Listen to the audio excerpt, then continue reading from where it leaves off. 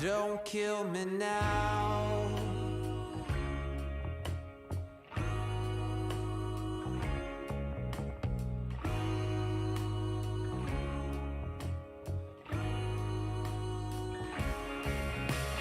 Lower the hill, lower the hill, lower the hill, lower the hill.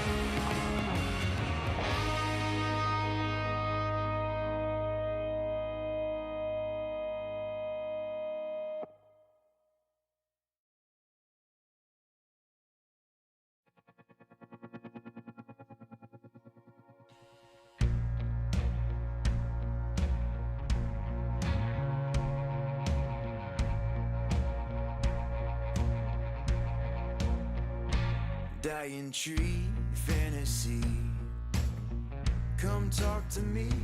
How did you get this way? I never thought I'd see the day. I tried so hard to bring you back. You're not Jesus Christ. You're not Jesus Christ. You're not Jesus Christ. I'm just gonna say it, I'll say it. This isn't what we wanted. We never thought that it would come to this. And I'm just gonna say it, I'll say it. You never really knew me. Stop pretending that you wanted to. Well, I'm just a man, flesh and blood. All I need is real love. Your ticket price is too damn high. I don't play with guns, 'cause bullet holes still remain. That don't mean I've changed. Bullet holes still remain. That don't mean I've changed.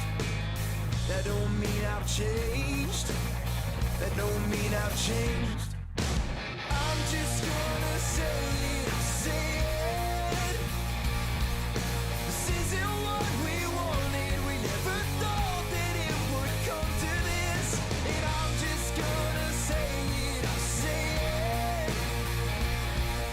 You never really knew me. Stop pretending that you wanted to. You got your gold streets ahead of you.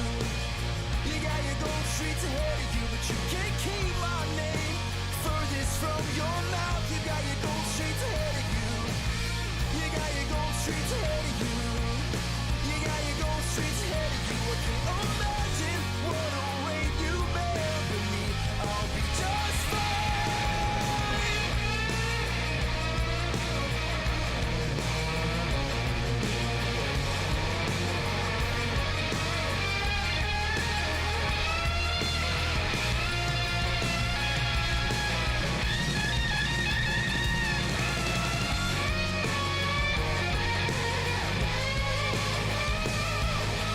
I'm just gonna say it, I'll say it. You never knew what love was. You lived your life with mouths of bitterness. And I'm just gonna say it, I'll say it. I used to think that you were right in this, but maybe you were wrong. I'm just gonna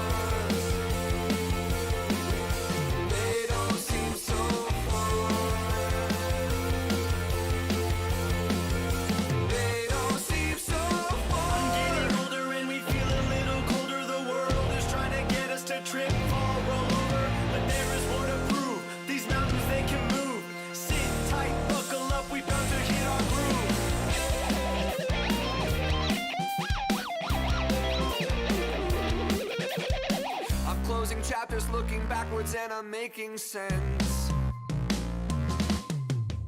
I'm interested in all that flourishes from ignorance. Nothing in my way now except for my own years. The world is spinning and I'm dizzy staring at the stars. They don't seem so fun. They don't seem so fun. I'm getting older and we feel a little colder. The world is trying to get us to trip, fall, roll over. But there is more to prove. These mountains, they can move. Sit tight, buckle up, we about to hit our groove. I'm getting older and we feel a little colder. The world is trying to get us to trip, fall, roll over. But there is more to prove. These mountains, they can move. Sit tight, buckle up, we about to hit our groove. It's hard to know what is real, gotta follow what you feel. Running and go, but have a pocket full of zeal. We keep the motor humming, doesn't matter what you steal. Just a couple music chefs trying to cook our next meal. Playing all these bars, little stranger than Mars, and accumulating scars, driving hours in the car. The future is ours, I can tell by the stars, they don't seem so. It's hard to know what is real, gotta follow what you feel. Running and go, but have a pocket full of zeal. We keep the motor humming, doesn't matter what you steal. Just a couple music chefs trying to cook our next meal. Playing all these bars, little stranger than Mars, and accumulating scars, driving hours in the car. The future is ours, I can tell by the stars, they don't seem so. It's hard to know what is real, gotta follow what you feel. Running and go, but have a pocket full of zeal. We keep the motor humming, doesn't matter what you steal. Just a couple music chefs trying to cook our next meal. Playing all these bars, little stranger than Mars, and accumulating scars, driving hours in the car. The future is ours, I can tell by the stars, they don't seem so. It's hard to know what is real, gotta follow what you feel. Running and go, but have a pocket full of zeal. We keep the motor humming, doesn't matter what you steal. Just a couple music chefs trying to cook our next meal. Playing all these bars, little stranger than Mars, and accumulating scars, driving hours in the car. The future is ours, I can tell by the stars, they don't seem so hard.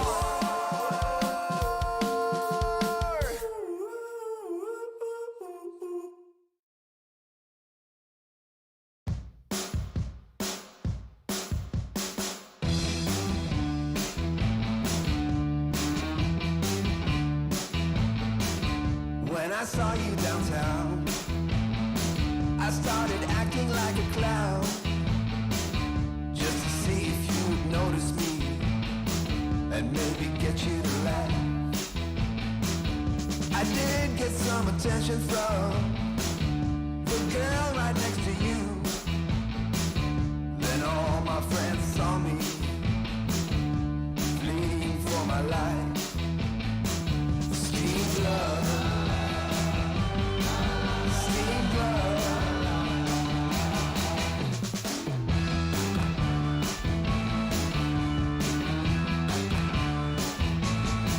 I gotta run, run, run. I gotta run, run, run. I gotta steal love.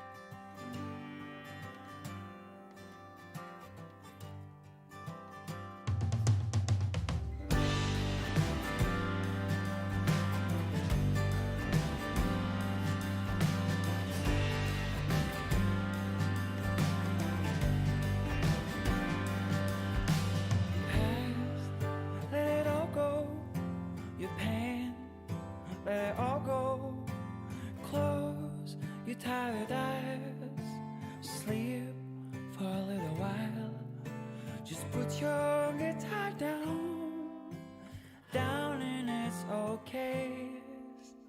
Play it safe.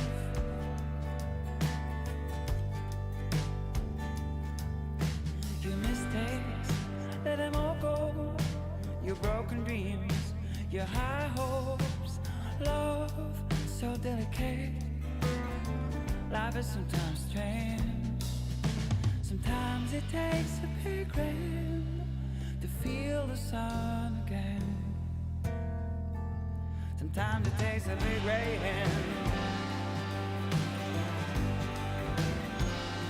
Sometimes it takes a big rain.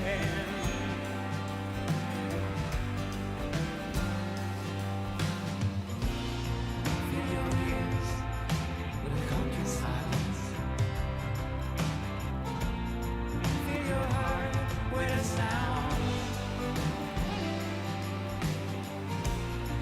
Fill your ears with a country silence. Fill your heart with a sound.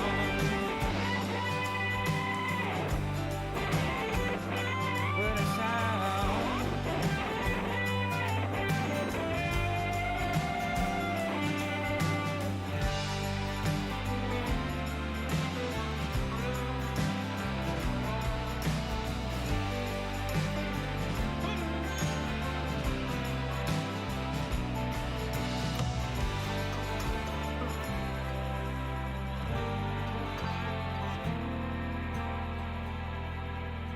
Your pain, let it all go. Your chance, your every low. You made it through another day. You're surely on your way. Just put your guitar down, down and it's okay.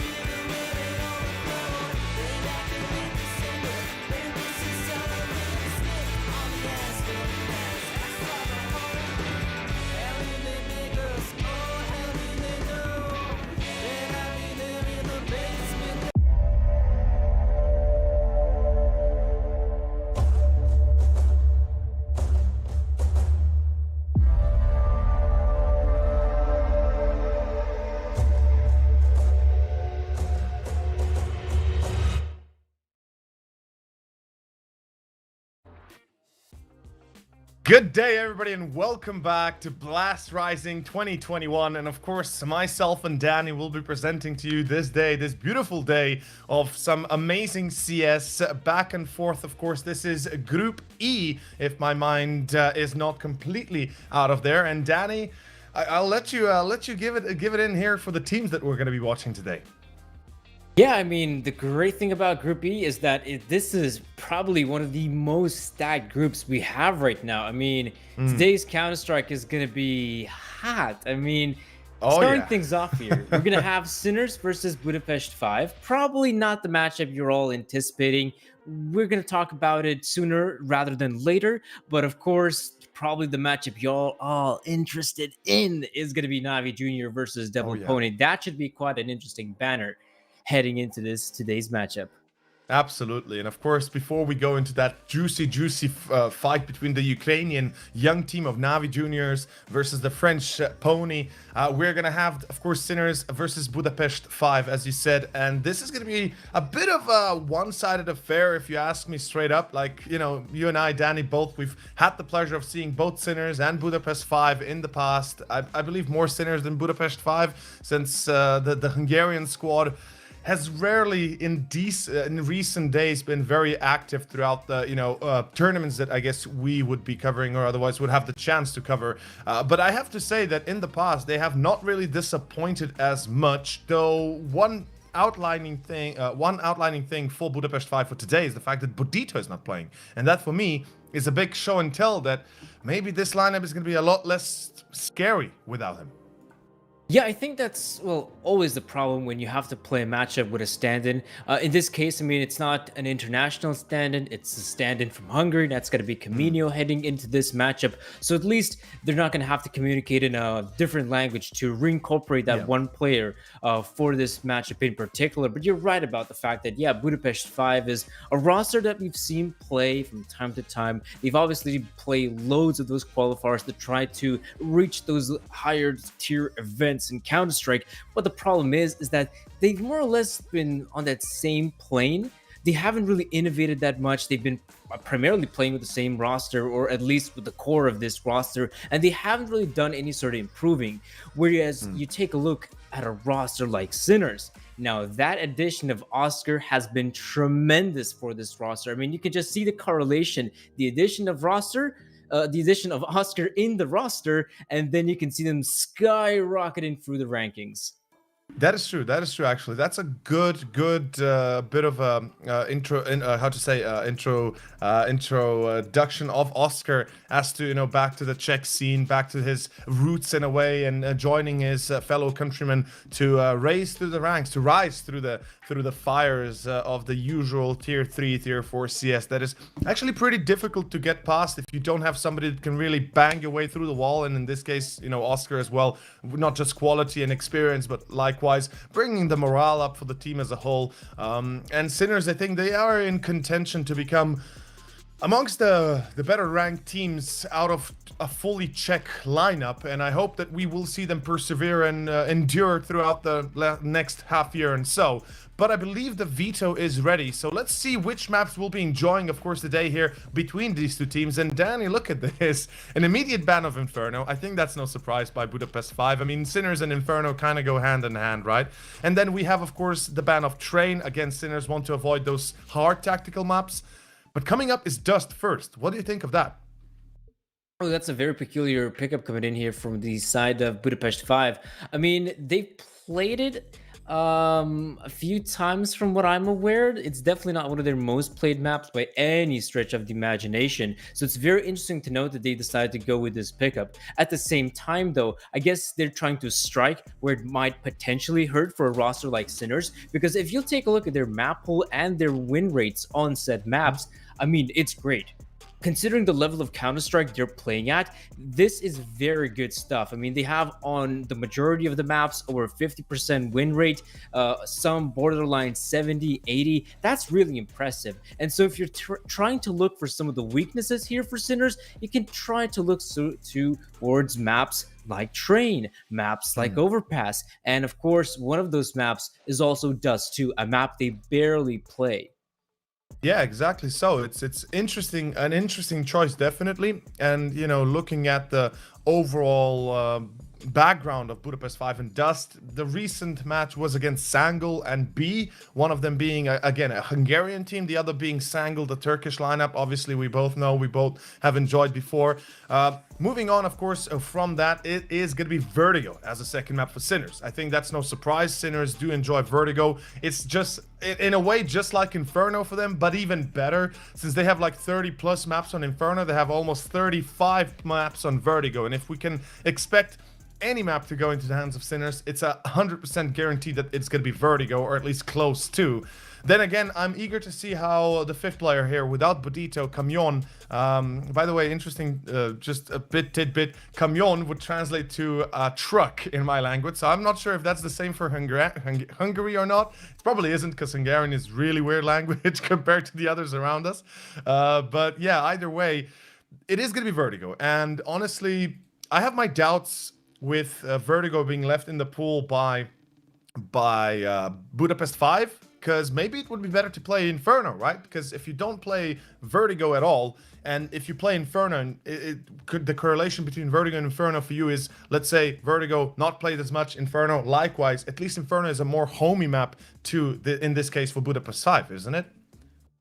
I mean, it's interesting to note that, I mean, for me, still one of the biggest problems for a roster like Budapest 5 to go up against Sinners is that Sinners, they have just that tad bit better map pool. Well, actually, not even a tad bit. It's a pretty impressive map pool that they have here. So going against a squad like Sinners, for Budapest 5, you can always tell that perhaps that all these maps are somewhat disadvantageous for them. I mean, not that long ago, about a month or so prior, the two rosters already faced off against each other, and Budapest 5 decided to go with a more tactical map there of Nuke, and they obviously didn't succeed against them. Vertigo as well was played in that matchup, and Sinners, rightfully so, managed to win the series 2-0. So I'd say for a team like Budapest 5, it's definitely quite difficult to go into this matchup and think potentially this is the one area we feel really comfortable on, in which we can proceed and potentially secure the victory. But yeah, I understand the reasoning why they decided to go for something like it does too.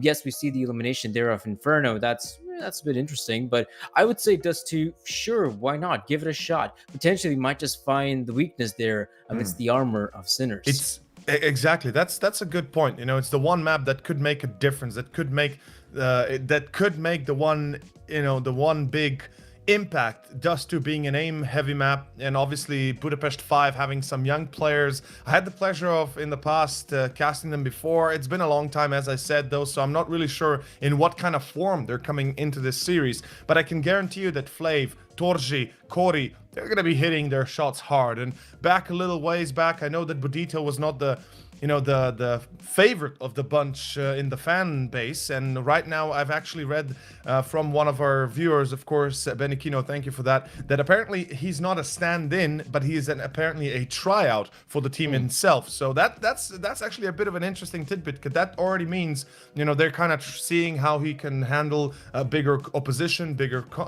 problems, I guess, bigger teams, and if he's going to perform well here, I'm going to be happy to see him as a fifth player for the team, for the squad itself. And as you already mentioned, as long as it's not an international player that forces them to speak English, that also creates that another homey kind of feeling in the squad itself, and gives you even perhaps better communication and better clarity in the game itself. Right, and clearly, I mean, if this is the one player they want to try out, there's clearly some good stuff they saw in him, and they potentially believe this is the guy that could elevate us. And that's something that Budapest 5 is definitely looking forward to do, because like I said, is that they seem to be stuck on a more or less similar plane. There really hasn't been too much room for improvement, which is a little bit dissatisfying, I'd say, because this project as a whole has been existing for some time now, for sure. Probably even going about a year or so, even go far as to say. So this has been somewhat of a lengthy project, and considering they've been more or less in the sort of same level of CS, somewhere amidst the top 80-ish, the top 60-ish. Oh, apparently they were at one point ranked 41st in the world. But in all fairness, yeah, there really hasn't been a lot of growth, so to speak, or there really hasn't been big heights or the big lows for this roster. Well, there will be definitely an opportunity for them to show their quality today. Either way, Mirage, we didn't even mention it, I believe, as the third and final map, just to kind of put it out there. But Mirage is Mirage. I don't think there's much to be said about it.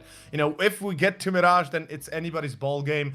If we don't, well, then we'll have to see a 2-0, and who will it be? We won't know just yet.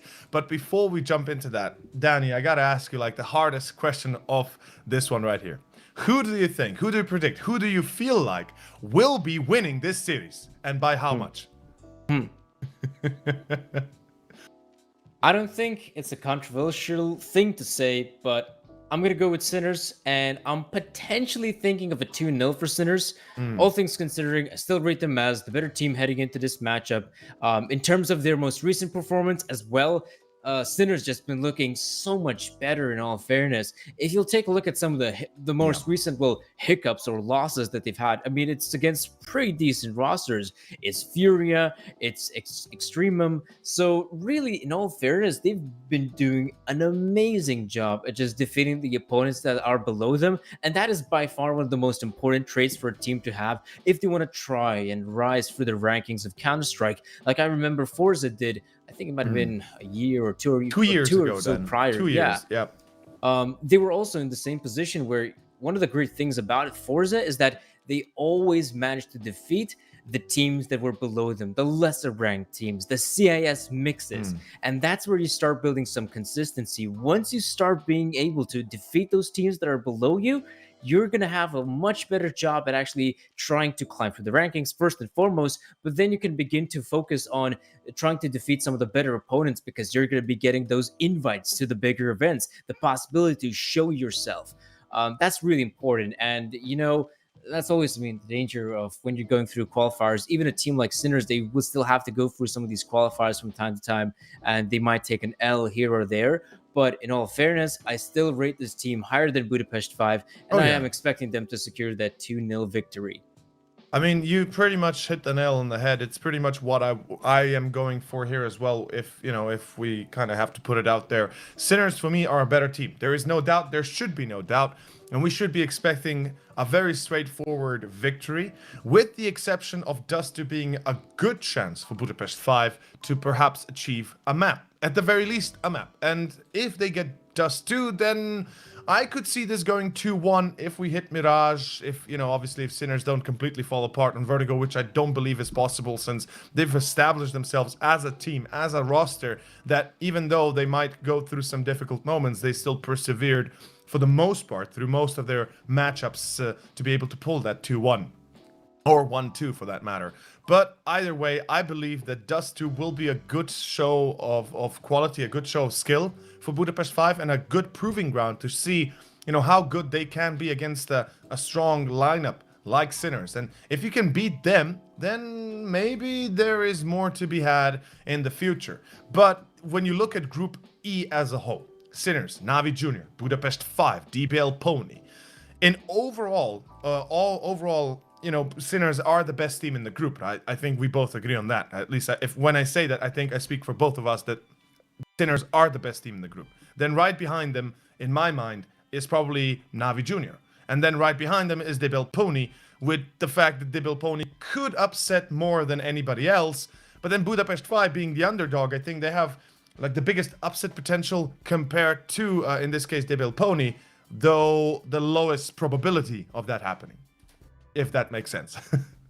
I mean, honestly, right now with double Pony, the thing is obviously their most recent result, right? That win against Vitality. Obviously, that is amazing. That is a massive victory that they managed to have there.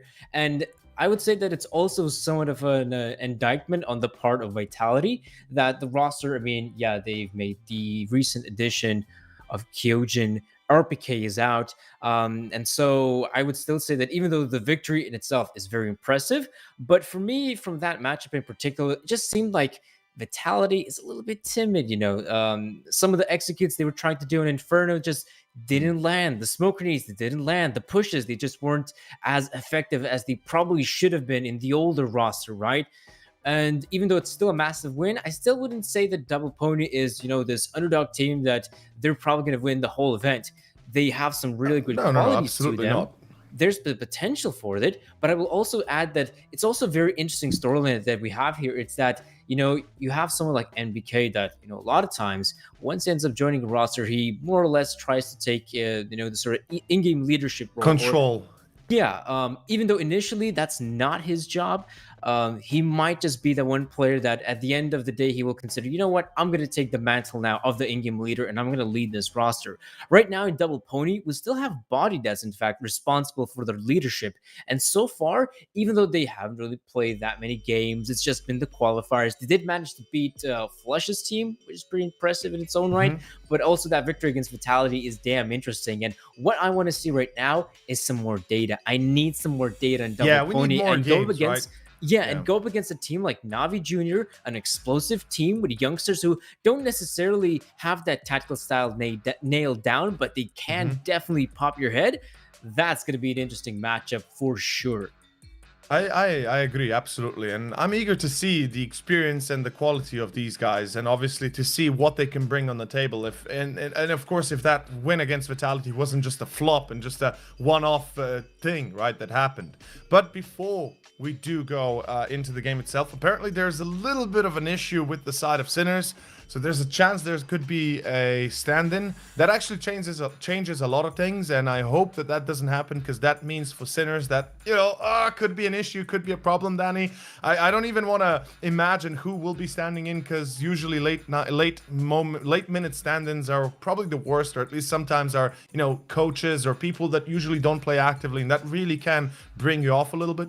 But before we go into a short break to see and to try and to resolve this technical and probable player issue, I would at least like to make one big shout out to Lead Gaming, by the way, for providing this chair. It's amazing. It's so darn good. You cannot even imagine it. So go check it out.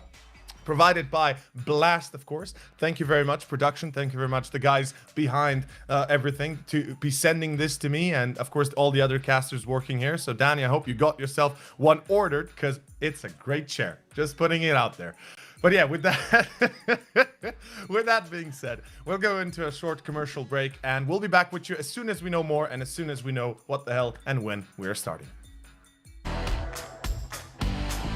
It's alright, she's in my side. I got all night, so just sit tight, so just sit tight.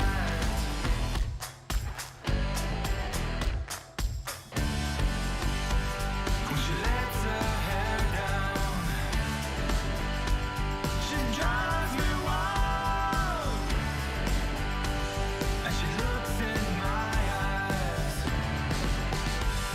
She's in the groove now. Gonna make her mine. I've got to move now. Hell yeah.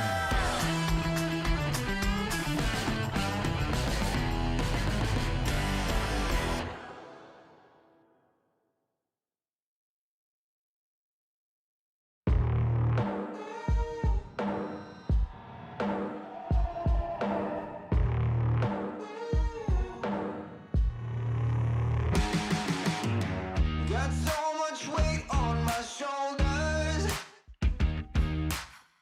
enough to knock me out, but I'm still holding the throne. You'll never know till it's over. So pretty it hurts.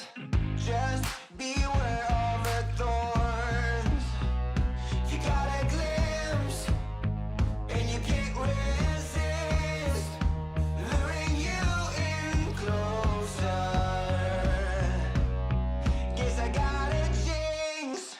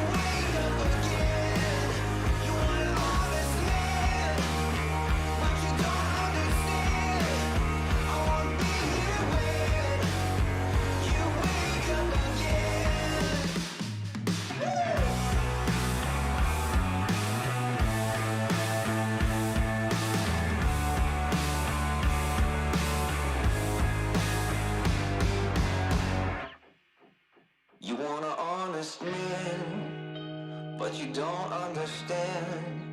I won't be here when you wake up again. You want an honest man, but you don't understand. I won't be here when you wake up again. You want an honest man, but you don't understand. I won't be here when you wake up again.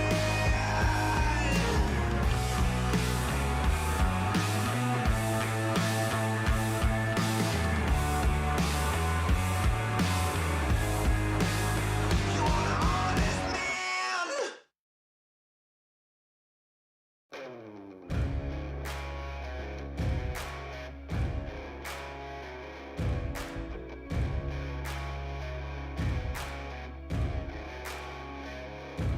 Yeah, oh my Lord, watch me sway. Darkness falls and we all pray, hoping for the light of day.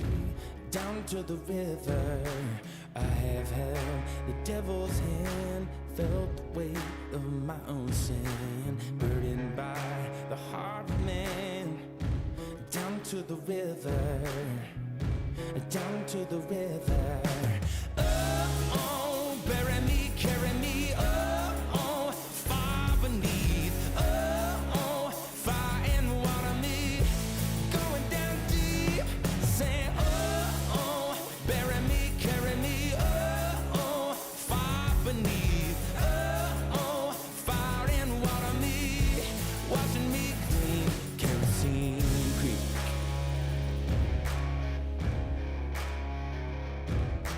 Mama taught me how to live, Daddy taught me how to give. Both of them had their own sins. Down to the river, every man has felt the shame. All our blood, it runs the same. Father, hear us as we pray. Down to the river, down to the river, sing, oh, bury me, carry me, oh, far beneath, oh, fire and water me, going down deep, singing, oh, bury me, carry me, oh, far beneath, oh, fire and water me, washing me clean, kerosene creek.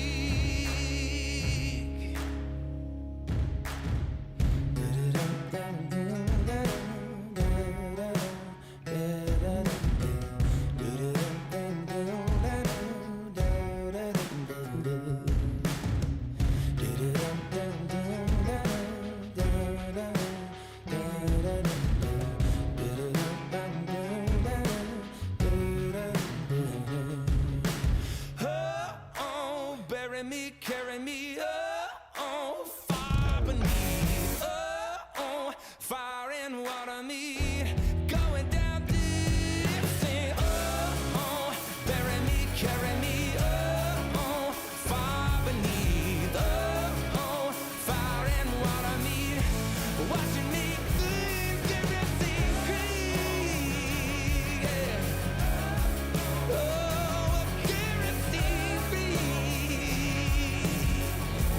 down to the river, yeah.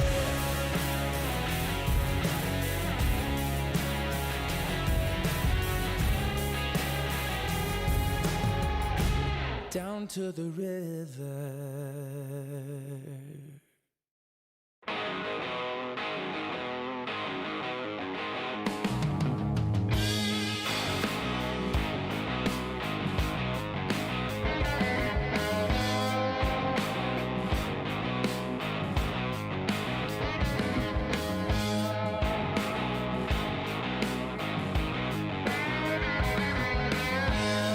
Thought you'd leave me, but you never tried.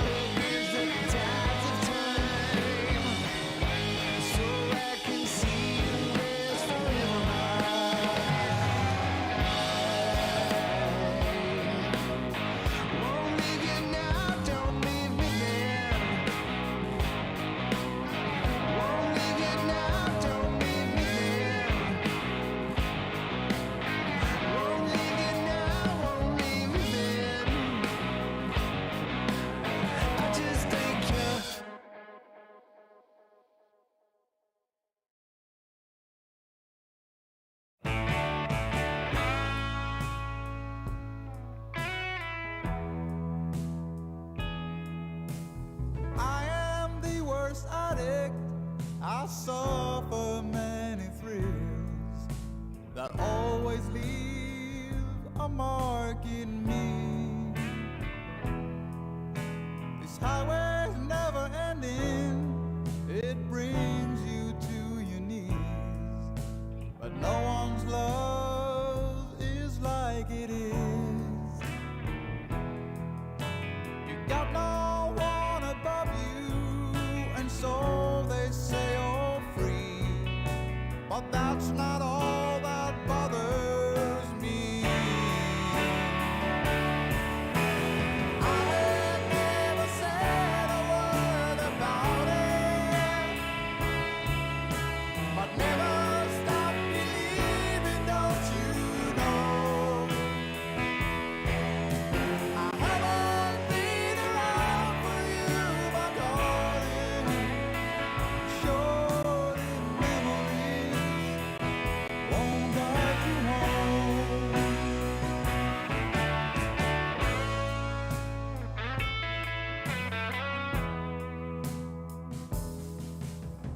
Somewhere in this desert, I will find my peace. I don't know how long it will be.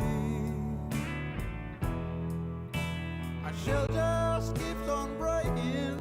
Inside, I long to see the pearl that shows you what is real.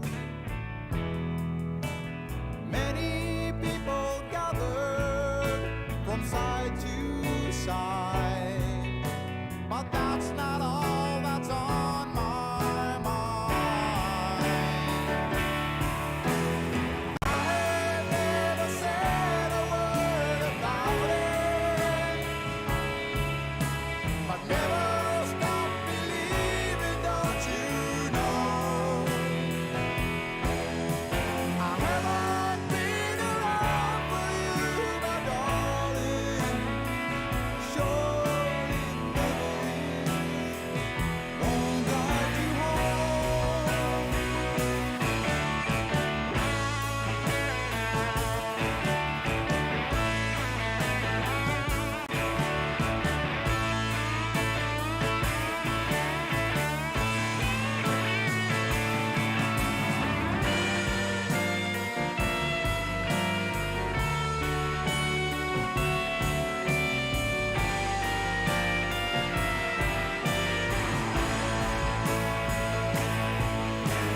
I have never said a word about it, but never stop believing, don't you know? I haven't been around for you, my darling. Short in memories won't guide you home. I haven't been around for you, my darling. Short in memories won't guide you home.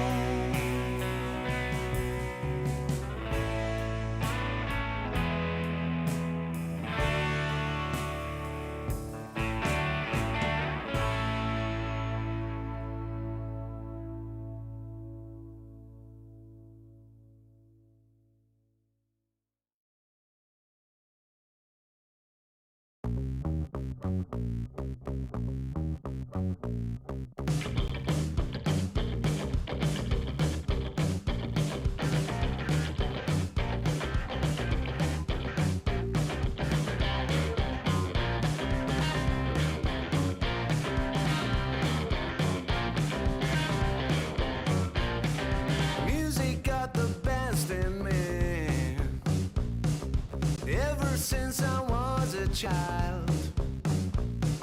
Now it's showing its ugly face. What can I do?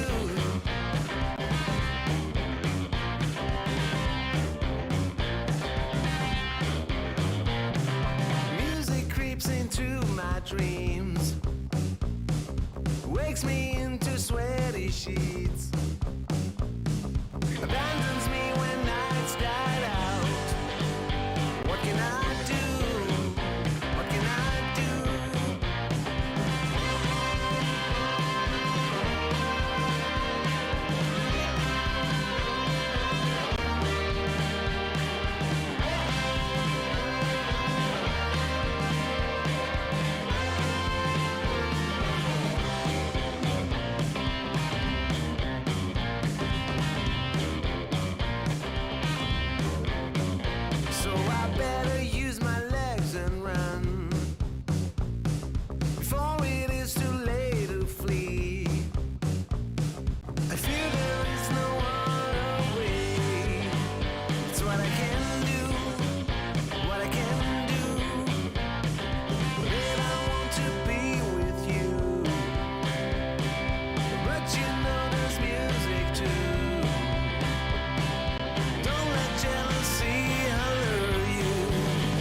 Stop this, get right.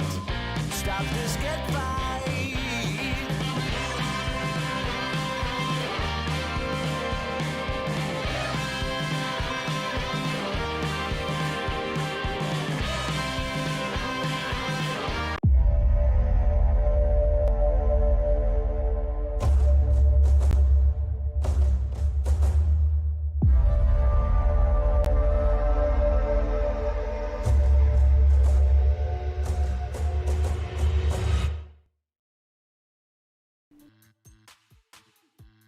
Welcome back, guys. Sorry for the delay. We are going to be starting off the game in a moment's notice. Danny, would you like to explain why are we having this delay?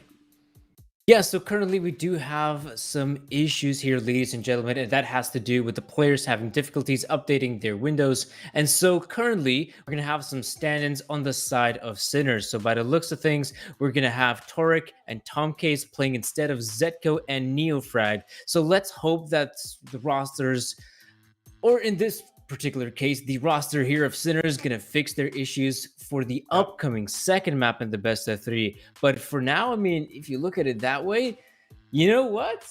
That prediction of that 2-0 right now, Takes a wild turn, doesn't it?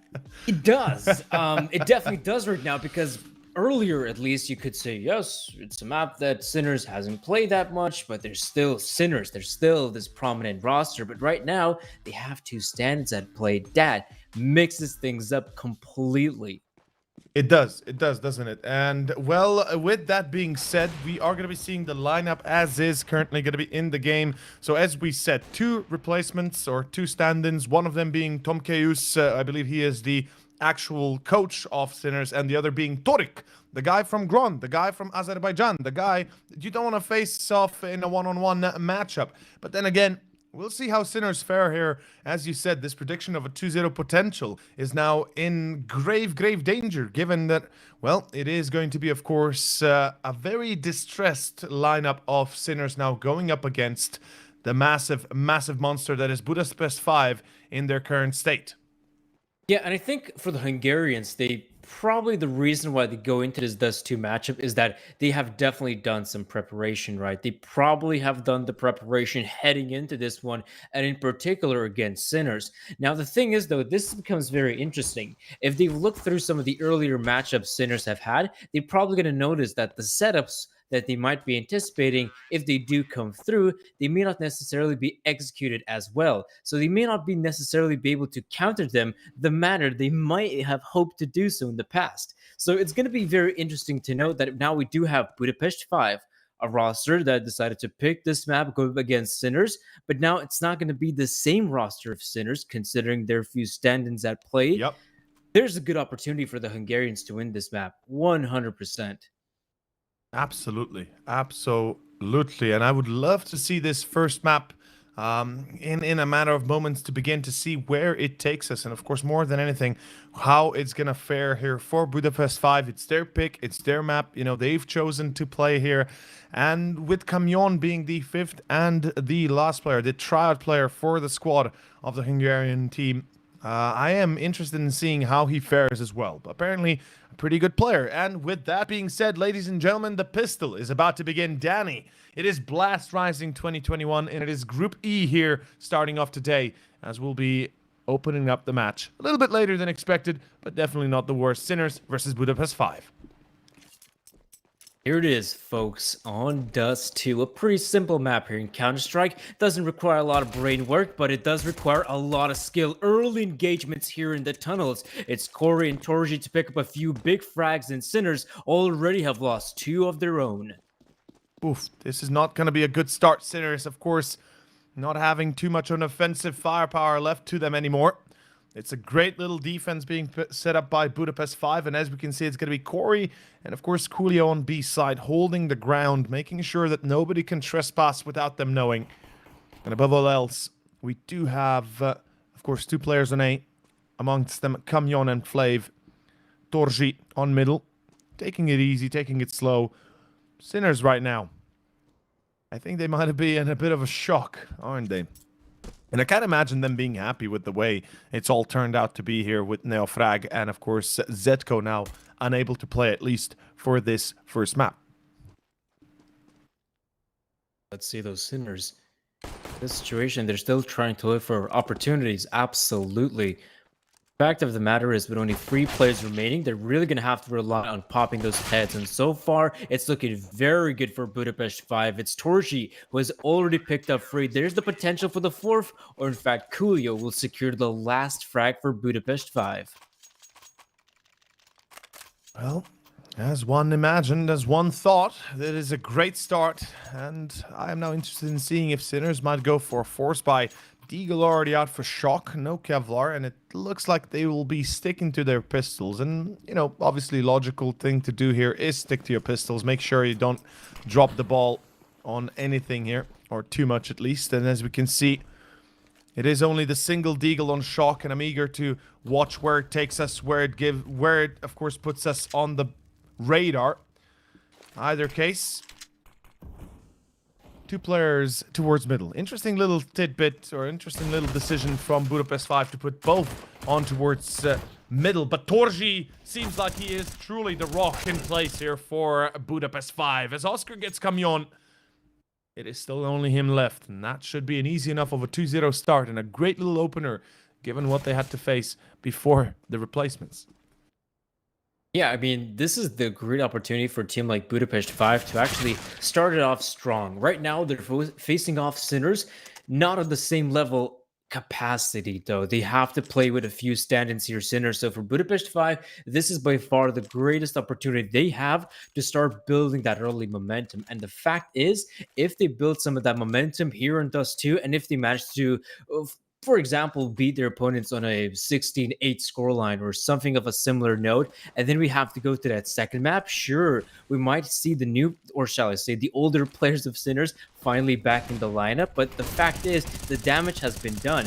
Budapest have the confidence now face off their opponents on Vertigo, but of course, this is all a hypothetical scenario. We'll have to wait and see how it plays out, because right now what we are seeing, there is the potential of a mid push. In fact, Sinners moving in right now, and Torji is eliminated. Well, right now we are seeing again Sinners at least showing a bit of their quality. Shock finds Camion. This is not the best outlook for Budapest 5 anymore, as Coolio tries to help him out. And of course, unfortunately, being alone, that is not really going to be an option here for Budapest 5 to try and hold down the line. Flav and Corey left. Should be an easy enough of a first round for Sinners, and a great little pickup. A great start more than anything there on middle. I believe it was Beastic that opened it up. Beforehand, of course, it was Shock and Torik that were able to get that control early.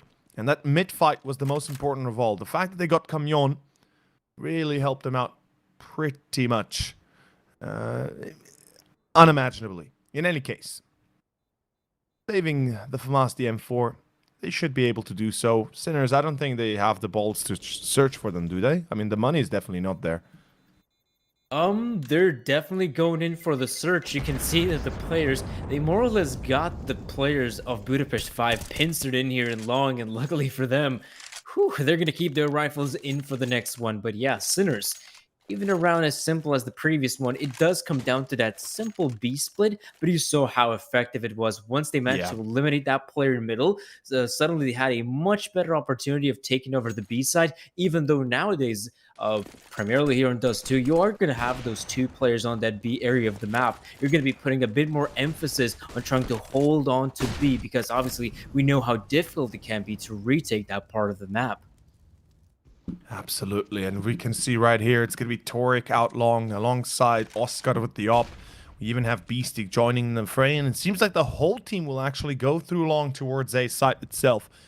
The 4 M4A, well, the 3 M4A1s and the 1 M4A4 might just be the signal call here for Budapest 5 and might be the saving grace, but let's find out for certain. Good Molotov timing coming out from BP5, but let's see if that is enough. BP5 is losing their first. Corey is out on short. The spot has already come through. Flav tagged.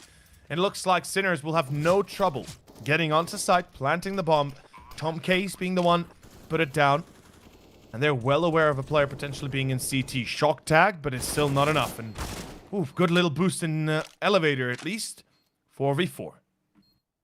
Yeah, the boost gives a kill here for Budapest 5, but they really gotta hurry up right now. They need to make their way out of this elevator position. It's a little bit awkward here. Beastic firing off shots with the AK-47, not landing just yet, and time is ticking. The crossfire, it's set up. It could be really deadly. Shot gets the one. Coolio is able to respond, but look at Budapest 5. They're starting to rack up kills, but Oscar, he does not have vision, and he does not have the time. That's gonna be a victory for Budapest 5, and what a very successful retake on the A-bomb site. Well, as we can see right here, Budapest 5, they showed their quality, they showed their knowledge, and above all else, they show that they are not afraid, and that is perfect. Sinners, of course, the op is back up on Oscar. We should, or might be on Toric, actually. Nope, they're going to switch it up to Oscar. Fair enough. For a second there, I was like, wait a minute. In either case, it is going to be a rebuy, and strong enough as it is. Torji, of course, wielding the op of his own on the side of BP5, as one would expect. And I'm eager to see how Kamyon plays. Apparently, you know, the viewers and, of course, the fans of BP5 had said that he is a damn good player and that he will be the monster in this series. And I'm eager to see if that is true, because a new player, an unknown player above all else, is coming on the scene, and I am happy to see new faces in general. Minute and 15 seconds about, give or take. It looks like a bit of a mid-split, doesn't it, Danny? Yeah, this seems like another potential mid-split for Sinners. They've tried it in the past. It worked out perfectly for them. There's the simple smoke grenade being deployed, but Fleeve is still going to get the frag on B-Stick. Nice little pickup early on here for Budapest 5. Not advancing in middle just yet. You can slow down here, Sinners, but it looks like the flash raise... Oh, that is a good flashbang. It rains in from the opposition, and Sinners bogged down. 45 seconds. Crossbar set up. Shot. Good kill. Coolio swings out to get the frag. And Oscar looks for more. In fact, he wins the engagement with the MP9. And the remaining players, oh, this is not looking good. Caminio gets the one on Tomkish and Lonesome Toric. I mean, this is an awkward scenario for him. 1v4 can't accomplish much. This is insane. The fact that he's able to get two there, absolutely out of this world. What's out of this world? Also, Coinbase. Go check them out. You want to take control of your cryptocurrency, of your economy. You want to earn some more money? Go check out Coinbase. Maybe there's something for you there. In either case, Budapest 5, they seem to be taking control of the currency in the server and, of course, in the match right now. They do not have a lot of money saved up and enough to get a decent enough of a rebuy if it comes down to it. As Sinners Esports, of course, will be having to go for an eco. Nice nade timing, or excuse me, Molotov timing. That'll be the entry for BP5. And a good little start. Torji alone through short. I'm not liking the fact he's alone, but he's going to be able to hit the first and get away quickly. That's what you expect right now. Especially from an operator, if he has the potential to try and go in for the kill, you go in, you get it, you get the hell out there. Especially in a map like this too, there's a bit more mobility you can have as an operator, but you also need to be very careful. There's some really good angles that you can hold as an operator. For example, here in short, where once you try and fire off the shot, even if you miss, once you see the players approaching, you just get the hell out of there. You just jump down and play it safe. Right now for Sinners, I mean, they have to go aggressive. They are the ones on the pistols. They're looking for the early engagements, and so far it's just not looking good. Budapest 5, it's still early days here, of course. It's the first half year of Dust 2, but we've seen how well they've been playing. I mean, just that few rounds prior, the retake they managed to accomplish there, I think it might have been in round number 3 or round number 4, coming in from CT spawn. That was impressive. That really shows me that Budapest 5 really have a good chance heading into Dust 2 right now. A retake like that should have never gone their way. Yep, it's true. That retake was a good experience, and more specifically, a good show and tell of how good and how well of a team Budapest 5 is. And I'm eager to see more out of them. We see Torji here on the camera, of course, the young man Beastic on the other side of course, the Sinner side. And, of course, Flav back to, of course, BP5, the Hungarian squad. And as I said, I haven't seen them in a little while, and I'm eager to, of course, enjoy their game some more. That retake, as you mentioned, it was absolutely glorious. And look at this. Oscar will find Kamyon. But right now, there's the push in upper holds that's happening. BP5 might have some control, but no, Tom Keys. He's able to realize it soon enough, and he even sees Torji there with the up, but unfortunately goes to refrag, or at least he goes to re-engage, and that will cost him his life as Flav finds Torek on long. This is a problem. Sinners, they started off well, but they let off the gas for a little bit, and all of a sudden, there's issue across the map. Ooh, Torji is in trouble. Yep. Ouch. Oh, massive, but Fleeve, good pickup here in B-Stick. That still slows down the advancement. Corey gets the one on Oscar, and really, it's Lonesome Shock that has to do the heavy lifting. Luckily for him, they found a kill on the B bomb set, allowing a player like Shock to make his way into the site. The problem is, though, Fleeve, oh, he has the angle there from window and manages to secure the frag here. A bit of a dissatisfying round here coming in from Sinners. I mean, again, it's one of those scenarios where Sinners, they're in a good spot. Early on, the first few frags go their way, but you can see that that round just fell apart completely. It really did. Perhaps a little bit too out of control, if we're honest there. Should have been Sinners that took control of it at the end, or took the victory at the end, but they, of course, let themselves go too much. As you can see, Tom Case and Torek tagged a tiny bit. Pistols and Kevlar in play. Pushing through short hard. Flav blinded, still finds Torek. And the rest of the team will follow suit as they walk into the meat grinder. That is Flav and Corey holding the line. Helped by, of course, Torek alongside everything. And a great little finisher coming out for the side of Budapest 5. So far, so good. I gotta be honest with you, Danny. This is looking really good for BP5, and you know, it goes exactly against what we kind of not experienced, not hoped, but kind of predicted. And of course, that is due to two players not playing on the main roster of Sinners.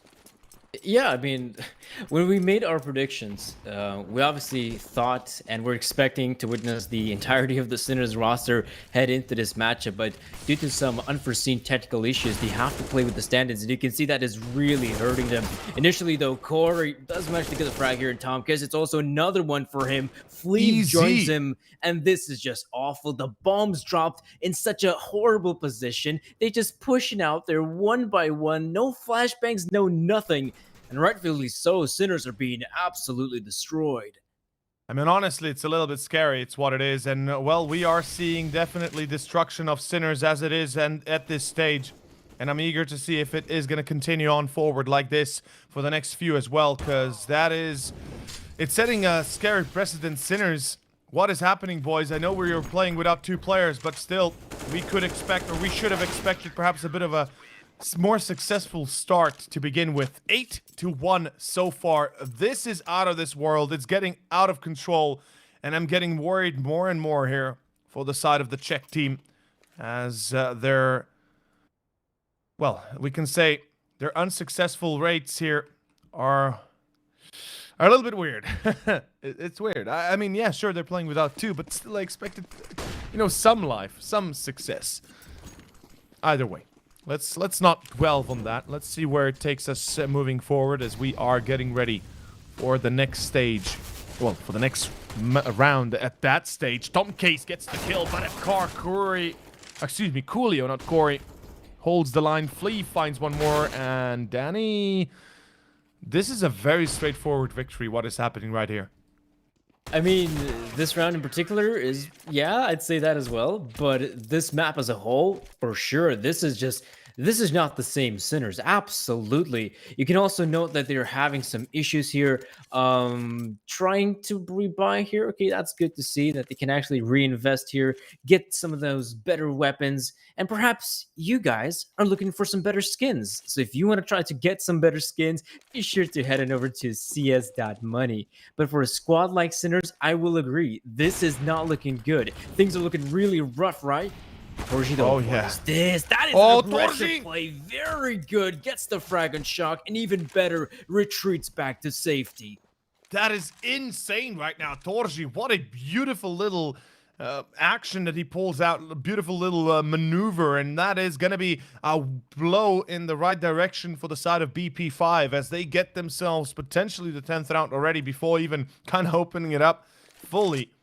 Insane what we're seeing, and it's not getting any better for Budapest 5, unfortunately. The time is coming that they need to start getting some, you know, some more success. Otherwise, we will be seeing the end of this map, and pretty soon at it.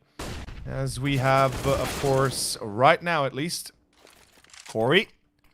Good success.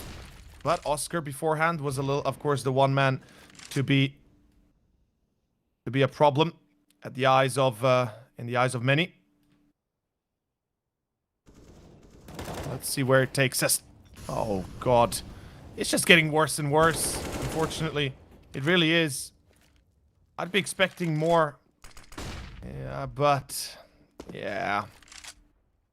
Coolio and Corey, I think they can finish this without a problem. Although Oscar is Oscar and he has an op, so maybe there's some lifelines left for him. Or is there?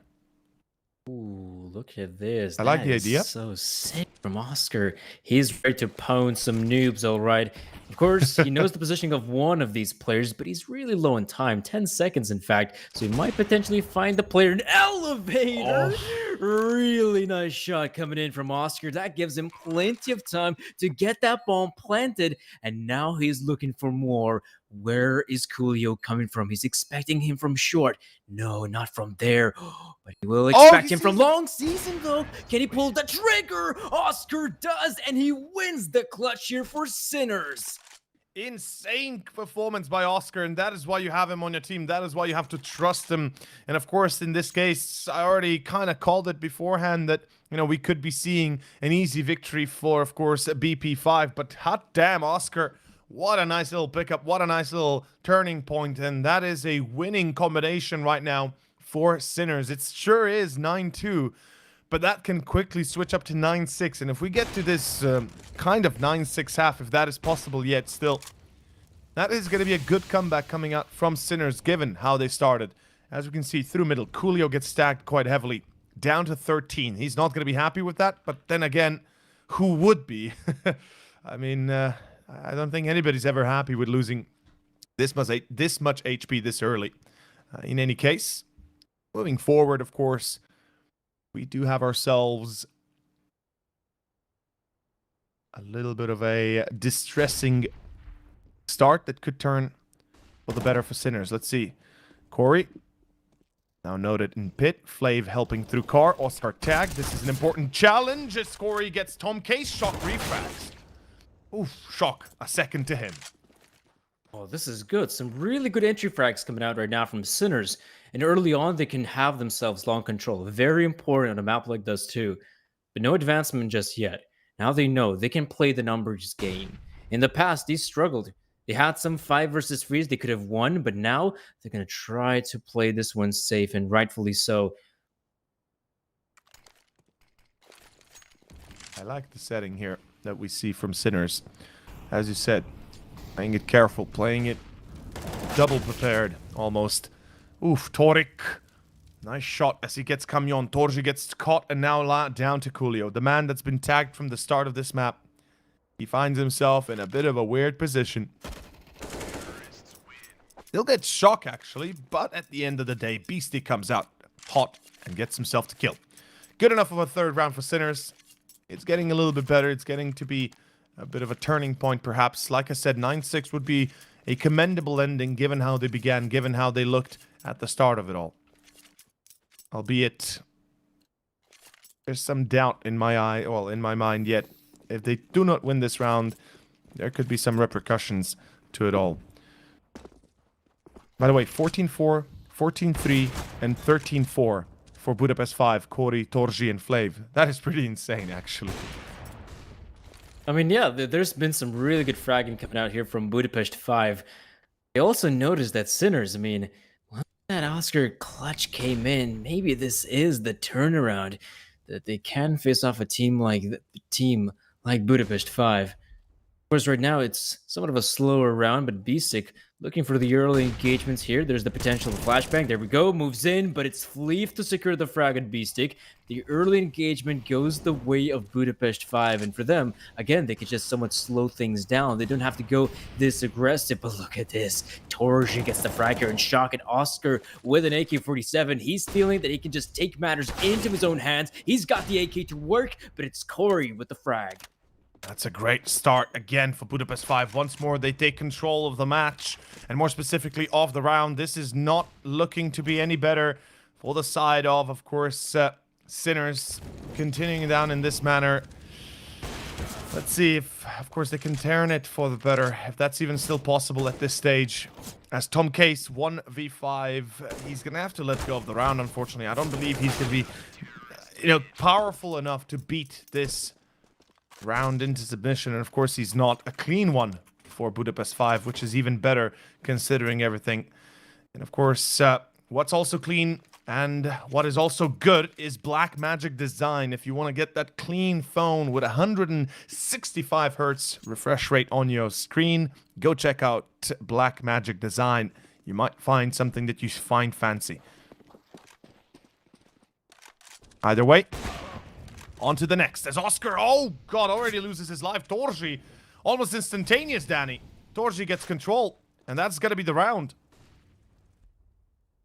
That's a little bit dissatisfying as well. Just take a look at this right now. Sinners. We saw Oscar actually investing in the big green. His other teammates, they are more or less going for a bit of a save here. Clearly, Oscar, again, wants to take matters into his own hands, but this is not looking good whatsoever here for Sinners. Still though, there's the potential that Budapest 5 might just win this map right now, the way they've been playing thus far. But there is an opportunity that Sinners, they might just be able to win it back when it comes down to that second map of Vertigo, because that's when the two players, Zetko and Neofrag, should return in the server. So I wouldn't be too surprised if Sinners are more or less phoning in right now, especially with the current scoreline of 10-3, but they're not out of the fight just yet. We can see some of the players setting up here in the tunnels, looking for a potential push on the B-bomb side. Shock with AWP could potentially look for a frag, but oh, look at this. You have Corey coming in the backlines. They have to commit towards the bomb side, and this is not looking good. They're getting shut down, and rightfully so, as Coolio holds the line. And by the way, red magic, not black magic. I apologize. In my mind, it was, red, blue, black, all the same, almost. But no, it's red magic. In any case, it is going to be 11-3, man. Holy damn. Dude, I thought once Sinners got that third round, I really thought once they started getting some control, I was like, okay, surely, we'll see some more success. Sinners seemingly getting some control in their hands. There could be more on the line. But I am kind of unpleasantly surprised by all of this and how poorly it is going down for Sinners right now. Torji, Corey, and Torji again. It seems like it's just a bet that these guys are having. Who's going to have more kills? Who's going to have more impact? 19-5 for Torji. That's how good he is right now. 20 frags, Danny. 20 frags in the first half of this first map of Dust 2. And Budapest 5 are really showing us what they can do, can't they? Or aren't they? Great stuff from Budapest 5. Undeniably so. Yes, they're heading into this matchup to play with two stand-ins against Sinners, but it's really nice to see that the guys here from Budapest 5 still managed to have some great run of forms, really. Some of the players stepping up individually, having some great fragging potential. Of course, yes, for Sinners, this is, quite the satisfying affair. We obviously know the reasoning why. They're playing with two stand-ins. They're definitely having to face some difficulties here on Dust 2. By the looks of things, this might just be a very brief map. Already 12-3 in favor of Budapest 5, and it doesn't look like that train is stopping anytime soon. Absolutely not. If we continue down this line, most likely we'll be seeing this be the first map and an easy map for BP5. In either case, Pistol is about to begin. As we do see Kevlars on the side of BP5, I presume we'll see at least one set of utility, and Camion will be the one sacrificial lamb being set to buy that utility right now. It seems like he's at 3 frags only. So considering the result, considering the current state for the side of course, in this case, BP5, that is not as good as one would have thought it to be, or thought it possible to be.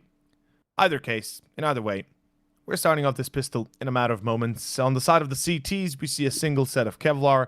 On Oscar, the rest probably going to follow suit. What do you think? There's the potential of that. I wouldn't be too surprised if Budapest 5, considering their current standing here, the 12-3 scoreline, considering the opposition they're going up against, Yeah, I would say they're probably going to play this one in a somewhat more simplistic manner, investing more into the Kevlars. You do have that one player in the form of Camion who has invested in some of that utility, but primarily you are expecting somewhat of a simple brute force their way into the B bomb side. That is exactly what they're doing right now. Beasting, though, nice little pickup here in Coolio, but it's still Budapest 5 that will have full control of the bomb side. But Shock coming in with a big flank. They're not aware of it, though. That's a problem. Shock can get some really good damage. It's Fleeve with the one on Shock. Oscar getting himself two, and another one from Beastick. And so Sinners, they actually managed to win the pistol. That was beautiful to watch, not gonna lie. Sinners, that is a bit of a saving grace for them as well. Finding the pistol kind of puts them back on the menu, but kind of puts them back on the map, really, to be more exact, as it could be a saving call. Well, not a saving call, but it could be a saving grace. Getting this pistol, getting this chance now to continue on with their victory march, and they desperately need to pick up, of course, the next few. It's just winning the pistol is the start, right, Danny? We always say getting the pistol is to begin. Now, continuing in this stage, they have to get more than just the pistol. They have to get the second round if they wish to have any sort of chance of success in either way. As we can see right here, it is going to be, of course, a force buy by the T's. No surprise, they got the bomb down, so of course they're going to go in for a buy. Two Galils, Steagles in play, and a Mech 10 by Corey's hands. There's a lot of utility as well, considering the CTs right now find themselves in this weird position. They desperately want to pick up this victory. Oh, and look at this as well. They're rushing into the B bomb side once more. Beastick, though, ooh, heavy damage. In fact, really big damage. Your Camion.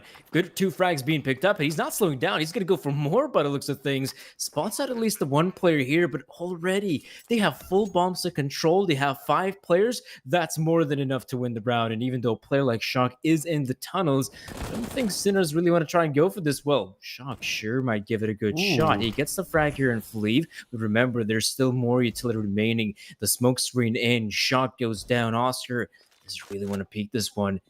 2v4 nonetheless, and by the looks of things, no, he's just going to back away from this one, and rightfully so. Budapest 5 have full control of the bomb site, and so it is going to be a round for them, and you can see the reasoning here from Budapest 5. I mean, in the pistol round, they noticed that Tomkis was the one player that was holding the B bomb site, so what are you going to do? You're absolutely going to try to push that player once more here. It's basic stuff. They push the B bomb site successfully, they take over for it, and so they win the round. Insane so far, and of course, yet again, if you want to have some insanity in your life, some quality in your life, go on to Coinbase, your cryptocurrency market, to find perhaps all your pleasures be, well, fulfilled. In any case, 13-4. You know, I did say on the pistol that just winning the pistol is one thing, then winning the next one is the other. And unfortunately here, they've lost it. Again here, it's going to be a buy by Oscar's hand on the M4. Unfortunately, no success besides a single frag. Danny, this is a disaster. And this should be, most likely, the map slowly coming to an end, because the CTs are gone. They have nothing left in the bank. They have nothing to work with. And I gotta be honest with you, this is a huge surprise. No matter what, Budapest 5, as I said, I haven't seen them in a little while, so not sure what I would have, you know, what to predict beforehand. But this is a beautiful action. This is a beautiful game we're seeing right in front of us right here by BP5. Yes, really nice stuff coming in here from Budapest 5. Also, of course, Sinners having difficulties playing with the 2 stand-ins. So they're obviously gonna be looking for some greener pastures there on Vertigo. Oh, there's the potential for a team like Sinners to might just bounce back in the best of 3, because that's when they should have both of their players back in the roster, Neofrag and Zetko. But yes, those 2 is looking like a very solid victory here for Budapest 5, 14-4. You'll notice that Sinners is really struggling for cash. Absolutely, there's barely any money left in the bank, so there's the potential for the 1 eco, but I wouldn't be too surprised if it's just, even in a round like this, another investment. But actually, no, they're just gonna eco things out here, Sinners. Okay, so it is gonna be the simple eco here, full on eco, in fact. And for the very last round, that's when we can expect Sinners pull out the big guns, but I think it's going to be just a little bit too late. Torji having a field day here in middle. He's got the AWP. He's opposition, though, actually getting a frag here in Fleeve. So it's some damage inflicted. FAMAS recovered, but I don't think the round is going to be won. No, it doesn't look like it, and I don't believe there is much that there can be done anymore. I think this is pretty much it for this game, as we do have, of course, a very successful moment of truth for Budapest 5, and that pretty much confirms what we kind of already were talking about at the end of the first half, after that distressing ending of this, of the current state of the game for the side of Sinners. As you said, for the last round, they'll save what they have, and this is their last buy. This is their last hope, their last chance to make it better, to make some sort of an improvement over their current stance. And we'll see if they can make anything better. Oscar, of course, with Coolio down, life is going to be a little bit easier, perhaps. But Torji is on 24. Flav is on 20 frags. They're just dominating the field. Tom Case and Torik together have 7 kills. It is not looking sweet. Not at all. All right, Oscar magic time. There's a bit of a gap there in the smoke grenade. That's perfect here for Oscar. In fact, it's a really solid round right now for Sinners. You'll notice the first few players have already gone down here for Budapest 5. We can see that B-Stick is going for a push towards T-Spawn. So this is really looking solid for Sinners right now. Torji and Fleeve. 2 players remaining, of course, being very thorough in their approach, clearing out the angles. But little do they know there is an incoming flank there from B-Stick. He's, of course, being very careful about it. But look at that utility usage here towards long. They're, of course, signaling of what's about to happen towards the A bomb side. And no wonder that Sinners already pulling their forces towards this A part of the map. Yeah, absolutely. Torji, Flav. They're just basically looking for exit frags at this point. Well, Flav will be finding one, unfortunately not for himself, but on himself, as Torji is left. His op skills are undoubtedly amazing, but he's definitely going to have to start performing with perhaps a little bit of a better show, as we are seeing the lines being blurred amongst others, and it is looking amazing here for Budapest 5, no matter what, as we do see currently in this state a horrifying reality that is this, well, that is currently this game. Let's be honest. Sinners, 5 rounds, that's just the start. They needed this success far earlier than what they're getting at here, and I'm not sure they can get anywhere, well, any better anymore. Even with the pickup of this previous 2 rounds, I truly do not believe that they're able to make it out of this map with any success, that is. I mean, a 10-round comeback, that would be really impressive here for Sinners. The 2 stand-ins as well on the CT side of this too. And considering the fragging prowess we just witnessed from Budapest 5 just in the first half alone, yeah, it's definitely a difficult task, but they're not going to give up yet here, Sinners. Of course, being very careful in their approach, Oscar with the AWP. If there is one player you definitely want to keep your eyes at, it's definitely Oscar here with the big green. Notice that Budapest 5, though, they're not afraid to challenge the players here of Sinners. Might even see some early engagements here towards middle. Of course, clearing out the short position, that is just standard practice, but also take a look what's happening in middle. B-Stick with the M4A4. Flashes running in, the smoke grenades as well. B-Stick needs to hold the line. He's got Torik to back him up. This is looking solid here. Coolio, good frag on B-Stick. That gives the opportunity to Budapest to move in towards the B-bomb site. Corey with a great frag here on Shock, and it's slowing some Tomcast back of sight alone. M4, he's scared, but he's dangerous. Gets the frag on Coolio. Bomb recovered though, so there is a chance for bomb plant, but also a chance for Sinners to get back right into this. Let's see if they can do so, of course, as we see right now Oscar and Torik coming in to try and get this round back in their hands.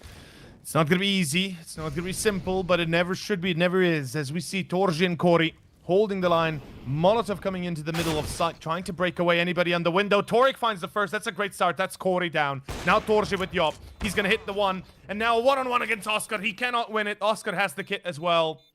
Enough time to defuse the bomb and win the round. Secure it for the side of Sinners. 15-6. And I mean, 10 rounds comeback is definitely not impossible, but it is improbable. And let's find out if there's any more rounds to be even had here for Sinners. As we can see, they started off a little bit shaky. They started off a little bit weird, but it seems like they're back on track, at least for the few more that are left in this game. Or map, more specifically.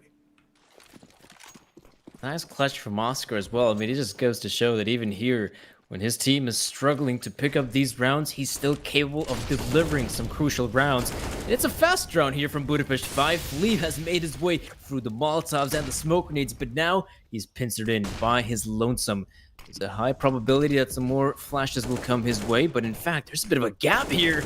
Leave gets the frag on one, goes for the spray, and Shock doesn't deliver though. But you'll notice that Budapest 5 have delivered the package on the A side. Bomb has been dropped at a very awkward position. Camion though has to hold so many angles that he can't hold it against Oscar. Nice shot. Great frag. Good save by Oscar. That was actually really important that he got that kill. Could have turned into a 2-2, could have turned into a much worse of a resolution of the round itself. But Torji left, 1v3. Bomb, of course, is pretty much lost to him unless he's going to go hard and, you know, go into the belly of the beast, sort of to say. As we do see right here, success is going to be not as easy as it seems. As Torji finds one, that's Tom Case. Now Oscar and Shock have to prove themselves. Well, not even prove themselves, but just prove to the team that they can still close this out. And surely they should be able to. 40 seconds. Time is slowly running out. Torji, of course, aware of it. Glass cannon, of course. Nah, not going to happen. Yeah. Not a bad showing here from Sinners. I mean, Oscar as well, AWP in hand. A lot of damage inflicted. So, for Budapest 5, they have some difficulties in terms of economy. It's actually quite sick to notice that one of the players here on the side of Budapest 5, Torji, is sitting on 29 frags. That is quite a lot. You guys, of course, want to try to get yourselves some skins. Be sure to head on over to CS.money, trade up, see what you can find. Maybe some nice skins for yourself. But 15-7, the current scroll in here. Budapest 5 actually going out with pistols with a long take. Now that's interesting. You might consider that it'd probably be something like short, maybe even the mid split. Speaking of someone pushing middle, that's in fact Torig that has pushed up all the way in middle to eliminate Fleet. You have Shock right now. AK-47 in hand does go down to Corey, and now they push the site. Oh, interesting little decision as Oscar misses his shot. That's the bomb planted. Things are not going to be as clean and as easy as they seem anymore. 3v4 retake. Budapest 5 have the afterplant set, so this is going to get more and more difficult by each passing moment. And let's see what is going to be happening and soon here as at this stage. Oof, Tom Case, nice little shot with the MP9. Beastique burns Corey, and luckily Torji is not really going to be hitting too many headshots or any at all for that matter. Tom Case saves the day, and there we have it. 15-8 as we see a little bit more success, a little bit more continuation for Sinners Esports. I mean, finally we're seeing life out of them. That, you know, it's great. It's amazing. Though I asked myself, is it too late? Has it been too late? Because one mistake is all that is needed on the side of Sinners, and the round is going to be gone with that. Yeah, that is true. And they also know one of the weak points here on the side of B side. That's the area of the map Budapest 5 want to try to pressure, which they've primarily been doing throughout the entirety of the second half, knowing that Tomkes is playing on that part in particular. But it's not like it's been easy. In fact, these last few rounds have shown us that Sinners are looking very strong right now. Look at this advanced maneuver from Tarek. Very good frag here in Corey, and he could try to back away, and he does. Also, look at Beastic from middle, getting a frag here in Camion. This is looking awful for Budapest. Yeah, it's definitely starting to get a little bit weird because, you know, we expected this to be already a closed deal, a done deal, sort of to say. But it seems like it's the exact opposite at this stage as Sinners seem to be picking up the pace. Shock with the secondary. AWP on middle, contact by Torji. If he can get the shot on, of course, Torik, well, he's going to be denied that, but at least he survived. So a bit of luck on his side, if we can say so. Coolio brings it back for one. Far away from being successful just yet, and, well, a far cry from success yet. Oh, Oscar, nice pickup here on Fleeve. Of course, Fleeve tried to peek out a bit wider there in safety spawn, but didn't really see a player, not to mention didn't get a frag. Goes down here to Oscar and Torsion Coolio. Bit of an awkward state of affairs. 25 seconds remain. They're stuck in the tunnel. Nade comes in, doesn't really do that much damage, but they have to push through. There's very little time remaining. You have Tomkins here. You have Oscar here. There's no way in the world they can push through here. Coolio stepping out through, looking for the opportunity. Gets the one in Tomkins. And now Oscar, by his lonesome, goes down to Torji. There's the chance for a massive bomb plant. Toric, though, gets the one on Torji. Now Coolio, being left at 1 versus 2, knows the positioning of 1. Will he swing? Well, he will, and he will die. Toric, great pickup on Coolio, and another victory in the books for Sinners. Not gonna lie, a little bit of a disappointment when it comes down to for Budapest 5, but then again, for Sinners, we had expected them to be, not gonna say more successful, but definitely expected this sooner rather than later. I'm happy to still see it at this stage. You know, we're still happy to have it at least come out for Sinners, that they are still able to perform this well. But I ask myself still the question, is it too late? Is it perhaps far too late?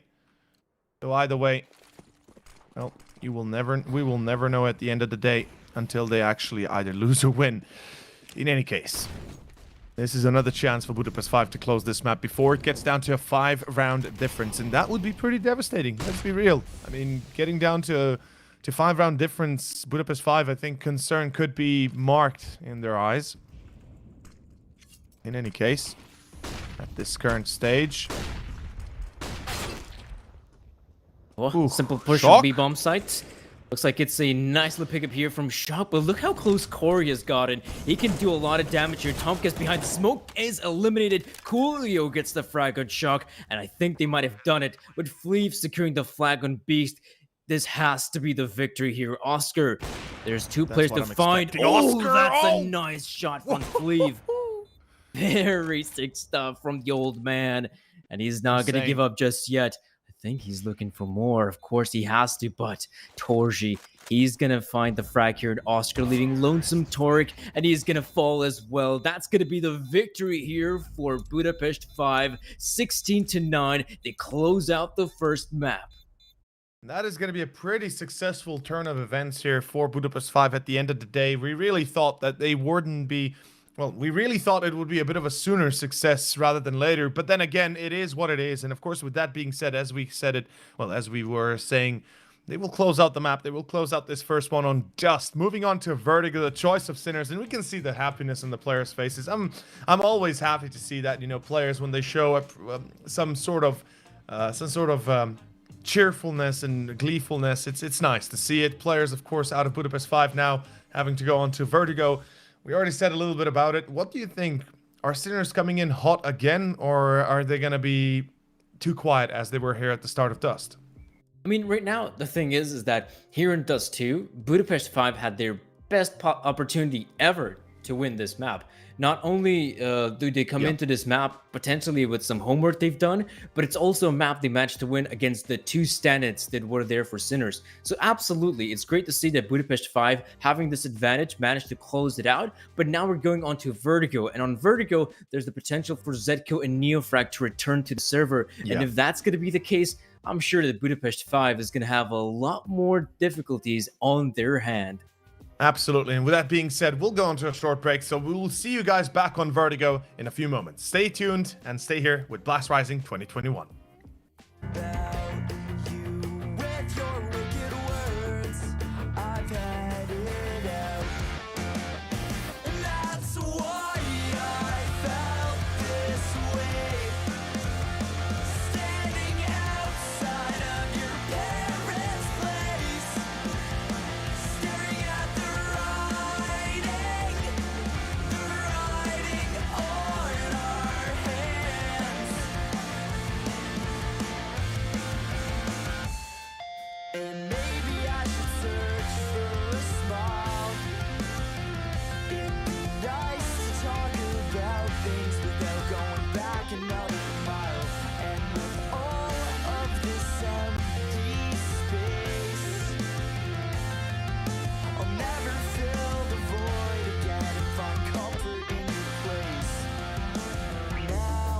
just hear me out. I don't know where we're headed. Won't talk about you with your wicked words. I've had it out. And that's why I felt this way. Standing outside of your parents' place, staring at the writing on our hands. And I still know all of our memes, those reps that existed without any seams. They're all our best laid plans.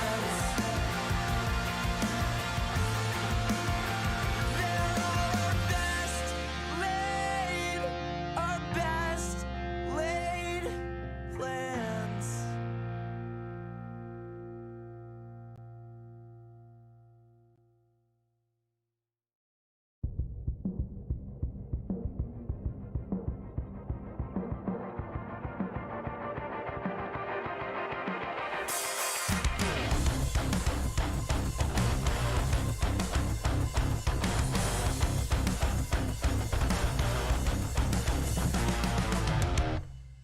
I did it to myself. I have no explanation.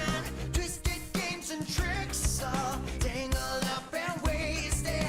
Double down in the bus, sucked into faking patience. Haunted dreams awake still. I love to be so hated. I did it to myself. I did it to myself. I did it to myself. I did it to myself.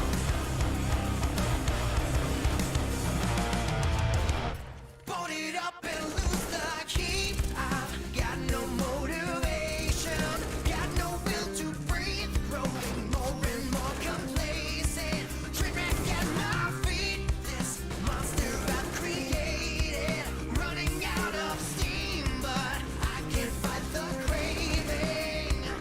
So on and on, I train alone. The pain it slips away.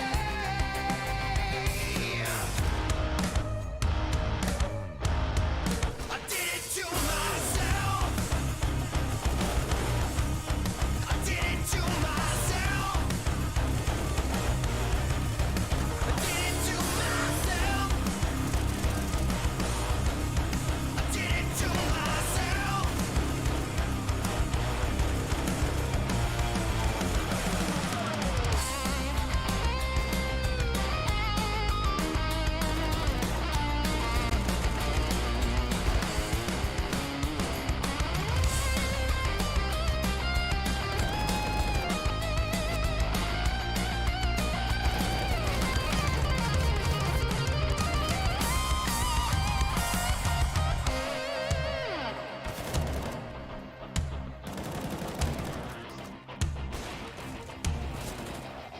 I did it to myself.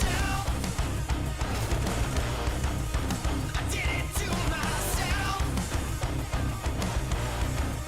I did it to myself.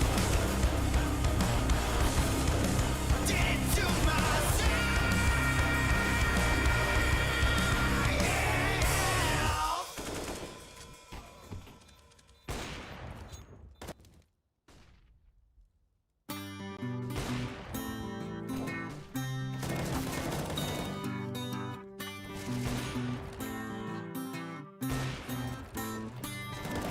I came to Philadelphia with a rod in my hand. I sure am no saint, I am no righteous man. I don't miss the cold, but I do miss the sand.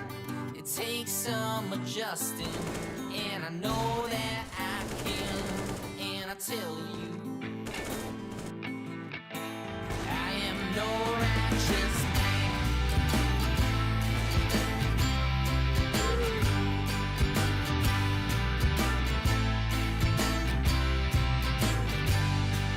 They all like to treat me like a wanted man.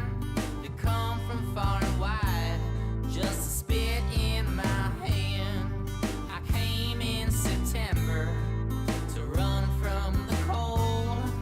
The young they tolerate it, but my body's getting old. And I tell you, I am no righteous man.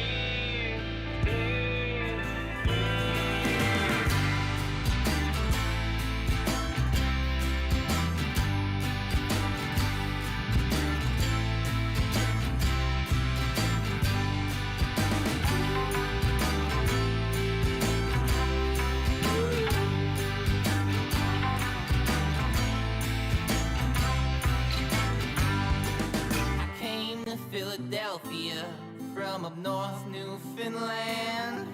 My mother, she was a teacher, my dad a fisherman. I don't miss the cold, but I do miss the sand. It'll take some adjusting, but I'm sure that I can.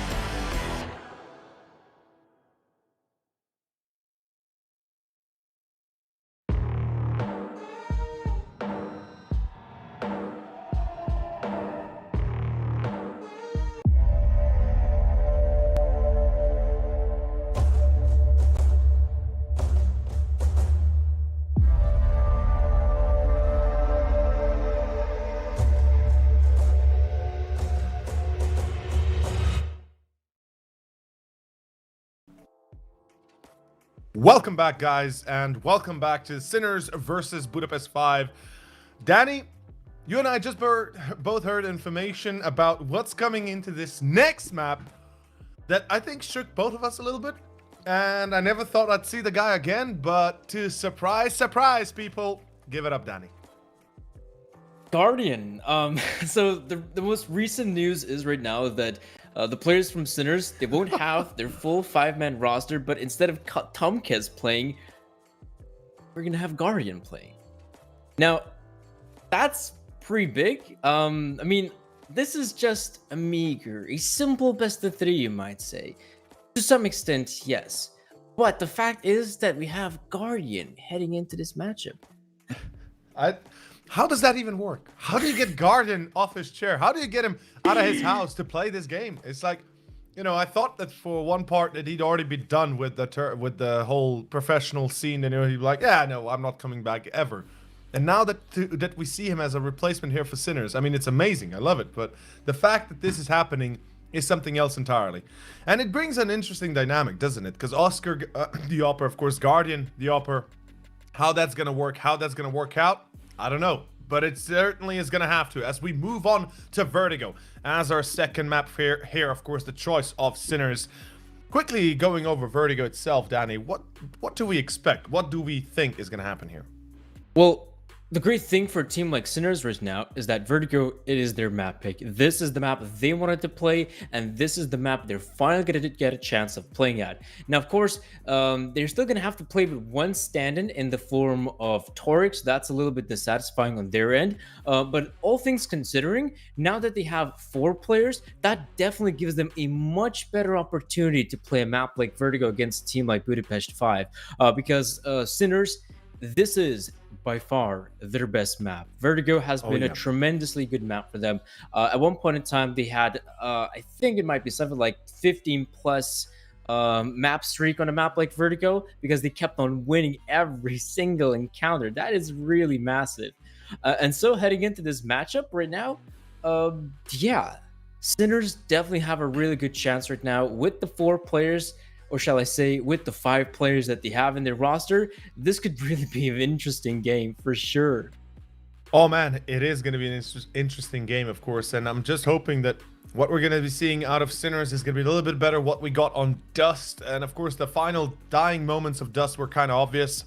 Sinners were pretty successful in picking up, I believe it was at the end, 9 rounds in totality. So 16-9 was the final score. If my mind, no, excuse me, 16-10. Yes, because it was a 5-round difference left. But overall, Sinners definitely disappointed with their performance. We had hoped for much more than what we actually got.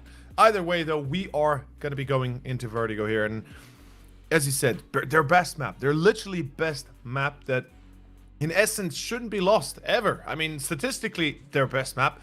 When you look at how many maps they played, 34 times on Vertigo, that kind of gives them already a very good lining start for this series. And I hope that they can continue the pace they kind of set at the end of Dust.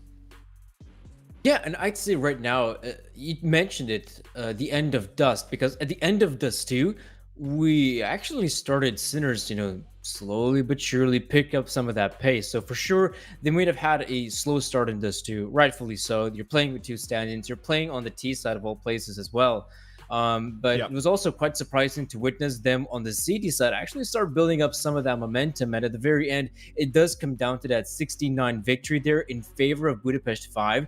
But I have to say right now, Sinners with Guardian being the stand-in as well, and Toric still playing in the lineup here, I would say they have a really good chance at winning this map of Vertigo, also considering this is the map that they really know how to play. They grinded their way through this map, and inserting the 2 players, I don't think it's going to be as difficult as it may have been on a map like this too, where they've barely touched the map.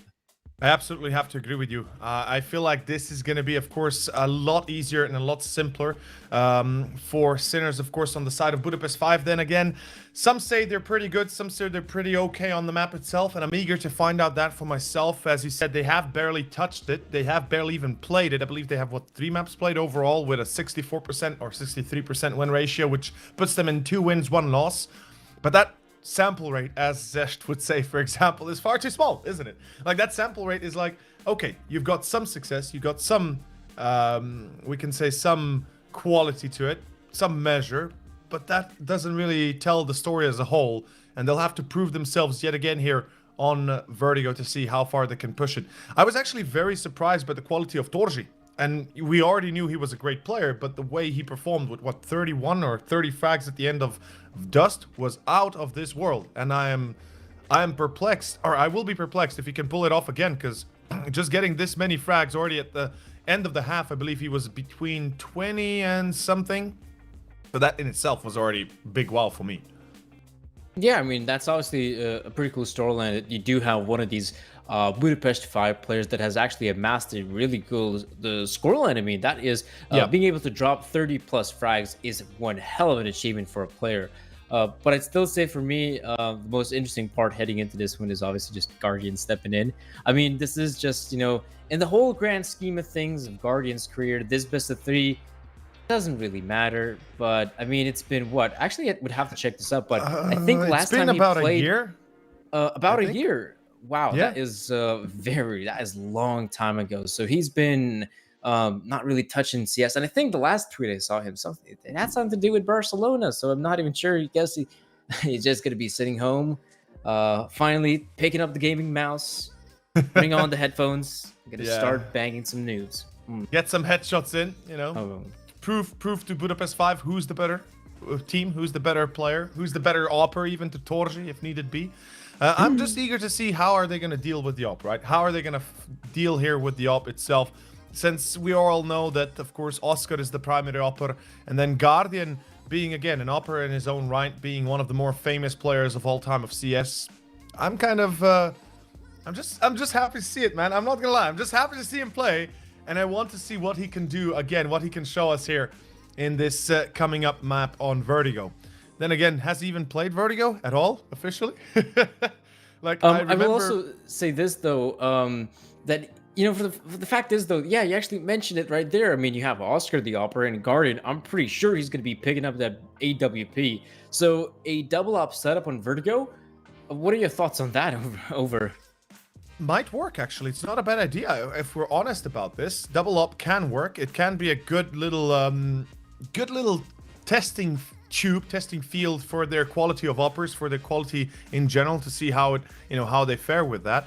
I mean, double up might not be the smartest choice sometimes, but then again, it might just work out, since both of these players are well famous for their quality as operas. And I'm actually just kind of thinking right now, what can they do if they start T side? I think they'll be forced to play obviously with rifles instead of ops. In general, I think they should avoid ops on the T side, because we saw in Dust, they didn't really do that good. They didn't really fare that well. And speaking of which, game is starting off, so we have the pistol about to go live. And man, just seeing his name in the server, Danny, already gives me goosebumps.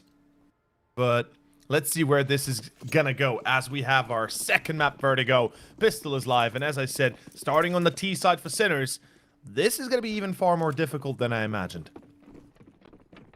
Ooh, is this a fast round? It's looking like a fast round, and it's Guardian, the first man in. He's looking for the early engagements, but he may not even have to pull the trigger. The smokes have been deployed, so there's the chance for bomb plant. There's the chance for Torji to get a frag here in Torque. And in fact, they're not going to slow down. Nade as well. No bomb plant anytime soon. Look at the advancement from Budapest 5. They're so quick that they don't even lose a single player.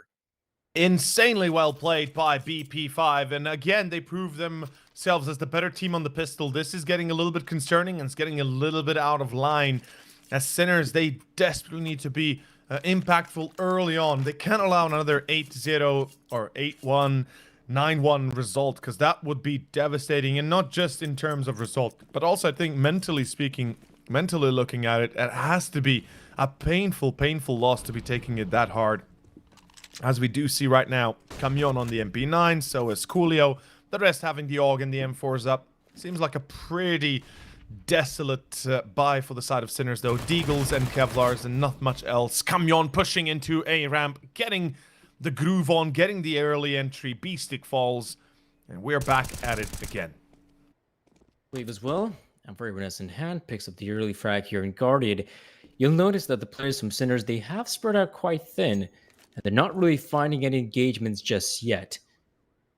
Investment that they have right now, also keep in mind the smoke grenades still can be useful if they want to group up, for example, and potentially go towards the A bomb side. Way with their movement, they might even consider middle an option. They'll have a player here in the form of Shock. Wonder if he's going to try to force the contact here with Fleet, because the two other players are making their way towards the B bomb site at this very moment.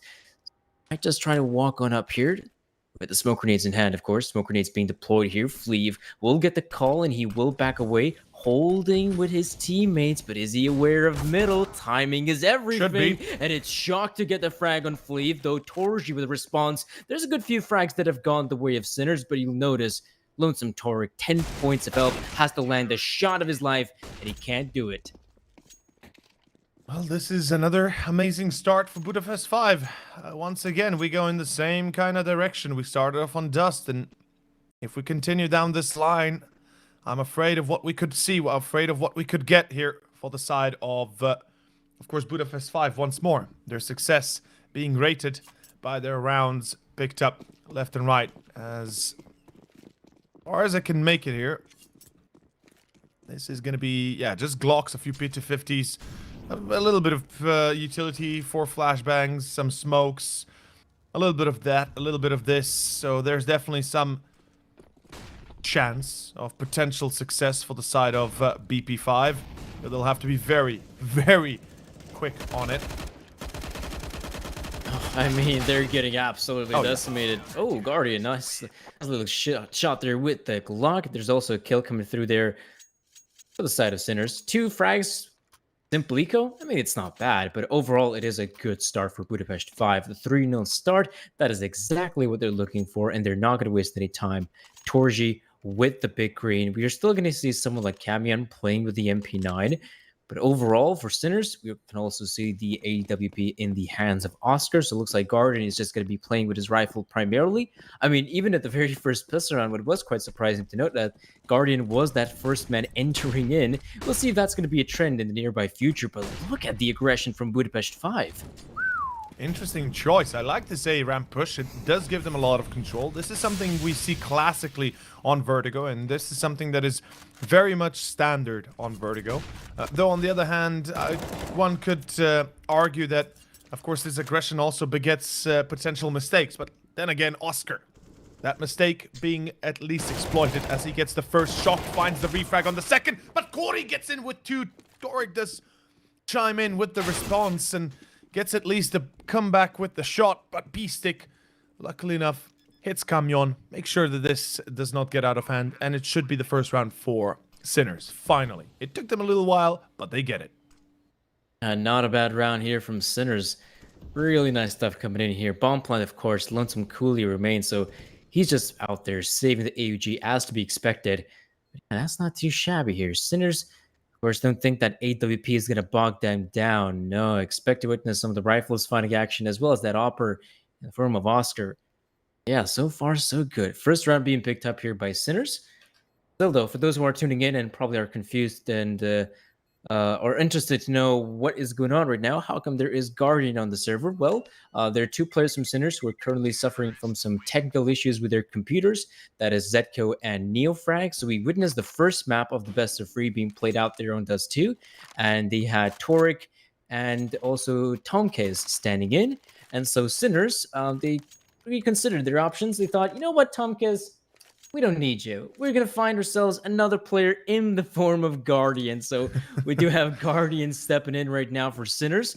And of course, this is Sinners map pick. This is Vertigo right now. And even though initially with the full man lineup there of Sinners, we were expecting to witness a 2-0 victory for them. But this whole standard situation turns this game upside down. It definitely does. It begets the question again, you know, what is the solution here for Sinners? Again, these replacements, they can only work for so long, and hopefully Neofrag and Zetko will be able to fix their issues by the time of the next best of 3 start, or by the time the next best of 3 starts, excuse me.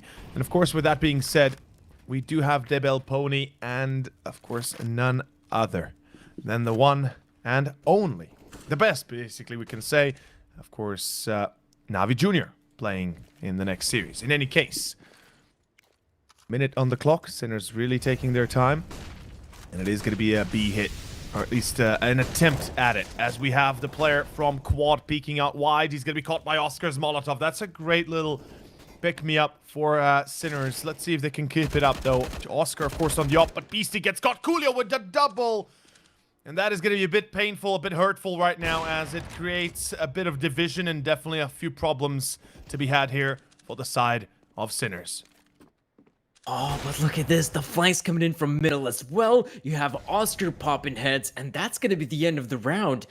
Even though initially it looked very good for Budapest 5, they look like they just managed to hold their own, but the problem is they weren't aware of the incoming flanks, the players that get snatched up, and it is another round here for Sinners. Budapest 5, though, going to be very careful about those flanks in the nearby future. This isn't the first time we get to see a player being caught out from middle, so that's something they have to keep their eyes on. Absolutely. As we see right now, there will be Camion alone and pretty much isolated, as one could be, as one is. Not much he can do here, unfortunately. Hoping to survive, hoping to keep his weapon for the next round. And, of course, in this case, Sinners, this is far more success than we ever saw it on Dust. And with that being said, Red Magic, of course, go check them out. Having some great phones, 165 hertz phone on the, well, screen phone, which is, I'm actually not sure how you even see that, you know, on your phone. What game, what program, what, you know, what movie can you watch to give you 165 hertz actual support? But it's still insane to even have it in that kind of mannerism. Either way, we have ourselves a few camera photos, camera shots from the players of course, Budapest 5 and the like.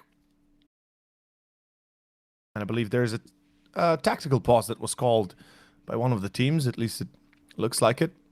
Yeah, it's a tactical timeout coming in here from Budapest 5.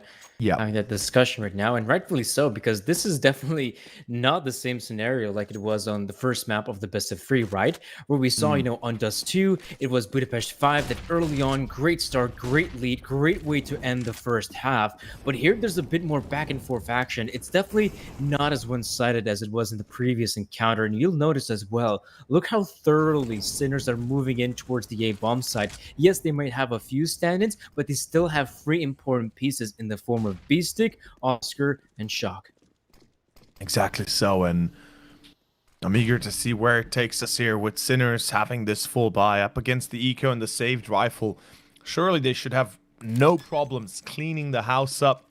But then again, many times before we thought that, many times before we've seen that, it was never really enough for some of these teams, for some of these players. Either way, we kick it off with the A site being taken, and pretty much with the A site being in their hands to get the third and the tie. So far, so good, one would say. I'm eager to see if there will be a double-up setup for Budapest 5. They don't have the money for it, at least not at the moment. And the loss bonus definitely won't be enough to buy them that secondary up. I'm just kind of, you know, interested in seeing if perhaps that's one way to answer against Guardian and Oscar. And, you know, what we already said earlier with the potential of double up coming out for these two guys, is that something that they might actually be interested in doing to mitigate the Oscar Guardian setup, potentially. Of course, that's all potential, that's all hypotheticals. Let's see where it takes us as the gun round comes up. BP5 don't even take a single AWP, and I respect that. I actually respect that, because they know the money is not good. They know they can't really afford a full investment in the round itself, so... Oh, if they go with the op, they can't afford the utility. Storic already opening it up, though. Coolio falls on stairways of B. As... Oh, whoa, Toric wins the duel as well here against, of course, Flav. That is pretty darn impressive. Moving on forward, as we see here, Torzi replies, but that is not going to be enough, not even nearly enough. So far, so good by the looks of it. Oh, those were some massive frags early on in the round, but you'll notice that slowly but surely Budapest 5, they seem to get in a position where they might just claw their way back here. B-Stick, trigger discipline, not pulling the trigger, being very careful, but the double peak comes in. And Sinners, though, this round is falling apart from them. I mean, initially it looked perfect. Torek goes out there, gets the 2 frags towards the B bomb side. That is massive. And from there on out, you're expecting Sinners to win this round. They have secured the 2 frags on a bomb site, which was ill defended. And so they can't just simply secure the win because Torek, he pushes out there and there was really no one to back him up. Once Torek goes down, that's it. The whole setup was thoroughly spread out. They weren't in a position, or at least didn't expect Tarek to find such a level of success, and the plan, just falls apart just because they weren't really prepared by the looks of things of Tarek's success. Exactly. Very true. I mean, they just didn't seem to be ready for his shots, for his quality. And in any case, Budapest 5, the op is up on Flav and Torji, as we spoke earlier about that double op setup. Is it coming? Is it going to be a choice? Well, it certainly seems to be the case. As Guardian fights Camion, though, that is a great little opener. And an opener that might be very hard to mitigate for BP5, but I was speaking of it too soon, it seems like, as Torji is again lighting up more specifically, players of Sinners. Let's see where it takes us, though, as we keep on moving forward. We have ourselves quite a little bit of a pick-me-up on the side of course, BP5. As Camion Fat fallen first. Now it's time to tell the story of this next one. 4v4 in an 8-push. Corey holding the line towards yellow. Torji finds one. Corey goes too wide. Torji caught in sandbags. He's in trouble, but it doesn't seem like trouble will be him, but it will be theirs as he will find 3. That is more than enough for Coolio and Flav now to secure this, most likely the round, if we're honest about this. It should be enough for, of course, the side of Budapest 5 to close this with a 5th. Lonesome Shock is just maneuvering around, has the bomb, sure, but with 25 seconds remaining, that's not a lot of time. However, I mean, notice the B bomb side, it is completely empty. So of course he's going to deploy that smoke grenade, going to go in for the insta bomb plant. You know what? He's got a chance in this one. Bomb planted, 2 players moving in, but Shock seems to be aware of their position, at least of one, but of course it will be Fleeve to secure the victory here for Budapest 5. And what a stellar round coming in here from Fleeve. 4 kills picked up. Well, actually, no, it was Torj that managed to pick up those 4 kills. Defending from the sandbag position, as difficult as it was, Budapest 5, they strike once more. They're certainly doing a good job at containing Sinners in this case. And the money for Sinners, of course, it's high enough to go for a rebuy, but they'll desperately need to waste all of their bank, all of their saved up economy to get some money, to get some control going. And I already kind of thought that they might actually let loose Guardian with the op to let him play a bit more freely, a little bit more, relaxed, I guess, in a way, if that's one way to put it.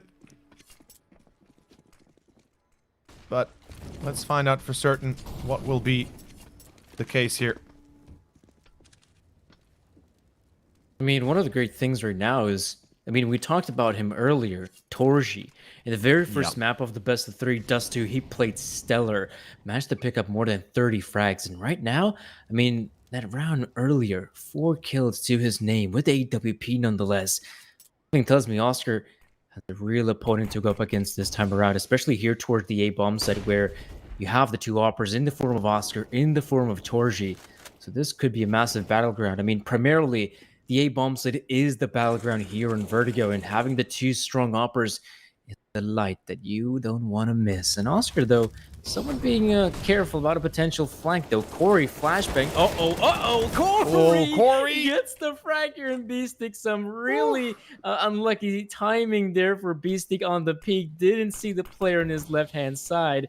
There's 45 seconds remaining. Look at Sinners. Look at Guardian, though. Great pickup here on Camion. That's going to allow Sinners to now pursue the hit on the bomb side. But look at this. Coolio in the backlines. Sleeve with the AWP. And now Shock waiting. Patience is a virtue. He gets the frag on one. And Torji responds on Torji, Shock. Coolio. And Coolio from behind. And they didn't even get the bomb plant itself, unfortunately. As that is going to be Sinners losing the majority of their economy and losing the majority of their momentum. And a bit of a disaster, to be honest, here for the side of course, Sinners. As they really, really were relying on some success in that last part, in that last moment. But there you have it. Gonna be 6-3. Budapest 5 seem to be taking control of this map a lot sooner and a lot better than what we have imagined. And I would have loved to see Sinners in a full set here on this series, in a full set on this game, but unfortunately, doesn't seem like we'll ever have the chance to see them play that quality game that we expected them in the pre-game itself. As we do have another B attempt, there's a few flashbangs, a few utilities to be thrown, and again, I'm eager to see where it takes us as Torji finds the first already. This eco will be unsuccessful to say the least by the looks of it. As for the most part, it's all been going so well for Budapest 5. Even with the 3 rounds that Sinners picked up, it doesn't seem like the 3 rounds that they did get were very much impactful in general. Oscar, good refrag. Okay, Oscar keeps it up. But Camion from the flank itself. Ooh, nice little frag coming in here from Camion, but look at Oscar go. He's holding W. He's not slowing down, and there's the potential of a stab. Look at this. Fleeve. Oh, there we go. The spider senses are tingling. Very good shot here coming in from Fleeve. Guardian. That's a nice little kill here from Corey. You know what? The question is, the big question for this matchup, I'd say, is how many memes can you throw in when Guardian has the AWP? Like, oh, Guardian. A flick from Guardian. A guard from Guardian. Guardian. Yeah, Guardian, bye-bye. Guardian no more. And we can see Flav here. Or Fleeve, actually. Not sure if it's Flav or Fleeve. I've heard both variations being correct, apparently. So, could be one or the other, actually, that both could fall in line. But either way, yeah, 7-3. This is pretty much the first half almost gone. Oscar, though, finds Flav, and that's a good enough of a start. Could be a sign of something better for the side of Sinners if that's another big if, of course, if they can continue on with their current performance and their current stance. But as we do see in this stage and this time of day, that most likely that the round will go to Sinners. As Corey at least refracts one, but the B side under attack. 2 defenders being ready. Coolio burning alive. He's blinded as well, as far as I can tell. As Coolio will be caught, so will be Corey. And there we have it, Danny. Very nice little round here from Sinners. Of course, the explosive hit on the B-bomb site is always a nice way to change things up here in Vertigo. Torji, great pickup here in Guardian. Yeah, the players from Sinners, the smoke grenades, the flashbangs, it's all there. And of course, the Molotovs, that's very crucial on a B-bomb site hit. As for Sinners, they can actually start building up some momentum after this round. Look at the money situation here for Budapest 5. It's definitely not looking great. So I would say that there's the potential for this round to be just a simple or mere save for Budapest. But on the upcoming round, we should see, you know, the potential investment. But for Sinners, that's great. The current scoreline is 7-4. If it's an eco situation here from Budapest, well, I guess we see another potential victory here for Sinners. Definitely an option. And of course, with that being said, victory does not come easy. Neither should come, neither should come fast. As you guys know, if pro players have good skins, they usually win maps. Maybe. Go check out CS Money. If you can get good skins yourself, maybe you'll be better at the game. You never know. In any case, CS Money is where you can find your skins if you ever want any. 7-4, tactical timeout, second one for Budapest 5 this time round. And they'll be discussing the current state as it is. They weren't happy with how it ended there. Of course, nobody would be. But they have a chance here to start picking up a few more rounds. And if they get another successful ending of the half as we had it on Dust, what do you imagine? You know, what do you think is the... what can they even do? Not just what do you think is like the way... Like how they can even get out of it. If Sinners, of course, face off another bad half like they did on Dust. And right now, they probably just gonna have to rely on a strong CD side like they did on Dust 2, which was very surprising to note that with the stand-ins, they had much more success there on the CD side. And well, Budapest 5. Oh boy. Very good. I mean, for them, it's somewhat of a faster style of round. They're going aggressive there with the puny little weapons. So Torji with the AWP. Gonna hold the line. Gonna back away as well, but be very careful. There's the player in the form of Mr. Def? Who's Mr. Def? Oh, Corey. Fair enough. There goes Guardian. Death incarnate. Unfortunately, only good for 1 kill in this round. And again, 4v2. It seems like Budapest 5 have taken a hint out of the book of Dust 2. Storji. This guy, man. This guy hits everything. It's insane how accurate and how good he is in these positions. That how much he can hit, how much he is hitting, actually. It's absolutely out of this world. And of course, with that being said, we are moving into our 13th round as the chance for the side of Sinners is slowly dissipating. Their map choice, certainly not their best choice, or at least their best start. Hopefully, it is not the last one they'll be having here. 8-4 the current scoreline here, and Sinners investment coming through here.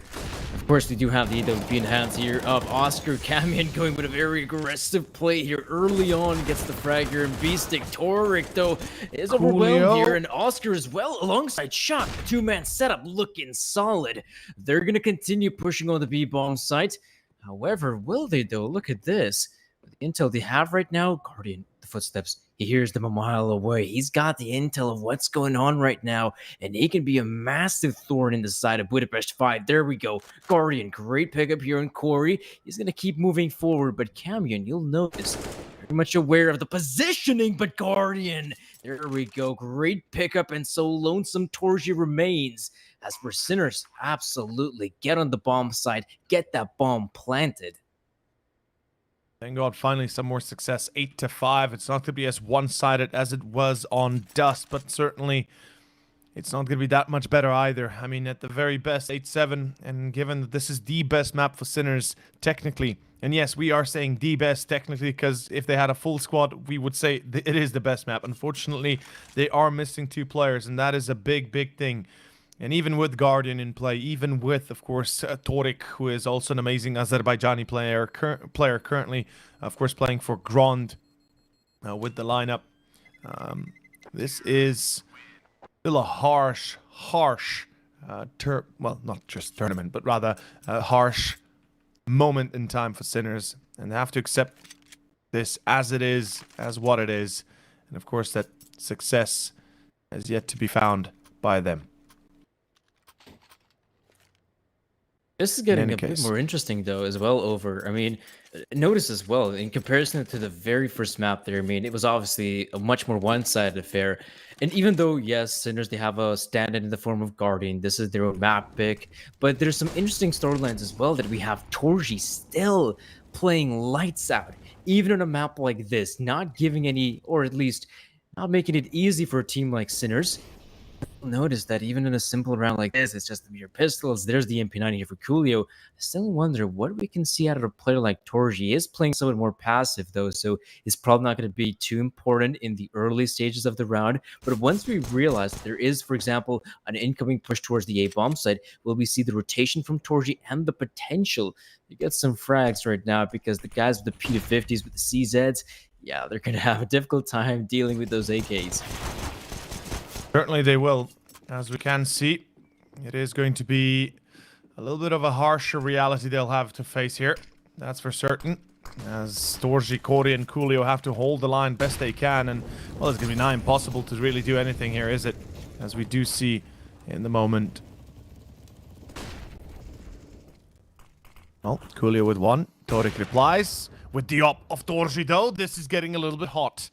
As a 2-on-2 ensues, this is potential for Budapest 5 to find their 9th round. That would be pretty darn good given the circumstance. It will prevent the plans. That is amazing. And Corey with a P250. He loses Torji, Danny, but then he comes in hot with the P250 and indeed saves the day. And what a glorious little victory we have here for the side of Budapest 5. I mean, this is an unimaginable pickup that they never really thought would be possible in a situation like this. As we have it, we now go into our next round. And that is, of course, the 15th, the last one of the first half. I mean, it just goes to show that sometimes when you consider what is firepower in CS, just sometimes so underwhelming how even the simplest pistols can be so massively important, so impactful. Torji, though, manages to get the frag in Oscar, but he does drop that AWP, which, Guardian, keep on moving forward, though. They don't seem to be aware of his positioning. That's massive. On pushing forward, he likes. He does have Torque and Shock that could potentially back him up in the incoming advancement. And for some odd reason, they seem to have a notion, the players from Budapest 5, that this does feel like a B-side take. But for Camion, he's going to be very much aware of what's going on. Chucks in the Molotov for good measure, sees the smoke grenades and flashbangs raining in. He's very much aware of this A-side commitment. Absolutely. And he's going to be prepared to take charge and to take the fight to the enemy here, it seems like. 4v3 retake. Let's see if the CTs are good for one more to find the 10th and the final round of this first half. I mean, that would be a pretty successful ending considering everything.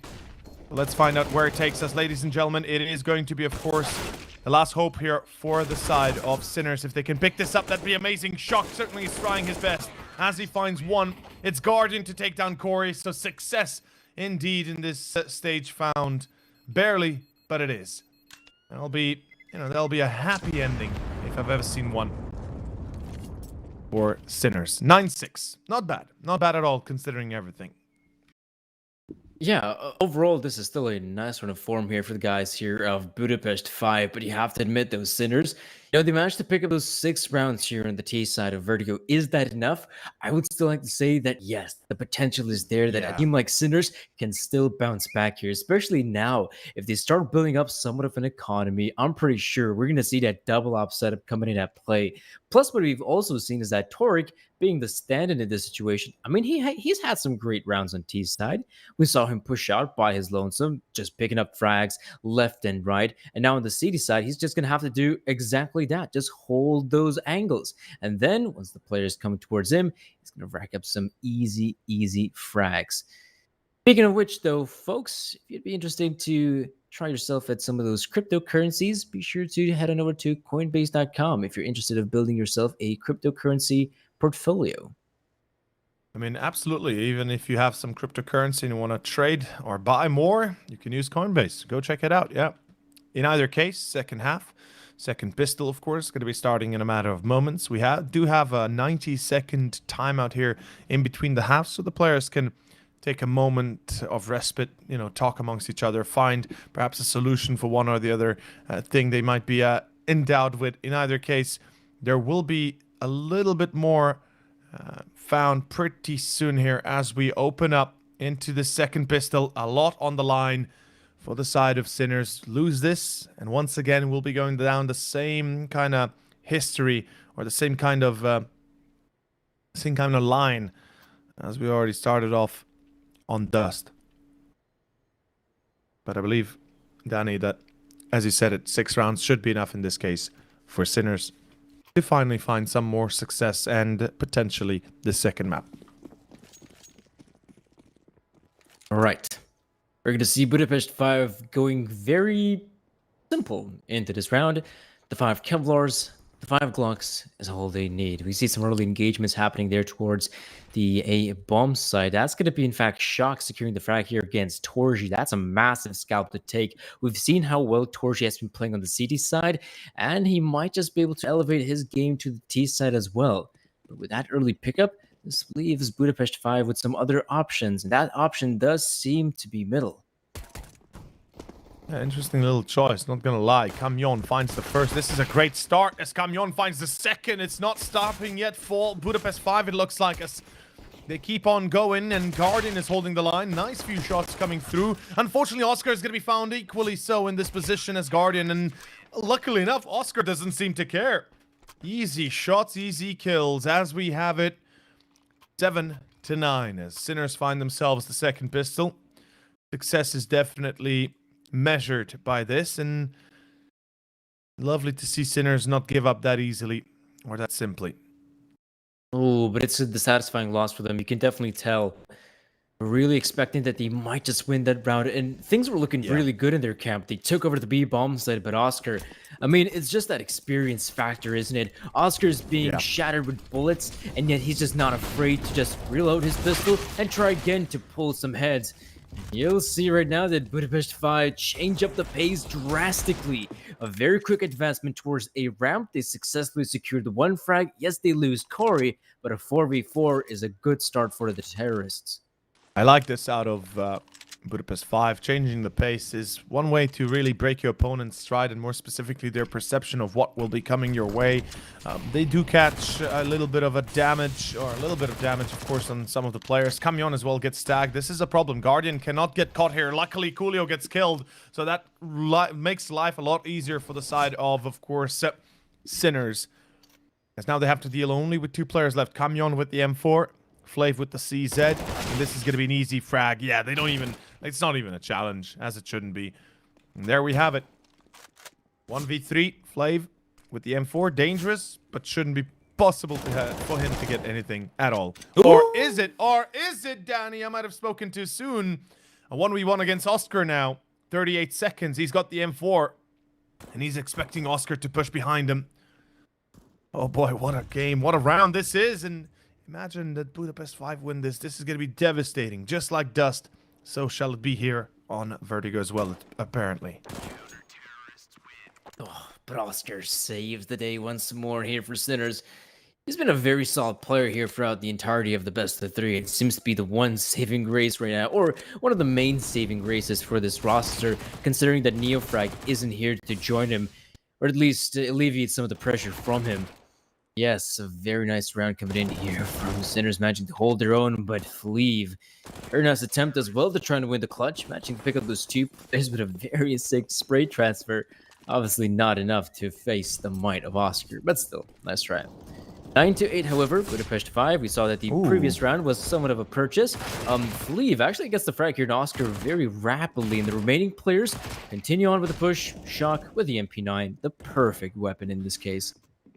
What I like here by the side of Budapest 5 is the fact that they do not waste time, and more specifically, once they have an eco up, they don't really look to, to be slow and steady, but they take their time, they take their approach very safely, very carefully, and I love the fact that they're coming in here hot with the pistols, trying to get some control early and potentially surprise their opponents. Doesn't find too much success, unfortunately, but at least the attempt is what matters here, and so far, so good. As we see, though, it's the full buy. Torji on the op, Oscar on the op, the rest, MP9, FAMAS, and 2 M4s on the Sinners. While for the side of course, Budapest 5, we have 4 AKs and quite enough of utility as itself. Coolio.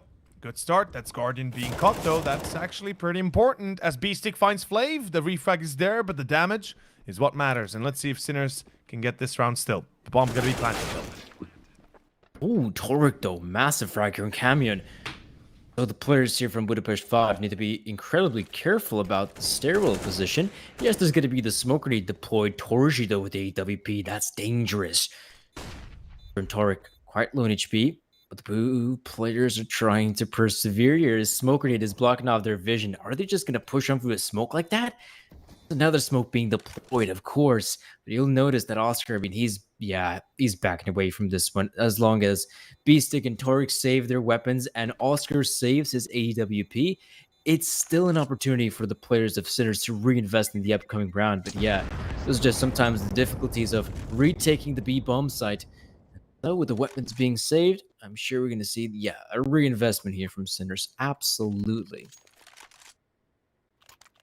Well, this reinvestment might cost them everything, though. Let's be honest here. Sinners cannot afford to lose this round. They lose it, and they are done for. They're done, gone, and absolutely going to be out of this world by the time we move on into the next. As we see here, so far it's been relatively unsuccessful for the side of Sinners when it comes down to it for some of these rounds. And I'm eager to see where it takes us next, as in this stage.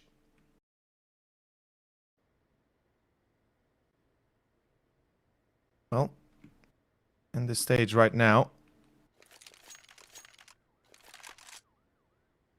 A bit of a technical pause as well. Yeah, I was here from about Budapest. Yeah, I'm looking at this right now, thinking that probably Budapest 5 have problems when it comes down to FPS again. Like, that's a pretty common issue these days in CS. So Yeah. I can imagine that being something normal for Budapest 5. Yeah, there's obviously the potential for that, right? We've been seeing a lot more professional players that have talked about this issue that, yeah, there just seems to be quite difficult to get your frames like it was Yep. in the olden days. The Yep, olden days when The you could play gold days. Counter-Strike. Oh, the gold days. What are the gold days? The gold days of 1.6, where these issues were non-existent, and you could have a Pentium almost running CS without issue. On a library computer as well. That's a Yeah, great thing yeah. about the 1.6. Yeah, it could work almost anywhere. I mean, technically, if the graphic would support it, probably your phone would be running 1.6. Ah. But either way, enough with the pleasantries. 10-9 Sinners right now. A lot rides on this round, and if they fail, they could find themselves in a sticky bad position. But Danny, let's give him the benefit of the doubt. Let's see where it leads us to as we move on forward into our 20th. So far, so good. Even Guardian picking up 16 frags in totality. That's actually the best currently on Sinner's side, which is pretty amazing considering everything. Ouch. That hurts, though. That hurts a big time. That's a massive pickup early on here. And Corey, he's going to continue pushing forward. There's another player he spotted out. Not going to find anyone just yet, but Sinners have to play this one safe. They know it as well. They can't just regress for some information here in middle because they know that Budapest 5 are controlling this area of the map. And for Budapest 5, this is amazing. They already have a minute to work with. One player is down. They might, or at least they tried going up for the boost, but looks like they're not going to do it anymore.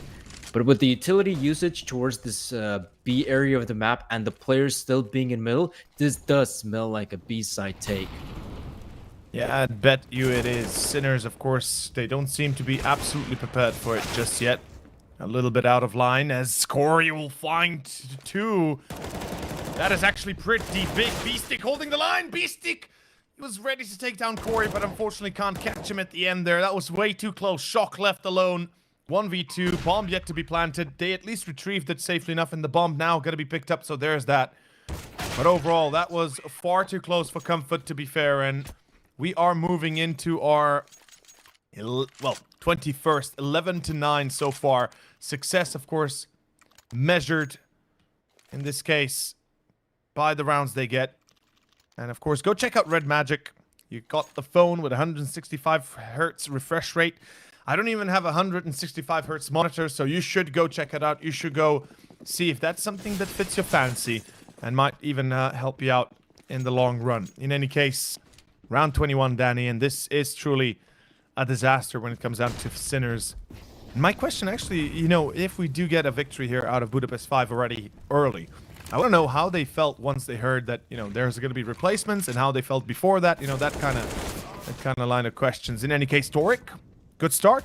It's an eco, and they get the AK. This is actually excellent. Toric could do some serious damage here.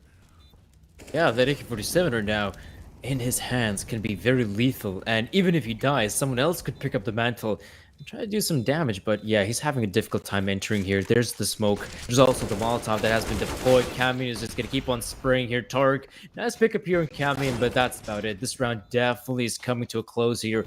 Oscar recovering the deagle, but as we can see, this round is definitely going to be over and done with. Somewhat more expensive, though. Absolutely. Yep. Somewhat of a more expensive round here for Budapest 5. It did not have to come down to 3 players going down. Far too expensive, to be fair.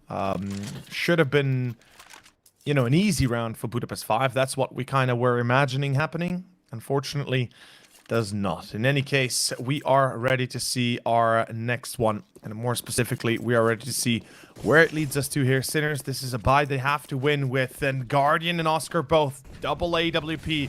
And I mean, this is a pleasure to see, not gonna lie. This is very lovely to see as we have ourselves an important round for Sinners. They'll set up a bit of a tower on a ramp.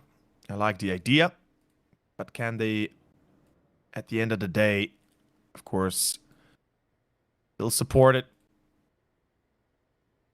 We'll see soon enough. Ooh, shock. He'll have the visions. He'll spot out the head, and they can very easily back away. Very nice. Sinners, the early advantage in this round. What they can do here. Oh, my. Did I see that Have the correctly? double up setup. Yeah. Yeah, this double up. I mean, this is the one thing that could change the pace of this game. More specifically, this round. Oscar misses his shot, his chance to get this one more kill for the side of Sinners. Luckily, Shock gets one in between, but Torji is missing on Oscar. Well, not missing, but actually getting, as Guardian is still up on the op. On site, it will be a spot on Torek. This is a problem. They can't lose this duel. Camion will lose it, unfortunately enough, though. B-Stick down to 6. Or 20, excuse me. Torek at 13. They spot Torji and Sinners. Not only are they going to get double digits, but they are successfully able to pick up their 10th, and more specifically, a vital round in this second map. Breaks the tease as well, economically speaking. Now an eco for Budapest 5, almost a guaranteed one. Should be pistols and Kevlar, mini buy, semi buy, as we can see on the screen of your pleasure. $6,800 investment in totality for Budapest 5 against, I believe, 15 or 16,000 out of Sinners. Oh, is this going to be a simple round? Yes, it's going to be a simple round here from Budapest 5.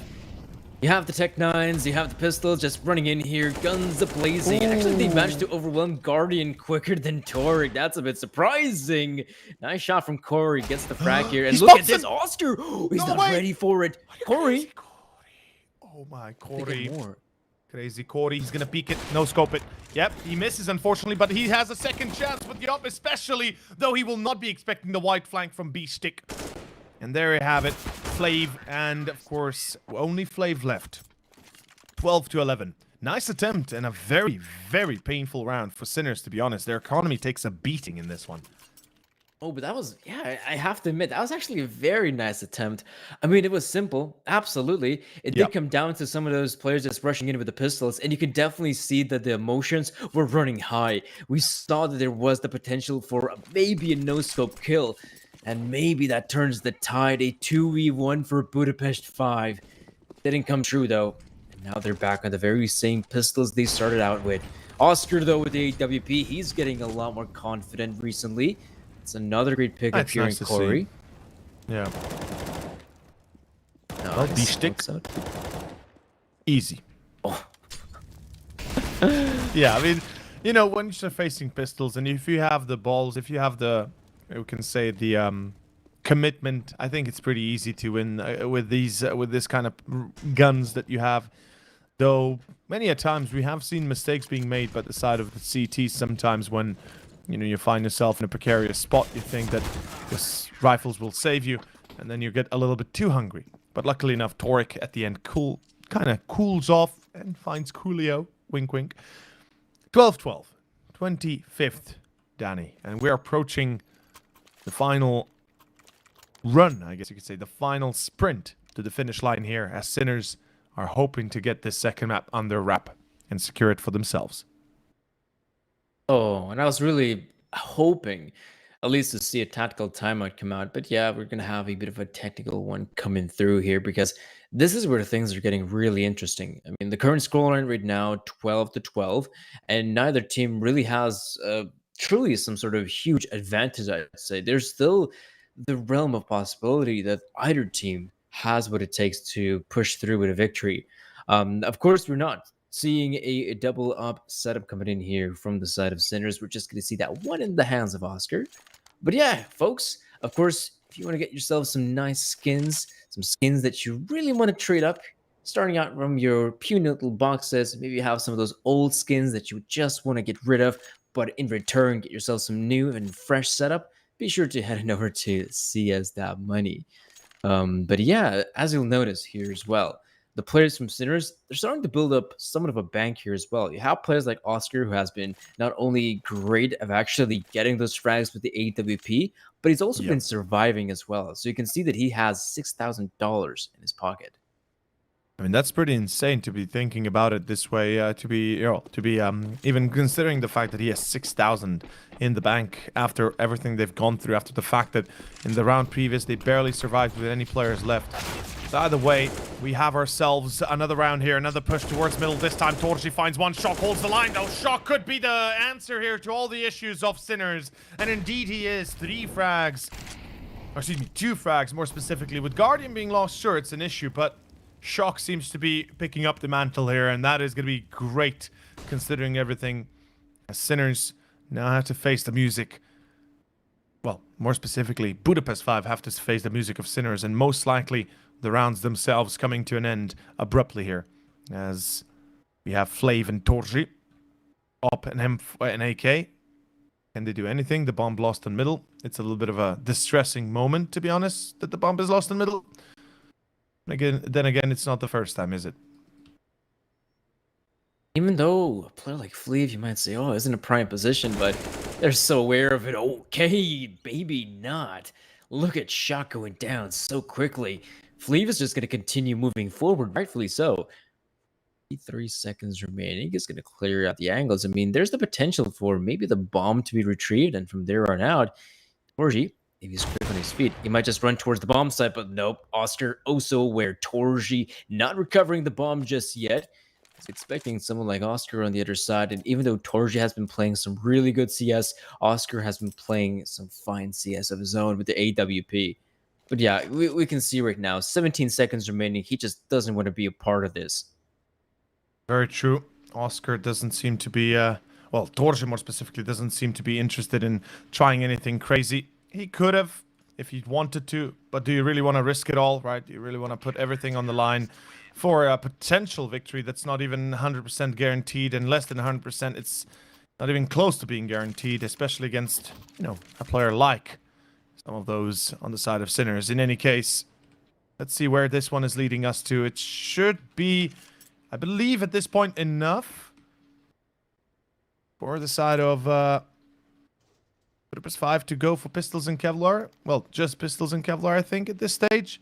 I don't think they have much left on their side.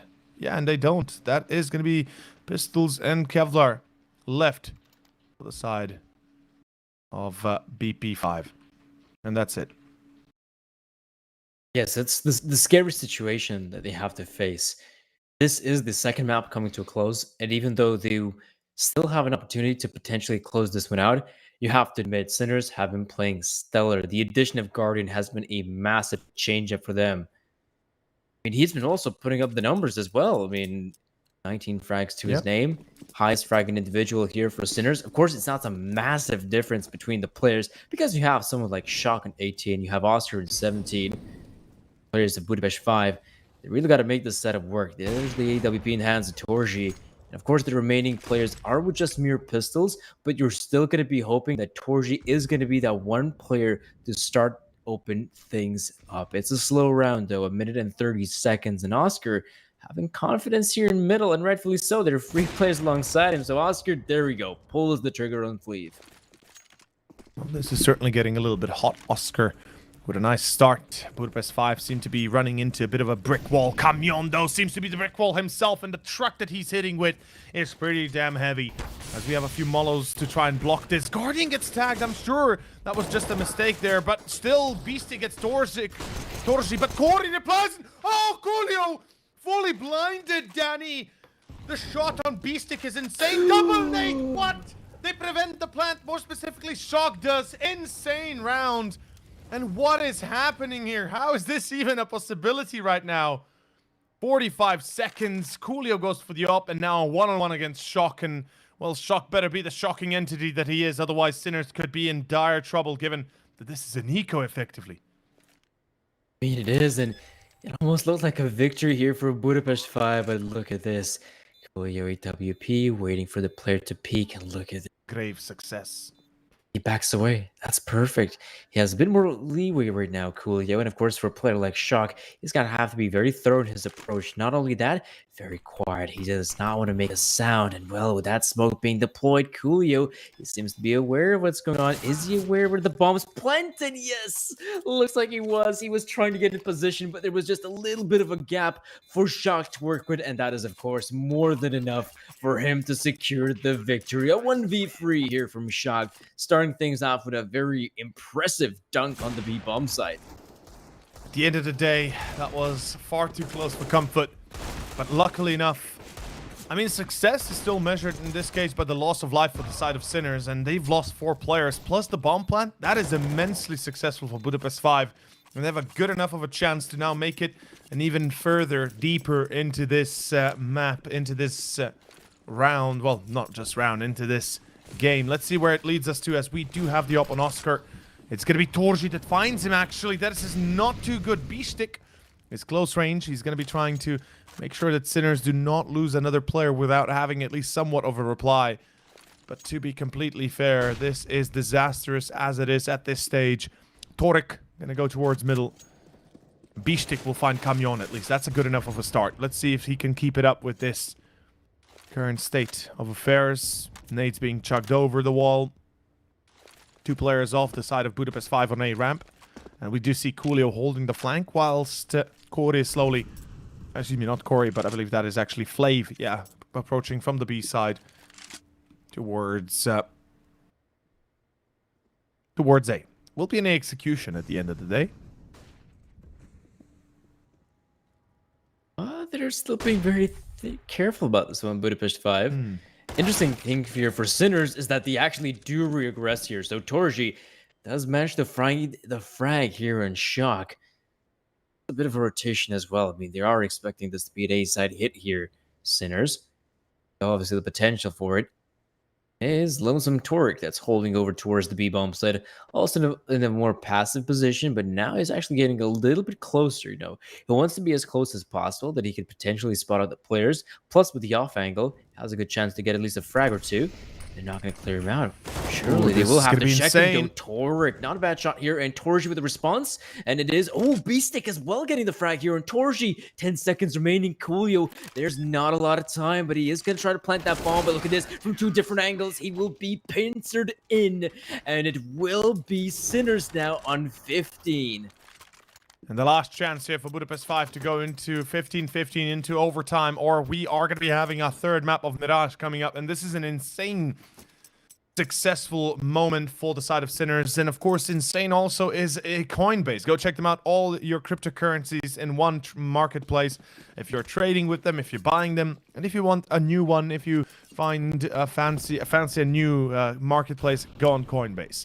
Guardian 20 frags and Shock at 21. Guardian being the reason why today in the second map Sinners even have a chance of victory, and perhaps the 3rd map because of that as well. In any case, Kamyon, oof, that's a great start. Again, Budapest 5, they seem to be able to get entries, but Oscar burns Kamyon to the ground. And like I said, they seem to be able to get entries, but they don't seem to be able to finish it off, as Oscar finds 2 in a row. And I believe we know where this one is headed, don't we, Danny? As Corey is going to be caught, so is Coolio. And there you have it. 22 for Guardian, 21 for Shock. And Sinners take the map relatively easily, relatively successfully, given the circumstance they were in. And I will say this. Absolutely, Sinners can be happy that Guardian stepped in and helped them here. Oh, absolutely. And you can also see the frustration here for Budapest 5 because they were looking very solid here in Vertigo. I mean, they definitely gave a good fight, especially in that initial first half. The second one, that's where things started to slow down a little bit. And the players at the very end there for Sinners, they managed to close things out. And I mean, everyone seemed to have a great run of form. You had Guardian stepping up, of course. You had other players like Shock, Torek, of course, Oscar as well. All in all, that was a pretty good run of form there for Sinners to close things out here on the second map of the best of 3. It absolutely was. Given what we experienced, of course, I hope that this can be transferred onto our 3rd one as well of Mirage. And in that case, we'll be back after about a 10-minute break. So guys, stay tuned. Remember, Blast Rising 2021, Group E, continuing throughout the day here as we move on to our 3rd map between Sinners and Budapest 5.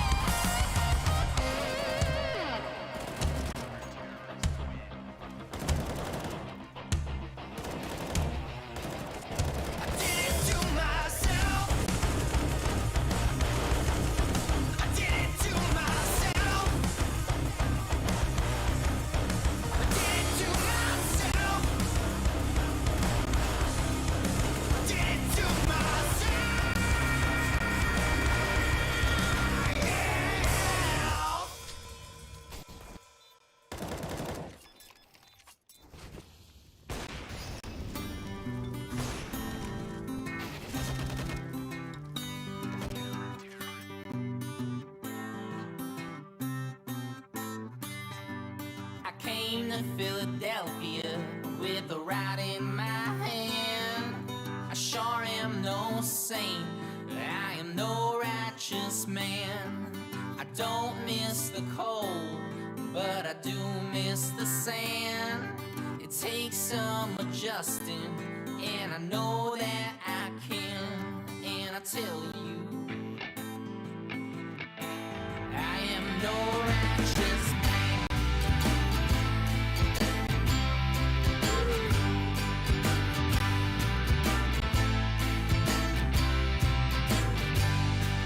They all like to treat me like a wanted man. They come from far and wide just to spit in my hand. I came in September to run from the cold. The young they tolerate it, but my body's getting old. And I tell you, I am no righteous man.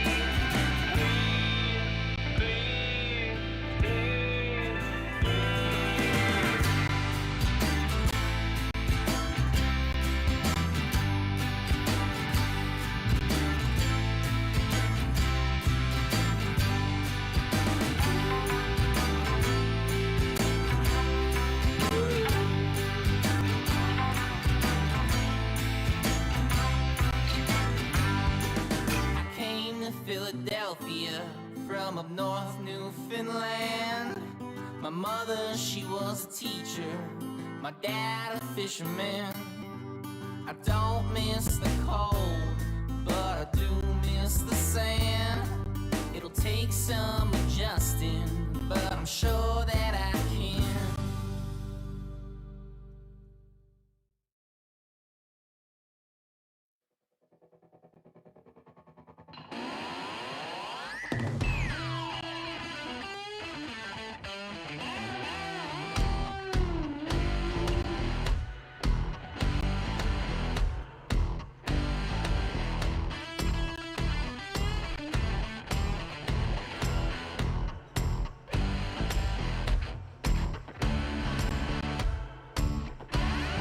She ain't mine, but she look fine. Gonna take some time, gonna make her mine, gonna make her mine.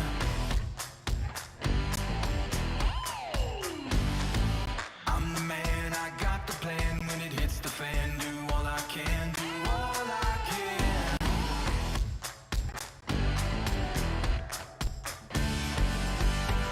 When she lets her hair down, she drives me wild. And she looks in my eyes. Hell yeah!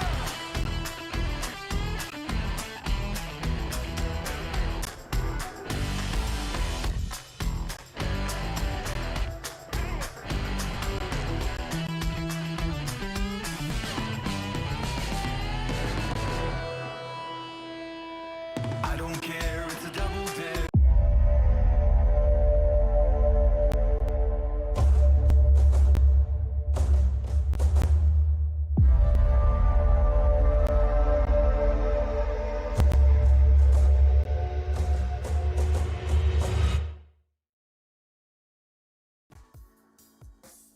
Welcome back, everybody. Of course, we are ready for our third and final map, Sinners versus Budapest 5. With me is Sir Danny, and of course, we've seen Dust and Vertigo, Danny.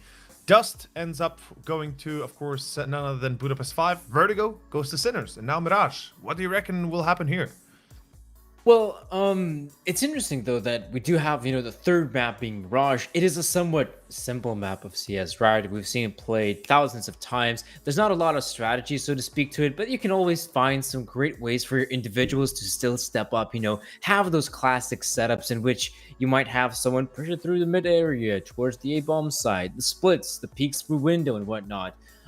Considering it's a somewhat of a more simpler map, I would say that right now, if your team like Sinners playing with stand-ins, that's probably a great situation for you, right? Because you are playing with stand-ins, and it is a map that everyone knows to play, right? Guardian, of course, being part of the Navi roster, definitely knows how to play a map like Mirage. Tarek as well, in his case, being from the CIS region, definitely knows how to play Mirage. So that's something you don't have to worry about. What you do have to worry about is, I'd say, maybe in the fashion in which Budapest 5 actually lost the previous encounter, because I'd say that's a little bit dissatisfying. Considering that they were in the lead, they were looking pretty solid, but in that second half, they just couldn't stand a chance against the defense of Sinners. Yeah, it seems like Budapest 5 have underestimated what Sinners can do, even with the replacements, even with the stand-ins. At the end of the day, as you mentioned, right, they seem to be unable to break through the wall that was, of course, Oscar, Guardian, and the like. And what really concerned me the most was the way they were going at it, because they seemed to be trying to brute force it every single time, and it didn't work. And if it didn't work on A, they went middle. If it didn't work on middle, they went B. And if it didn't work on B, they went all the way back, cycled it again through A, mid, B, and just kept on doing the same thing over and over again. And we even saw some very close moments, some very close rounds that could have been devastating and pretty much decisive for the series as a whole. For that double nade, for example, I believe it was it Oscar, or was it who threw that double nade on from connector towards B side? That was a 3-on-1 and then a 1-on-1, and then they were able to close out the round because it was I believe it was, oh man, help me out. I know you remember. I know you're gonna remember. I don't remember. I should have remembered, but yeah. Fact of the matter is that, absolutely, you're right about it, that there were some close instances, right there, especially on the B bomb side, where you had those Hail Mary rounds coming in from Budapest 5, where they considered, you know what, we're just going to play it fast and loose. And those were the type of rounds in which they had some success. They had an opportunity to take over the bomb site, but they ended up losing in the clutch department, right? That is quite satisfying on their end. But right now, the fact that we're going to a somewhat of a more simplistic map of Mirage, I'd say that's even scarier for Budapest 5. And the reason being, I'd say, is Oscar. I mean, we saw that on a map like Dust 2, which was, again, very much relying on your individuals to step up. That's when Oscar, I think he might have had 2 or so clutches, or at least 2 or 3 impactful rounds, in which that actually gave some momentum for his team to start picking up some rounds in the upcoming future, or to be more precise, on that second half. So absolutely, right now, we're going into an AWP-centric map in the form of Mirage, and this is where I'd say you're going to have to look at 2 players in particular. You're going to have to look towards Oscar on the side of Sinners, and maybe potentially Guardian might have some great amount of form, but you're also going to be looking towards Torji, because Torji, I'd say, has been the one saving grace here on the side of Budapest 5. Yeah. He performed well on Dust. He performed well on Vertigo. Unfortunately, the rest of his squad was a little bit more quiet on Vertigo itself, so not as much success, not as much quality coming out from them as a whole. But Torji as an AWPer, I think he's definitely on par with anybody else on the side of Sinners, and pretty much might even be on par with more international players and lineups even for the future. As we know it, he had, 31 frags, I believe, or 32 frags at the end of Dust, and then here, I think he had between 24, 25, something like this. Even though they lost, again, he was the one man that kind of really put out the numbers. But Mirage, as you say it, it's a puggy map. It's a map that both Budapest 5 and Sinners should be very knowledgeable to playing. And of course, they obviously are. But then again, Mirage is Mirage. And it can allow for some very nasty comebacks. And it can allow for some very nasty victories. And then with that being said, I'd imagine this being a little bit of a better map for Sinners as a whole. Because, again, it is Mirage, right? Guardian, even if he hasn't played since, as you mentioned previously, from last September. So it's almost a year since he officially played in a game. I imagine him playing Mirage consistently on pugs and such.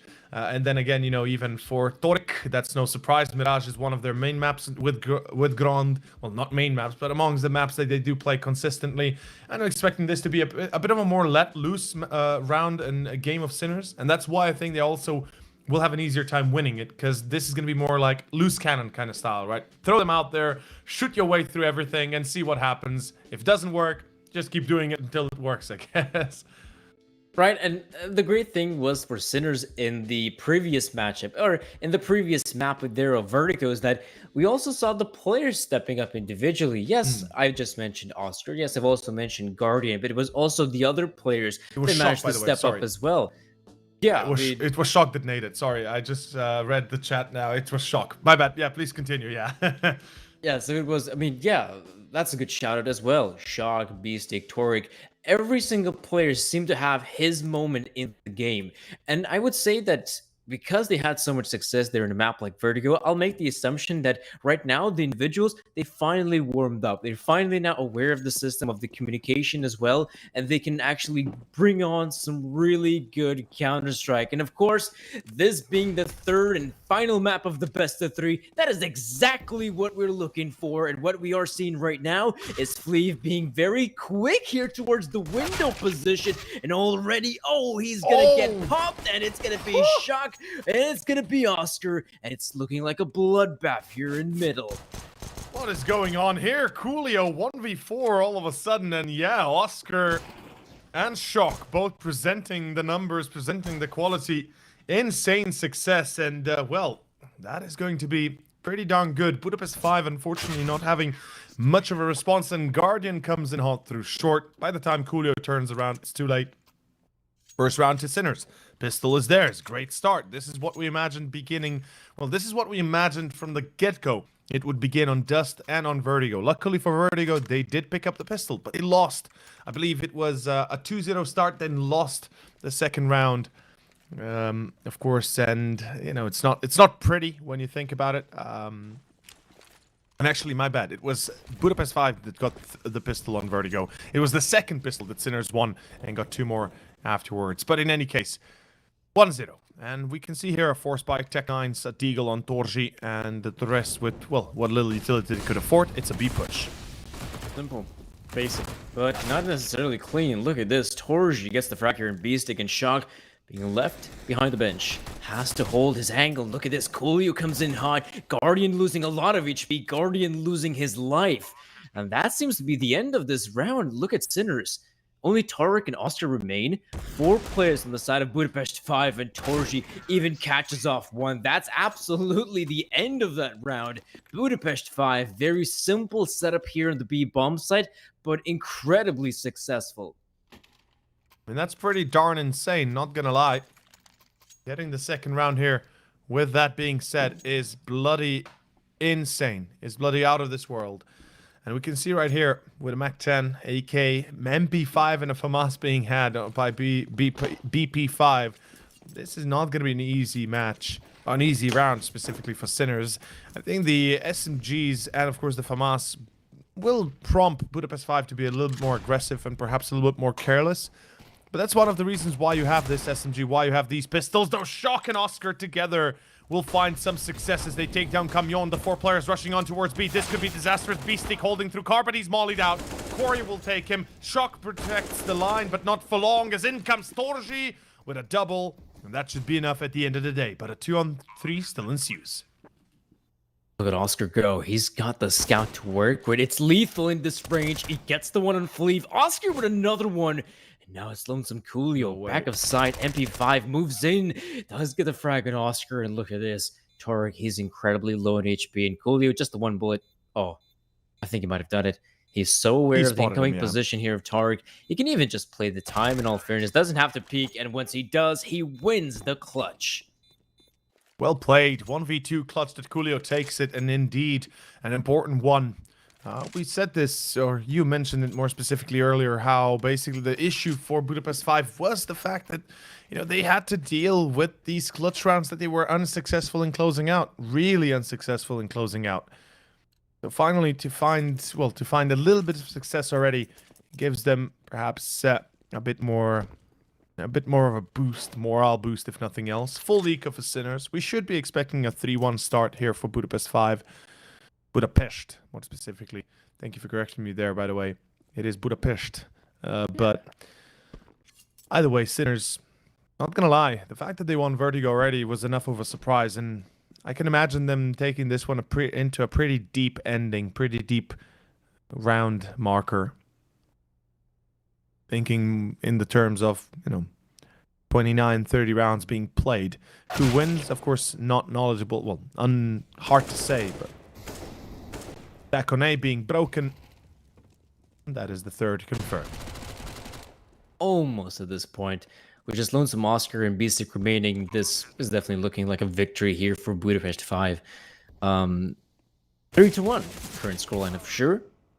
I would say that so far it's not a bad start, though. I am quite a bit perplexed of how that that second round ended up playing out. If we do recall, Sinners managed to win the pistol round pretty convincingly. I think they might have lost just the one player, that's it. And that second round is when things got a little bit funky. And well, of course, folks, if you want to take control of your economy and perhaps purchase some of those cryptocurrencies that are becoming more and more popular by the minute, be sure to head on over to Coinbase.com if that's something you might fancy. But for us, or I would even go far as to say Budapest 5, they want to fancy the A-bomb site. Look at the utility usage, and Camion, very peculiar that he runs up middle with the Mac 10 of all weapons, and well, that's a great shot from Corey. That is looking very good for Budapest 5. They might be on the brink of taking over the bomb site, but look at this Torek. They haven't cleared out the angle. Uh-oh, Torek still holding his ground, and he's gonna strike, and he's gonna lose the engagement. Actually gets the kill on Coolio, but it is still a 2v3 for Budapest 5. Very unfortunate. Beastic finds Corey 2v2, 2v1 now. Oscar the clutch on Dust. He proved his worth with a 1-on-5. Now let's see if he can do it again. Oh my lord, Camion misses that shot. Looked like it might have been on point, but a little bit too wide. And Oscar already pulling back. He realizes no kit, no chance, no time, no hope. He's glass cannon as well, so losing this up is not an option. Getting the hell out of Dodge is. 4-1, Budapest 5. Great success considering everything. And I have to be honest, this is really looking very well, or very good to begin with for Budapest 5. One little tidbit that I actually did not know and just found it in the HLTV commentaries, or comments, is the fact that Torek apparently speaks Czech. That kind of tells the story as to why is he the replacement here for Sinners, and apparently he also lives in Czechia. Oh, okay, that's Republic an interesting for others. for others that are not Slovenian, of course. But it's interesting as well. Actually, my thought would have actually been, at least what I was thinking of, is of course Azerbaijan being a CIS country. Russian is still somewhat prominent, from what I gathered from a friend of mine that's from Azerbaijan. And I thought, Slavic language, Russian, Czech. That's what I was going for. But yeah, that definitely makes a lot more sense why Torek ended up joining. I mean, yeah, it does. I'll say it like this. Since I can at least speak to some degree into the Slavic language department, I can say this much. I understand Czech conversationally enough to at least get the context, but not beyond that. And apparently Czech, Slovak is far closer than Russian and Slovenian, or Russian and Czech and Slovak, as far as I understood it. So I don't know, it's weird. I mean, definitely you can probably pick up a few words, but if somebody speaks quickly and with a bit of an accent, or natural accent that you have, I doubt that can be mutually intelligible.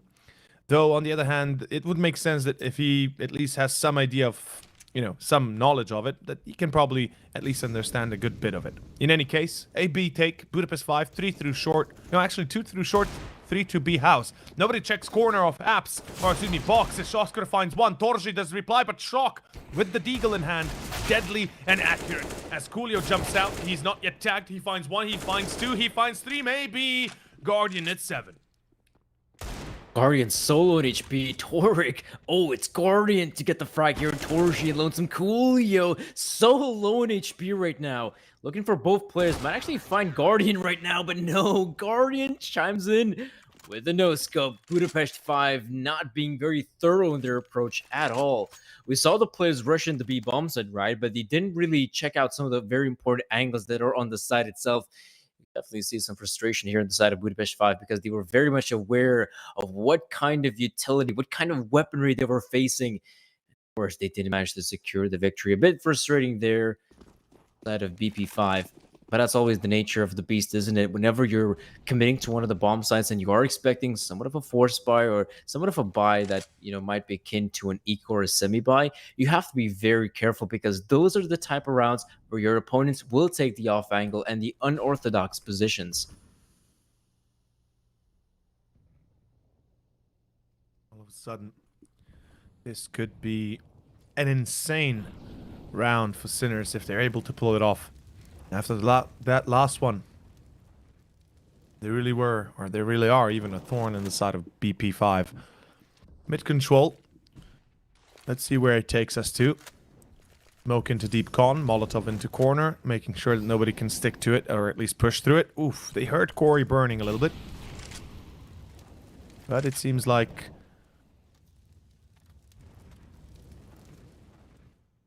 well, it seems like... it will be an A split, at least by the moment. Oh, failed boost. Okay, that's a big tell now. Sinners now know, okay, they tried to boost, probably failed. Or if they did boost, perhaps one is on the corner there. Guardian. Good entry. Coolio, of course, going in through underpass into B house. And this will be another B take by the looks of it. Flav is the lurk towards A, and if they can find him... oh, Torek, I'm fairly certain he might have an idea that there's somebody naps. Oscar, the timing here couldn't be worse. Torek, luckily, is ready for the refrag, and there we go. 3v4 and a B take behind it. Guardian finds himself a second, Danny, and this looks like it's going to be the third to Sinners. Absolutely. Sinners, they managed to hold off the B bomb side once again here. I will admit, though, I mean, initially, I thought that, you know, Fleeve, with the advancement there towards that A side, I actually wondered how much damage can he inflict. Can he actually kill the Opper? Well, he does, but he does not look towards the ramp position. If he somehow manages to get that second kill, that, you might think, is pretty damn impactful. I wouldn't say so necessarily, because the problem is the players towards the B-bomb side, they commit just way too quickly. They commit towards the B-bomb side, and it's as if Fleeve's sacrifice just comes in vain. It just really wasn't important at the very end of the day. But for Budapest 5, it's back on pistols. Some of those upgraded Deagles coming into play. Kevlar, that's about it. Not expecting too much here out of the Hungarians. Let's see where this one is going to be leading us to. The Hungarians, of course, now on pistols himself. As you said, they are not going to be destined for a lot, but they can definitely do a little bit of damage more. Though Guardian! Oh, woo! Guardian! Let's go for the ace, buddy. This would be one way to get back into it, and indeed he goes for the 5. No, actually, yes, he got it. He got it. No, okay. For a second there, it looked like he might not have, but yes, he did get all 5, and that'll be a beautiful, beautiful ending for the round itself. Sinners successfully picking up their 4th and their tie, and you can tell here Guardian is hungry for these frags, man. He was like, yeah, I want all of them, and indeed, he got all of them. Well, Galils and AKs out for the side of Budapest 5, and an A take. Ooh, and a fast A take. I like the idea. Let's see if they can get anything out of it. It's going to be very quick here. Torek dealing damage, getting kills. That's perfect. The remaining players try to move in. Corey, good pickup on Torek.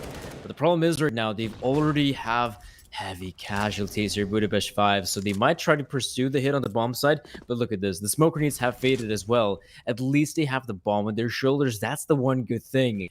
But in all fairness, they might have to look for greener pastures as elsewhere.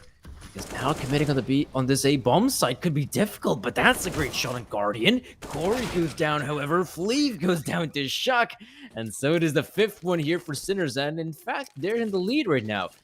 You'll notice that initially it was Budapest 5, you know, that started to pick up those rounds here early on.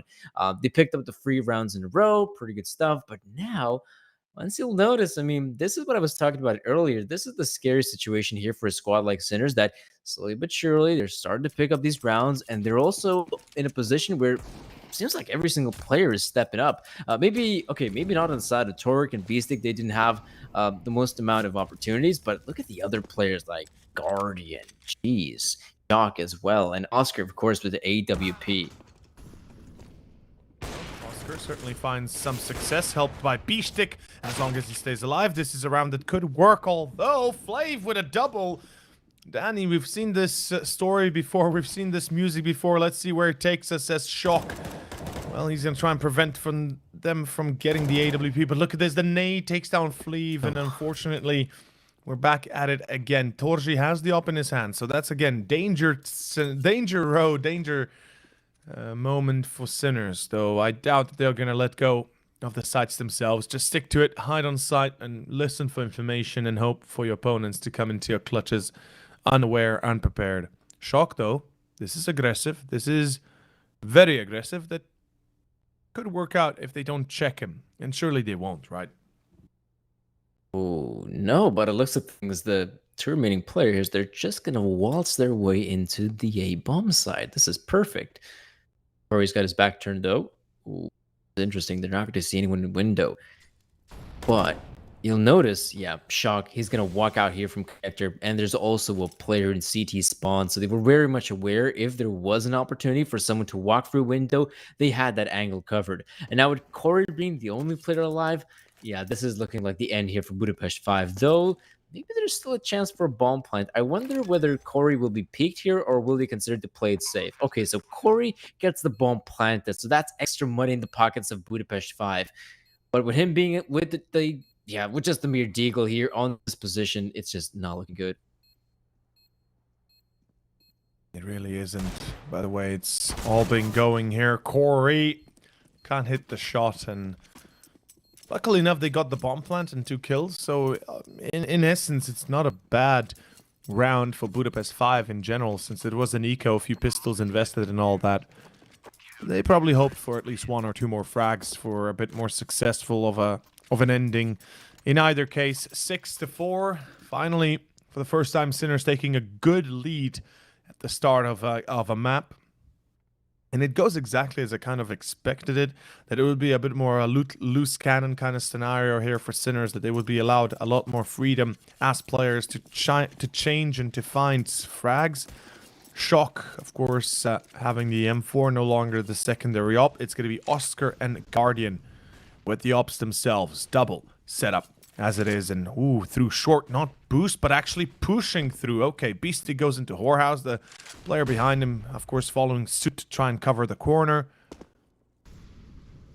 And I like this setup from Sinners, but they are risking a lot if they stick to it after getting an entry, and I hope they won't do that, because once you get an entry, that's a free ticket to victory if you can hold it. I mean, it's so important to hold middle for the terrorists, but as well as for the CTs, that's why Shock has not abandoned his post. He keeps on holding in this area and not going to move an inch right now. It's a very powerful position, plus that gives him a lot of information that, you know what, that short push isn't happening. Instead, though, we'll even notice a very peculiar matter here on the B bomb side. I mean, there's really no one on the side itself. We only have someone like Oscar that's just overlooking the bomb side, but he's out there in that shot position so that it can be very quick on a potential retake towards this A bomb site. Sinners right now are having a tremendous read on the situation. They do. They seem to be aware of what is happening, what is coming their way. Sinners, if they can keep their cool, if they can get the rotation here fast enough, and already with the fact that they have, of course, Oscar in kitchen, although Guardian gets caught in CT, that could be a bit more troublesome. Torek waiting in sandwich, an unexpected position and a very checkable position, and Corey jumps on top of his head with the AK. Beautiful little action. Shock holding from Con. 3v3 retake. Still possible, still openable. But that Molotov will prevent them from planting. This is a good timing. 10 seconds, 9 seconds. Time is everything from this point forward. Nades flying into the plant as well as Beastic finds 2. Amazing success in Torji. 1v3. Is he prepared for the peek from Triple? Yes, he is. But he misses his shot. Tries to change up for the AK. Can't do it. And that is going to be the 7th round for the side of Sinners. What a beautiful retake, Danny. That was super important. That was a massive here from Sinners, but I also want to point out that the entry frags from Budapest 5, I mean, they were also really sick. We saw that initially. You have Corey checking out here, right-hand side, pops the head of Torik. And so one of the big things here in this round was obviously that late Molotov. The late Molotov deploys that is deployed there on the bomb site, delays the bomb plant there from Budapest 5, and obviously from there on out, they have to focus not only on getting the kills, but also planting the bomb when there's just, what, 8 or so seconds remaining? Oh, yeah. So very, very good round here from Sinners. Absolutely wonderful. It is wonderful. It is enjoyable, to say the least. Budapest 5 now coming up short on every single round up until this point. It's not looking as good, as clean as it was, and it's certainly looking as well set as one would have thought to be. Oh, there goes Coolio alone through middle. Why is he alone? It's an A take and he's walking alone, almost a collateral, and it is a hit on Torji. Not a kill, at least. But a 4v3, all of a sudden, yet again, success in the hands of Sinners. And they might be Sinners, but they're having some fun, if that is ever to be said. As Torik finds himself another. It's Corey and Torji. No chance for success when Oscar comes in hot. And there you have it. Torji 1v4. He has no hope to succeed here. Has to eco, has to save, and gotta be honest, man. This is very, very troublesome. I mean, this is now the horrible situation here for Budapest 5 because Sinners, they're hot. They're firing off in all cylinders, and you can also see that double up setup that they have now with Oscar and Guardian. On a map like Mirage, it is deadly, and Budapest 5 don't necessarily have an answer for it. Yes, it will have the moments when, someone like Guardian might overstep his boundaries a little bit, over peak, so to speak. But even so, that's not necessarily the reason why they could potentially lose a round. I mean, it's the other players that are holding their line, not giving it up. The guys from Budapest 5, yeah, definitely having a difficult time here on T-side Mirage, but it's good to see that they realize things are difficult. We better take the time out. We better have that discussion. So looks like they might even consider investing into this one by the looks of things. But yeah, folks, if you want to trade up your skins, be sure to head on over to CSGO Money. Get rid of your old skins. Those old skins from last season, what are you doing with those skins from the Phoenix case? Get the hell out of here, dude. Get yourself some new and fresh skins over at CSGO Money. Run. Get some money. Get those skins, guys. If you've got a bank account or a credit card that you can waste a few $100s, go and see his money. Buy some nice skins. They might be worth a lot more by the end of the year. You never know. Either way, Galil's in play, aren't they? And Deagle's again on Torji even. Of course, Kevlar's and a little bit of utility to support all that, but so far, Budapest 5 has been having a horrible start of the map. None of them even going above 10 kills so far. Not even 8 kills. As Guardian pushes up top middle. Nobody from Underpass to support that. Beastic finally gets caught. Coolio with his first in the round itself, but the tag still comes through. Oscar hits its mark. And this is going to be a round that might just be a decisive one for the map itself. This would be 9-6 and a double nade again. Beautiful stuff. Oscar doesn't even die. He might burn to death here, but Guardian helps him out. Protects the corner, protects the flank as Guardian comes in hot with a second. A hat trick for him and a double for Oscar. With the double up setup, it seems like Sinners are unstoppable. And, we were in doubts, weren't we? At the start of this game, or the second map, when we heard about the fact that Guardian's coming in as a replacement, we're like, maybe that's not the best. Maybe that's not might not work out, but at the end of the day, it seems like it's a right choice and a right protocol. Tactical timeout for Budapest 5. And another pistol Kevlar eco here, as they're forced to play with Tech 9s and Deagles and a little bit of utility. I mean, Sinners, this is a whole new different Sinners that we're seeing here. I mean, this is a much better fragging Sinners. I'll definitely give you that. Because if you do compare them to, say, Vertigo's T-side, they had some difficulties for sure. It was also on that CT side where we actually saw the players get in position where they managed to win out second map of the best of 3. So, and also remember Dust 2. Dust 2 CT side was also the area of the map where they started to pick up a lot more rounds than, say, the T side of Dust 2, right? And this current or the current team, the current 5 members, just seem to do a stellar job here on Mirage. And well, it's going to be a simple round here from Budapest 5. We've seen them try these ones time a dozen. This time, though, Torek not pushing just yet, being very careful, but still gets his noggin removed by Corey. Guardian, good jump here on Coolio. Only 2 players remaining here in the form of Corey and Torshi, and yeah, this is not looking good. There's plenty of utility on the side of Sinners. They can just smoke off these positions, Molotov out the players, and go into that easy defuse. Yep, that's exactly what's going on, though. Corey, there's in fact 3 players on the stairs, but yeah, it's still going to be a good round win for Sinners. Definitely is. 10-4. This is getting absolutely out of hand. 15th round, last one for the first half, it looks like. And, well, luckily at least a full buy for Torji with the op, the rest with AKs. Corey, the one that gets up to 10 kills. And Camion, unfortunately, his truck driving skills might be better than his CS skills right now, as we do have a single frag only on him.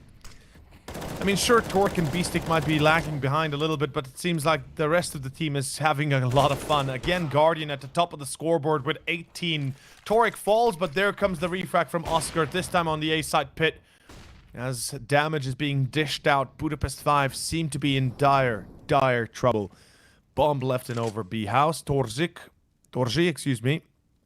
Let's see if he can get the shot off. Camion coming in hot. Does he check Edward? Surely he does, right? It's a classic position you have to check when you cross it. B-Stick is already waiting on a bit of an off angle, though, so it's a good chance that Camion falls here likewise. Oh, the timing couldn't be better. Camion luckily checks it as B-Stick gets caught. And a Camion second on Oscar. This is perfect. At least Budapest 5 seem to be capable of picking up a 5th. Or are they? Oh, hold your horses over. Look at this, Shock still holding his position, and you have Guardian coming in the backlines. Shock, great frag here in Corey, and now look at Guardian go. He's in the backlines. No one's anticipating him to come from the apartment's position, so he could actually know he gets caught out by Coolio in the end. Lonesome Shock remains, and it will be Torji to secure the final frag here for Budapest 5. 10-5 is the current scoreline here. We could even see that Sinners, I mean, they had a very good run of form. 9 rounds in a row being picked up until the very end, where we do see Budapest 5 finally bounce back. But this has been a showing of dominance, pure and utter dominance from Sinners. Quite insane how well Sinners are able to play with 2 replacements, indeed. I'm a little bit, again, a bit distraught by the way that Budapest 5 failed to get any sort of success in this first half. 5 rounds for me is not successful for this first half. And Coolio, the reaction here, I think, confirms it. Definitely unhappy with how it all went down. Kronos, I believe this is the coach of course, Budapest 5, if the mind serves me correctly. Flav, of course, another player. B-Stick here from the side of Sinners. Very calm and collected, by the way. I'm surprised that they're so calm and so collected at the same time. That they don't seem to be having any sort of, high ups, high downs. Because usually when you start losing or winning hard, there can be moments where things get a little bit too hot, a little bit too out of control. Either case, what you can get and what can be out of control is the fact that you have 165 Hz refresh rate on the Red Magic 6 series, world's smoothest smartphone. And if you throw it down a block of ice, will it travel further than a hockey puck? Since it's the world's smoothest phone. Okay, I tried to be funny. I know. I was thinking that you're probably going with an angle with the philosophical question of if a tree falls down, does it make a sound? And I was thinking, where's this going? Yeah, no. I'm not that. Unfortunately, I'm not that complex. I mean, I wish I would, but I'm not. 5'10", man. 5'10".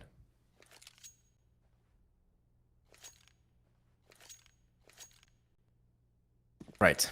Utility invested here in the side of Budapest 5. Actually, quite interesting to note that we do have the HE grenade, the smoke, and the flashbang here for Coolio, the utility player. course, you also have the defuse kit as well. So that could be a very interesting setup. But as you'll notice, the grenades are stationed towards the B bomb site, and the action is happening towards A. Corey gets the first one here in Guardian. There's not a lot of utility on the side of Sinner, so they're just going to try to barrel their way through. So far, there's at least one good kill coming their way. A second one here from Shock. A third from Shock. Maybe that's enough to try and get that bomb planted, but as you notice, the bomb's in an awkward position. Torshi gets the one, and so Lonesome Coolio, who has come in, and he will go down to Shock. A great victory here for Sinners as they continue on their streak. That's insane, man. Shock getting this much control, and more specifically, getting that round and those 4 kills. Fair enough. I mean, that kind of puts it into perspective as to what we should be expecting itself, or what we should be expecting in general. In any case, let's see where we go moving forward. 11-5. The second pistol goes to Sinners likewise. And this is a very dominant start in this third and final map, Mirage, of this best of 3 series. Corey, nice opener. Very accurate, very deadly. But Sinners ain't stopping here, as they're already moving on towards side through pit. Being very careful, those Sinners, and they absolutely got to.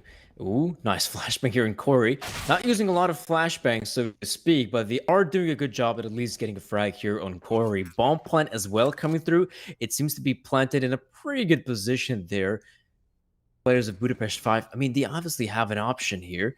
They might potentially don't want to die and give away their life and $300, so to speak. But at the same time, they're just with USBs. Torshi, of course, the only player. Oh, that is awkward. No one's really looking towards CT spawn. Fleeve gets the frag here in B-stick. Hello? What's going on? Coolio with the frag. And Slotsome Guardian who remains. The defuse is coming through. And Guardian, he goes down as well. Insane success for for Budapest 5. And I mean, the fact that... Yeah, I mean, Coolio, the fact that he gets those 2 kills there, that's what really kind of puts it into this position for the rest. And unreal success is really what comes out of it all. Unexpected success. 6-11. And Budapest 5, they somehow secure a round they should never be able to get in the first place. I'm just... Yeah, take, I don't know, technical timeout, some sort of pause, because I have no idea how they managed to win around like that. Surprise, surprise, but yeah, the ASBs somehow managed to pull off an impressive victory here. I mean, if you wanted to actually start off some momentum, or at least kickstart your run here in the second half, and you don't lose, and so to speak, you don't win the piss round, winning a round like that is second to none, really. It is a great victory here for Budapest 5. So the guys here probably going to be very happy about their achievement.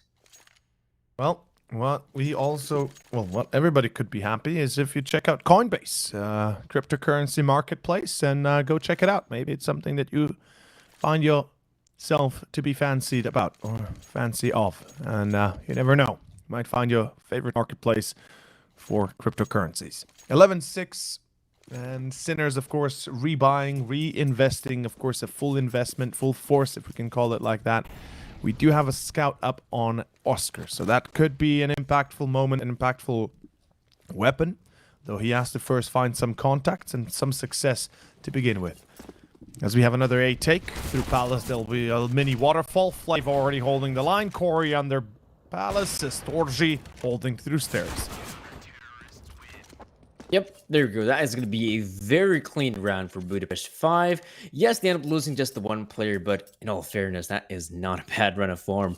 As for Sinners, though, yeah, you can see their economy is in shambles. So, yeah, absolutely. Go for the one simple eco. Eco this one out and pick up the real guns in the upcoming one. Well, it's going to be an opportunity coming up pretty soon here now for the side of Budapest 5, as this eco, of course, should be no problems, no questions, no problems about it. Overall, it seems like Torji, he's already on the line. Kamyon helping him out. And at least he's getting a few more frags, raising his morale a bit better, a bit more. Either way, 11-8. And here comes the buy, here comes the investment that we've been waiting for. The chance for Sinners to keep it up with 12, 13 or more following suit. Gotta be honest with you, Danny. Here, I'm surprised that Budapest 5 were even able to pick any rounds at all. But that second one after the pistol was what really threw them back into the game. I mean, right now, they've got a really good opportunity here. The guys here from Budapest 5, after winning that full eco, that really has to give them some confidence, doesn't it?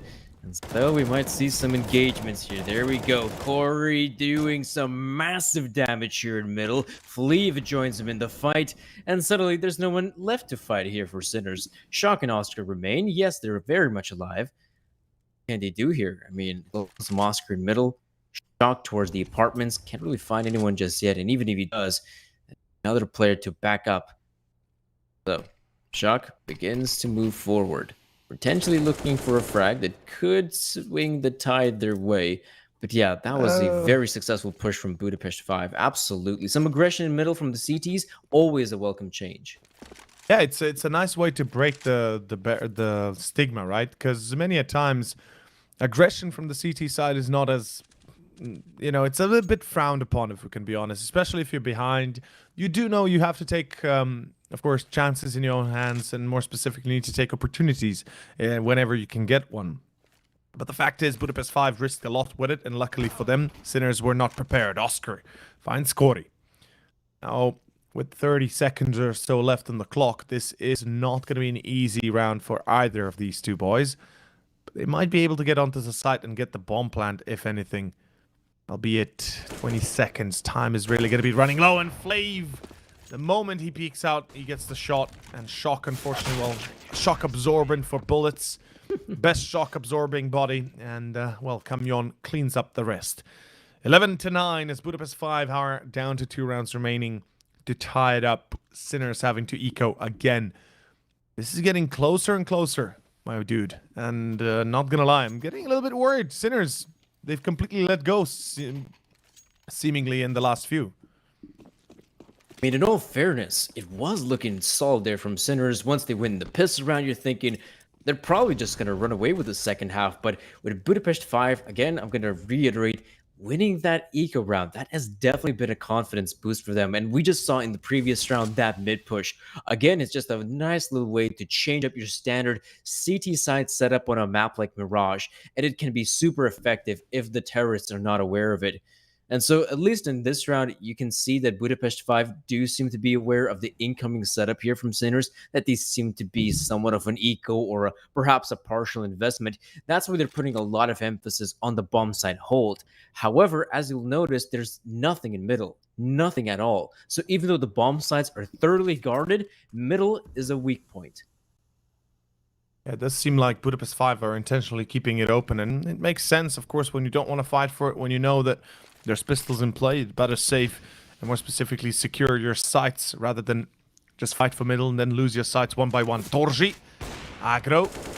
This gets Shock, kind of confirms what's already coming out of course, Connector, Guardian. Good refrag, but it wouldn't last long, and it won't last long. Torji with a double, triple overall. Might find the fourth, and indeed he will. 10-11. A tie is upon us. But first, the buy. Sinners, full investment. Up on Oscar, already out. And I actually would have loved to see Guardian with an up here. Because Oscar, even though he's a great upper and all, maybe Guardian is feeling it a little bit more right now. He's on 20 frags. He's definitely putting up the performance you would imagine a player of his standard to have. And given the fact that he hasn't played for over a year professionally, or at least in an actual game, this is a great wake-up and warning call for him. In any case, ooh, look at this. We talked about aggression earlier. It's not really nicely looked upon. Kamyon gets one, Flav gets the second, as they do lose Coolio beforehand. They're able to take control of the pit area, at least a bit more successfully, more specifically out of theirs, of course. And Sinners, no reply, no nothing. Left stranded and more specifically damaged. Grenade from Fleeve. Ooh, that's actually a nice one. Lands on the head of Oscar. And look at this. The aggression is not slowing down. Players here like Fleeve, of course, not going to gather any intel. The smoke grenade blocks off his vision. But you'll notice Budapest 5, a lot of presence towards the A bomb site. Nothing towards B, in fact. The only player who could potentially spot out a B push is in fact Torji. But look at his Scott, position. oh He's with no, the he out timed out. AWP. No. That's unlucky. Oh man, and he has the bomb. Ooh, that's Oh man, that sucks. I hope he's gonna be coming back, but seems like he's completely out of it. Oh man.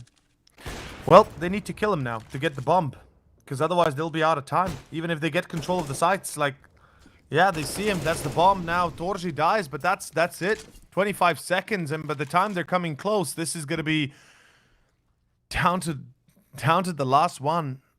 Budapest 5. All I'm gonna say is luck is on their side, and that's a certainty. With Oscar timing out, they will not expect Flav and B-Apps, and indeed they won't. Flav easy. 11-11. Ouch. That's a big ouch.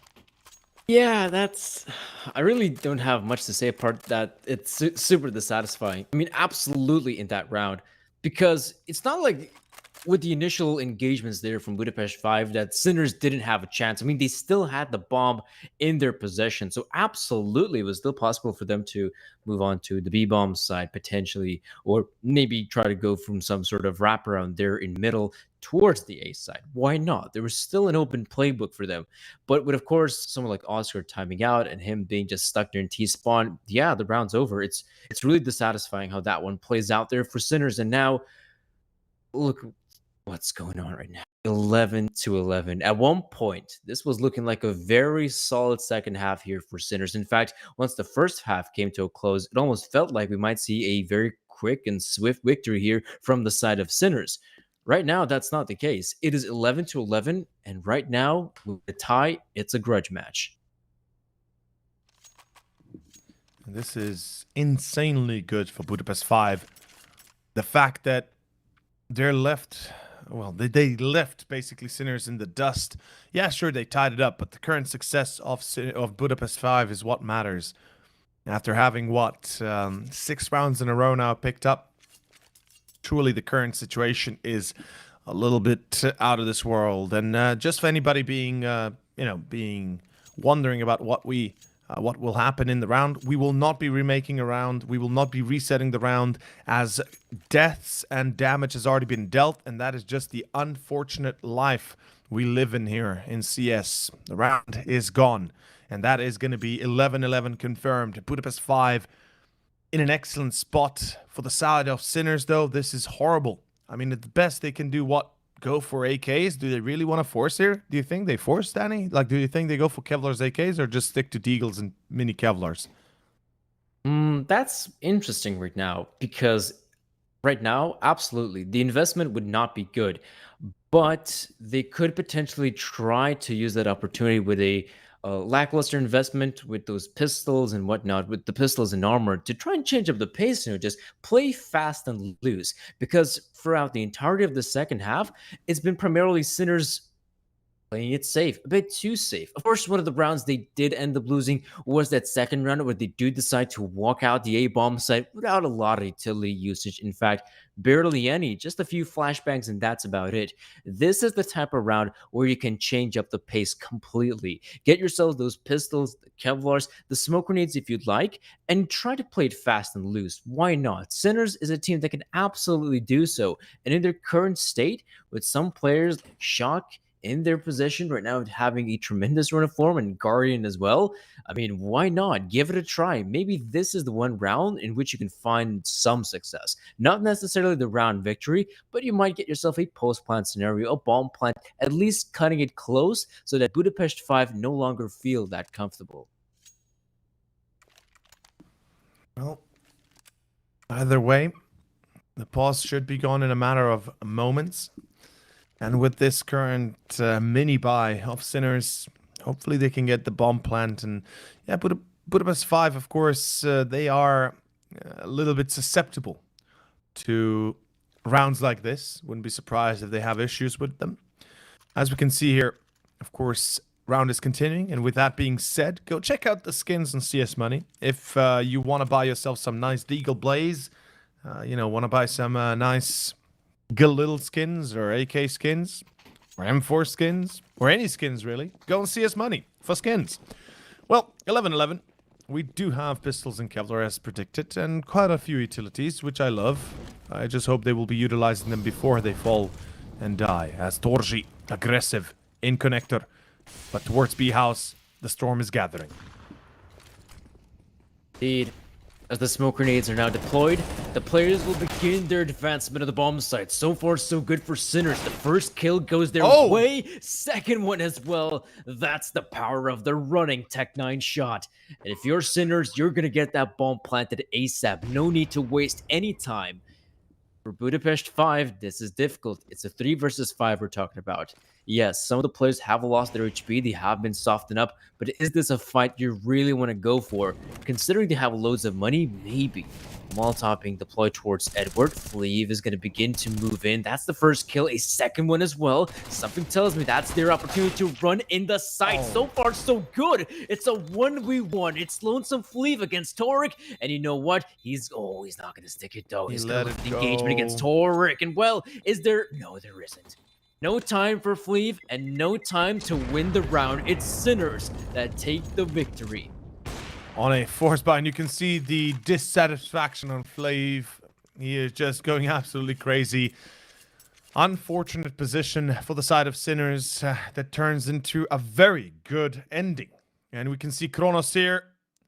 We can see him facepalming for a second. Of course, the coach of Budapest 5 not being happy with the outcome. And we can see the reaction of the players themselves. Fleeve, look at how mad he is. I mean, I can imagine why. It really was a little bit too close, and it goes as predicted, right? Budapest 5 are susceptible to losing to pistols and Kevlars. It's not the first time, and hopefully it will be the last one. But in any case, 12-11, Sinners win themselves the continuation of their success, as Torek will find his first in Underpass. The push from Corey. That seemed like an act of desperation there from Corey as well. Exactly. I mean, no backup, no nothing. He pushes out there by his lonesome. Even if he somehow gets the frag, it doesn't necessarily have the backup in middle. So that was a very peculiar choice. Either way, to tell the story, isn't it? Yeah. Right now, for Budapest 5, that is not the start they're looking for. But we'll just have to wait and see, because right now, also witnessing the mid take coming in here from Sinners. You have Fleeve holding the high ground, waiting for more player to come his way. And well, it might just be a certain Guardian on the other side. There we go. Fleeve gets the frag and backs away. Great start. 4v4 right now, and it looks like it might be a B attempt through Con. Torek will be caught. He's going out alone through Con. What is he thinking? He tried to lurk towards jungle and in towards, of course, kitchen itself if he would be able to, but two players on B side, Fleeve, and of course Coolio. Coolio already starting off on Shock.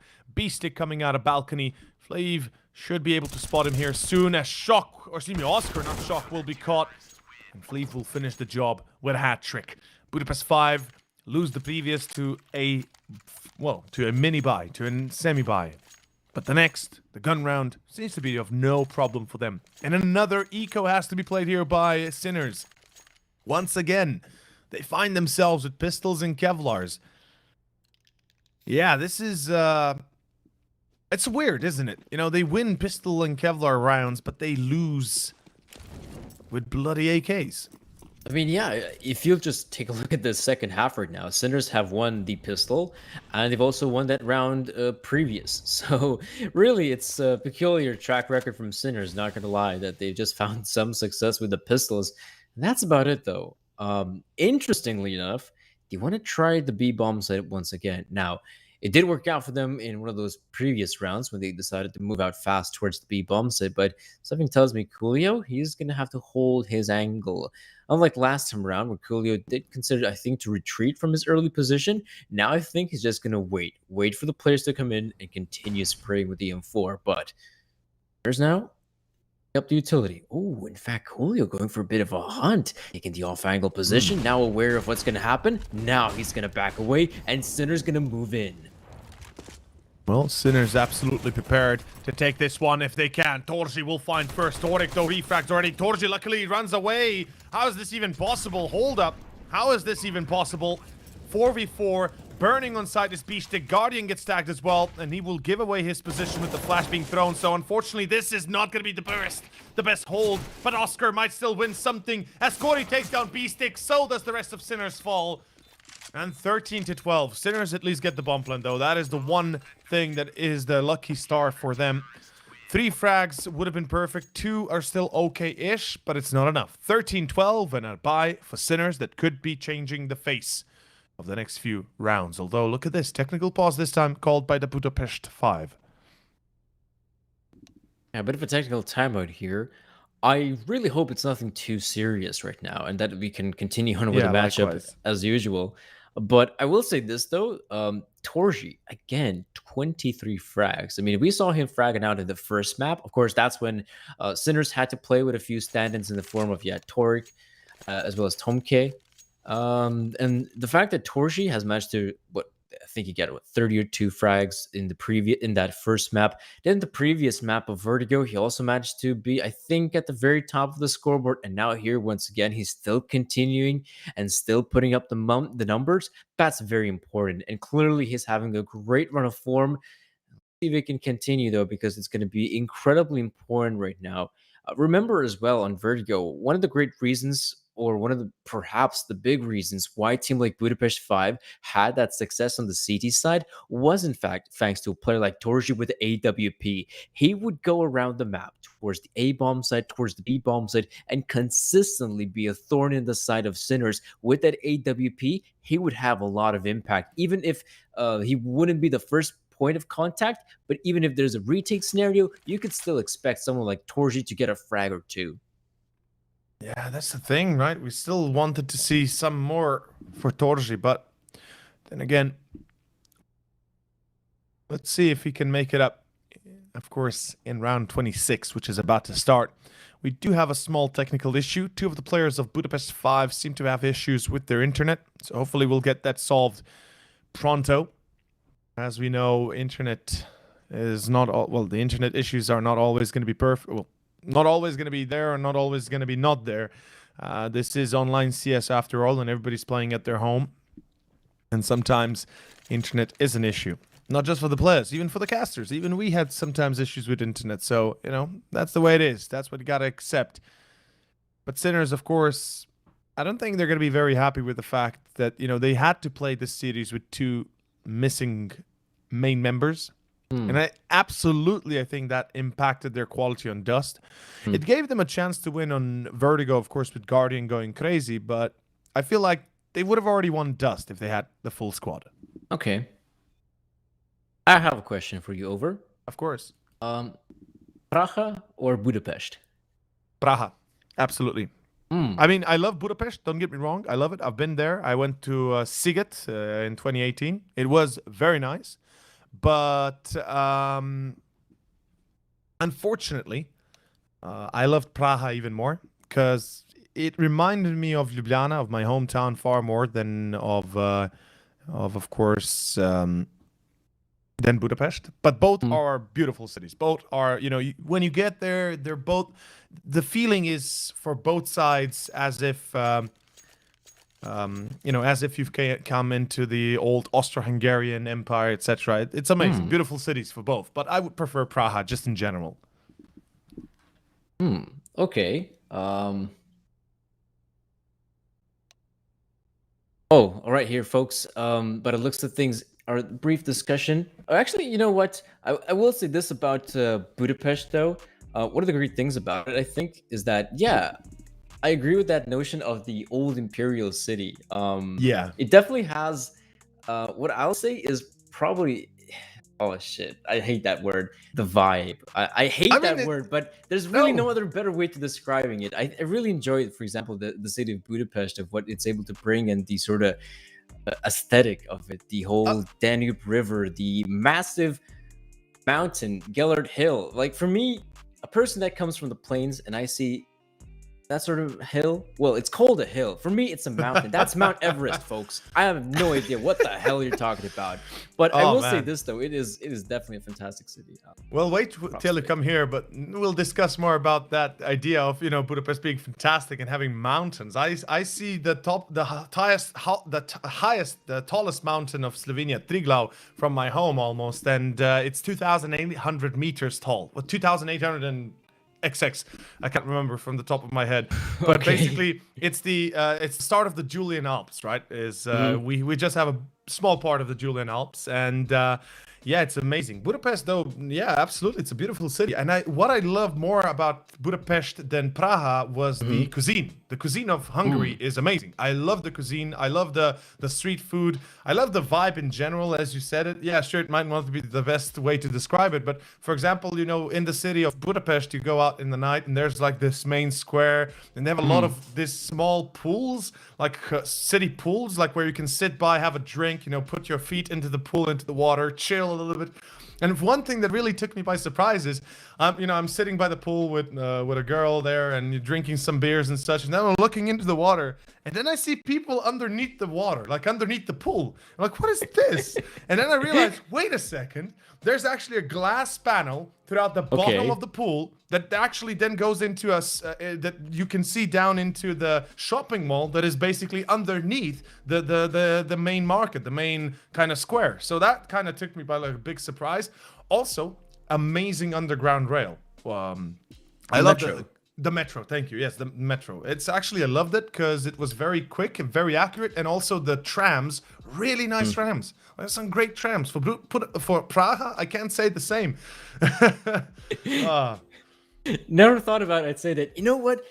You know what's great about this city X in Europe? The trams, man. Big fan of Dude. trams. Dude, you'd be surprised how Okay. bad of a tram system some countries have.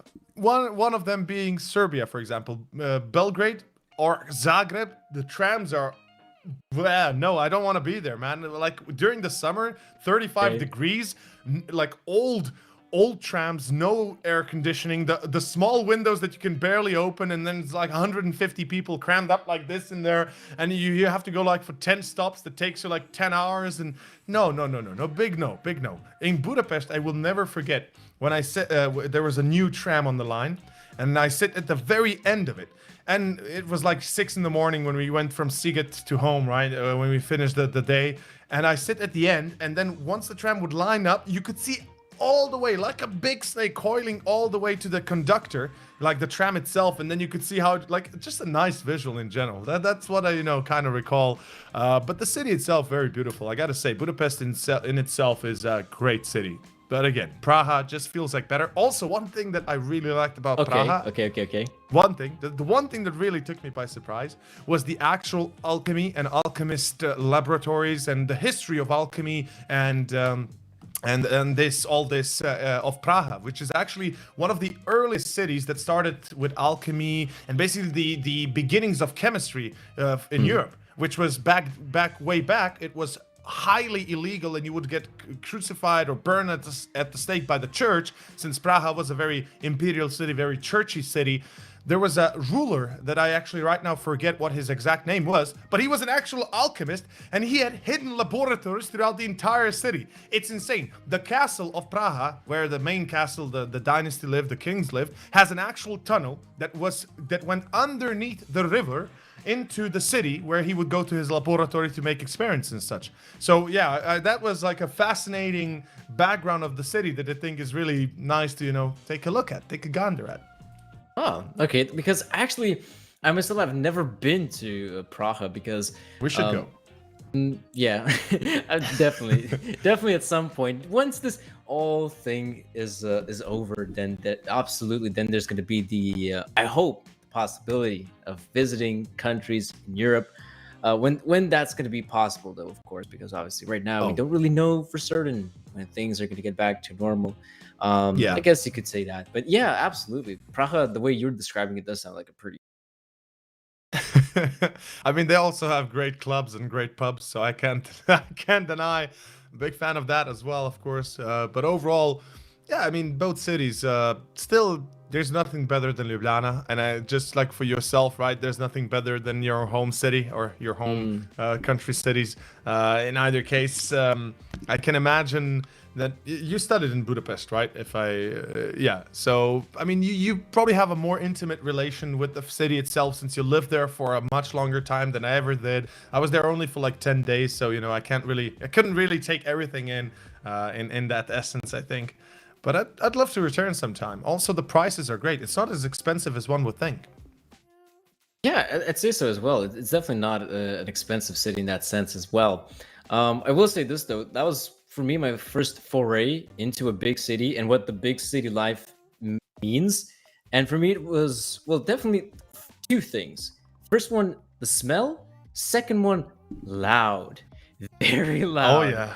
Obviously the smell is probably the worst thing. I think I wonder if it's a big city thing in general because I'm not a big city person, so I can't really say whether the smell is in fact how it's meant to be in a big city. It's bad. Obviously, It's and I bad. can't really describe it because it's everything in one. It's not just, oh, you might say it's just the feces, or it might just be the piss fountain on the left. No, it's the mixture of everything, of every yes. facet of human, not even necessarily Garbage. existence, Just say garbage, whatever it might be. but yeah, garbage and all of that, and obviously the noise as well. That I do remember that it's.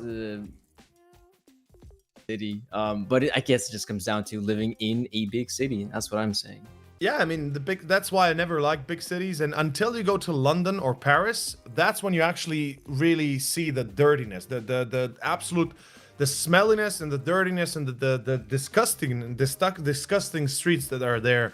Like, yeah, sure, you go to the main, the main things, the main attractions, but once you move out a little bit out of the ways of that, oh boy, it's just, you better run for your life because it does not smell good, does not look good, and you don't feel good.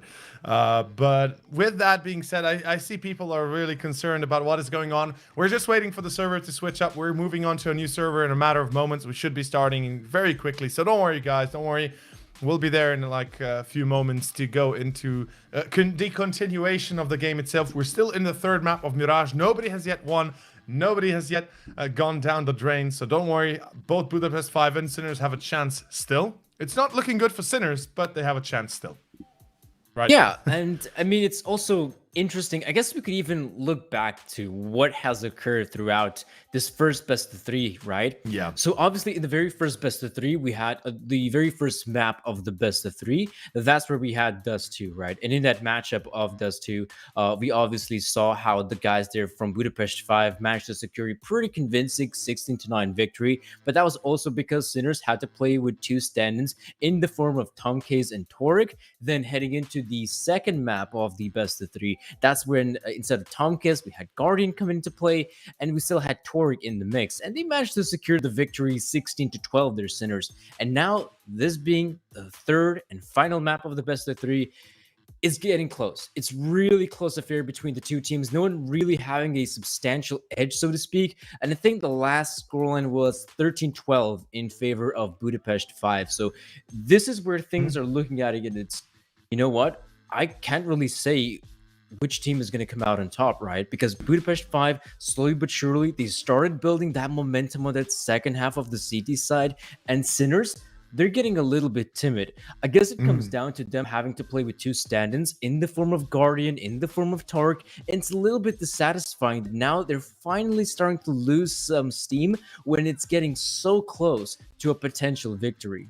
That's the thing, yeah, that they're losing control, and more specifically, that they're losing the speed that they've been able to get up to this point, up to the 12 rounds they were able to get.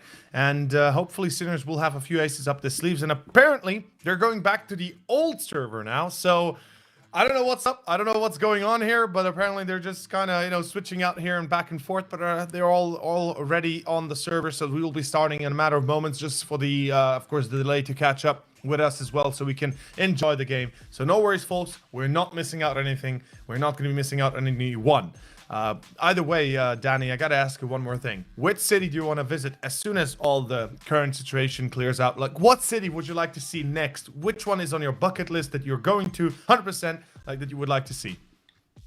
The first one that you will go after all this settles down and, you know, we have free travel. No constrictions. I'm gonna go. It's gonna be a simple one. Okay. Because you asked of the first city, outside of Outside of my your country. Yeah. Yeah, so I'm probably gonna go to Latvia in all fairness, to Riga, because that's where a few of my buds are currently studying at, and it's also a place that I'm planning to visit. Get a friend of mine as well to see how he's been doing. Probably, yeah, that's gonna be, I guess, my first foray into the foreign land of Latvia. But yeah, Riga, nice city as well. Definitely, geez, now that I'm thinking about it, all of the capital cities in Europe are nice. At least from my experience and the ones that I had a chance to visit, it's like, you know what? This city right here, it's nice. This city right here, this small little city, it's still a nice city, man. Well, then I have to double down. Keep coming to get to Ljubljana fast. And what we're also getting to is the game. 13-12, ladies and gentlemen. Budapest 5 on their CT side, Sinners on their T. And it is the last map here of this best of 3 series. And, well, let's see if it will be delayed any or if we're going to go into OT. Either way, full buy for Sinners. And let's see where they go and where they leave us at. Flav helps out Corey. They got the entry. Fall back. Budapest 5 playing it safe. Let's take a look at this one, though. Fleeve, very much aware of the advancement, though, but he's not aware of the incoming flank. Very good stuff here for Sinners. Look at Coolio. He goes down. The spray doesn't connect, but Torshi's bullets sure do. And so Corey as well stepping up, but it's Oscar. 1v2. He can be a dangerous adversary, but he's not aware. Oh, he's not aware of Corey, and it is 14-12. Budapest 5. They managed to hold their ground on the B-bomb site, and once again, it's Sinners on the back foot. Yeah, Sinners find themselves on the wrong side of history once more. This is a problem, and it's not going to get any better anytime soon. They don't even get the bomb plant, which is even worse. The money is there to go for a buy, is there to go into these, of course, AKs and utilities, more specifically grenades to be bought. Smoke onto deep short. Let's see where it's going to leave us at as we move on to another B take. But the looks of it, Sinners really liking B these days. And I'm not particularly sold on the B take so far. I mean, so far they haven't been overly successful. Besides the one pistol round, or force buy round, I guess you can say, that they were able to get the round win. Everything else seems to be more on point with Budapest 5. I guess they're also looking at it, you know what, Camion, this is the position he's playing at. This is where we can try to abuse him, but the problem is they can't even exit out of the apartments. Okay, good shots coming in here from Camion. Shot getting a few. Oscar moving in with the Galil to secure yet another frag, but he's by his lonesome 1v2, and even Oscar, the man himself, can clutch against Budapest 5. 15-12. This is turning out to be like a potential victory here for Budapest 5. They're incredibly close to do so. Things are getting very interesting. Well, guys, if you want to try to level up your gaming performance on your phone, maybe you might want to check out some of the Red Magic series phones that are available. They have an incredible refresh rate, and if you're interested in playing some of the mobile games on the go, getting that higher refresh rate, just like on CS, it matters, folks. Quite a bit. Higher frames, or even, you know what? Frames win games. That's actually a good way to put it, yeah. Well, what also wins games is headshots. Oscar finds 2 as Camion will refrag 3-on-3 right now. This is getting a little bit hot as we do have Sinners leaving the bomb in T-base, but looking like they want to split in towards A itself. In Con, the one and only Guardian, through to his name. He'll be trying to sneak on past the defenses and detection of Budapest 5, and this could work towards B. They will be going, but already Torji here's the cross. Historic is caught. This is a problem. Guardian has to step to the plate. He needs some help, but the murder hole is not broken, and that's an issue. As now Oscar to oh no Oscar, no again. Oh man, and that's the bomb. GG 1v3. Guardian doesn't even have the bomb, Danny. Oh. That's What's so up with Oscar's dissatisfying. internet, man? This is just disappointing right now. It really is. I mean, that is going to be the way this best of 3 ends. I mean, Oscar, he can't move an inch. Clearly, he has some You could internet see my issues. face right now. Oh. Man. Yeah, I think it's something like that, isn't it? Yeah, it's much like that with a few more extra face palms. Do you know the meme where the guy has his face through And the tears. face, like his hand through the face, like the deep face palm? That's The what I'm deep feeling right face now. palm. Okay. Oh man, this is a Um, disaster. This is the worst win I think I've ever seen. I mean, it's a win, but it's a pretty Is it bad really a in win? that sense. I Is mean, it really a win? is it a win if you don't have to get the win? If you I don't have to win? guess. If you don't have to win to some extent, Oh, maybe. Yes. man. Oh man, it is quite dissatisfying that it has come to this. But yes, Budapest 5, they are the victors here of the best of three. They managed to close things out at the very end. It's a shame that we didn't really get to see the action, come to a proper end as it should be. Either one side coming out on top with all players alive, or maybe perhaps with a few players alive, and at the very end you have either the timer running out or the opposition just dying out. We didn't really get to see that. The timer just runs out, and so that is going to be the end here. I mean, Budapest 5, congratulations with the victory, and bit of a definitely a Yay, dissatisfying Budapest ending 5. there for Sinners. Absolutely. I mean, the coach Kronos, of course, will be coming on to give us an interview, a few questions of us, and all I'll say is Budapest 5. We GG. I hope that wouldn't have happened. Those were 2 rounds that Oscar unfortunately got timed out on, and unfortunately 2 rounds that go down in flames for Sinners. And with that, the game itself 2-1 final score. And Danny already said my only question here to BP5 will be, how did you feel when you first find out they will have replacements, and how did you feel before you found out they will have replacements? Because I want to know what was the mentality, how they went into this series before they found out about and after they found out the replacements. Yeah, because absolutely, when you think at it, Sinners, the higher ranked team, they're definitely looking a lot tougher. Plus, there's also that mental game of the fact that you've already played against Sinners, and you know what? You ended up losing the best of 3, 2-0 in fact, and your squad didn't even manage to reach double digits. So perhaps you're also, if you're going into a best of 3 like that, you have to prepare a lot more for a squad like Sinners, because you know that they've managed to counter you just a month prior in a pretty convincing manner. So absolutely, there had to be some preparation coming in. And I would also say, I mean, I'm basically answering the question right now, but I would say that they were quite satisfied on that end as well, considering, wait, we don't have to play against Neofrag. I'll Wait take a that. minute. And no Wait a Zetko? minute. Wait a No minute. Zetko.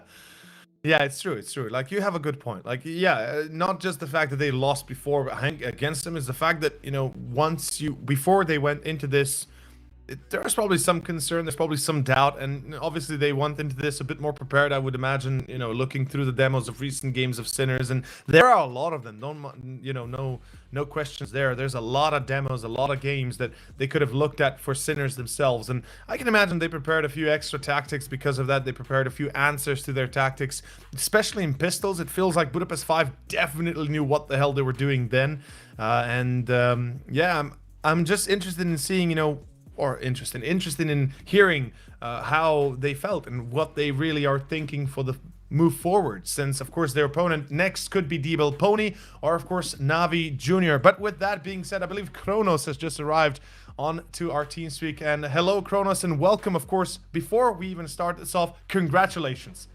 Thank you very much, and I'm happy to be here, happy to partake. Well, we are very happy that you guys were able to show up in Force today. You guys did great on Dust, a little bit less on Vertigo, and then obviously Mirage happened. But before we go into all of that, I'll leave Danny with the details of the match itself, but there's one important question that I have for you, and I guess for the whole squad. I know you might not have the answer for everybody, but how did you guys feel before you went into this match and didn't know about the replacements for Sinners, so the 2 replacements of Zetko and Neofrag, and how did you feel after you found out that they will have 2 replacements, 2 stand-ins? We were pretty prepared for this game. Homework, we studied how they played, and we had a game plan. We prepared it yesterday, we reminded it this morning, and we were secure. We were confident to play against the full lineup of Sinners, for sure. And at the point they say that they weren't going to play at first, because at first they said that they couldn't play, it was going to forfeit, I was disappointed, to be honest, because a win is a win, but I want to play and I want to show what we are capable of, you know.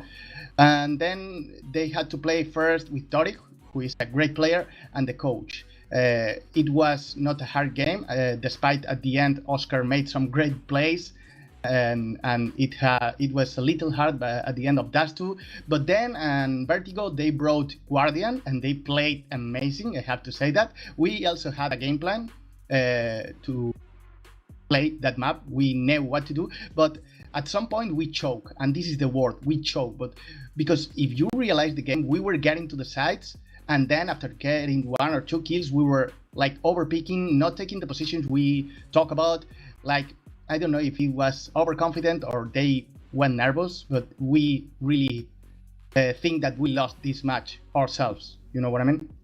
Yes, I understand. Thank you for answering that. Yeah, it kind of, I already thought that you guys would have probably prepared quite a lot against Sinners in advance. Doesn't matter if they have 2 replacements or not. And yeah, it kind of, you know, it kind of brings a lot into view itself. And Danny, of course, I bet you have a few of your own questions here. Yeah, absolutely. One of the things I'd like to ask about the map of Dust 2, in particular, considering that you had to go up against a player like Oscar, when you mentioned about your preparation, was there something that you prepared to counter a player like Oscar specifically, or maybe perhaps someone like Neofrag? Was there any sort of special preparation of those 2 players? No, not really. We are not making preparation against special players. We do preparation about what we think is our strengths and where we think they are gonna be weaker, and we prepare for that. We prepare for the first rounds, what to do if we lose this round, if we lose this other, what to do if we are in a losing streak, if we are in a winning streak, to play more aggressive or to play more passive. You know what I mean? This is how we prepare, but we do not prepare for special players. And speaking about that preparation as well, I'd like to ask about your previous match that you had against Sinners that occurred, I think, a month or so ago on ESEA Advanced, and you also played Vertigo there. What did you think you guys had to change in order to win Vertigo today against Sinners? To be honest, we didn't prepare that much this match. We at this time we had a lot of official matches and we didn't have real time to practice and introduce new things. What we done at this match was just to play our game, you know. So we did our strats and they really better than us. So there's not much to say about that. But according to this game, what we done is just see where is our potential, where we can make more damage, and try to strengthen these areas, you know, and try to find where Sinners were weaker and try to smash these areas like a hammer. That's actually really that makes the most sense out of all. And yeah, I'm happy you guys actually were able to to be going over the monumental success that Sinners had in the first half. Not no lie there. They had a 5-10 half on Mirage. I don't think that's ever an easy way to get out of a situation like that. And with that being said, Kronos, thank you very much for your time. Thank you very much for coming on here. And of course, again, congratulations for the victory. And of course, big and good luck up against your next opponent, who might be either DBL Pony and of course Navi Jr. Can I have 2 words? Yeah. Just to say that we are really happy to beat Sinners. Really good team, but we are a bit sad to beat them like playing with 2 standings. So we really hope to meet them again and see a real fight. Well, I hope that you guys will have the chance for that again and to have an actual fight against the full squad of Sinners. With that being said, folks, we have to cut it short as we are moving on to our next match in a matter of moments, minutes, and such and such. That was, of course, Kronos, the coach of Budapest 5, and we will see more of them in the future. But before we go forward, we do have DBL Pony versus Navi Jr. and Danny. We'll take a short break and we'll be back with the pregame of that series. Going down this thing, bury me, carry me, far beneath, fire and water meet, watching me think everything free, yeah. Everything free, down to the river, yeah.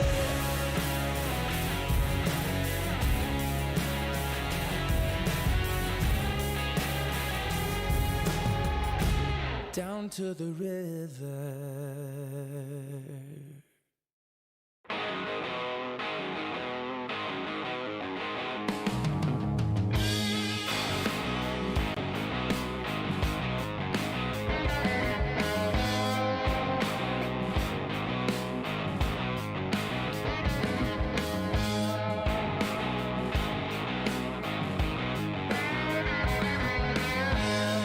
Thought you'd leave me, but you never tried. I thought you'd gone and left me here to die. On and on, you keep staying on by my side. But it's me who's going for a ride. Oh. Don't leave me now, don't leave me then. Don't leave me now, don't leave me then.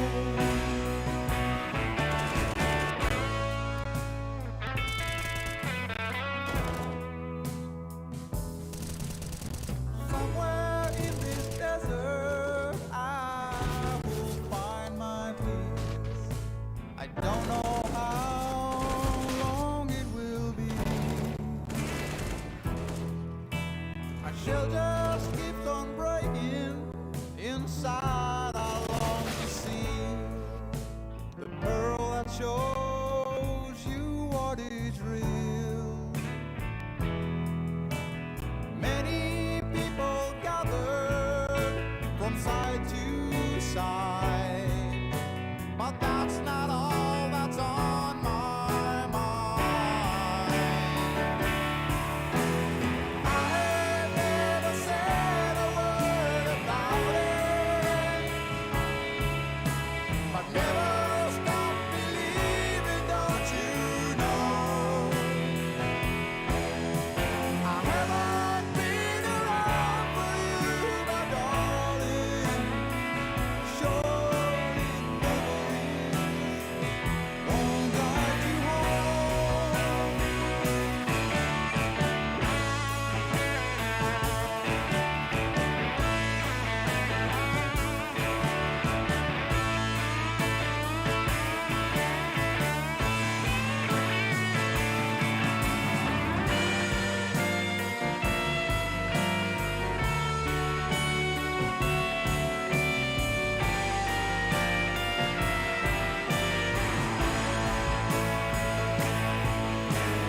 I have never said a word about it, but never stop believing, don't you know?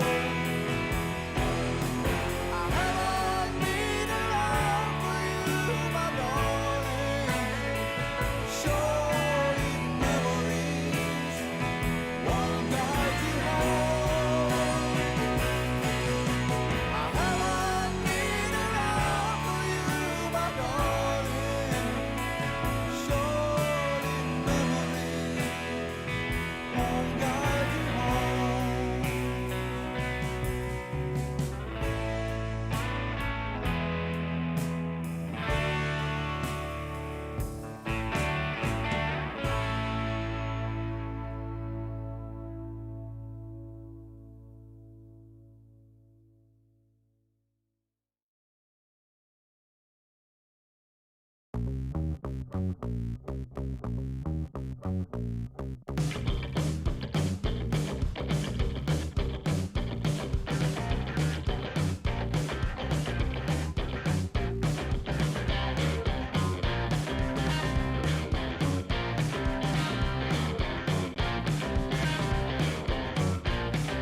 Music got the best in me ever since I was a child.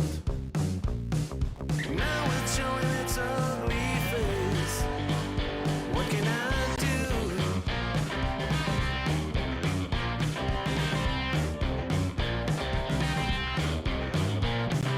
Music creeps into my dreams, wakes me into sweaty sheets, abandons me when nights died out. What can I do? What can I do?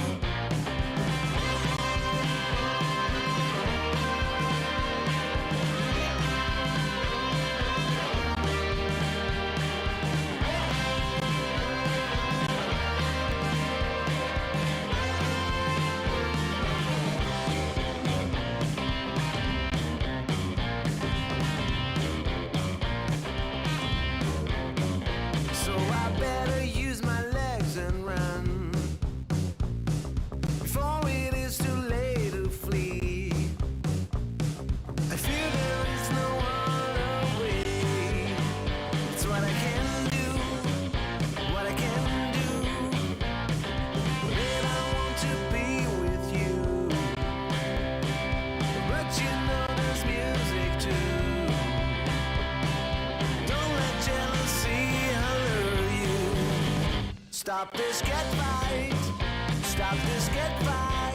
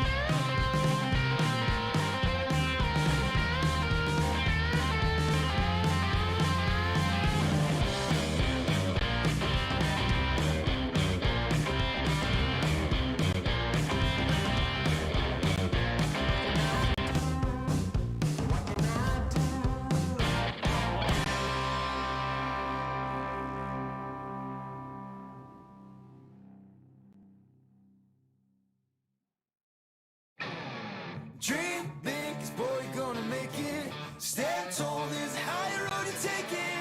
Let go of everything that you know and be wild in the mystery. Yeah. I've been in the darkness for 40 days.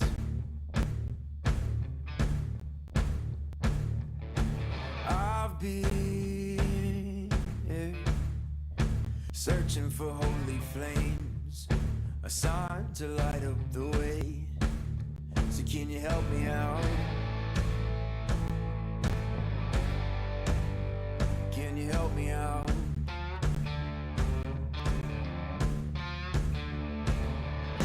I've been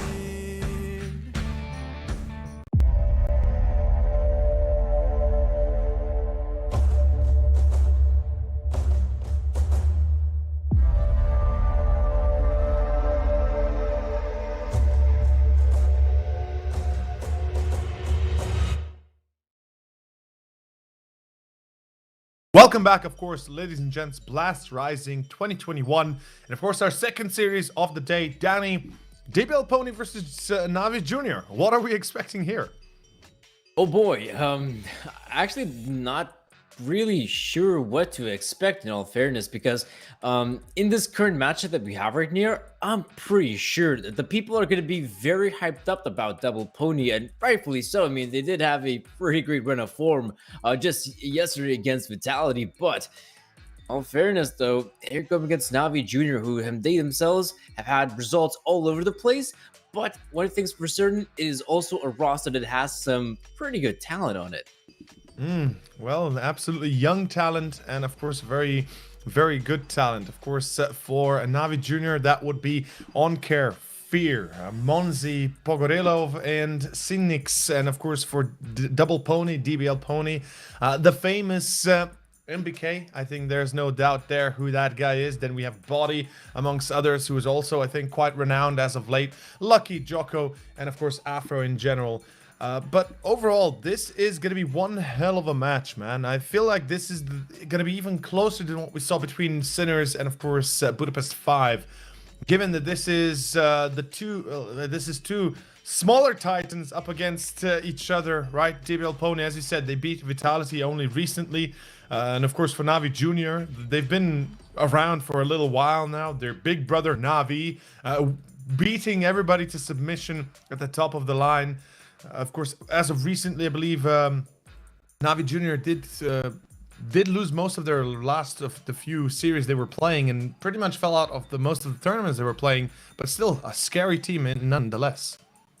Yeah, and I would still say for NAVI Jr., it's probably that individual fragging power. For sure, that's the one saving grace for this roster. Not necessarily that they're a sort of in-depth tactical roster, but they do have some great individuals that can pop off from time to time. For sure, that's the one great thing for them. And I'd say heading into a matchup like this, they could have that sort of playing together for some time now. That's the one sort of grace for this roster. But I will say, if anything, Double Pony, a fresh roster for sure, but also a roster that have decided to stuck through together even without an organization. And you know, from that recent interview with Body, it looks like, yeah, they want to stick together and see what they can try to achieve with this project.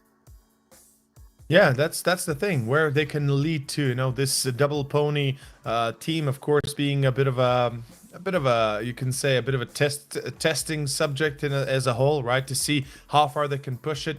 Of course, MBK at one point, he was considered to be already out for the count for the most part. You know, his last team that actually involved having some great success was Vitality, and that was like 3 years now ago. Then he moved into OG, and unfortunately that obviously didn't work out. As we know, the team kind of fell apart. Right now it is a new roster on the side of OG, but we are not talking about OG, we're talking about MBK and his current team. Double Pony, of course, starting in March. I believe it was in March this year, so about 2 months ago now, right, give or take. they've done some great stuff. They had some great achievements, and I hope they can keep it up. I hope they can keep performing like they have up to this point, and that will give us a great game, if you ask me. As of course, Navi Junior, the younger they are, the more they hit, the more individual quality they have, as you mentioned. That's the one thing that Navi Junior have going for themselves, is individual skill, and of course crazy performance by some of their youngest members.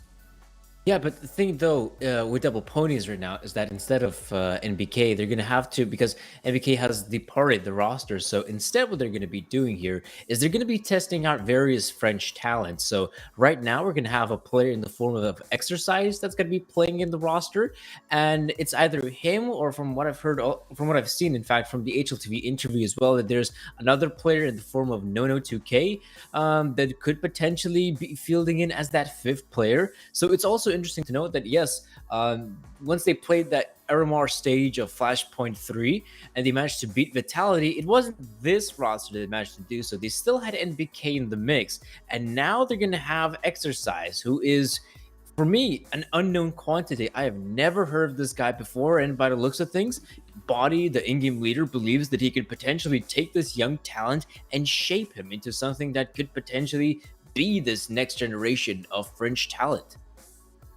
Well, it actually will be, of course, this new talent, as you said, Exercise coming in here, and I hope that Body, as an IGL and as a player, will be able to lead them to some meager success, to some sort of success.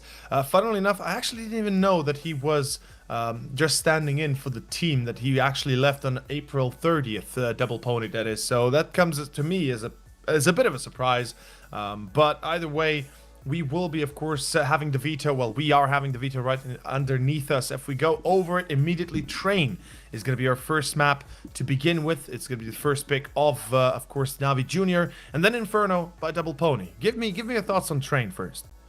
Oh, for Train, I mean, that is a great pick for a squad like Navi Junior, isn't it? Because that is by far their most played map. I remember that once this roster was initially conceived, that they were looking into some of the other maps. It was the Vertigos and whatnot.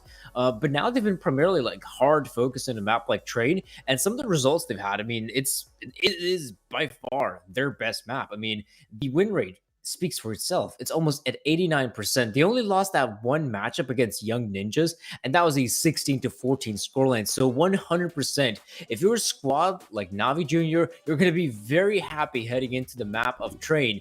But for a team like Double Pony, picking something like Inferno, I would say makes sense, because Inferno is a classic French map. It's also a map in which Body had a chance to play under various and different in-game leaders of the French scene. So for them to go to a map like Inferno, it just seems like a no-brainer. It's also the map they managed to beat Vitality on, though if I were to touch on that matchup briefly, and I think I might have mentioned this at the very start of today's broadcast. Yeah, you did, yeah. I just don't think that we saw, the good Vitality. I mean, that's a very interesting statement, considering Vitality is just undergoing some changes and they've just been, downhill since then.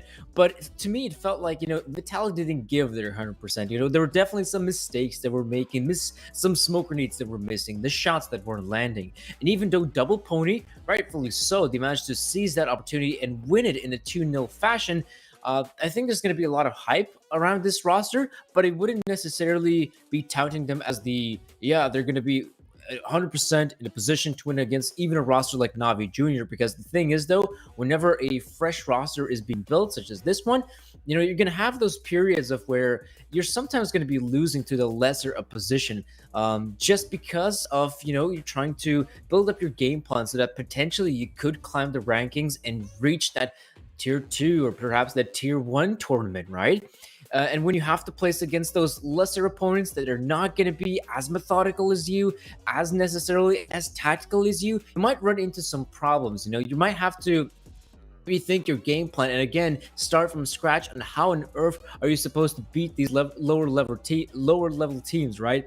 So for Double Pony heading into this matchup, I would still regard them as the favorites for sure, but I would say that Navi Junior are still a team that can cause quite a bit of a havoc for this Double Pony team.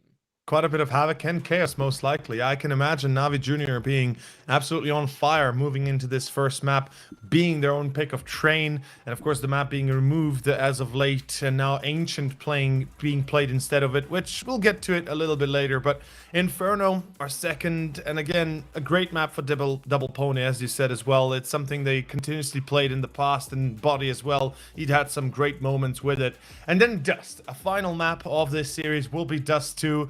The best map, if you ask me, for Navi Junior here, because it's a aim hard map, shoot harder, and, you know, hit even harder. But we'll see where it gets us to, if we even get to, of course, Dust 2, since it's still 2 maps to even get to that point. And starting off on Train, I have my doubts. I feel like this should be an easy first map for Navi Junior, especially without MBK here. And yeah, sure, again, you know, it is the 4 players, the 4 French players that have kind of established themselves as a bit of a powerhouse as of late, but I don't think they can really contend against Navi Junior when it comes to Train, man. I'll be honest with you here. I feel like Navi Juniors are way too strong. I mean, when you look at Monzi at 16 years old, he is just dominating the field. For Navi Junior being one of the most impactful players at 1.32 rating on HLTV itself is out of this world. And then you have OnCare, who in itself as well, a great player. And I think, yeah, you could also look at it as that, remember, heading into this matchup, Double Pony, they're going to be testing out a player, right? So already we're going into a pretty tactical map in the form of Train. So if you're a squad like Double Pony, you're probably going to be in a disadvantageous position, and rightfully so. You're going up against a team that knows how to play Train, and you're going to have to slot in a new player who has to play in a tactical system, and that's going to be really difficult, right? So that's also one of the reasons you could definitely say why Navi Junior have a pretty good opportunity, a really good chance to potentially win out this very first map of the best of 3.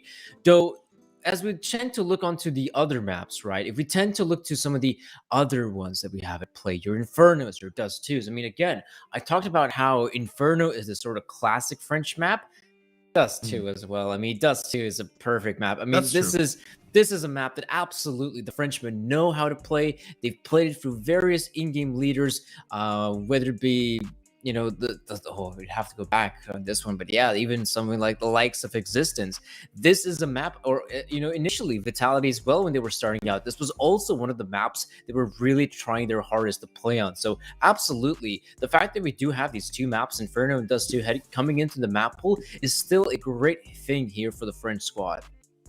It is. I feel like it does give them a fair chance, of course, but then again, I have to think of Navi Junior as the way we've seen them in the past and the way they've played in the past. I mean, Dust 2, again, yeah, sure, Double Pony has played Dust 2 probably amongst all of the maps they've played the most, with 20 maps actually being played for Double Pony.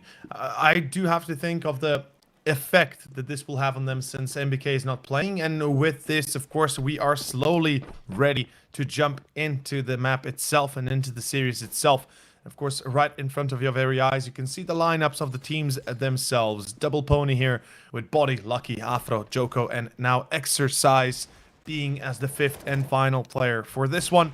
As for Navi Junior, we'll see, as we know, the classic OnCare, Fear, Monezi, Pogorelov, and Cynics. I'm actually not sure how to pronounce Cynics. I presume it's Cynics, maybe? But then again, you know, when will we ever be on point there with that? Okay, so Train. Danny, first map. Train, choice by Navi Junior or NJ. I'm expecting this to be a pretty straightforward victory for them, because I feel like Train will be a little bit too hard to handle for the first map, for the first real exercise for this currently fresh roster. Well, fresh old roster with the, of course, stand-in of Exercise for Double Pony. I mean, yeah, Exercise. I guess that's what you could definitely call this first map of the best of 3. That for roster like Double Pony, it's going to be somewhat of a unknown quantity, an unknown field. How well can your new fresh 5th player can play against the squad of Navi Junior, and not only that, but also perform? So it's going to be interesting to note whether the guys here from Double Pony can succeed with a potential victory. But I will say this though, if we do look into the whole best of 3 as a whole, I'd still say that Double Pony have by far the better chance at winning this best of three. A potential 2-1 is on the table, but we'll have to wait and see. Navi Jr. here on the T side of train. That's where the things will be kicking things off. And Double Pony on the CD side. CZ75 invested here in the hands of Afro, and also with the Kevlar. And potentially some early engagements coming his way as the players from Navi Juniors heading towards brown holes. We do have 2 smokes and 3 flashbangs. Oh, great nade actually into Hall's upper. Unfortunately, Fear still finds himself a shot, and that is going to be Afro out of the count as Jocko gets headshotted as well. Sure enough, Navi Jr. might have lost a little bit of HP, but that is going to be a perfect start for them. They got the entry. Now the smokes are going to be lined up, and we will be seeing an A execution. 3 players down in towards Pop Dog. And in towards an A split. Smoke onto the right side of bomb plant. Smoke into deep 6. And here comes the push. Flash is already flying. Double Pony. They do not have a reply to this, and they cannot prevent the bomb from being planted. Although Lucky gets himself one. That's, of course, on carry down. Lucky a second. Cynics as well. This is looking a lot better than what they began with. Oh, this is looking very solid. No bomb plant here from Navi Jr. And in fact, it's a pistol round victory for Double Pony to boot. Very nice way to kick things off here for the Frenchman, even though Navi Jr., yeah, we see the smoke grenades being deployed. It's kind of looking that Navi Jr. might just get that bomb planted. I mean, they were basically on the side itself, and yet Lucky secures 3 massive frags, and from there on out, the round starts slowly but surely falling apart here for Navi Jr. But no reinvestment or anything of the sort. It's going to be the simple eco here from Navi Jr. Going to try to pull out the big guns as soon as possible. Fair enough.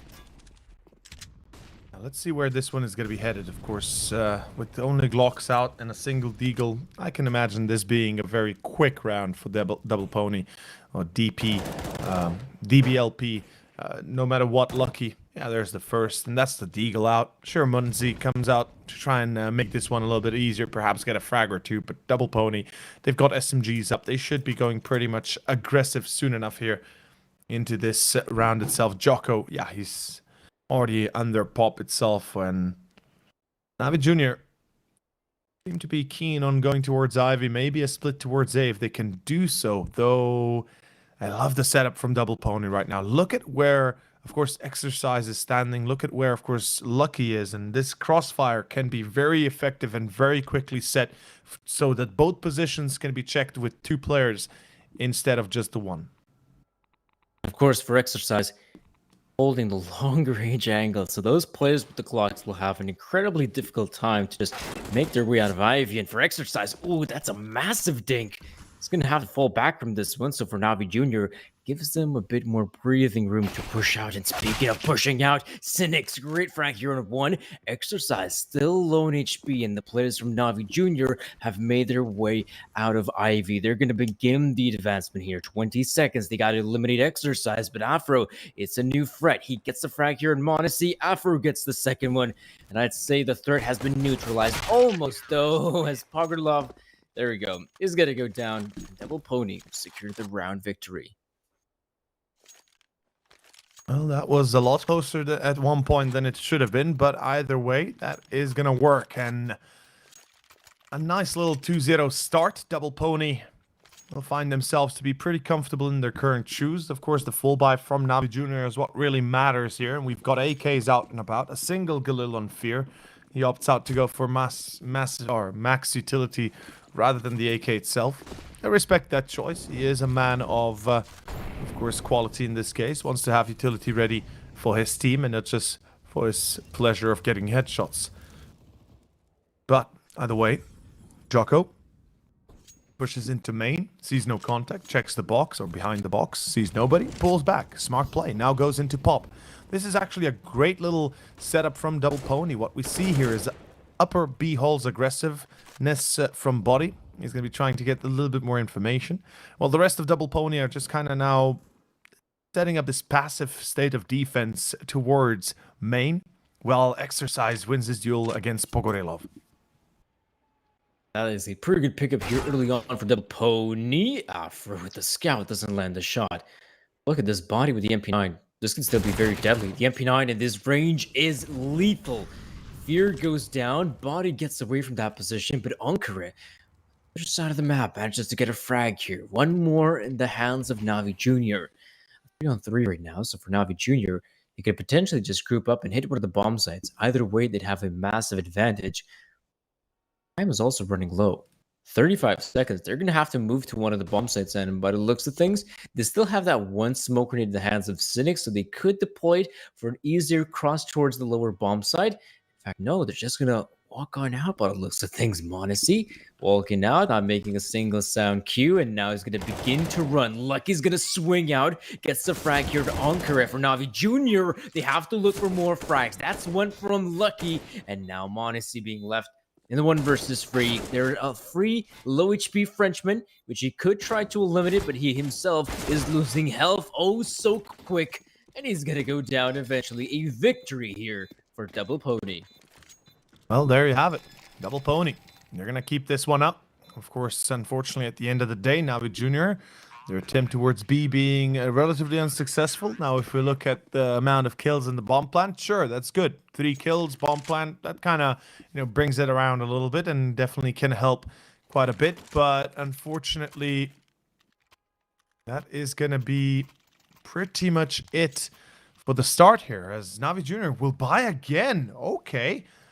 I'm not particularly sold on this. Yeah, sure, they have 3 AKs and 2 Galils. The utility is a problem, but likewise, I don't think this is enough. I think they need an op here. I think they do need something more impactful and a bit more heavy to carry around to try and mitigate Afro's op himself, and of course to have those AKs on the lot. Oof, what a great nade as well.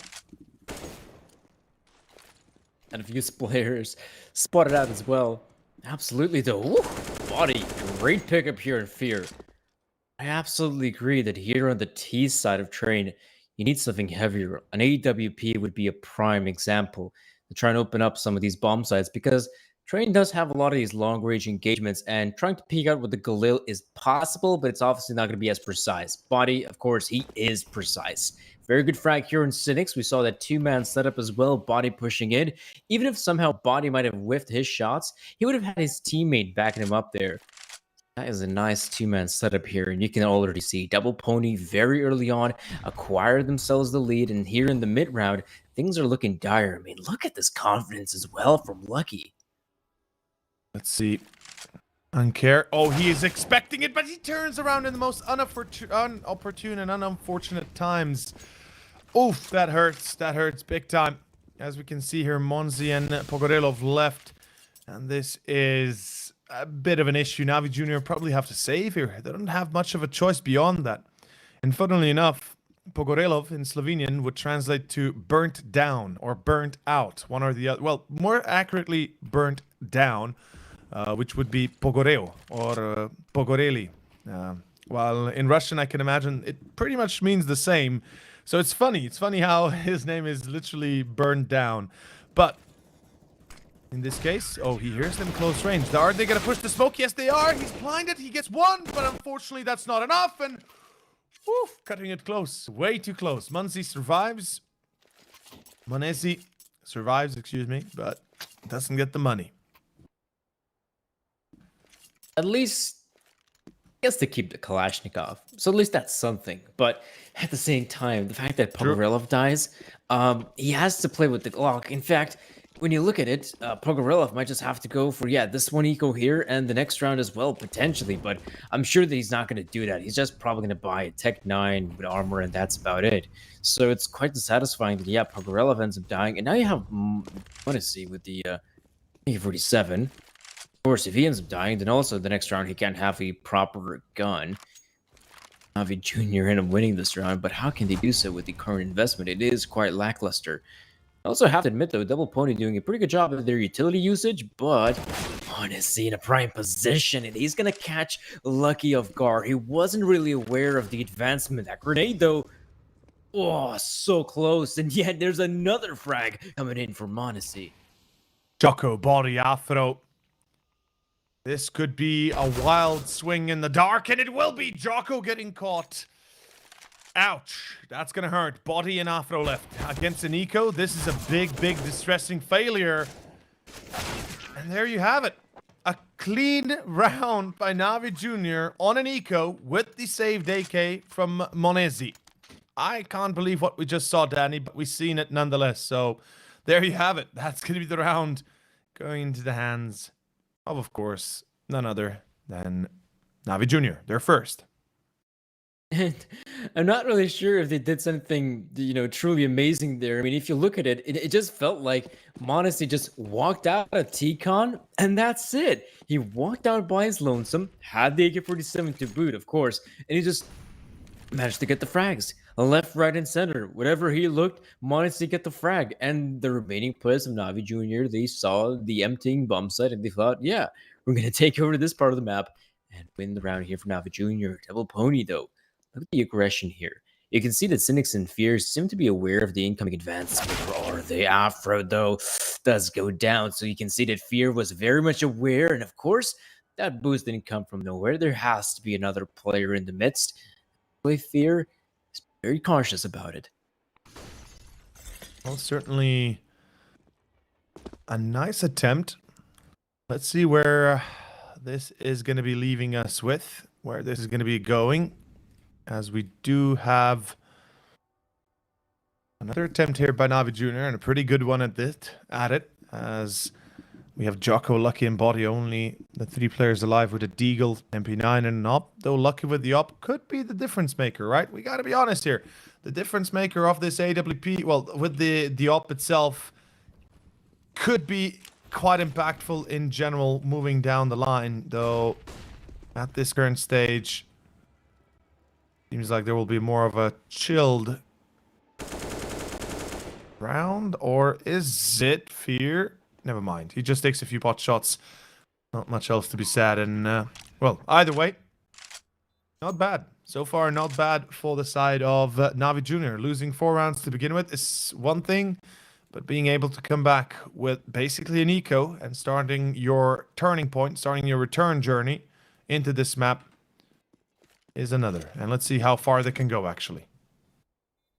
And in this round in particular, Navi Jr., I mean, they were just playing it safe. You mean, luckily for them, they managed to find the initial frag there onto Afro. And from there on out, squad there from Double Pony, or their defensive to be more precise, start to falter there just a little bit. Yeah, I guess that's the one thing we're going to notice in the nearby future is that Navi Jr., even though earlier we talked about that perhaps they need to get that AWP out as soon as possible. I mean, yes, we did see Modesty picking up the frag right here, but I would say the great thing for Navi Jr. is still their individuals capable of going out there with the AK-47s and getting things done, not necessarily with the AWPs. Have to wait and see, though. Initially, this could work out. You go out there, guns a-blazing, you start picking up frags, but it comes down to those nitty-gritty scenarios, those mid-rounds where you do have a disadvantage because your player tried to go for the opener and he was the one that ended up costing the first engagement. Yeah, we'll have to wait and see how Navi Jr. can play in those scenarios. But again, standard practice, try to move towards brown holes, but be careful. There's a certain body on the other side. Well, Fear, again, entry, again, Double Pony. They're losing control and quickly. They're not seemingly allowing themselves enough of anything really to be able to hold the line. Even this round is already lost and they shouldn't even be attempting to retake it. It's a 4v5 B retake. Good luck trying to get it back. I mean, at this stage it's a little bit far gone already, as we can see. But in any case, let's see where it leads us to moving forward with our next set, with our next round, as we have currently a full eco, full save by Double Pony and a rebuy next with 4 surviving members. That shouldn't be a problem. In any case, Navi Jr. at this stage, this is excellent. 3-4. Not just that, seemingly keeping 5 players alive in the round and really starting to pick up the slack and the speed. It could be quite dangerous and quite soon here for the side of where's Double Pony. I mean, and there as well, for Navi Jr., it was somewhat pretty simple, right? There's Lonesome Body holding, you kill him, that's it. You just run over the B-bomb side. But yeah, speaking of controlling your economy, and perhaps you guys might be interested in trading in some of those cryptocurrencies, so be sure to head on over to Coinbase.com. Of course, Not right now. Right now we have a game of Counter-Strike, Double Pony versus Navi Jr., in which, even though we initially witnessed Double Pony with the lead, pretty nice one at that. I mean, Navi Jr., slowly but surely trying to claw their way back into this matchup, potentially tying up the scoreline. Well, certainly, life seems to be getting better and better by each passing moment at this stage for, of course, Navi Jr. And hopefully they'll be able to keep the slack or keep the pace at this stage. There is quite a little bit of room for improvement within a few rounds here and there. Fear again, entry on towards B. Afro is down. This buy round is already gone, and Body will fall as well. Double Pony. They're losing control, and very quickly at that. And I don't think it's going to get any better anytime soon if they continue down the line like this. God damn. Navi Jr., they're quick, aren't they? They're really quick, yeah. Insane how good they're doing this. I mean, yeah, especially right now, you could definitely, I guess it's the confidence factor, you know? It gets thrown around a bit often in CS, but it's an important factor nonetheless that's worth talking about, because if you're Navi Jr., if you're a team that has been so good on this map, that you basically can body all the teams that are below you and above you, I mean, no wonder you're going to be going into a matchup like this against Double Pony. And yeah, initially you might struggle, you might seem just a little bit timid in those first 4 rounds. But from here on out, I mean, Navi Jr. is definitely looking like a scary opponent. And if this continues, well, let's not talk about the continuation. Let's see how Double Pony is going to try to stop it, because I already saw, there we go. Double op setup coming into play. Well, certainly a nice little idea they might be having, and that they do have in this situation. Double up is the one way, the one thing that could break the back of Navi Jr. Though, again, they have to really get going with it. Again, look at this fast play. On care already out in Olaf, and he's going fast. Well, this time Lucky is predicting that, and at least is ready for that fight. So, in this sense, things are looking to improve a tiny bit. Not much, not by a lot, but at least it's getting a little bit better. A little bit more in control, though. Speaking of which, Fear gets the return. Exercise comes in close, tries to get that AK. Unfortunately, will pay with his life. That's highly unfortunate, but at the end of the day, you know, gotta be more careful. Ooh, Lucky not pulling the trigger early on right there. I guess he was just hoping for the player to peek out just a little bit more, so that the shot would be a little bit easier. Now, 2 versus 3, in which Fear still has the AWP. Finally, Lucky pulls the trigger. This time, major success. Cynics, the only player surviving, and with the bomb being dropped in its precarious position. So, last known positioning of Lucky towards connector. Nothing there just yet. Could expect a potential flank, so he's being very careful of his behind. Has to move in towards the bomb. And currently, there's only one player here in the form of Jocko. He has also recovered the AWP, so now we have 3 AWPs. Not sure if that's going to be too necessary, because Cynics right now can deploy the Molotov, can try to recover the bomb, but look at the timer as well. 15 seconds, barely any time, and Lucky's going to secure the final frag. And a bit of a lucky break here in this case for the side of Double Pony to be able to get that round. It really did look like things would take a bit of a wild turn, but at the end of the day, they can be happy. It turns out to be just a tiny bit of a, you know, tiny bit of a hiccup. 5-4, double up, works out. Lucky and Afro wielding it. A rebuy, of course, for Navi Jr. They still have money for days, at least for the moment. They've got more than enough left in the bank. The one thing that I'd be concerned about here, if I was, of course, Navi Jr., would be the current state of the economy of Double Pony. The entry, again, great for Double Pony. And once more, it opens up to be a perfect little opener. As we see, slow and steady seems to be the name of the game for Navi Jr. Previously, their success was rated with their fast-paced play. Now, unfortunately, it's going to be rated with more of a slower approach. I mean, yeah, try to keep things slow. As you said, it seems to be just the name of the game right now for Navi Jr. See how slow can they play? Because, I mean, Cynics, I mean, this is That is very slow. I mean, he's not moving an inch. I'm not even sure if he's breathing anything. But Jocko, though, on the other hand, pressure. Mountains of it, in fact. He seems to be aware of the incoming advancement of the Navi junior players towards the B-bomb side. So he knows how important his role is. He simply cannot die and must find the perfect timing to pounce. It cannot be too early, and it cannot be too late. As of now, the players of Navi Jr., they're throwing in the grenades. It is the B-side commitment. It is also grenade, a very lethal one. Actually, no, it's just dealing a lot of damage. But the players are still very much alive. No bomb plant just yet. It should ensue anytime soon.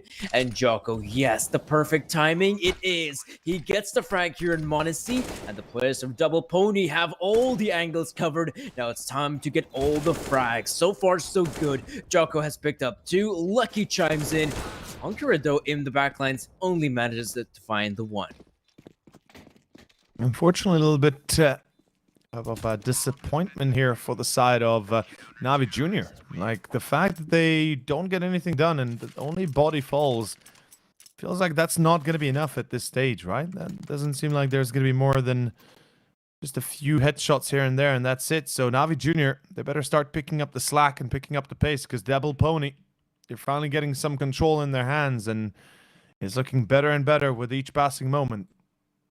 And that's for certainly, well, that for certain is going to be an issue moving forward here if it continues down this line. Navi Junior, again, rebuy. As I said, money is still available for days even, as Double Pony have themselves a pretty successful lucky on their hands. 13-3, his result. That's, you know, that's darn insane, isn't it?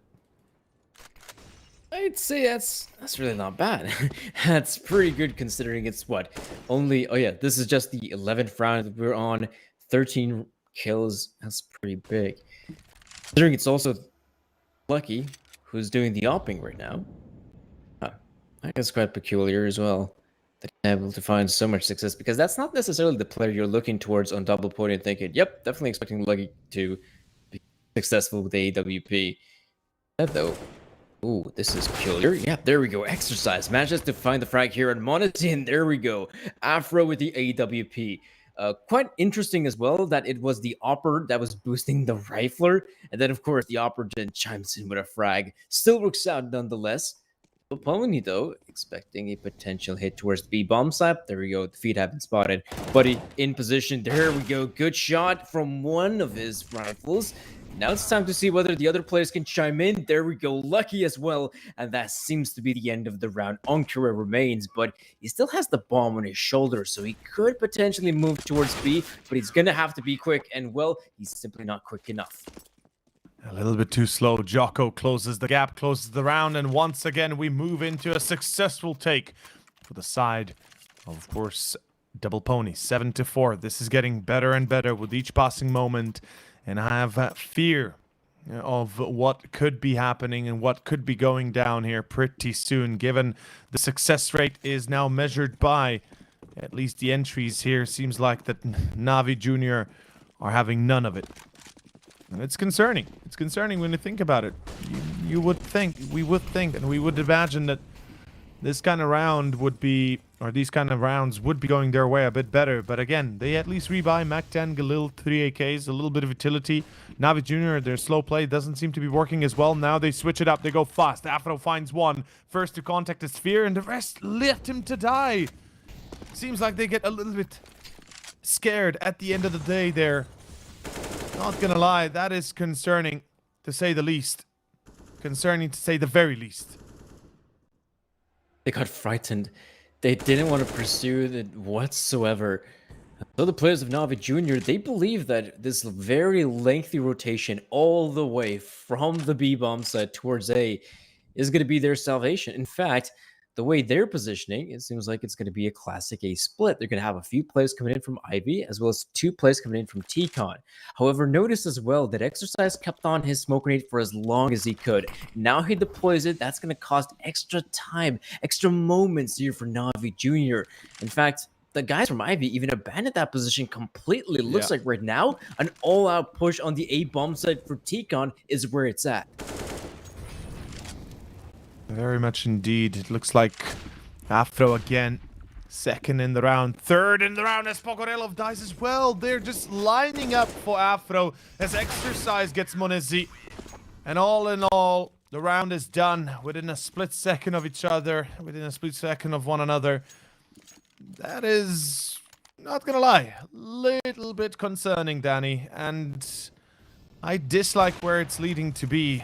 Seems like Navi Jr. this time round having a few issues on their side, as we have an 8-4 first result already here on the first map. Double Pony looking very good and solid. And finally, Navi Jr. broke, as they have nothing else to invest with. They have to go for an eco. Unfortunate, but realistic. And that is going to be... Oy, oy, oy. Oh. Well, yep, big oops. On care, burns to the ground. And Pogorelov, he should be the one burning, you know, since it's... burned down. Fear, though. Good refrag at least. Body gets caught. Cynics as well. Okay. Some success now finally coming out for Navi Jr. Even though it's on Deagles, better than nothing. I mean, this is a massive round for them. I mean, Jocko coming in the backline should be able to secure at least one and the second. There we go. That's clean. That's precise from Jocko. And so the other players, Monesi and Pogorelov, have to look for other options, and that option just seems to be the A-bomb side. Fair enough. Luckily for them, there's not a single soul trying to stop him. Jocko is going to get in position, but he's only towards Pop. No, he's not even going Pop. In fact, the players from Navi Jr., they might just have an empty bomb site for the taking. The problem is, though, they're not aware of it. They're not aware of the incoming flanks from Jocko. They're probably not also going to be aware of Exercise's positioning, though. The digits, yep, they're being punched in. So right now, Navi Jr. have so many angles to check. Well, Navi Jr. definitely have to be very careful moving forward in this case, or in this round for the afterplant. Pogorelov, Monesi. Oh, Jocko will check it, of course. That's the AK shot immediately taking down Pogorelov, Monesi, as well as out by Afro's hand. They make it look easy, Double Pony. At the start, it didn't seem like it. It didn't seem like they were really prepared for what was to come. But it seems like they don't have any bother in the world, and that is definitely a bit problematic. And of course, maybe it's because they have the skins on them. Maybe because they have the great knives or weapons. And with that being said, go check out CS Money, because they might have something for you.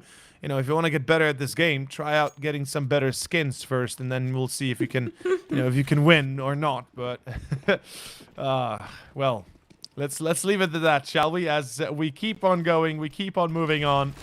It is currently the stage set for potential win here on the 14th round for Double Pony. Oh boy, ouch, that hurts. Yeah, Body, he just simply wasn't ready. That the players are going to be so quick. Not to mention as well, Body has been, you know, this isn't his first foray trying to play aggressive. He clearly has the confidence to go for these sort of plays. So this one might just backfire. Just like the one he did with the Swag 7. And look at this as well. In this current situation, Navi Jr. can just wait, in all fairness. They just don't have to push anywhere. But meanwhile, Double Pony, they're going on for some bit of a excursions as well. We saw Exercise looking towards Ivy, seeing whether he can spot out any of the players. Afro not only spots out one, but he gets the kill on Monesi, though the bomb set has fallen. That's an opportunity for a bomb plant, and for Double Pony, they have only one player who could potentially turn the tides, and that's Joko with 2. Oh no! It's falling apart for Navi Jr. Cynics, the spray horn Exercise swings it onto Joko, but he can't pull it off with the victory. So even though Navi Jr. take care of the bomb site, I mean, they take care of Body, then they manage to take control of the B bomb site.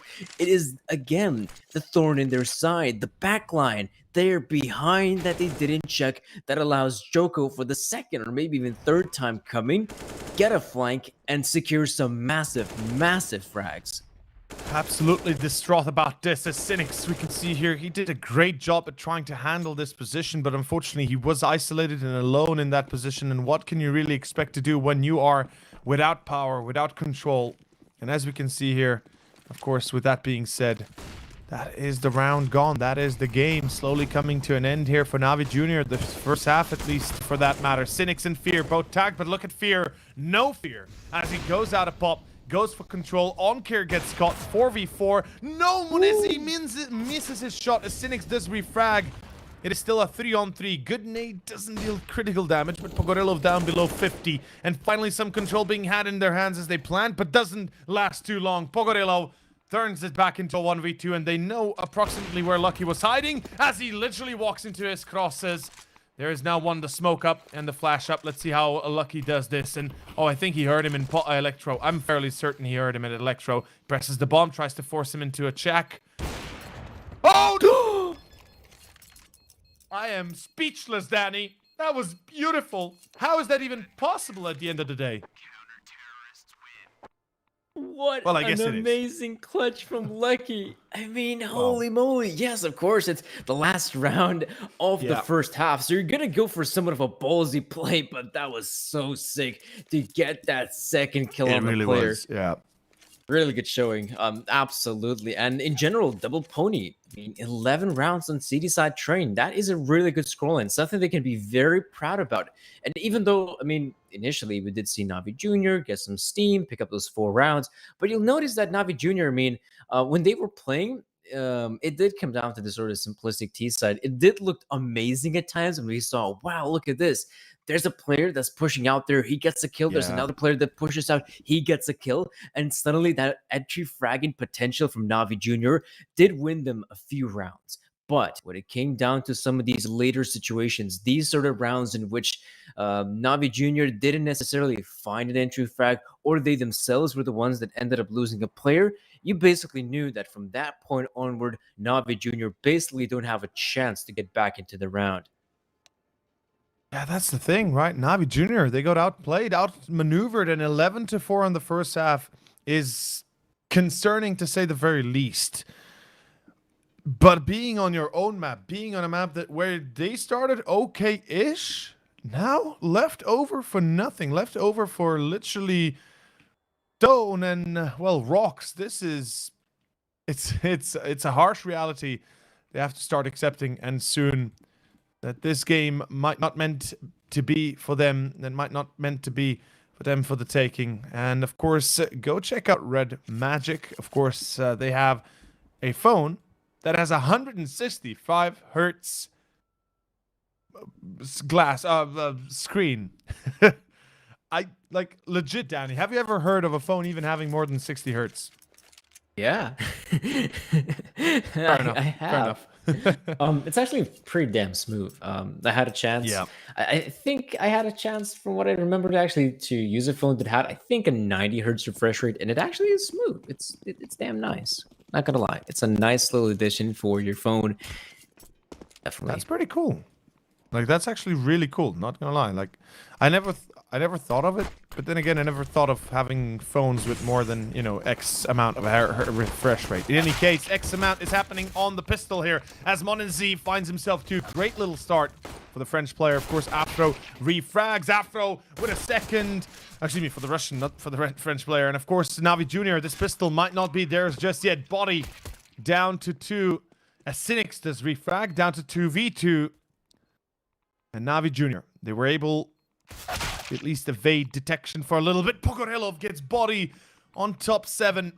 And all of a sudden, we're left with, of course, only Afro, no Kevlar, and hope to win as he gets spotted. Pogorilov and Cynics, they're coming in hot. They have a smoke left on Cynics as well, but a great little headshot. Afro, he might be able to close it out. He will. Afro with a 4K double pony.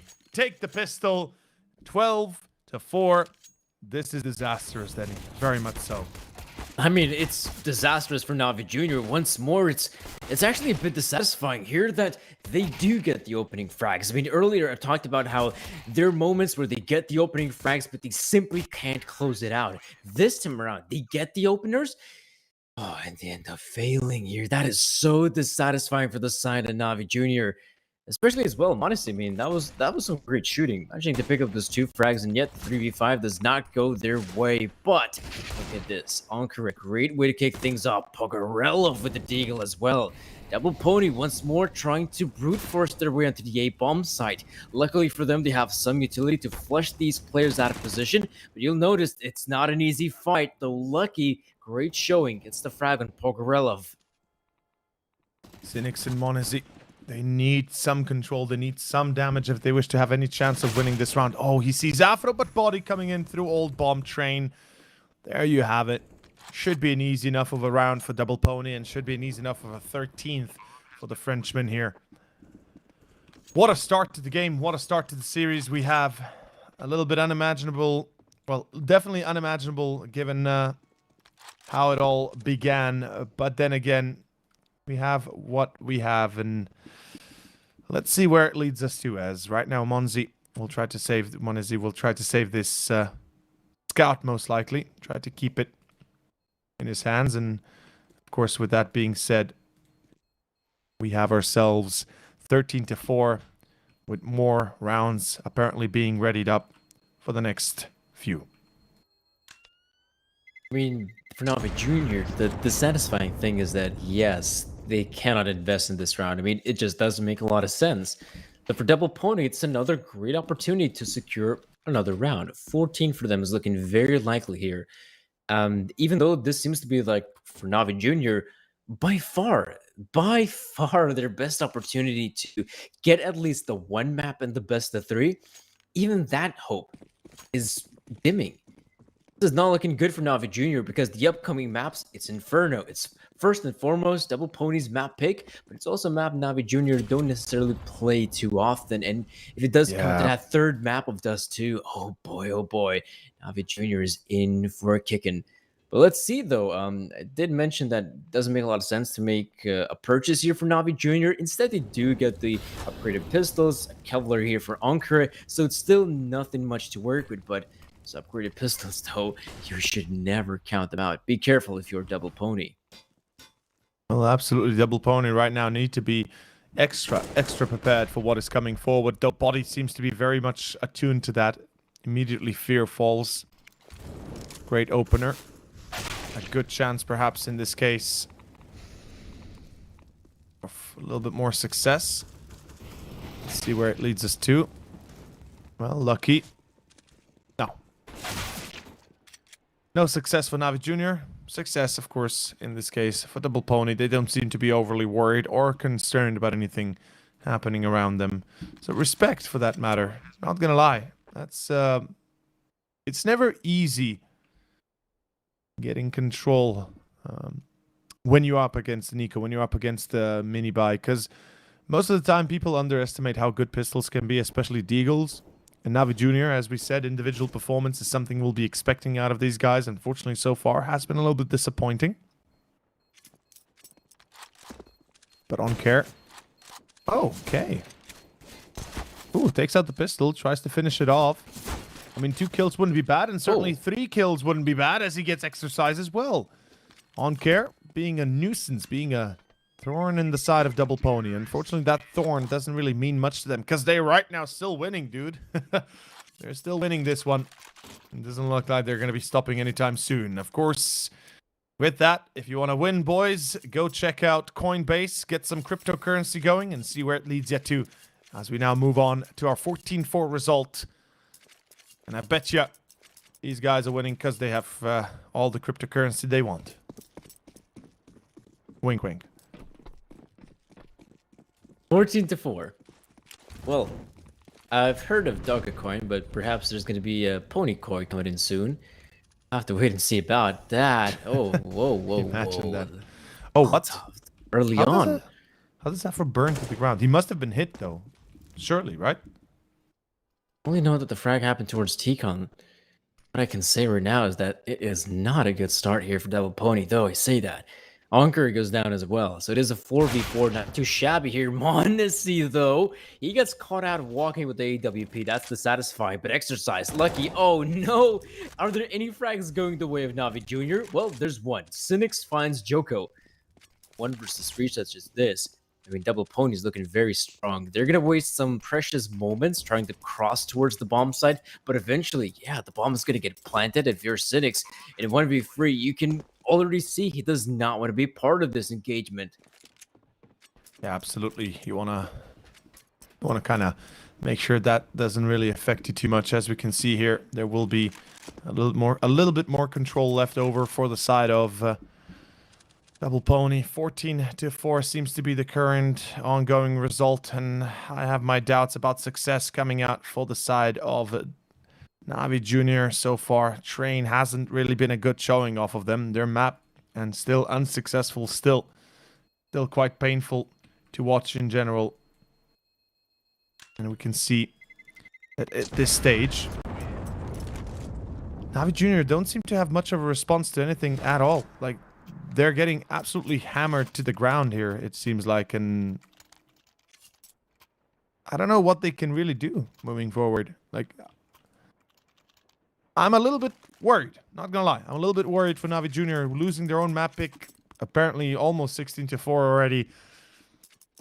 What does this entail for the entirety of the series here?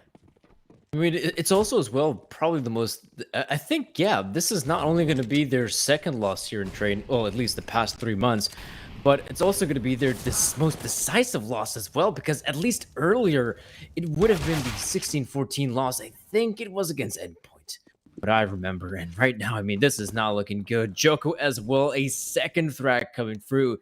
You can tell that this is coming to an abrupt end here on train. Pogorelov and Cynics, the only 2 players left standing, and there's already a lot more Frenchmen coming in. They're entering the A bomb site, and they're gonna come out on top with a victory on the first map. It's 16-4 here for Double Pony, as they managed to dispatch of Navi Junior on the very first map here of the best of 3. I mean, that seemed way too easy for the side of the Frenchman. And we can see the reaction of Von Kerr is pretty much straightforward. The Russian squad not going to be happy with that. Lucky here on our screens, of course. Happy with how it went down. Body as well. The IGL, of course, and the main man of Double Pony now. And Monesi, right, the youngest player of this of the 5 here of Navi Junior. Unfortunate, unlucky, we can say. But it is what it is. It goes down in flames here for Navi Junior. And I mean, 16-4, dude. It's their map pick. What else could we even say about it? It was just a disappointment. Navi Junior, they got 4 rounds in the first half, and that's it. That's it. End. Pronto. Finito. They 4 rounds in the first half. They tied it up, Danny. They were able to tie the score, and they still lost it then all out. Yeah. Yeah, sorry about that. No, that's the way it is. That's the way it is. I mean, what I was talking about earlier as well is that, you know, Navi Junior is this frag-heavy team. So if they go into these situations, like on a map like Train, where they obviously feel comfortable, when we actually witness players like Monesi just walking out by their lonesome without any sort of supportive elements, like the flashbangs or maybe some other teammate alongside him out of T-Con, and he just popping heads, I was thinking, okay, Navi Junior definitely came out to play. But what happens when your players don't go outside towards, or maybe even towards the inner bomb side, and don't get these frags? That's going to be their end. I mean, in this scenario, the players just slowly but surely, they just kept on losing confidence. They kept on losing confidence. They kept on losing aim duels. And again, they kept on losing even more confidence. So they just couldn't potentially win some of these very impactful aim duels that could have turned the tide here in Train. And well, what we saw from the side of Double Pony, aggression. They were more than willing to play aggressive, even in areas where you're thinking, probably this is where you should slow down. Probably this is where you shouldn't make the play, but they nonetheless made the play. And so, Double Pony, rightfully so, they take the victory here on Train. And with that being said, of course, we are going to go into a short commercial break, moving into our second map. Of course, in this case, Inferno. The choice, of course, Double Pony and none other. And we'll see how it leads us, or where it leads us to, as we go into a break and see if perhaps Navi Junior need exactly that. A short moment's respite to see and find their strength for the second map. Enough to knock me out, but I'm still holding the throne. You'll never know till it's over. So pretty it hurts. Just beware of the thorns. You got a glimpse, and you can't resist. Luring you in closer. Guess I gotta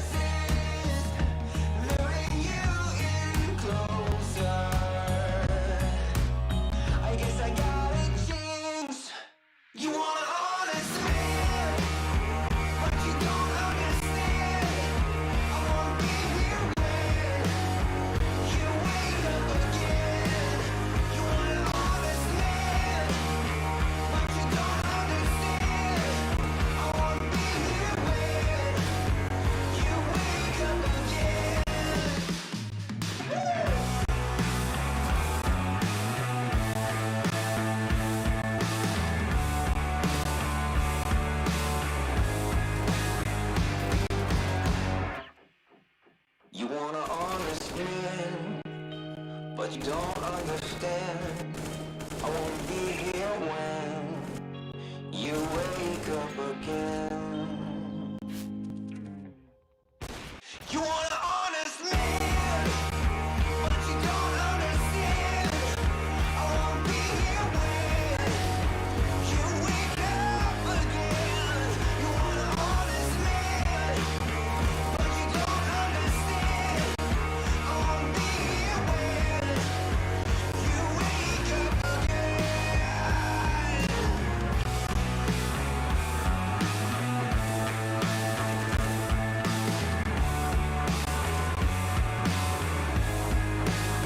You want an honest man.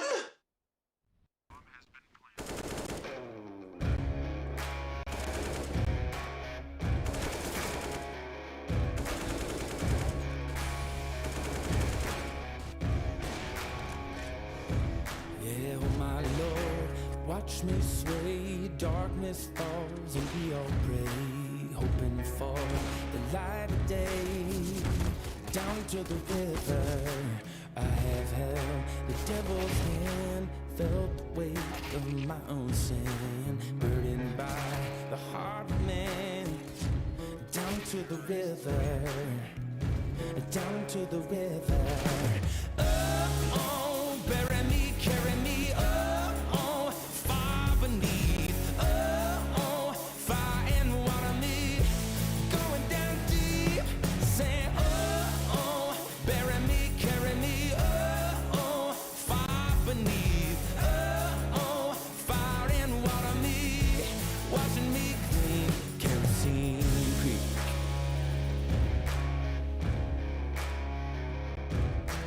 Mama taught me how to live, Daddy taught me how to give. Both of them had their own sins. Down to the river, every man has felt the shame. All our blood, it runs the same. Father, hear us as we pray.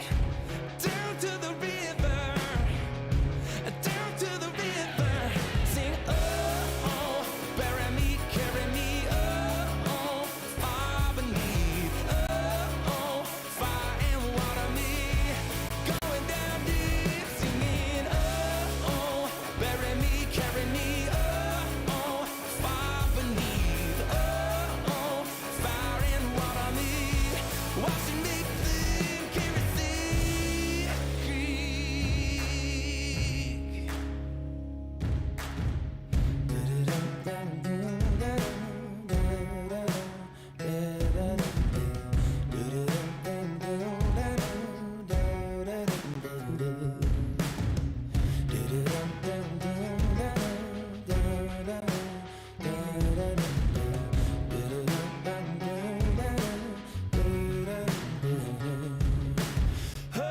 Oh, bury me, carry me, oh, far beneath, oh, fire and water me, going down deep, sing, oh, bury me, carry me, oh, far beneath, oh, fire and water me, washing me clean, kerosene creek, yeah.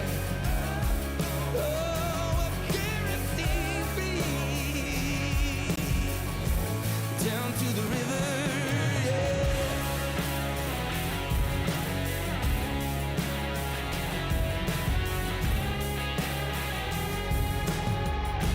Down to the river.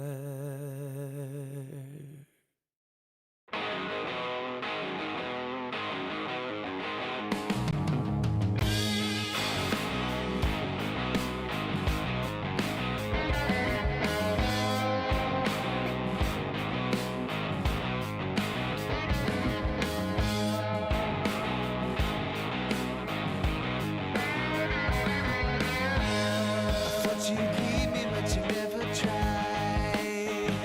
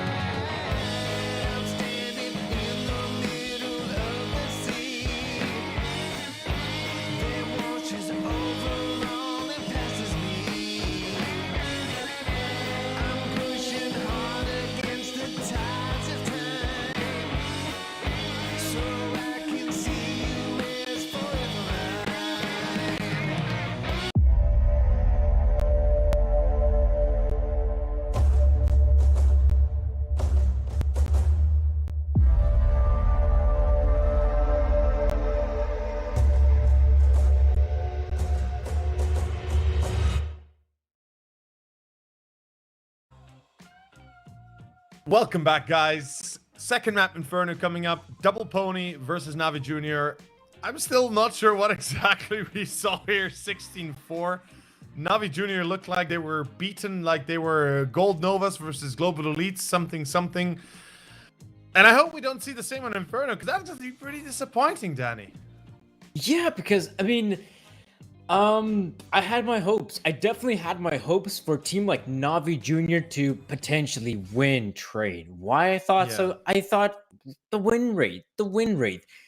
I thought the confidence might be able to do it. But yeah, none of those factors eventually were that important because the side of Double Pony, and also the factor of exercise, being a new player that has to play for Double Pony. How well can you add a new player to a system and function on a tactical map like Train? And so none of those factors eventually really were important. Double Pony managed to just power their way through a squad like Navi Junior. It really wasn't that difficult for them. I could potentially look into back maybe a few key rounds that I think, okay, maybe say if Joku doesn't get the flank here and someone like Ankare who's watching the flank can kill him, maybe that's where Navi Junior actually don't go to this scenario where it's a 16-4 loss. Potentially, yeah, sure. But the fact is, Navi Junior ended up losing some crucial rounds. They lost a few clutches. They lost some of those rounds. Even when they had a player watching the backline, still couldn't secure a frag on Joko. And yeah, rightfully so. They're now in this position. They lost the first map 16-4, and we have to go to Inferno. And that's where things are looking pretty bleak for Navi Junior. Yeah, I can't lie that Inferno doesn't seem like the best map for Navi Junior. Statistically, 7 maps played, 29% win ratio, and for Double Pony, of course, it's at 53 at 19 maps played. Overall, very good, very casual in a way. And I mean, the way Train already ended, I feel like that Inferno is going to go even worse, man. So if Double Pony get themselves the pistol and start off strong again, I don't really think Navi Junior is even going to pick up 4 rounds. I mean, that's the reality of things right now. It's just looking weak. It's looking bad. And I hope Navi Junior are going to be coming out onto this second map a little bit more prepared and definitely a bit more mentally structured, because it felt like for the most part throughout Train at the start of the map, sure, they still showed a little bit of light, a little bit of life, and then at the end or towards the end of it, they just kind of ran around the map hoping they would get kills. And yeah, sure, we can say individual skill can come into play then, but again, you can't really count on only that. You need team play, you need executions, and their T side was horrendous. Yeah, but that's sort of the strength and the biggest weakness for a team like Navi Junior, because you will have those moments where somewhere like Monesi will walk out of T-Con and he'll manage to get himself 4 kills. That is super impactful just from the one player to deliver such a critical blow to the opposition. But the fact is, if you're going to be primarily relying just on that one player, or maybe another player to just walk out and consistently keep on getting entry frags, that's just not going to work 100% of the time. And when things do get difficult, that's where you are expected to not just rely on your aim, but also on your tactical prowess. That's where you fall back on the tactics. That's where you can potentially figure out, okay, so let's just try to go into this setup initially, and from there on out, we'll figure something out, okay? And that's the problem there on that map of Train, how Navi Junior just didn't really get it going, so to speak, on that very first map. And now, considering we're going to the second map of Inferno, where Navi Junior again don't necessarily have that track record, but for me, it's probably going to be quite satisfying to note that, yeah, their first map, they got absolutely crushed on it, and now they have to go against their opponent's map pick. And that's where I'm looking at the series and I'm thinking about the potential 2-0 win here for Double Pony. Absolutely. Yeah, I'm absolutely. I support this all the way. As you pretty much on the money, on the ball, as you said it. Most likely 2-0. Not yet obviously set in stone, but Navi Junior don't seem like the squad, at least in this current iteration, that they can go up against Double Pony and have a chance of winning. Now, of course, that chance could still be remedied, could still be kind of reinstated soon enough after we start and seeing them win a few rounds in a row and such. But I mean, it's Inferno. What can we expect besides the fact that, well, Navi Junior will be starting on the CT side. Didn't look very good on Train. I doubt it's going to look better on Inferno. Again, it comes down to that mental fortitude of the players themselves.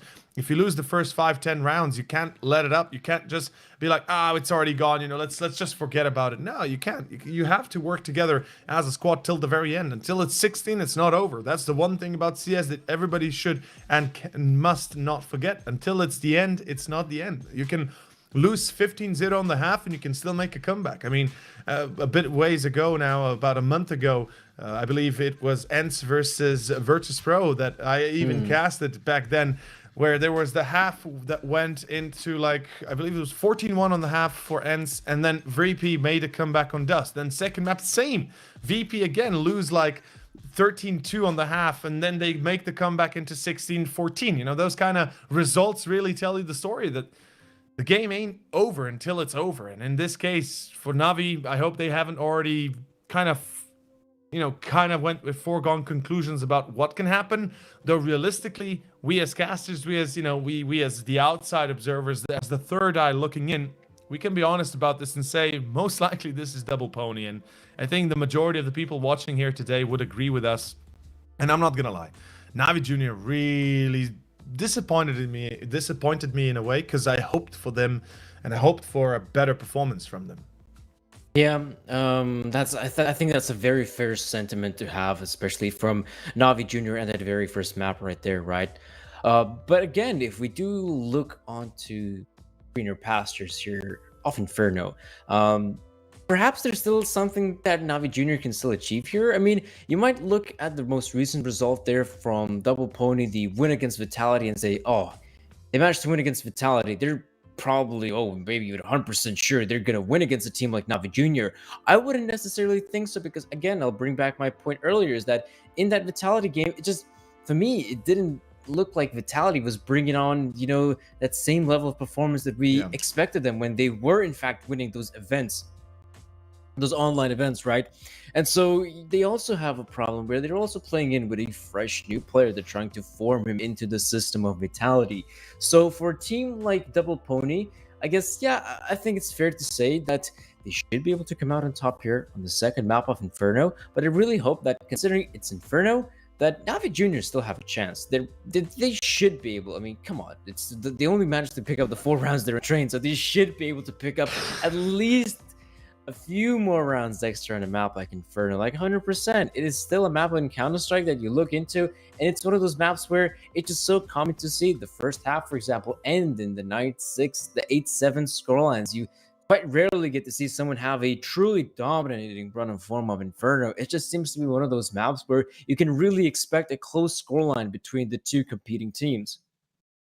Yeah, it's true. It's true. I mean, hopefully, they won't disappoint. Hopefully, Inferno does go out the way you said, or at least starts off the way you said, that Navi finds their stride, their momentum, and show us what they're capable of doing, and why we hype them a little bit more than what we're doing here of course, previously in the pregame, because I think we both agree to the fact that Navi Junior should be coming in a little bit harder than what they actually are. We expected them to be a bit more individually oriented, sure, but we didn't expect them to be individually oriented and then fail this big. One thing I'll steal from chat is I know this is not, this is just for the funsies and all, but Navi Gold Potato 4, I've seen it in chat. It kind of feels right for that part. It kind of feels right, it didn't really look good on Train. But let's see how Inferno goes. Ladies and gentlemen, it is, of course, a Blast Rising 2021, and it is going to be Navi Junior versus Double Pony on Inferno, our second map. This side, T side for Double Pony this time round. It's very good for Jocko, that is. 2 quick frags in quick succession, and finally he goes down to Anchor, but the damage has been done. Double Pony, full control of the B bomb set. Expect that bomb plant, yes, in the next few seconds. Monacy and Co. Looks like they're going to try to go for the retake. I mean, the good thing is they still have the kit, they have the smoke grenade and the flashbangs. But if you'll notice that their positioning, it's solid. It is some really solid positioning here for Double Pony, meaning that Navi Junior will have a difficult time clearing out the angles. And they have 2 players coming in from coffins, and this is not looking good. Body gets the first one here on Fear. Anchor goes down as well, and it's going to be a solid win for Double Pony. Well, that is certainly going to be one once more the start that we kind of already expected in a way. Hopefully it's not the start that's going to repeat the history of Train. In either case, it's going to be a force by NAVI Jr. We've got a scout on care. We've got some deagles and a 5.7 on Pogorilov. Interesting choice of pistol for Pogorilov. The 5.7, an expensive pistol that does have an okay, nice headshot on care, showing us what he's capable of doing. And as I was saying, of course, 20 bullets in the magazine for the 5.7 compared to the 13 of the P250. Surely it helps, yes, but then again, the P250, $200 cheaper. Plus, you know, you might have been able to buy another grenade with that. Either way, it's all good and dandy as NAVI Jr. Great start to begin with here on the second round of Inf. They deployed for good measure, but are they going to find anything? For Double Pony, yes, they're going to be very careful in their approach. There's, of course, the standard smoke grenade towards CD spawn, and actually Body's looking for the engagement, and whoa. Anyone's going to get bodied, it's him. That's the second frag that goes the way of NAVI Jr. and Afro. Looking for some engagements of his own, but it's so difficult. I mean, look at those players. They're just with pistols, Monacy with the scout, and they're inflicting so much damage right now. Lucky barely escapes the impact of Monacy, and now Afro, alongside Exercise, going to move towards the B bomb site, but there's still 2 players to find, and oh, Exercise, good frag on one, looking, and actually will get the frag here on Fear, and suddenly the B bomb site, it's open for business. Well, this is a bit of a disappointment. NAVI Jr. certainly had all the stars aligning for them. Unfortunately, big failure at this stage. Monsi is able to get lucky, but Afro already checks out Banana. Make sure that the flank is not going to be successful, and Monesi is pulling away. He's got a Kevlar and kit, and Scout. There's no reason for him to lose this weapon for the cost of nothing. And Double Pony, they pay a high price to win the round, but they still win it at the end of the day, and that's what matters right now. As Exercise will be running through Banana as well, making sure that no chance of dropping the ball, dropping the Galil or AK to the side of NJ. 2-0 start, Double Pony again, showing us what they're capable of doing here early on. Their choice, of course, of the map itself. And speaking of statistics, of course, speaking of Inferno itself, for Double Pony, most recently, they played against Vitality and won at 16-7. I believe you even mentioned that, of course, in the pregame. And before that, against Endpoint. Before that, against Movistar Riders. And of course, if we look at Movistar Riders and Endpoint, that's a little bit of a different storyline for the two. But for Vitality to win them 16-7, and yes, indeed, Vitality looked a little bit weird in that series. That's still an achievement in itself. And Munzi again! I mean, the fact he finds the headshot is insane. The fact that the scout can be this impactful is out of this world. But it looks like a bit of a B take, or at least a B fake. Well, the utility definitely being used here on the side of Double Pony towards this area of the map. You also need to be very careful. I mean, you can see that NAVI Jr. can be very dangerous, lethal. But at the same time, you'll notice the Double Pony, they're being very careful here. Yes, there's another smoke being deployed. One more here for the coffins, and only now they're going to begin to clear out the bomb site. So this is some very nice approach here from Double Pony. Something you may not expect from a team of this caliber, but definitely keep a close eye on things. As now they've taken over the positions, the smoke grenades will begin to fade, and every single player has a role. You have someone like Joko who's going to keep an eye on the backlines, Exercise and Body looking towards their directions, and tell you what, they also get the kills. That's going to be the 3-0 start here for Double Pony. And early on, it's a really good showing, not losing too much and not giving away that much for the opposition. And looks like, folks, it's probably that time again, isn't it? CSGO money. It's always that time for skins, isn't it? I don't think there is a time when you shouldn't or probably can get any skins. So be sure to head on over to CS.money if you want to try to get yourself some fresh skins there. And perhaps maybe even get rid of your old skins for some new skins. CS.money. Well, it's all about those skins, boys. Well, Double Pony, they care about the skins as well. That's why they're rushing A. And Pogorelov blinded fully on long. There will be the scout trying to prevent this from going too sideways, but it already begins in a bit of a weird one, as we see. And Body, of course, the smoke gonna be a bit deeper, but Monsi, it's not the scout, it's the op. Good hit on Afro. 4v3. Navi Junior, they have to be calm and collected. They can retake the A site. It's not as hard as it seems, but it will not be apparently as easy, since there are a few Molotovs available to Double Pony, as well as the smoke up as well. That's a cumulative about 34 seconds of delay that can be used against Navi Junior, and that's a lot of seconds that can be lost for Navi Junior. Halfway, almost through the bomb. Molly standard into broken wall. Molly into graveyard. Little pickup, but body still able to hit the first. As Cynics is going fast and furious. He will find Jocko as well. They completely ignore him. And Lucky from broken wall will check the corner. Defuse. Oh, is there enough time?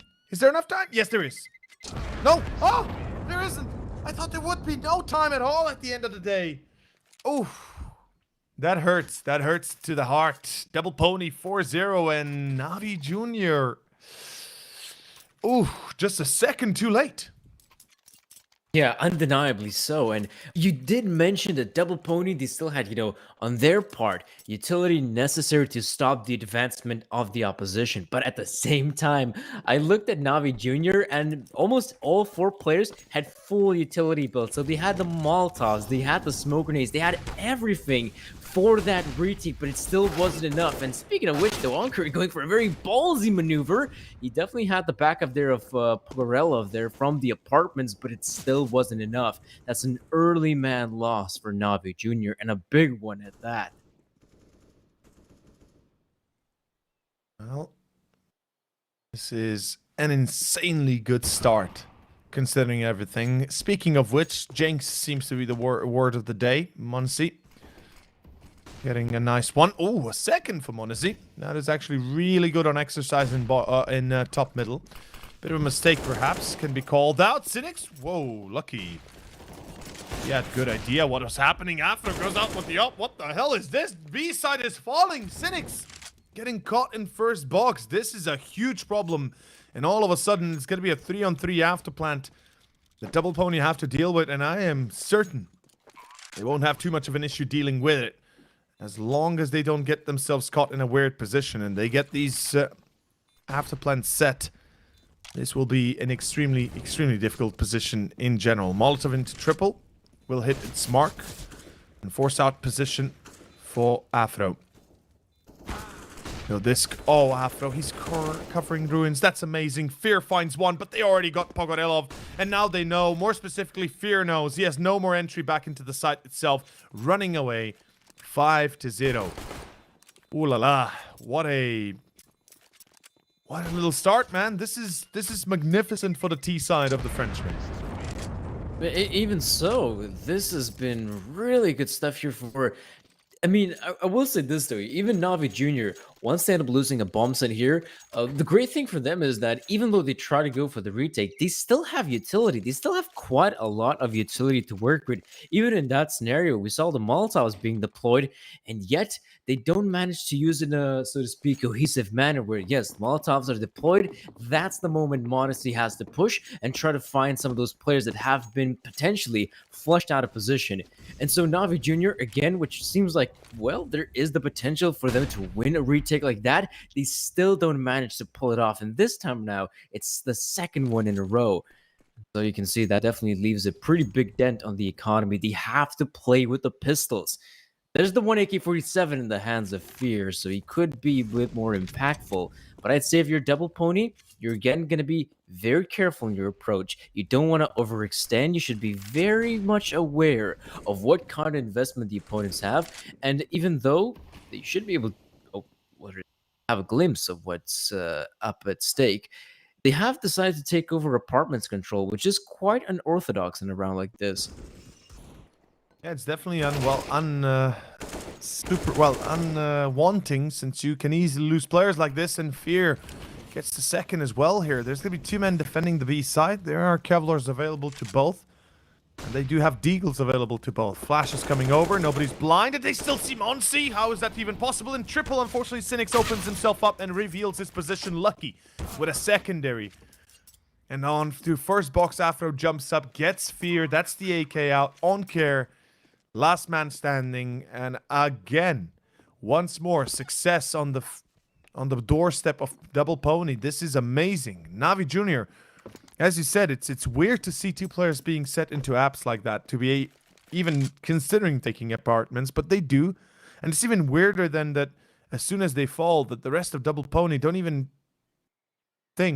care to check the flank, but they simply just go forward. And in a way, it makes sense, as they have either one decision: going forward fully, taking the site and winning the round, or going backwards fully and clearing out the entirety of second mid and second, of course, secondary apps. Either way, OnCare survives, perseveres. But this is a 6-0 start, Danny. This is the worst start that we've seen in a long time. Navi Junior should be concerned, because this is T side that they're losing up against. As the CTs themselves, we should be expecting far more success. Pogorilov there, we saw him for a brief second. The faces tell the story of Navi Junior. They're not happy, and they shouldn't be. The Junior, there's still a AWP in the hands of Modesty, and early on here, I guess, out of control. Haven't really seen this from Navi Junior, so might as well give it a shot. Cynics, though, oh, when? Now he'll pull the trigger.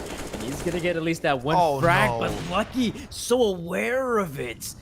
Honestly, gets the response here in Jocko, and Anker could potentially and will get the frag here in Lucky. So very early on here, and it's already a bloody exchange here in the middle. But most importantly, in Banana, we already get to see 3 players going down here for Double Pony and for Navi Junior. This is looking like the best start they've had in quite a while.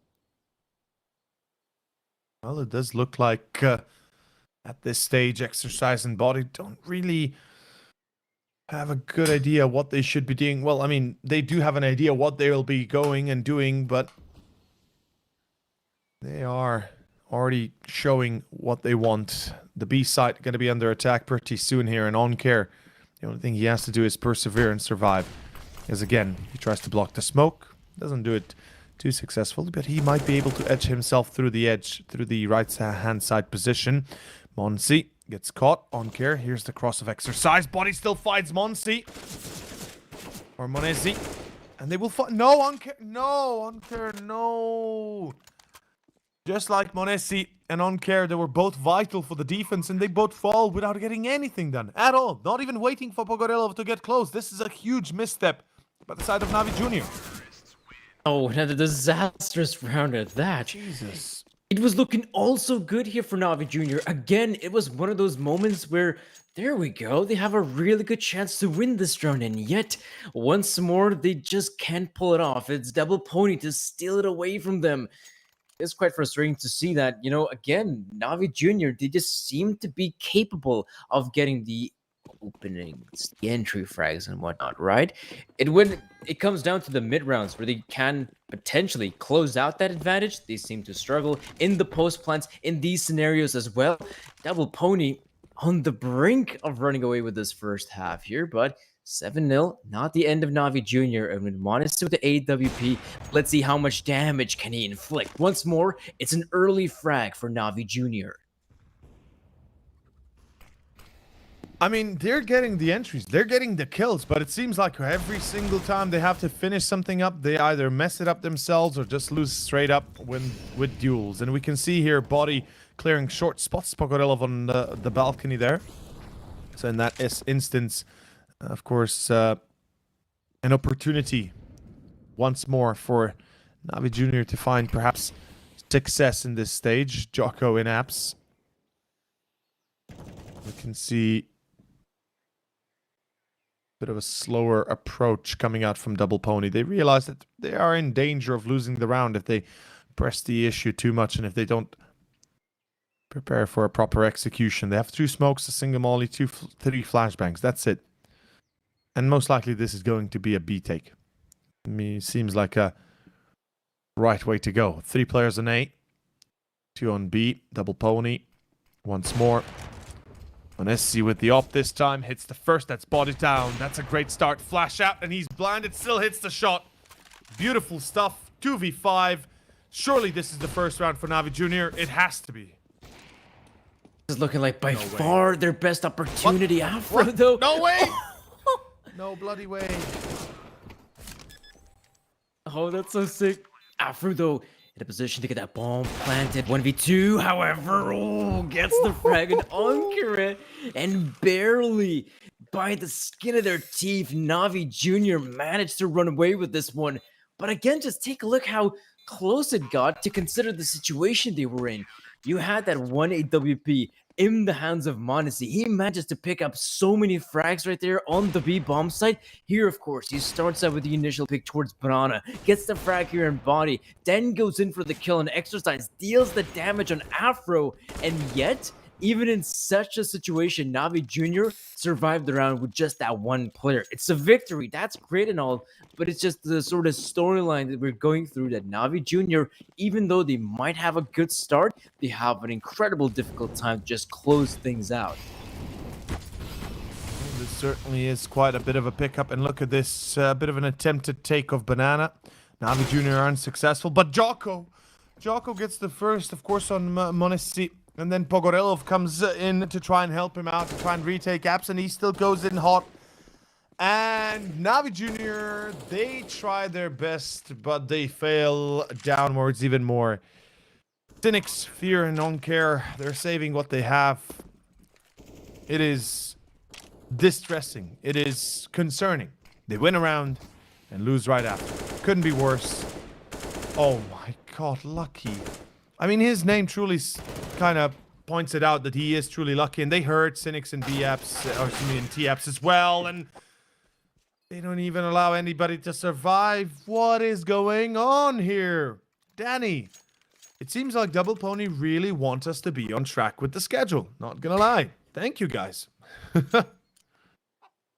Oh my. And I mean, that earlier setup there from Navi Jr. as well. I mean, they had free players in Banana. I mean, that is somewhat of a classic setup that you might want to try to attempt as a team, because early on, you're going to have those free players in Banana trying to fight for some Banana control. And eventually, one of those players, or perhaps even two players, going to leave their position and go towards the A bomb side, during which there were only 2 players on the A side from Navi Jr., in which, I mean, we saw Jocko just run his way, get 1 frag, a second frag, running and gunning with AK-47, and from there on out, you know, the A bomb side, it's been opened up. There's not a single player there, and it's Double Pony securing a convincing victory, probably the most convincing victory we've had. So even though Navi Jr., they managed to win that round not that long ago, Double Pony straight back at you with a very convincing gun round win. And Navi Jr., I mean, this has to be frustrating for them. What do they do at this point where it seems like every single round, they just can't really pull it off? Again, they're back on the mere pistols. At least they have some smoke grenades, some utility and whatnot. But even though this advancement is happening towards the B bomb side, can Navi Jr. do anything? Well, it's not looking good. It's body and it's Afro, and it's the B bomb side that's been taken over. There is not much else to be said besides disappointment for Navi Jr. We hoped for more, and we're getting a lot less than what we expected.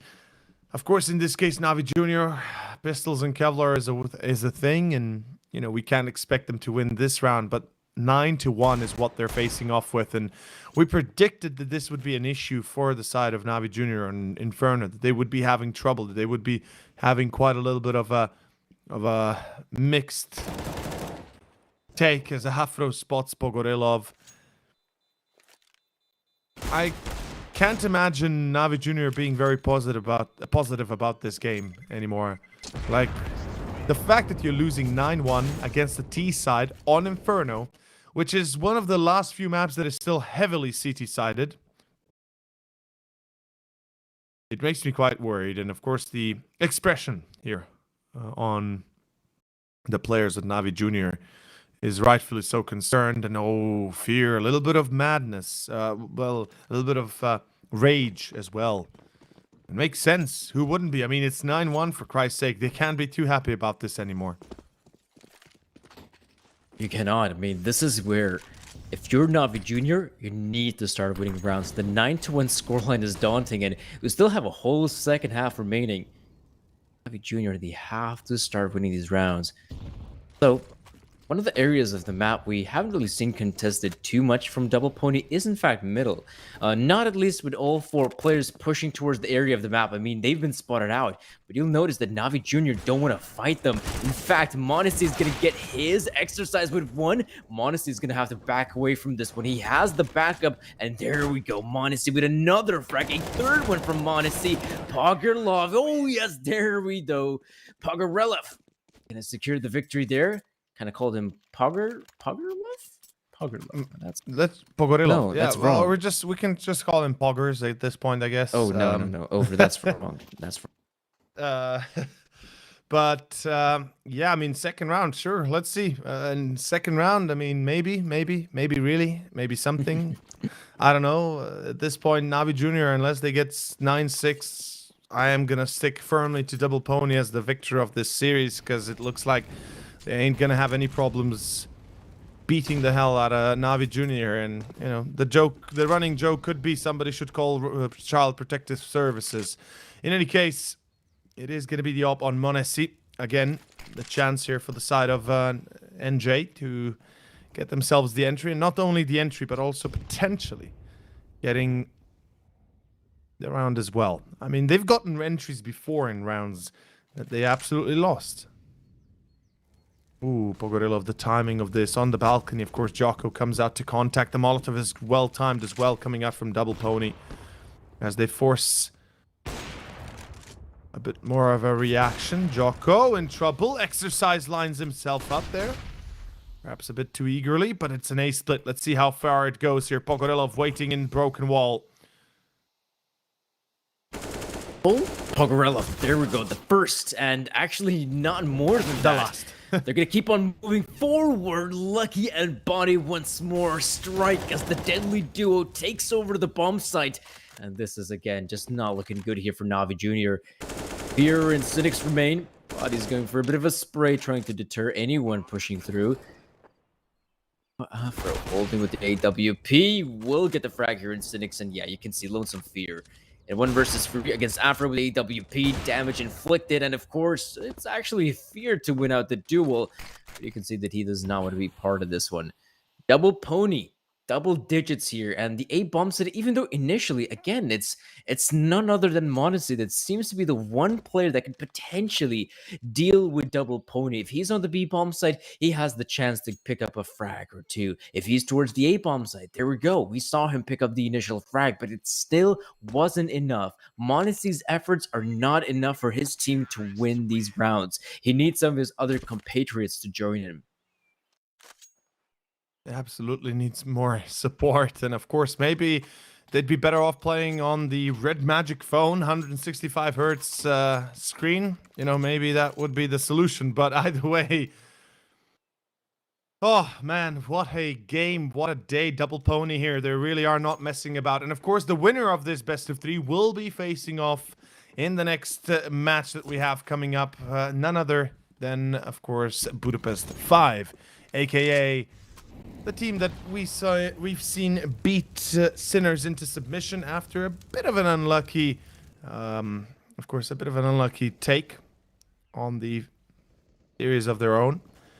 But Pogorilov here, knife spotting, of course, shoulder spotting, trying to see if anybody would come into contact. This is Pistols and Kevlar Eco, I guess we can say. Taking it easy. This could work. Fear coming out hot. A flash, of course, support from the side of Cynics. But I think this is... Oh, the timing. Come on. The timing here is just disappointing. And Danny, do you believe even in them getting more than 2 rounds here anymore? Are you telling me that my prediction of them, that Navi Jr. might win more rounds on Inferno than on Train is actually not going to come true? Yep. It's not. I believe it's not. I believe that this could be the end of the day here. End of this series. This is just... I mean, your prediction went down the drain, man. What can I say? Wait, Both of ours did. wait, over. You were talking about not that long ago about in Counter-Strike, it doesn't matter. Yeah, I if know, the I know, I scoreline know. is It's 11 true. It's to true, 2. though. That is true. It's true. But you have to show something. You have to show some sort of I don't know. It looks like they have no hope for themselves, even when you don't feel yourself as a, if you don't, as a team, show any sort of signs of life. Well, I mean, I love this second mid push. Don't get me wrong, or down middle push by Onkera. I love it. This is really good and might actually catch Jocko off guard, and it will, but the B side is under attack, and there's only one man holding the line. That's Fear, and they certainly don't fear him, as it is going to be a 4v3 all of a sudden. Navi Jr. retaking from Nah, man, all 4 from CT? Yeah. This is going to get worse and worse by each passing second, innit? And let's see how they fare now. This retake is a must for the side of Navi Jr. Maybe the one good thing here for Navi Jr. is that they have the numbers. They can potentially trade out a bit more effectively than, say, Lonesome Body here. So many players coming his way, and actually Exercise gets the frag here in one. Boy. Oh no, is the setup working out? The setup is working out. It's down to the 1 versus 1, Modesty versus Exercise, and well, let's see if Modesty can be quick on the trigger as well as quick to find the frag. He's expecting him. He knows where he's at. No Can time. Modesty do it? But, No time. Right, no time. Doesn't matter if he can do it or not. He's out of time. He's out of chances, and that is going to be 12-2. At the very best, Navi Jr. can finish this half 13-2. This is a concerning matter, and I hope that they'll be able to look at this demo without any hate, because they kind of find themselves on this of their own accord. They screwed it up a little bit too much, and unfortunately, they have no response. I mean, this is disappointing for Navi Jr. What can I say? And I really hope they can come up in this next series, in the lower series that will have them tomorrow. Of course, in the elimination series, up against Sinners, they'll be able to perform. Onesi, nice boost on towards the wall. That's actually really nicely done. Lucky is caught. But look at this, 4 players already on top middle. Aggression from the side of Double Pony is unprecedented, and they keep on pushing. And Jocko will find the entry. Yeah. He's just so insane with the entry fragging prowess. Once more, it's Jocko to open things up and potentially close things out here on this first half. Yep. Looking pretty solid here for Double Pony, which is something you can't really see for Navi Jr. Again, it's just notice how many times it's been when you get to see someone like Modesty early on securing the opening frag, and yet oh my goodness, his skills! What a shot! They're not enough for his team to win the round, but here he's just gonna have to go for this one. It's a 1 versus 2 we're talking about, and well, okay, he gets the one in off-row, but yeah, it's only gonna be an attempt. Exercise managed to close things out, but that was a really nice attempt from Modesty. And I mean, this is also one hell of a statistic. 13-2, and yet the highest fragging individual is Modesty on the receiving end.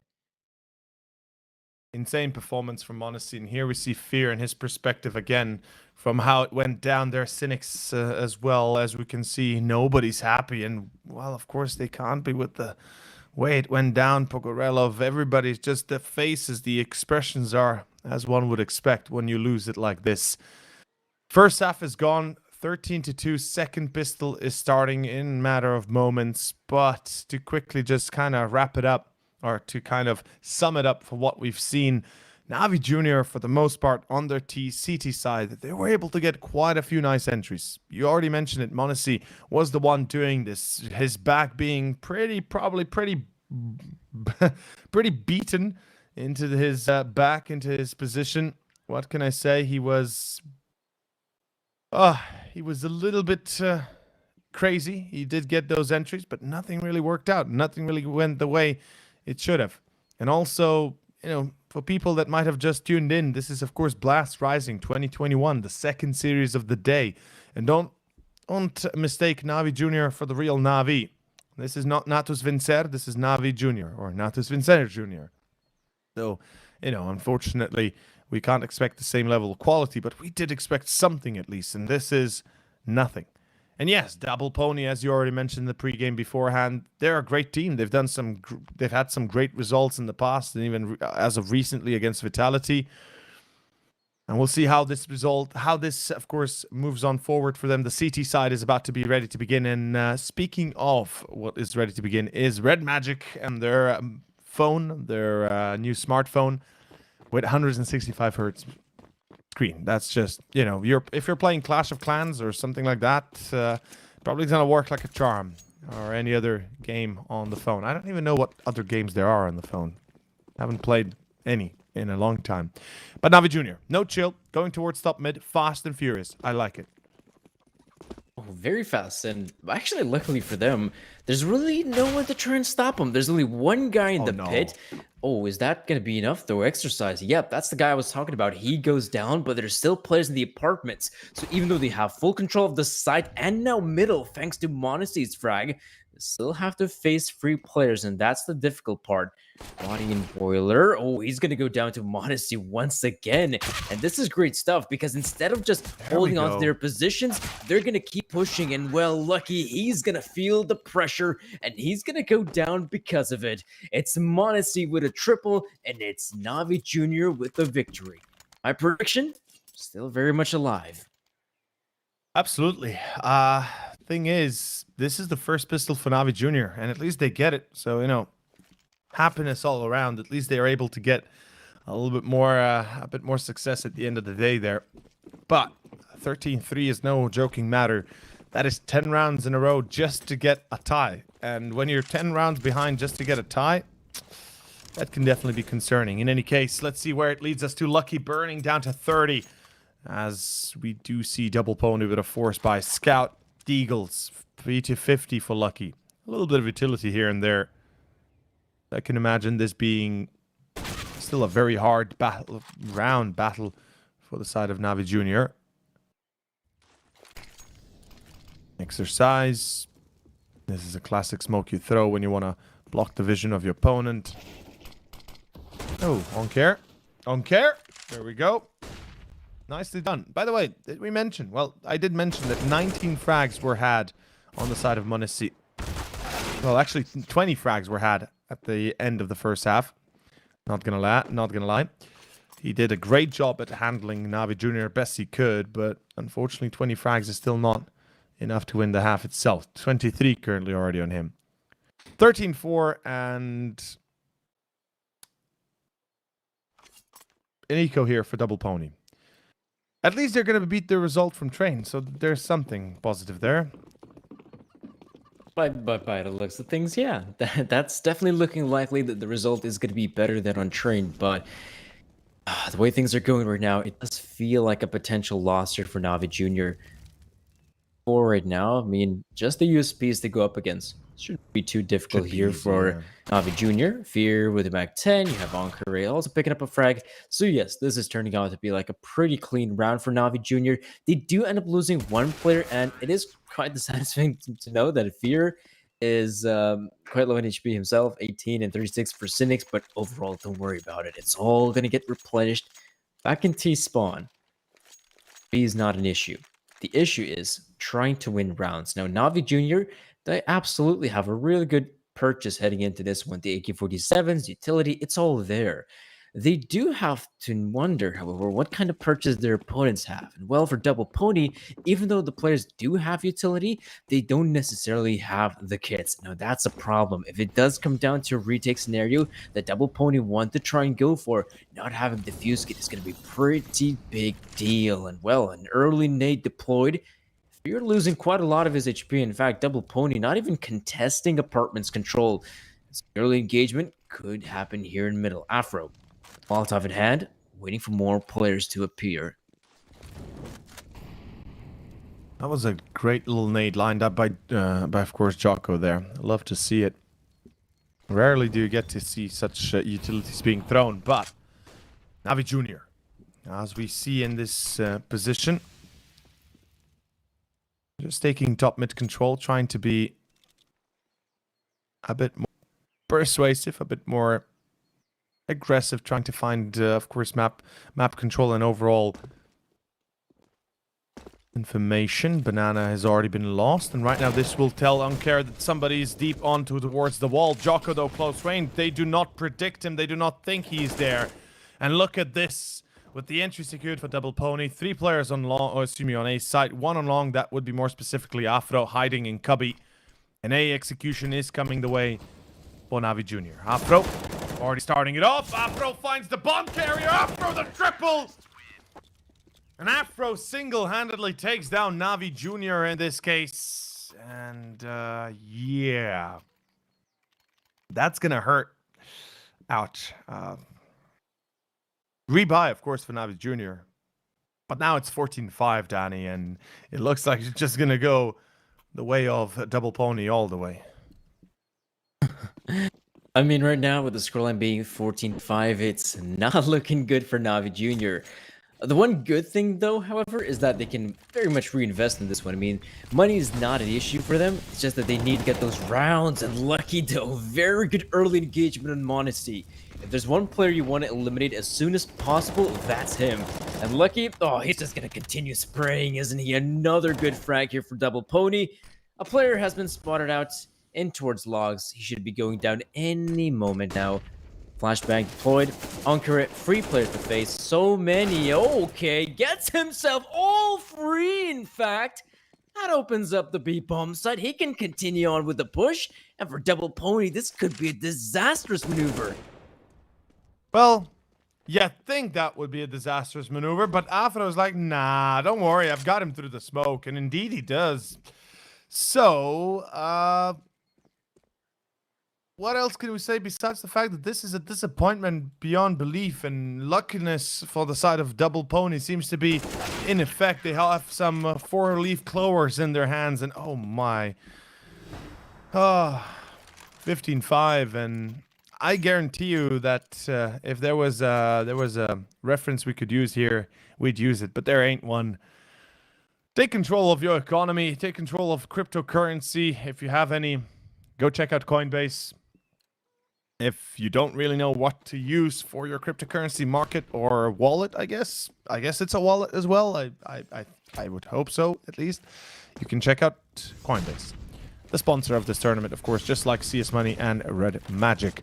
In any case, NAVI Jr., 10 rounds in a row, Danny. 10 rounds in a row. Ooh, okay. Body will fall, at least. Oh, and look at the speed as well from NAVI Jr. They're moving very quick. Afro. Again. Great pickup here in Cynics. Not really sure what that happened, though.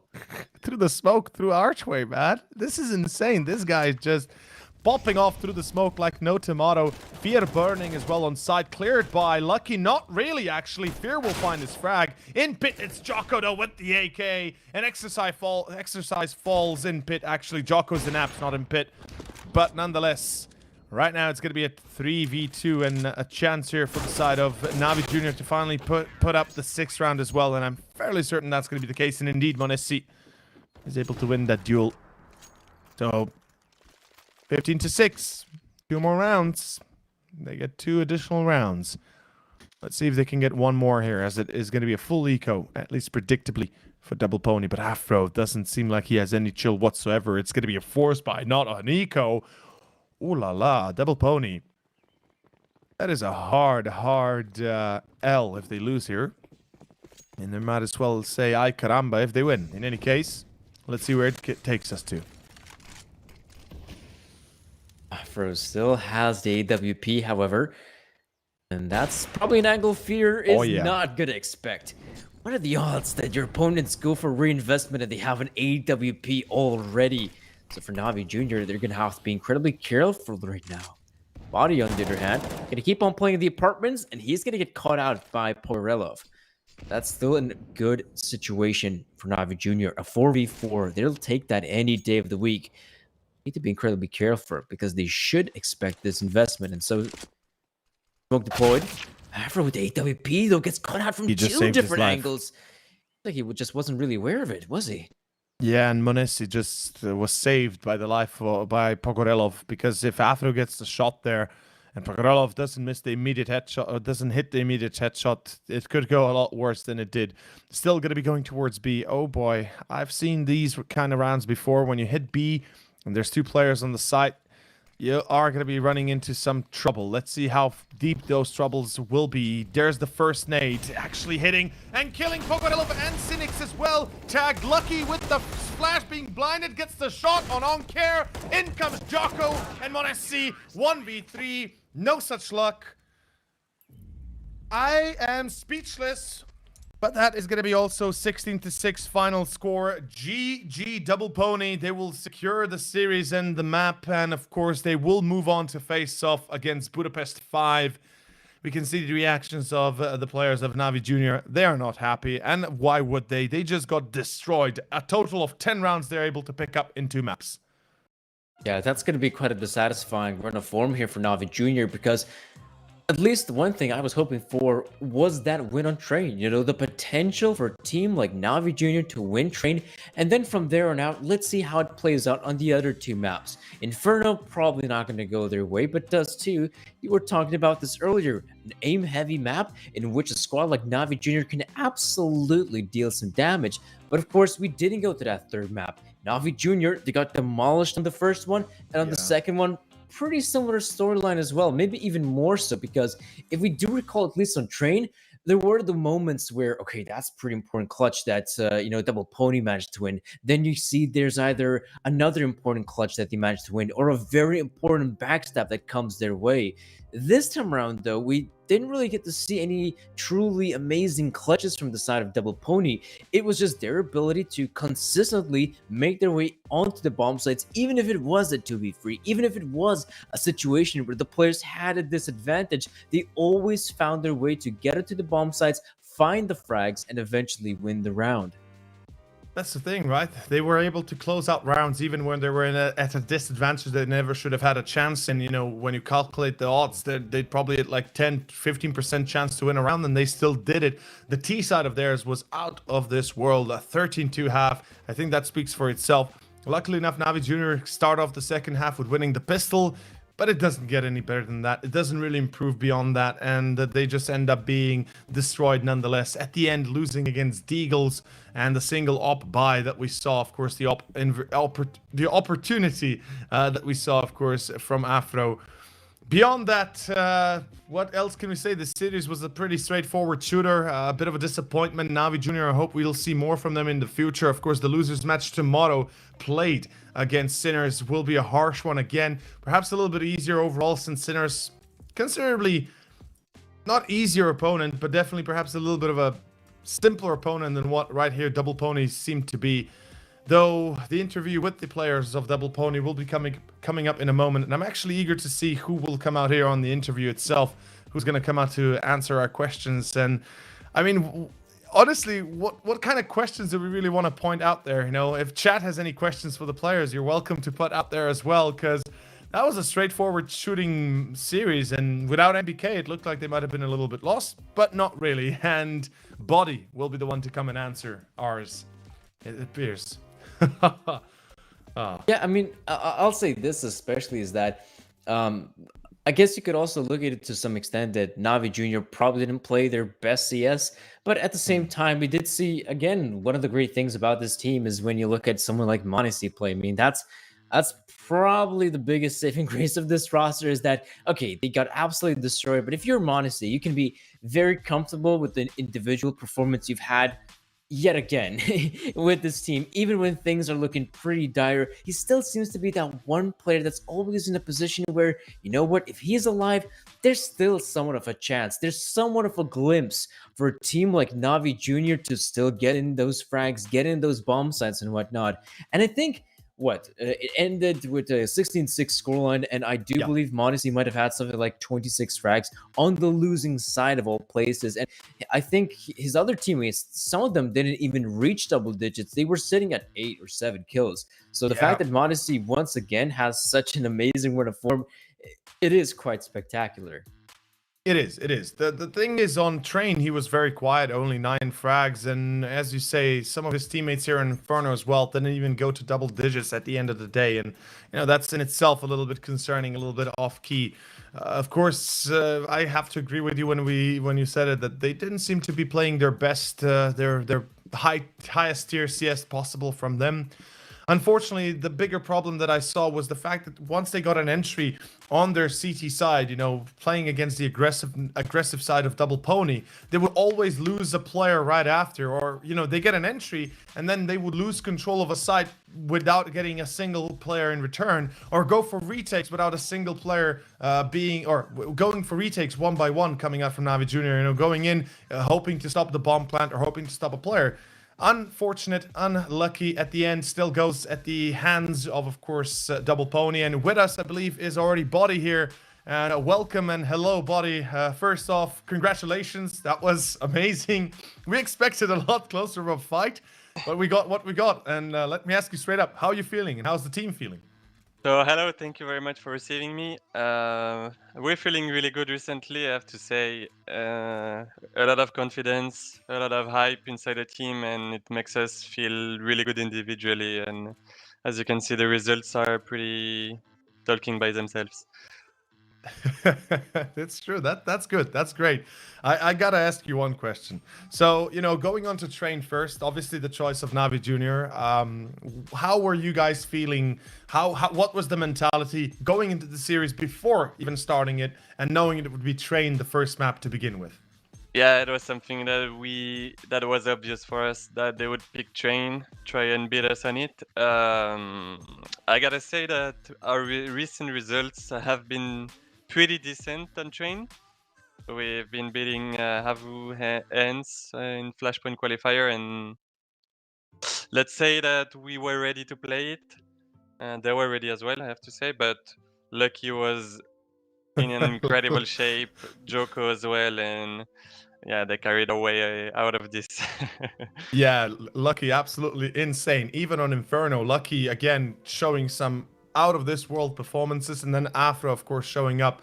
But Danny, I mean, we talked about this, we mentioned it, how retakes were an issue for Navi Junior and how they failed in their retakes. And I mean, Danny, what's like, or in this case, Body, apologies, what did you guys think when it was a 3-on?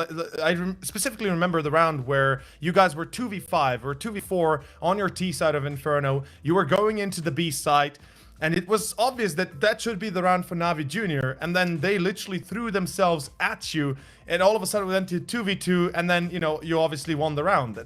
Like, how did you guys feel in that?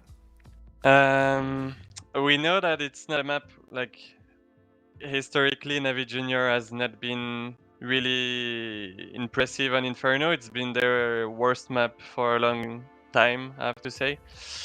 It's probably like talking by itself that they're not confident on the map, and you cannot, maybe you're gonna be shaky on these retake situations and not being 100% confident. That's what you need when you retake a bomb site. We were extremely confident in these retakes. Like, we had some utilities left to delay their retakes and some really good crossfire that we prepared in practice. So I don't know what to say. We were just feeling it today, and everything worked for us, I think. Awesome. I would like to ask just the one question, and it would have to do with the newest edition of Exercise. Is he going to be the player that you will play throughout the entirety of Blast Rising, or is there the chance that someone like Nono2K might also step in throughout the tournament? No, we're gonna decide to try out Exercise on this tournament precisely, sorry. And Nono is gonna play in another tournament, but in Blast Rising we're gonna keep up with Exercise for sure. We're gonna definitely play the whole tournament with him. Okay, thank you very much for that, Body. And before we continue, of course, my quick question would be just the final question to not keep you here for too long. You guys have another series going on against, of course, Budapest 5. Did you guys see this? Did you watch the series between Budapest 5 and Sinners? And how did it make you feel if you watched it? We didn't watch it. Okay, then I have no answer for you, man. I'm sorry. All good then. All good. Well, thank you very much, Body, for your answers. And of course, again, congratulations for the victory. And good luck moving forward, facing off the Hungarian 5. And of course, we'll see you if you win again. Hopefully, we'll see you again. Sure. See you later, man. Bye-bye. Bye. Well, with that being said, that was Body, guys, and hopefully he answered a few of our questions and your guys' questions as well. Danny, I gotta say, it kind of makes sense, you know, the way he said it, the way he pointed it out, is they were just feeling it. They knew that that they would be picked by that Train would be picked by Navi Junior. They predicted that, and you know, it showed that they were ready. And then on Inferno, they already knew that the map wasn't the best for Navi Junior, and they just went with the flow, and it kind of made sense. They were just better. They were just more prepared. Yeah, that definitely seems like it. That this just might be, you know, the Pony storyline right now is that they go into these matchups and, you know, they're prepared. They're ready to face off even some of these lesser opponents in CS. And that's, of course, very important because there's still a team that's trying to rise through the rankings, meaning that they will have to go through loads and loads of qualifiers. So sometimes, you know, going up against these opponents where you might think, oh, Navi Junior, we know exactly what they're doing, you might get countered. Yeah, those are quite dissatisfying scenarios. But here we saw it work out perfectly. They were expecting Navi Junior. They knew how to play against them. And it absolutely goes to show that that preparation that Double Pony made paid off tenfold. And of course, with that being said, we'll go into a short break ourselves and be ready for our last match of the day, the winners match, to decide who comes out of Group E first. Of course, it is going to be Budapest 5 facing off Double Pony. We'll be going into that matchup and into the pregame in a matter of moments. So stay tuned here with us with Blast Rising 2021. With you were, of course, myself, Over, and Danny. And until we're ready for the next one, see you soon. Man, I don't miss the cold, but I do miss the sand. It takes some adjusting, and I know that I can. And I tell you, I am no righteous man.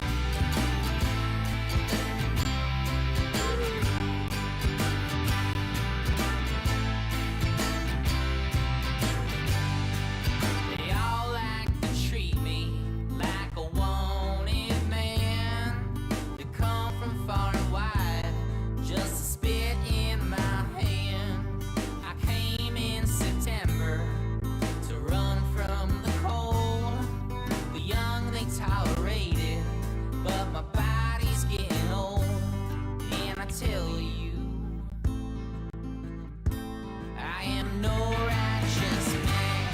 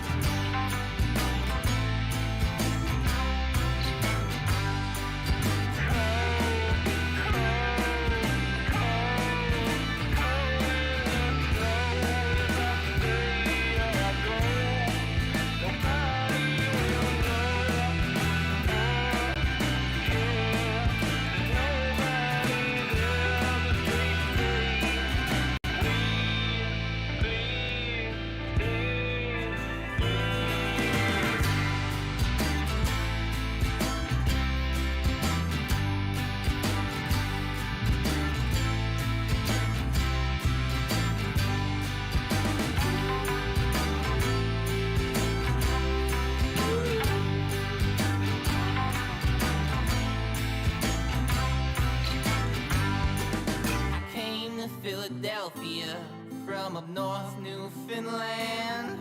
My mother, she was a teacher, my dad a fisherman. I don't miss the cold, but I do miss the sand. It'll take some adjusting, but I'm sure that I can.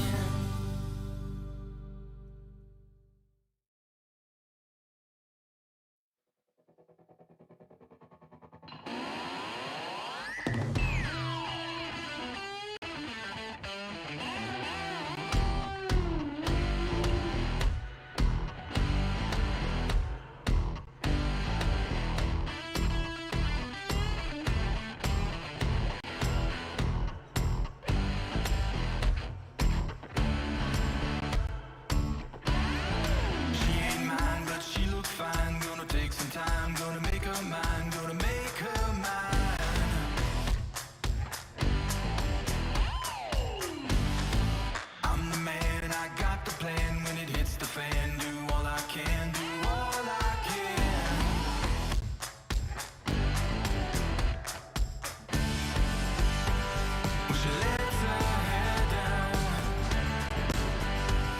She drives me wild, and she looks in my eyes. Hell yeah!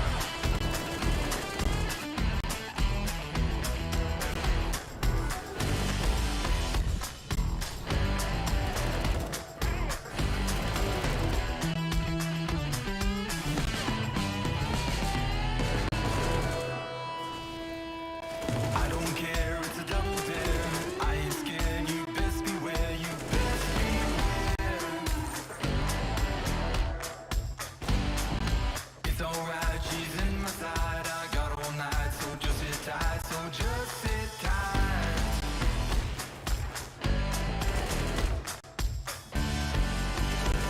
When she lets her hair down, she drives me wild, and she looks in my eyes.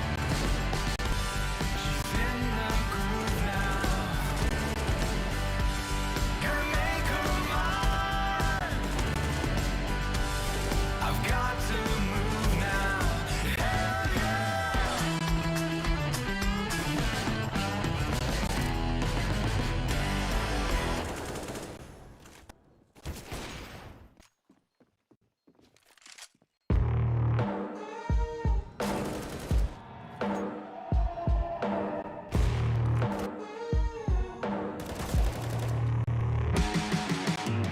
Got so much weight on my shoulders, enough to knock me out, but I'm still holding the throne. You'll never know till it's over. So pretty it hurts, just beware of the thorns. You got a glimpse, and you can't resist, luring you in closer. Guess I got a jinx. You want an honest man, but you don't understand. I won't be here when you wake up again. You want an honest man, but you don't understand. I won't be here when you wake up again. Got so much I need to cover. All the lies I lied, been with me for too long. Got a chance to start over. Disguise the man I was, correct what I did wrong. You got a glimpse, and you can't resist, luring you in closer. I guess I got a jinx. You want an honest man, but you don't understand. I won't be here when you wake up again. You want an honest man, but you don't understand. I won't be here when you wake up again.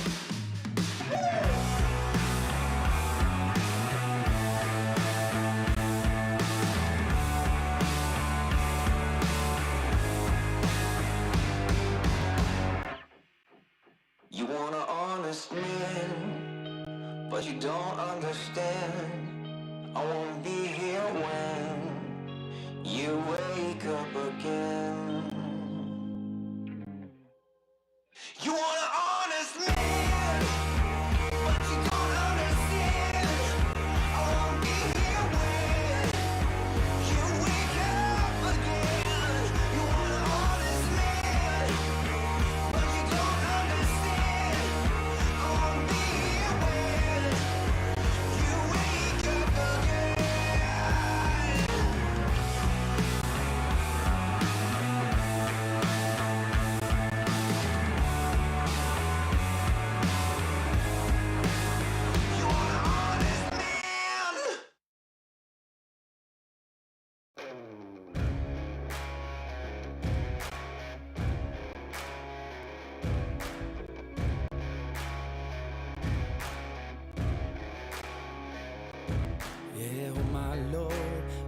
me sway, darkness falls, and we all pray, hoping for the light of day.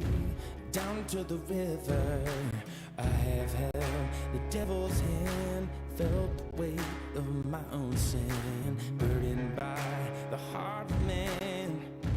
Down to the river, down to the river.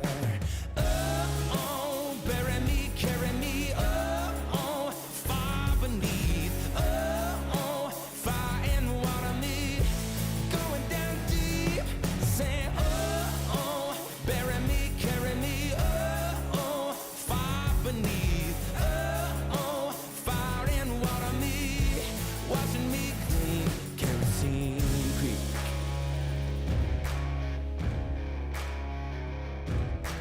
Mama taught me how to live, Daddy taught me how to give. Both of them had their own sins. Down to the river, every man has felt the shame. All our blood, it runs the same. Father, hear us as we pray. Down to the river, down to the river, sing, oh, oh, bury me, carry me, oh, oh, far beneath, oh, oh, fire and water me, going down deep.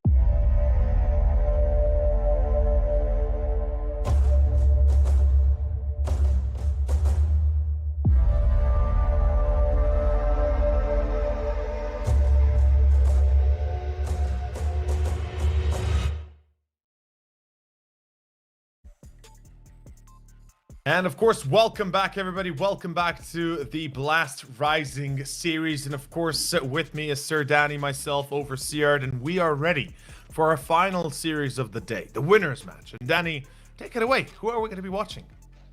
So what we're going to be witnessing is, of course, Double Pony versus Budapest 5. To give you a brief recap here, folks, I mean, the very first best of 3 of the day, that was Budapest 5 versus Sinners. And Budapest 5, it was a close game. It was definitely a close game against Sinners. There's also some caveats that worth pointing out. The fact that Sinners had to play with stand-ins, and still at the very end of the best of 3 of that third map, it was Budapest 5 that managed to come out on top. As for our, well, most recent matchup, Double Pony versus NAVI Juniors, that was a pretty one-sided matchup in which Double Pony managed to dispatch of their opponents 2-0.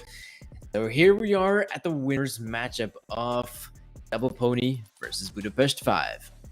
It was one hell of a series, as you mentioned, against Sinners. Against Navi Junior, we just saw, is even worth mentioning. In totality, it lasted half as long as the entirety of the first series, and even then some.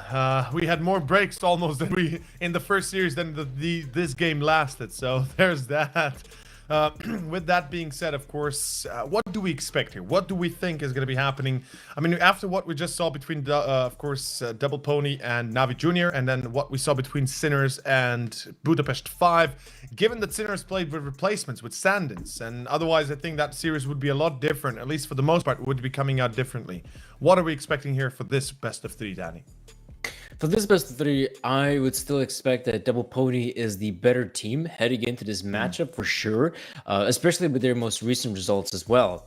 And overall, Budapest 5, I mean, it definitely wasn't an easy matchup for them, even when they had to go up against, when you just looking into context, I mean, they did have to play against 2 stand-ins, and initially, yeah, they managed to completely destroy them on the very first map.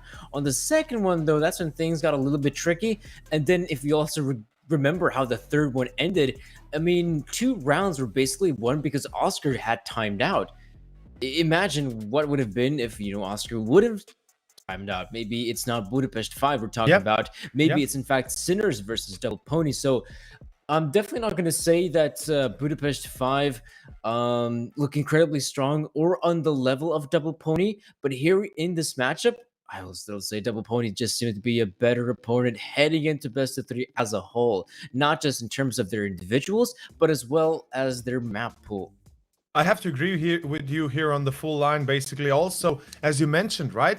Oscar disconnected 2 rounds. And that's 2 rounds that could have been instrumental. And it's not only about those 2 rounds, it's about the rounds that come after. It's the eco that comes after. It's the mini buy that comes after. It's the rounds that kind of follow suit because of the failure of a one single round.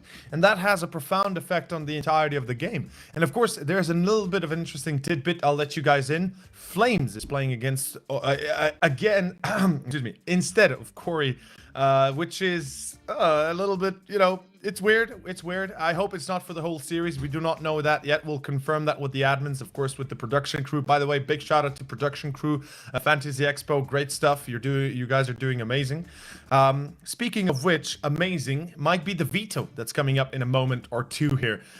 And I guess we will probably be seeing something like Inferno as one of the maps, because both teams play Inferno. I presume we'll be seeing something like maybe Vertigo again. It's possible. I doubt that Double Pony is going to be too happy with going on Vertigo once more, but I'm fairly certain we might see it.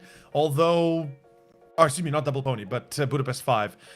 Ooh, okay. Then I was wrong about Inferno, Danny. I was very wrong about Inferno. It kind of makes sense, honestly, when we look at the series between Navi Jr. and Double Pony, that you want to avoid Inferno if you can. Oh, for a squad like Budapest 5, I mean, in general, they more often than not end up not playing that map. It actually ends up being quite often one of their first bans alongside, funnily enough, the map of Overpass that we're now going to see play. So this is actually very interesting. What sort of game Budapest 5 is playing that they're actually going to consider playing the map of Overpass, a map they primarily ban. I think it's one of their most banned maps, in fact. So they're going to try to test Double Pony on it. Once we do go to that second map, now this is where Double Pony is probably going to feel a lot more comfortable. This is the map they play. This is the map they play quite often as their very first pick, the map of Nuke. And in this level of Counter-Strike, I mean, yeah, Nuke does make a lot of sense to go in for this pick, but it's also a map that Budapest 5 tends to well, I say tend to play, but it's still somewhat there in the mid sort of range map that they, from time to time, they will openly try and play it against the opposition.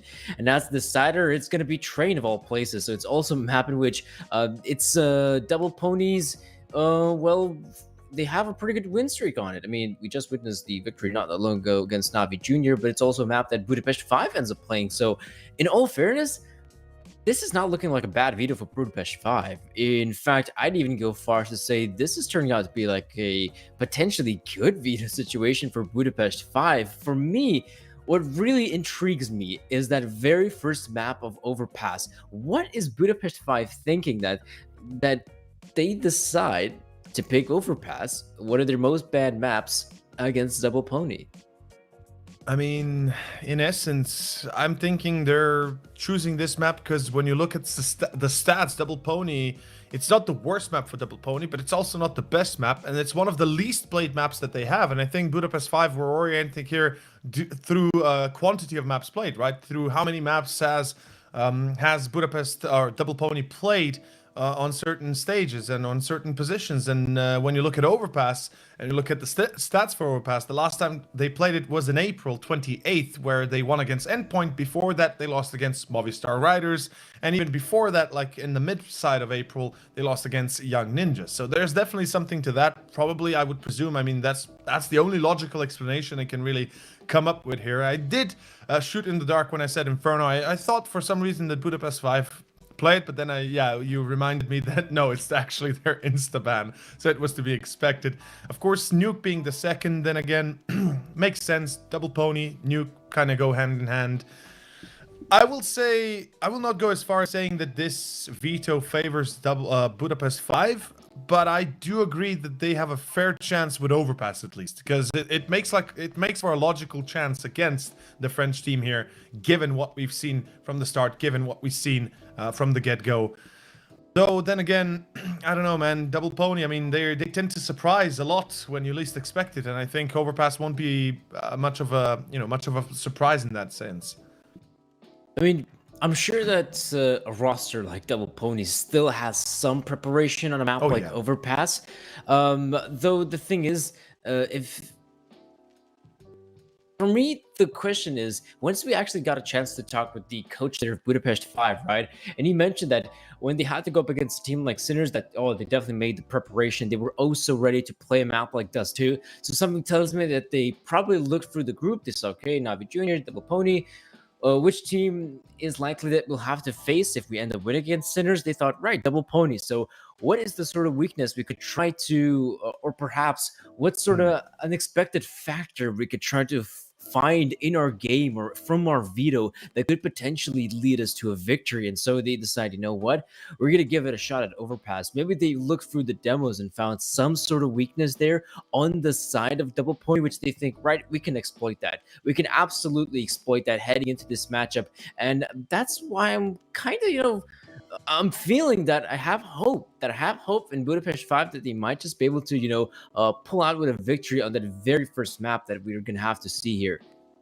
I kind of, I see the reason behind it, and I kind of support the reasoning behind it. Can't lie, it makes sense. It makes sense tactically and such. And as you said, the coach has said that himself, that they prepared to a certain degree to what they could. They didn't over prepare, which I think is a good thing, because you can look at their first round, first rounds, aka pistols. You can look at their second rounds as in force buys. Then gun rounds are really just a really big coin toss, because you never know what really will be happening, and you can prepare all you want in advance for every single round, but I can guarantee you most of them will not happen the same way. So in this case, yeah, I could see them being like, okay, we won the game, we've got like 2 or 3 hours to prepare against Double Pony now, because we're almost certain we'll play against them. Let's look at what maps we can play. Then they obviously go to the Vita and they decide, okay, maybe Overpass should be our first pick, because they know they'll have the first pick. At least from what I know, it goes by ranking of who's better, etc., and they get the first pick because they're on the underdog. And in this case, I dare say that they must have looked at a few of the games of course, in this case, Double Pony, and I bet you that we'll see some success for Budapest 5. But if they can't carry that over to the mid rounds, if they can't carry that to the late game and keep that pace up, then Double Pony are in for another wild ride, for another possible roller coaster that goes their way. But either way, Flames apparently will not be playing instead of Corey, because apparently he's unable to join, so they are looking for a different stand-in, and hopefully they will find him. It's getting pretty late in the day, so I pray that they will find somebody fast enough. They have about I don't know how long they have until they have to forfeit again, but they had a long enough time today already with once before, or that was Sinners, actually, excuse me. So I'd imagine they have more than enough to find at least one replacement, right? Yeah, and they have some time to look for that standard, but until they manage to find the standard, until we can continue on with the matchup here, folks, we're gonna go to a brief commercial break, and once we'll be back, we'll be sure to bring you this best of 3, so definitely stay tuned.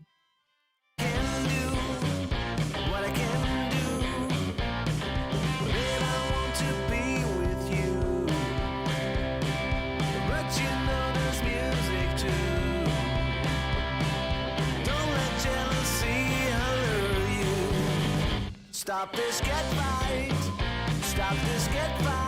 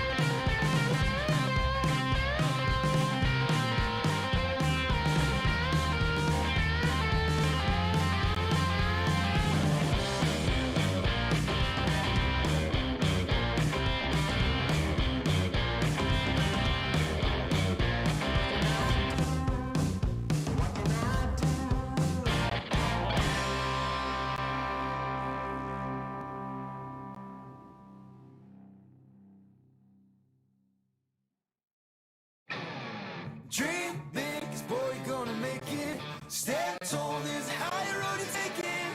Let go of everything that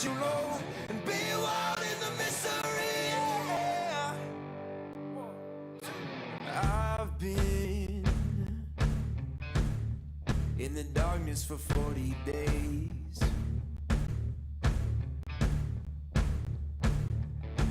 I've been searching for holy flames, a sign to light up the way. So can you help me out? Can you help me out?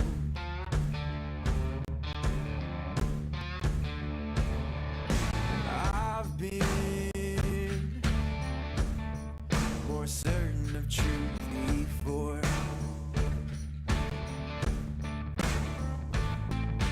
I've been called a righteous man before. Yeah, I've been closer to Jesus before. So can you help me out? Oh, can you help me out? Am I on my own? Am I on my own? Or can you help me out? Am I on my own? Am I on my own? Or can you help me out? Can you help me out? I've been scared to look in my soul.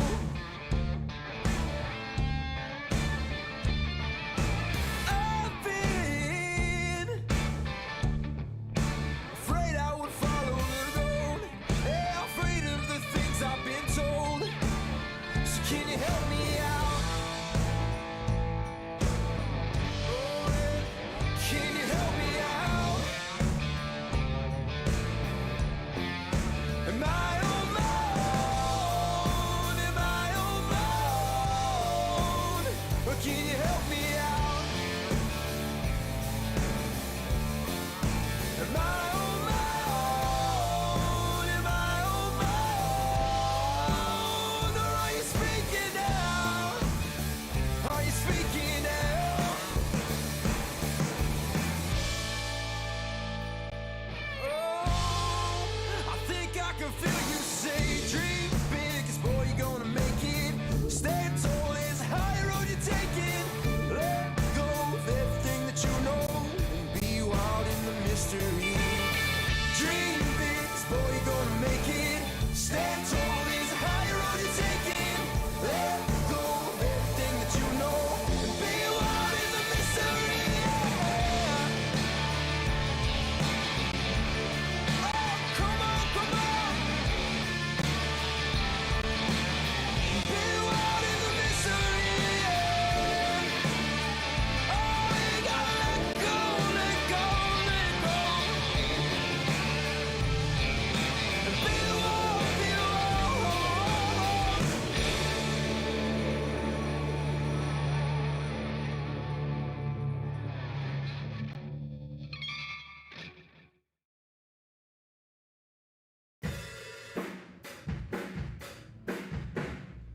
Yeah, I was raised well, genetic holy grail.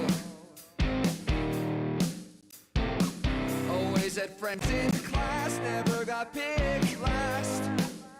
Still, I feel like an outcast.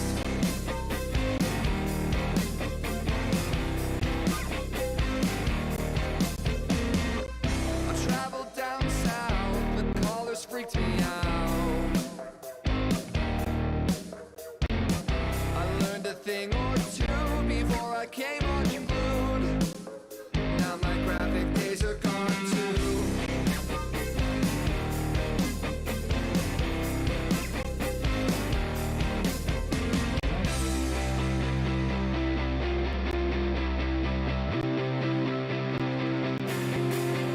I tread the line of worlds that won't intertwine. I live inside of circles that don't quite align. Please tread the line with me.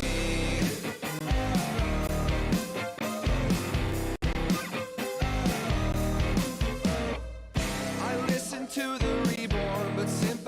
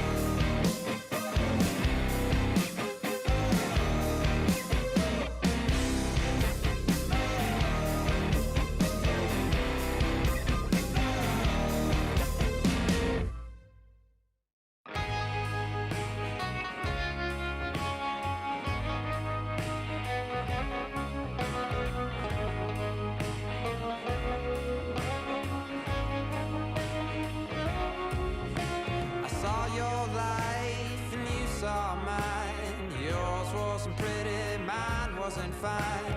But when our ways lift our lives over the hill, I passed you by.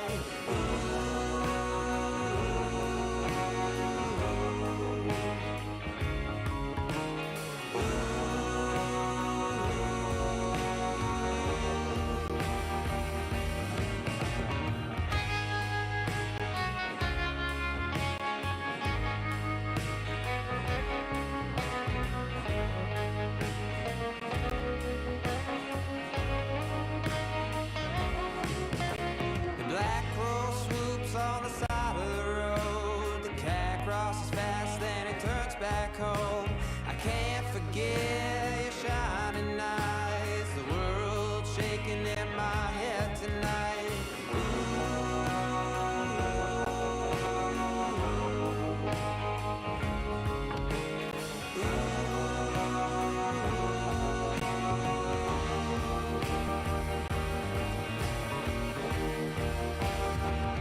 Don't kill me now.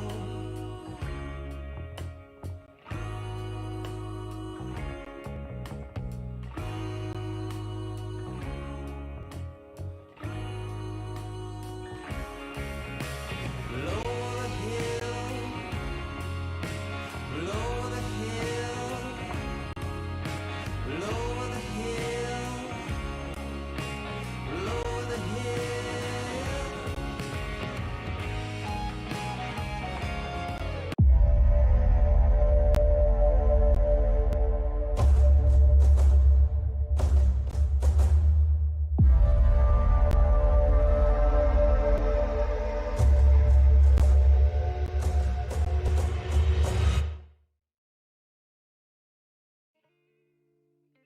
Welcome back, guys. We're ready to go into our series here. We waited a little bit to get the technical issues out, but Danny, we're moving into our first map. We're moving on to Overpass. Hot damn! What are you expect? Like, what are our expectations in general for Overpass? For Overpass, I would say that Budapest 5 probably has some sort of game plan heading into this one. If this is the map they want to play against a squad like Double Pony, this tells me that they've done some preparation. And you know what? If that preparation is going to be something akin to what we saw on Dust 2 against a team like Sinners, they probably have the potential to win that map. But as far as their, so to speak, general performance in the best of 3, I'm still expecting a victory here from Double Pony. I think it's just fair to say that Double Pony still is the better squad heading into this one, but I'd say that coming to a map like Overpass, there might be some interesting affairs here. This could be the surprise factor that Budapest 5 needs in order to pick up at least the one map in this best of 3 series. Absolutely, and this is the surprise we talked about, of course, that Overpass was picked with a reason, that most likely they did their research and decided upon their, well, research that this would be the most likely map they could have, and victory on, of course, against Double Pony. With that being said, I believe we're ready to jump right into it to see how this map goes, as we'll be jumping into the pistol a matter of moments. But one thing to say is definitely Double Pony looks scary as hell, man. I'm not gonna lie. After that Navi Junior Depression series, that was an easy secured win for DP Double Pony. And, well, Budapest 5, I mean, I hope they didn't make the wrong choice here for Overpass, dude. I really hope that this wasn't a choice, just, you know, a random choice of, oh, let's try Overpass and see how it goes. That they actually made their research and they actually did healthy enough of a research as to what to expect, what to do here against Double Pony.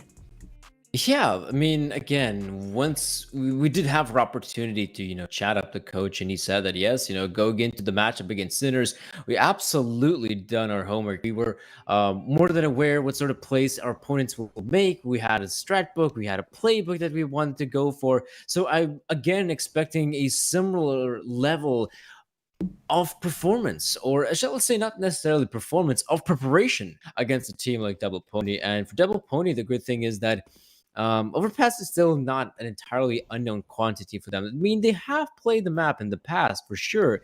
It's just that they haven't really played it that often, so to speak, compared to some of their other maps. Nuke, for example, does too. Even the same map of Inferno. I mean, that's why Overpass ends up being, somewhat at the very bottom of their maps, in fact, because they've only played it. Oh, yeah, there we go. 8 maps the past 3 months. So that is not a lot for sure.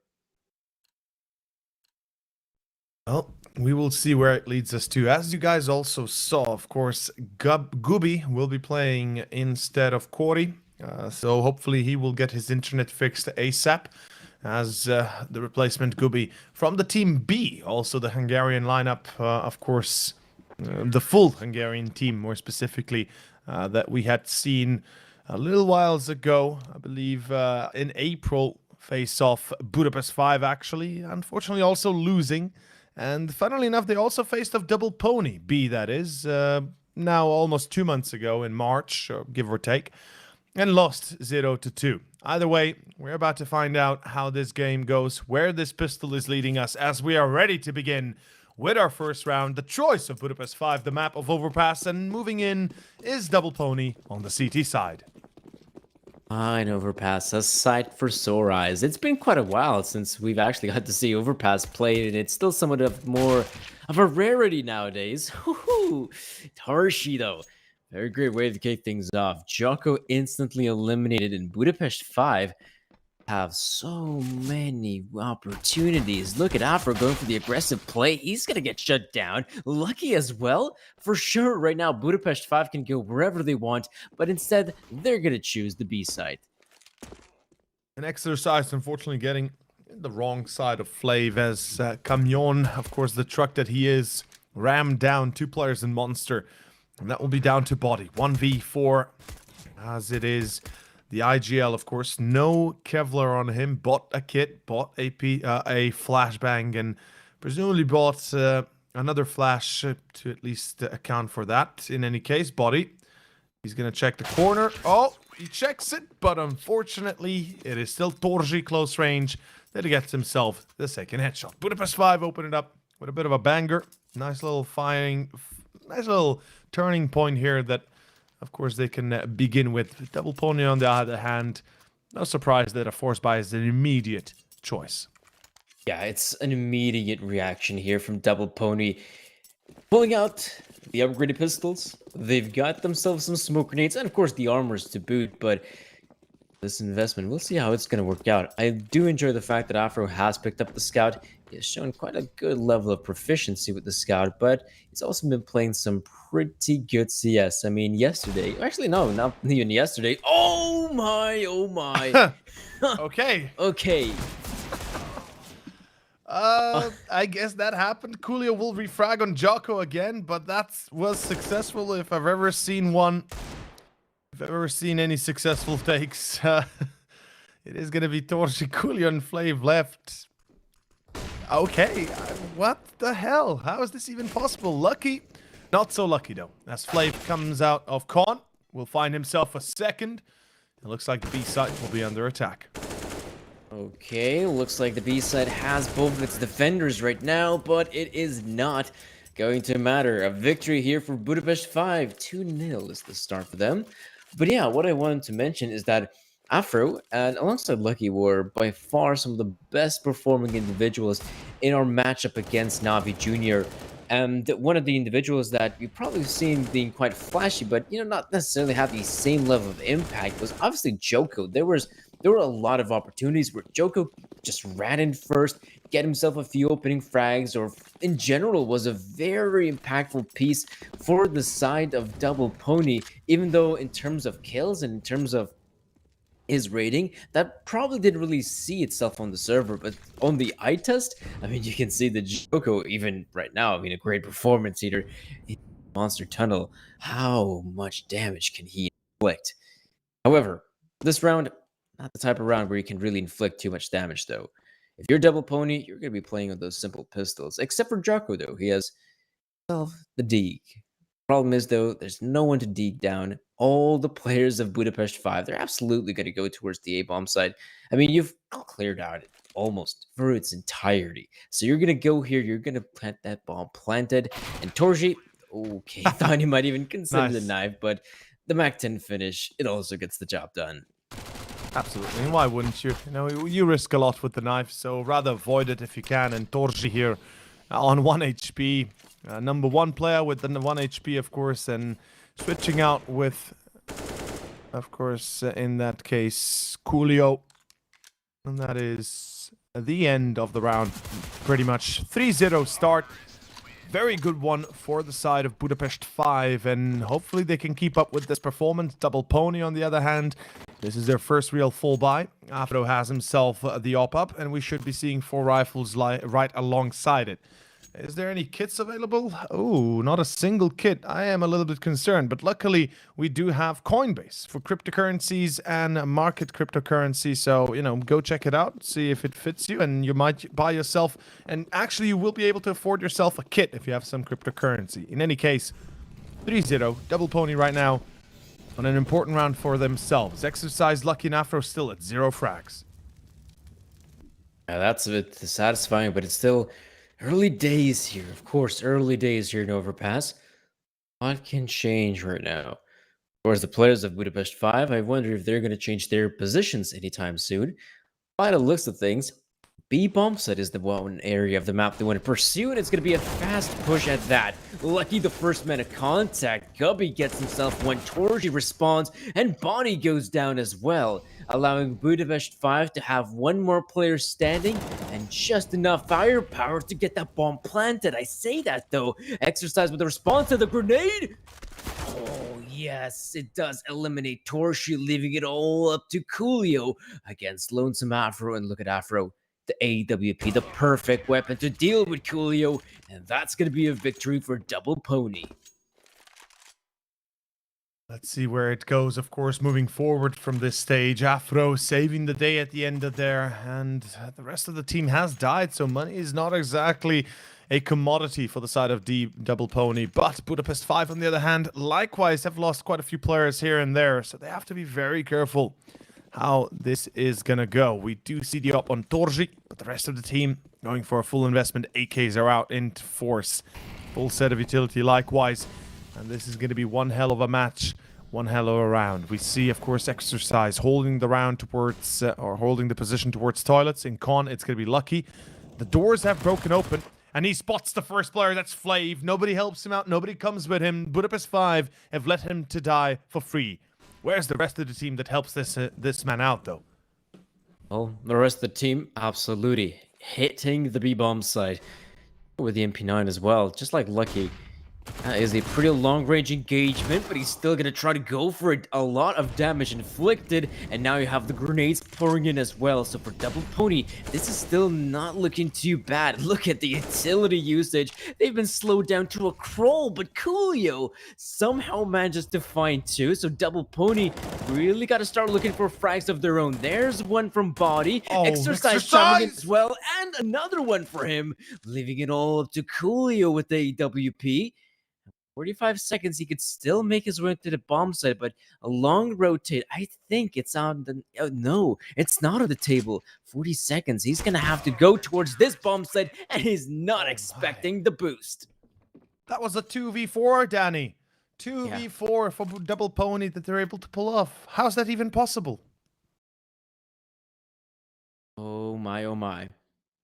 Definitely quite satisfying, I'll give you that. Because in that scenario, the 4v5 that actually came through initially, because Lucky finds the kill from Connector. So there are 4 players from Budapest 5 that are committing towards the bomb side. And the interesting thing is that the utility usage from Double Pony, it was so good. They definitely stopped that bomb from getting planted as soon as possible. But at the same time, once the utility started fading, Budapest 5, they were just in a prime position to get so many frags.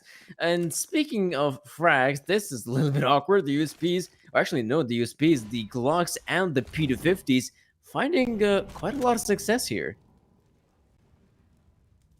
Far more than one would think, but Camion and Flav, right now in their positions, could be Very dangerous, not gonna lie. They could still find some kills, and if they get one more frag, that's already gonna tilt the balance of economy in favor of Budapest 5 as Body gets caught wide open, jumping Jax, unfortunately not being careful enough.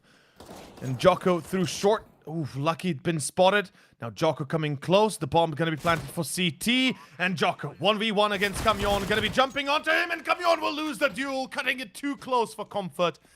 As Jocko closes the gap. And he's going to retrieve the up, I believe. There is, or that had been dropped. Nope. Oh, wait. Never mind. No up, just M4. Then I saw wrong there.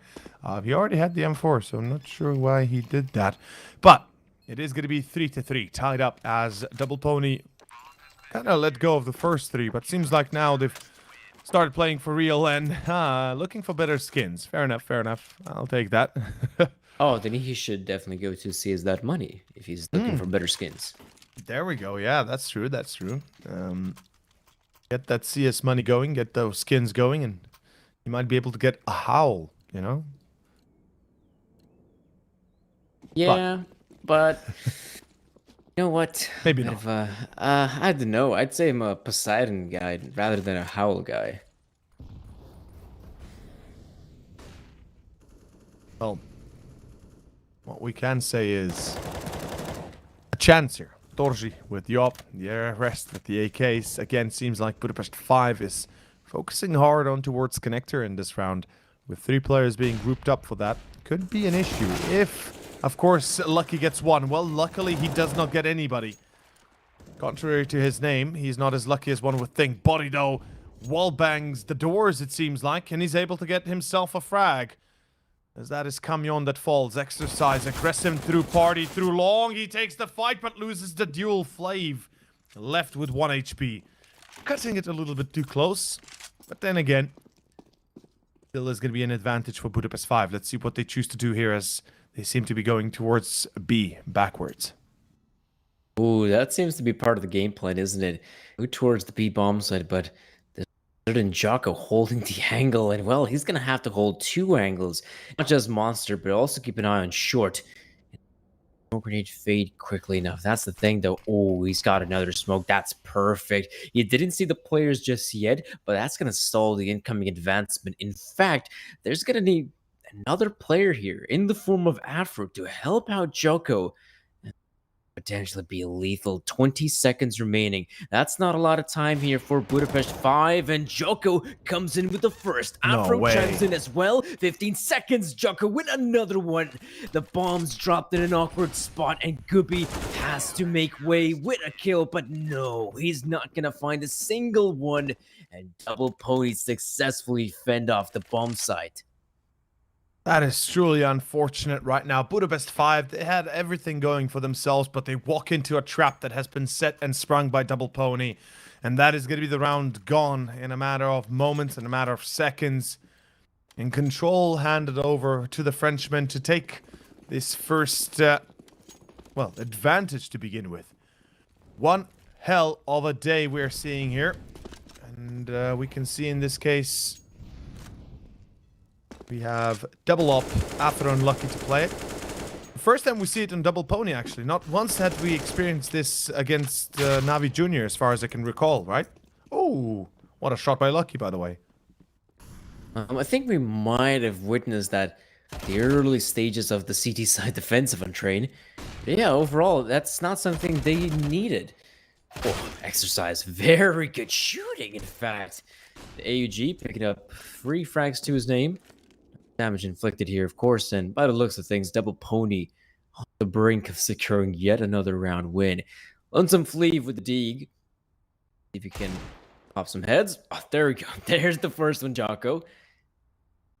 Things at a disadvantage here. Another. Nope, not going to happen. So, nice attempt there from Fleeve, but overall, a nice hold from Double Pony, only losing the 2 players. Let's see if they're going to lose any players in this round. It's the 9th round in which the Budapest 5, they have loads of money. So much so, in fact, the AKs for everyone, but also an AWP in the hands of Torshi. Well, as we see in this case, Budapest 5 hitting a bit of a brick wall. The double up, of course, as you mentioned, as we said, being in play here, the double pony can absolutely abuse and use in their favor if they're going to be lucky enough. Molotov onto short for a fast take off short itself. Molly onto con as well. Reply coming out from double pony will be lucky peeking short, and that's a problem. That's the bomb that gets dropped as well. Not that it can't get retrieved, it's more about the fact that now they know that the bomb was short.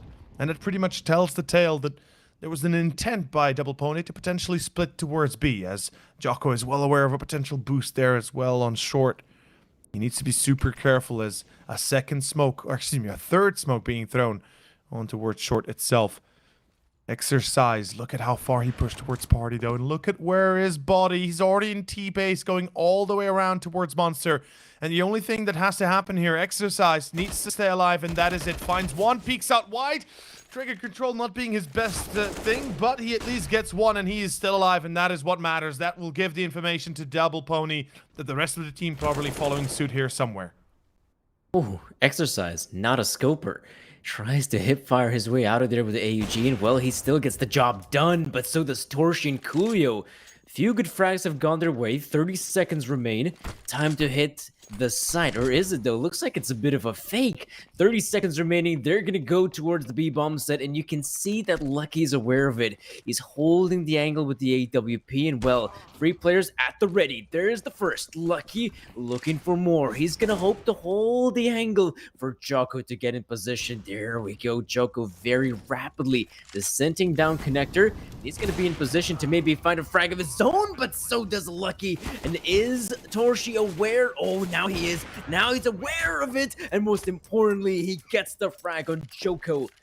Budapest 5 with a successful round win, even when the information game was against them throughout the entirety of that round. I can't believe what is happening here. I mean, look at the face of these guys. Look at the happiness, of course, of the side of double pony. No matter the end result, they still are able to at least show a little bit of life. And Budapest 5, you know, they get the round, sure, but it's only one. And let's see if they can keep it up. The Eagle's in play for double pony. 2 M4s. We do have a... Okay, never mind. Exercise trying to go aggro and failing a little bit upwards in that case, as we do have... Of course, we do have a pretty successful turn of the events here. Afro! What a shot. And that is going to make it 4v4 with the M4 being retrieved for Afro as well. Makes life a tiny bit easier for double pony, but it doesn't last them too long. Again, with body already out of commission. A 4v3, not 4v4, of course, is a problem. Jocko watching Monster. How long does he stick to it, though? Flash is perfect. Brings down Flav. Jocko, too aggressive, though. Wanted to get that AK. Oh, now Lucky has to hold the angle. A lot of players coming his way. He does get the first, but Afro is there to back him up. This is perfect. Coolio has made his way through the monster, but there are 2 players to find, and he is more or less aware of the positioning of Lucky. But what about Afro? He's definitely not going to be aware of the player being so close towards the site. 30 seconds as well, though. There's some time to work with. He can try to wait it out. Perhaps I was going to force a rotation from one of the players, meaning that's only 1 duel to face. And, well, he does not succeed against Afro. It's another victory here for double pony. And even so, in a round like that, where the investment probably not as good as it could have been, it still works out for double pony. It's still a victory to their name. I'm a little bit perplexed and a little bit concerned. The fact that double pony still get these wins with bare any investment, and at the end of the day, it seems like a bit of a repeat of what we saw between NAVI Jr. and of course DBL Pony and Coolio. I'm not... What? Where does he get this sunshine? Do you see this? He's got insane sunshine right now. I mean, wow. Okay. Previously, there was darkness in his room when we watched him in the start of the day today. Now he's on a full sunshine mode. So I guess the sky's cleared up over Hungary, I hope. Having a bit of a better day there. But in any case, moving forward is double pony with a full investment. We have Afro. As far as I can make it there on the op. Or at least there should be an op. No, excuse me. AK not up. Dropped. Whilst for BP5, we have Deagles across the board. Tell me, do you think that these Deagles have any chance of success? I mean, right Against now, Double Pony. right now, probably not gonna find anything, and that's actually for the better. They're running through long, and there's not a single player to try and stop them. In fact, they're gonna be so close towards the A bomb side. I'm not sure if Afro is gonna be aware how close they're getting. In fact, if they're gonna close in the distance, yeah, I'd say those Deagles can be dangerous, very much so. Question is, can they eliminate the first point of contact, which is going to be Afro? Look at this. Is he aware of it? Oh no, he's not aware how close they are, but Body is there That's to the back him bomb. up. A flash as well. They're going to peek. Bomb being dropped in an awkward spot. Body and Afro doing a tremendous job at slowing down the advancement. In fact, they're not just going to slow it down. They're going to absolutely destroy it. Double Oh, Pony. man. 7th round picked up. That is a little bit insane, a little bit too much. Double Pony, they're getting control of this game and quickly at it as well. Whilst we're speaking of it, of course, another technical pause this time being called, and hopefully it's not too much of an issue on the side of Budapest 5. They're already playing with a stand-in, that being, of course, Gubi instead of Kori. And right now, Coolio and both Gubi are not doing anything, not buying anything. So I'd presume that the issue is on the side of Budapest 5, as well as the technical does say it is on their side. A little bit unfortunate, but it seems like, well, I hope that we'll be able to resolve it soon enough. In any case, go check out CS Money, of course. If you want to buy some skins, this little Sugar Rush looks pretty good, but the Deagle Blaze is what you really want to buy. If you ever want a good skin that gives you better chance of winning, buy the Deagle Blaze, guys, or the Glock Fade, one or the other. They're both amazing, and they can both hit their shots a lot easier when they have these nice skins on. JK, that just makes you feel better. Don't actually improve your skill. But Double Pony, seems like they don't need any skins for skill, as they are quite experienced and quite skillful themselves. This is a good proving ground for Budapest 5, I feel like. A good test of metal and quality to see how far they can push it here against a team that is, in essence, quite dangerous. And it's also a test for a player like Torji, because once he went up against Sinners, fair enough, they had some stand-ins in their mix. And Torji was able to find so many impactful frags. I mean, he was by far the best fragging individual in Budapest 5. Now, they go up against a stronger opponent. You can see Torji is definitely not having the same level of impact. And speaking of impact, Lucky, he is again firing off on all cylinders. In fact, all the players from Double Pony seem to be having a good run of form and exercise. MP9 in hand, and he will get the hell out of there. He does not want to face the players, but the players will face him. Well, it's certainly starting to take a little bit of a wild turn of events here. Budapest 5 right now. Oh boy, Jocko, no way! And Torji, he's expecting him to stay on short, but Jocko just keeps on pushing. The aggression from Double Pony is quite unprecedented, and something that we haven't seen in a long time. The aggression they're pulling off is insanely well coordinated and well centered. And more specifically, I could say well pinpointed, to make it a bit more logical in that sense. Body is ready instead of, on the other side, of course, his teammate being fallen. Coolio left alone, 26 seconds. He has to make a decision, and most likely it will be a B take. He is already in water B, so it makes sense that he would go towards B itself. Lucky, on the other hand, is waiting for that opportunity to present himself, and at this point, Lucky, he needs to hear this, and he does hear it. Bomb still going to be planted. Coolio, 1v2, and no such luck to do anything. 8-4. Hot damn, Danny.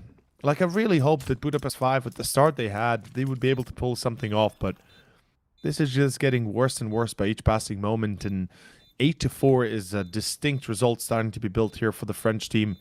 With this being overpass, with this being the hope for Budapest 5, I don't know, man.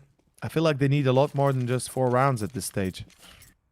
Yeah, the 4 rounds simply not enough. That's absolutely right about it. But I will say this about Budapest 5, or actually, no, let's say about Double Pony, is that Double Pony seem to have the confidence right now to go out for some of the more aggressive plays. Sure, they're not necessarily the smartest plays as well, as we saw a player like Joko, great first initial frag on the player in connector, but then he re-peaks Torshi with the AWP. And that's probably something you shouldn't be doing, but at the same time, Double Pony, they're feeling really good about themselves that they can take these aim duels, and the scoreline, even though it's not a massive difference, so to speak, it's just a difference of 4 rounds, but there's also pretty big difference in terms of the mental game that these two teams are performing, and well, that's what I'm talking about. Camion going down to Body's wallbang. Again, successful Double Pony. Once again, they find themselves on the winning side of the 13th round. This first half coming to a quick close by the looks of it. I don't know what the storyline, like, I don't know what the idea has to be here for Budapest 5, and more so the execution. But I feel like it's a little bit too little from them in general. That they're just not performing well enough to be able to contend against Double Pony. Luckily enough, Body's got 4v4 and a chance perhaps finally for the Hungarian squad to find more purchase in this round. I mean, it's a good start. Though I say a start, but really, it's the mid-round. 30 seconds remain, and they're nowhere near one of the bomb sites. In fact, they're going to try to go through connector, and it's just so little time remaining. Well, luckily for them, they get the frag here in Joko, and there's really no one defending the bomb site. So, overall, this could still work out here for Budapest 5. A bomb plant at the very least, and potential victory in the round as well. Afro. Move in alongside Exercise. Exercise is stuck in a bit of a pickle. He has to make his way out of connector. And, well, Torshi's going to get that frag. And Afro, he's not going to back away. He will try to go for it until he loses his HP. And, well, luckily for him, not his life. But he will back away from this one. As Budapest 5, the 5th round will go their way. And I was quite surprised to note that they still managed to recover here with a victory. Once I saw, what was it, 30 or so seconds remaining, and them going for the full-on connector push towards the B-bomb set, I thought, yeah, this is probably the end for Budapest 5. But luckily for them, they power their way through connector, enter the B-bomb site, and there we go. The 5th round has been picked up. Well, at least it's their 5th. And as I said, you know, this chance, at least what was taken by Budapest 5, they're not going to be dropping the ball. Body, though. That spray, as we saw it already previously at the start, that was just a replay, of course. That was insane, man. Insane to see it like such. And I gotta be honest, Double Pony seem to be on point with some of the craziest, some of the sickest shots through smoke, through walls, and through such and such. They really have been performing all day long. Gubi out first towards A. It seems like it's gonna be a classic 3-1-1 split coming out from BP5, and I like the idea here. Take control of the map. Try to find yourself a little bit of purchase, a little bit of room to work with. They desperately do need to make room towards toilets, I feel like. And Lucky will find the first as Afro has the secondary up. And he's lining up the shot towards Party. Whoever might come into contact is going to be in dire trouble. Camion as well gets tagged with the wall bang of Body again through Con. Through double wall and doors. And he is truly putting him down at 42 HP now. 42 HP, but still alive and kicking here, Camion. 3 players right now. Towards the restrooms. Going towards the bomb set. Oh, Afro, though. Somewhat of a more aggressive maneuver. And, of course, Camion not aware of it. Afro not aware of Coolio, though. Oh, they're going to begin to walk. But that's the problem. They walk onto the bomb site. And that's easy pickings for Lucky. Look at Fleeve, though, entering the bomb site, and yeah, he's not aware of Exercise. So the players here from Budapest 5, it looked like they tried to just push 2 different areas of the map at the same time, and well, we saw both players, or in fact, all the players from Double Pony managed to hold their own there on the sites. And again, I guess it just comes down to the fact that if you take a look at your right-hand side, everyone is having a good game from Double Pony. They really are. Everybody's just chiming in for every single round. They're performing darn well, and they don't seem to have an issue with it at all. I love what we're seeing here, and I love how it's all going. And let's see where this is going to leave us to. Oh, Jocko, the spray down. He finds two. Flay finally responds. But there's more to be coming. There's more to be had. Because Exercise is waiting at barrels at Toxic. And he does get tagged, but the tag is back for Torji as well. Afro gets caught. 3-on-3 right now. Budapest 5. They might have found an opening right here. They might have found an option to get this round back in their hands. Though it will be a desperate win, if any. And if I've ever seen one, it is a much-needed victory for Budapest 5 regardless. And look at how passive they're playing. I like this. They really are worried about a potential flank and such. So I respect the fact that they take it truly as safe as they can in the round itself. Oh, absolutely. And with their current positioning, that does put them in a disadvantageous spot that they don't really have a lot of information. In fact, any. They're going to be aware that there isn't a push happening from the B bomb side. Sure, they have no idea what's happening towards A. So a player like Fleeve still has to hold this position. He can't really join his teammates just yet. He has to wait for his teammates potentially to move in first. Not only then he can join them. Actually, he's going to begin to make his way now. He has that one smoke grenade to deploy. Body holding the angle. Molotov reigns in so he can just avoid engaging any more players. Torji and Fleeve remain. They're incredibly low in HP, but the weaponry. It's the double upset we're talking about, and it could still work out here for Budapest 5. Let's see, though. Torji, up in hand, doesn't see anyone just yet. 14 seconds, though. Does see a glimpse of Body. That's more than enough to get that kill. Exercise moves in. That's one good frag. Oh, no. And Torji goes down. He swings out, hoping to get the one on Exercise, but it will be a victory here for Exercise and for Double Pony. Insane success for Double Pony. 10-5 first half. One hell of a day that they're having. One hell of a performance they're having. All I'll say is insane, truly. Whilst Gooby and Camion are not performing, they have already failed. Well, he had already played very poorly. Gooby, of course, that is, in the first series today. Excuse me, not Gooby, but Camion. Apologies again. But for, of course, the side of the Frenchman, for Double Pony, all of them, as you already mentioned, playing pretty darn well. And Torji, we can see the reaction here, facepalming, of course, not being happy with the end result there. Kronos as well, the coach that we had the pleasure of talking to previous, of course, had said that they had some preparation, but not really extensive ones. They're just taking each map and each series as it is, as it goes. And this second half is truly going to be a good test of metal. Budapest 5 desperately need to pick up the pistol. Would you agree with that? Yeah, I think it's very important for Budapest 5 to do so. But at the same time, though, if we do recall some of their previous series today, they seem to do a better job at picking up rounds on the CT side than on the T side. And right now, with the current situation that they have to play with Gooby, a player that's absolutely not aware of their tactical knowledge, or so to speak, their setups, and has to play some role that he's probably not used to, maybe now on the CT side, it could potentially find a bit more impact.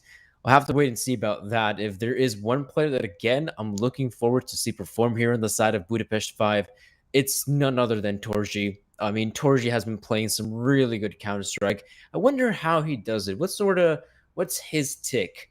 Perhaps it is some sort of magic that he's using. I'm not sure if it's red magic, but if you are interested in red magic and you're interested in having a phone that has a high refresh rate, be sure to check out the Red Magic 6 series phone. Yeah. Magic. Yes. Definitely some magic in that case. And absolutely, Double Pony, they will also need some magic to save them from the up and coming, well, not just Double Pony, but Budapest 5 more than anything will need the magic to save them from the up and coming round, as we do have the second half starting off. The second pistol is here. 4 players from the CT side going aggressive towards A, and I like this idea, but will it work out? Body with a double. And Body doesn't even need support. He just keeps on chiming, keeps on giving. Jocko runs straight to A site. Of course, in toilet, it's going to be Body controlling the long position. Jocko's already ready for Torji. And look at this. Flav is still in toilets himself. He will be spotted by Lucky. And they don't need to engage. They don't even need to fight as they run straight towards B. And Flav, does he check his right corner? Well, he does, but a little bit too wildly wrong. Jocko finds himself the first. Okay. Nice. Nice shot, absolutely. Second pistol to Pony. Torji's just gonna have to back away from this one. He does not want to engage this fight at all. Yeah, we saw some, or We even saw a bit of a change up there from Budapest 5, you know, going aggressive there in the early pistol round, something you don't get to see too often here in Overpass. So probably they were, by the looks of things, expecting that double pony should be playing far back, and that's why they decided to go aggressive. But at the same time, they get absolutely destroyed in the process. It'll be a very important round here for double pony to pick up, which is something really saying for Budapest 5. It is quite dissatisfying that they've lost it, and I wonder what's the approach right now. It is 5-11. Your team is down. Your economy is not in a great state. Will you invest? And by the looks of things, yes, it is going to be a purchase here from Budapest 5. Well, this is a chance that Budapest 5 might still find some success. I mean, the scout is up on Torji. We do have the MP9 and the Deagles out. As we can see, the CZ for Flav as well could be, of course, effective, could be very useful against the AKs and the Galil from Double Pony, which is an unusual buy considering this second round. I can safely say it's far more usual to see a few Mech 10s and a Galil, and then, you know, 1 or 2 AKs rather than 4 AKs and a Galil, because the Mech 10s and the SMGs really allow you for an easier take of certain close range positions. On the other hand, though, we can see Double Ponies playing mostly on long range fights, with the exception of having a slow take of Con and short B. Body needs to be very careful. Does not wish to be caught here with his AK out in the open without support, with anybody having a chance of refrags. Good flash, but doesn't blind Body. He is prepared for it. And second in comes Lucky. That is gonna be the AK down, though. A little bit unfortunate, but we can see in the stance. Doesn't seem to concern Double Pony too much. They've already gotten A side control, but they don't have the bomb. They've completely forgotten it. Luckily, Coolio does not know about it, and it will be a 1v3, and they know he's coming through Con. Coolio doesn't even turn to take the fight. 12-5, should be 13-5 soon enough. Yeah, the way things are looking right now for like Budapest 5, they're just going to have to conceal this one. I mean, it is a must to take the simple eco here.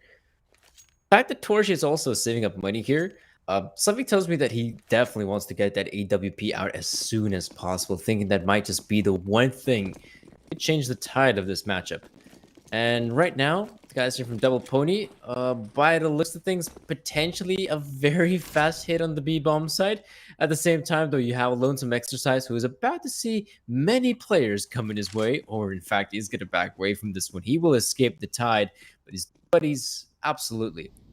Molotov on the B side, Nade as well. For good measure, going to throw in another Molotov. They're going to clear out the B bomb side, whereas Exercise, he may not necessarily get the intel of what's happening right now, not to mention the players from Double Pony may not anticipate the flank. Oh, I say that, and look at Body. He's oh so ready. Oh yeah, he's going to be anticipating the majority of them, and luckily Jocko comes in there, steals a few out of his hands as well.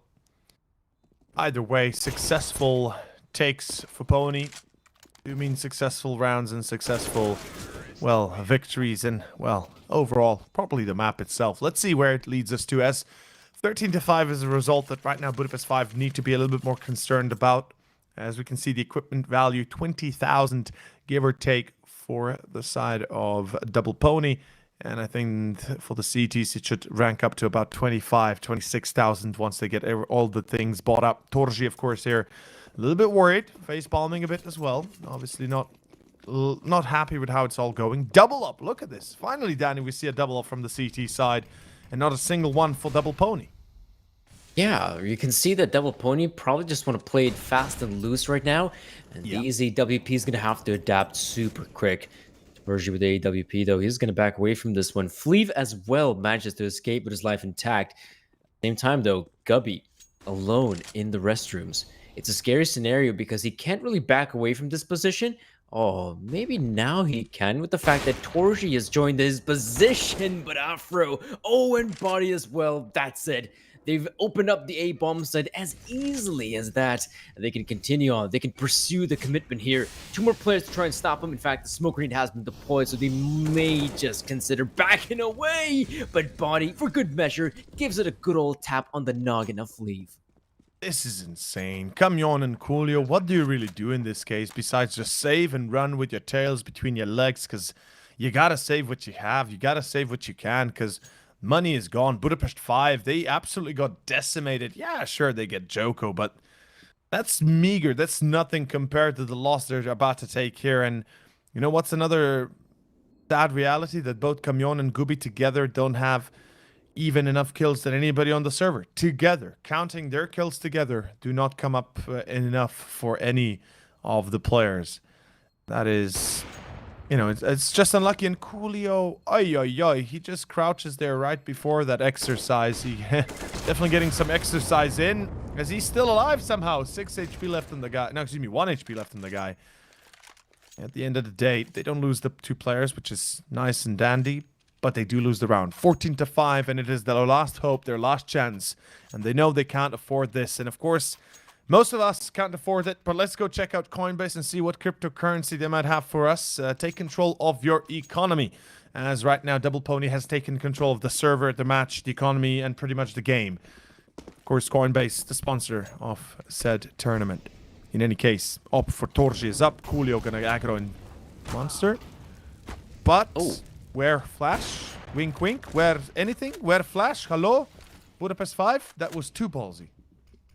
Yeah, that was a bit weird, because we didn't see nor a flashbang nor a smoke. Or actually, I think there is a very deep smoke grenade that has been thrown out over the stairs, but apart from that, there's no flashbang, no nothing.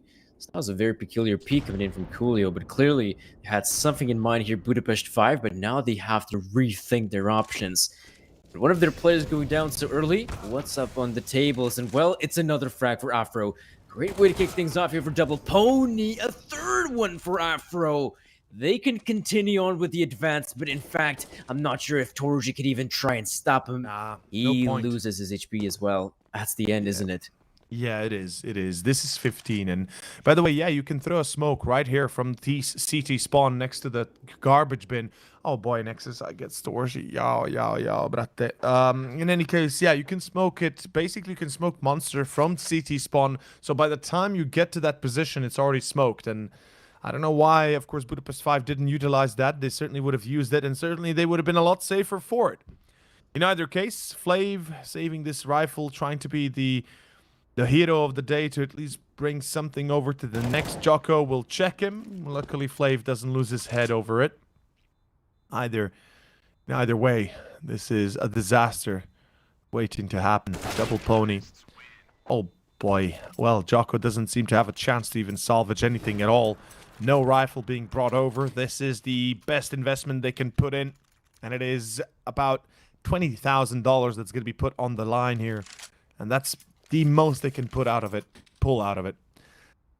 Sad reality, but a reality nonetheless. 15-5, Double Pony seem to have zero problems. Absolutely no problems taking control of this game and just beating Budapest 5 into a pulp. Oh, we see the 5-man boost. Love it.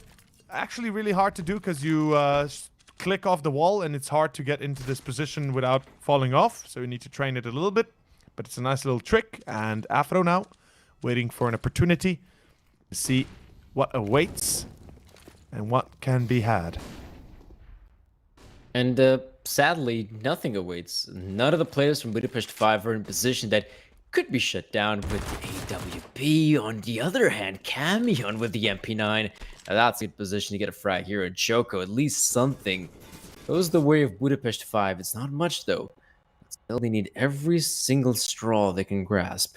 By the looks of things, they might even see a flash coming in here, or at least Camion playing the anti-flash position. There is a push happening here. We do see Afro moving in. Camion might sit up with the MP9. Fleeve as well. Camion with the MP9. Lucky gets the frag here on one, but at the same time, 3 players to face. No way. One more on the home side to face. Oh, but he's low on HP, Lucky. Should be and will be going down to Coolio. 15-6. Budapest 5. There's the response. It's very late into the map, but at least something goes the way of the Hungarians. One round. It's one round, man. It's always the last round, I guess. And, you know, I'm happy that we see some success from the side of Budapest 5, but I feel like it's far too late at this point. And, you know, not to take anything away from them, but they needed this success. They needed this one round before we went into 15 for Double Pony, because this is the same way it went down for the side of Navi Jr. And Exercise already finding his first. There's aggression towards Party by Flav.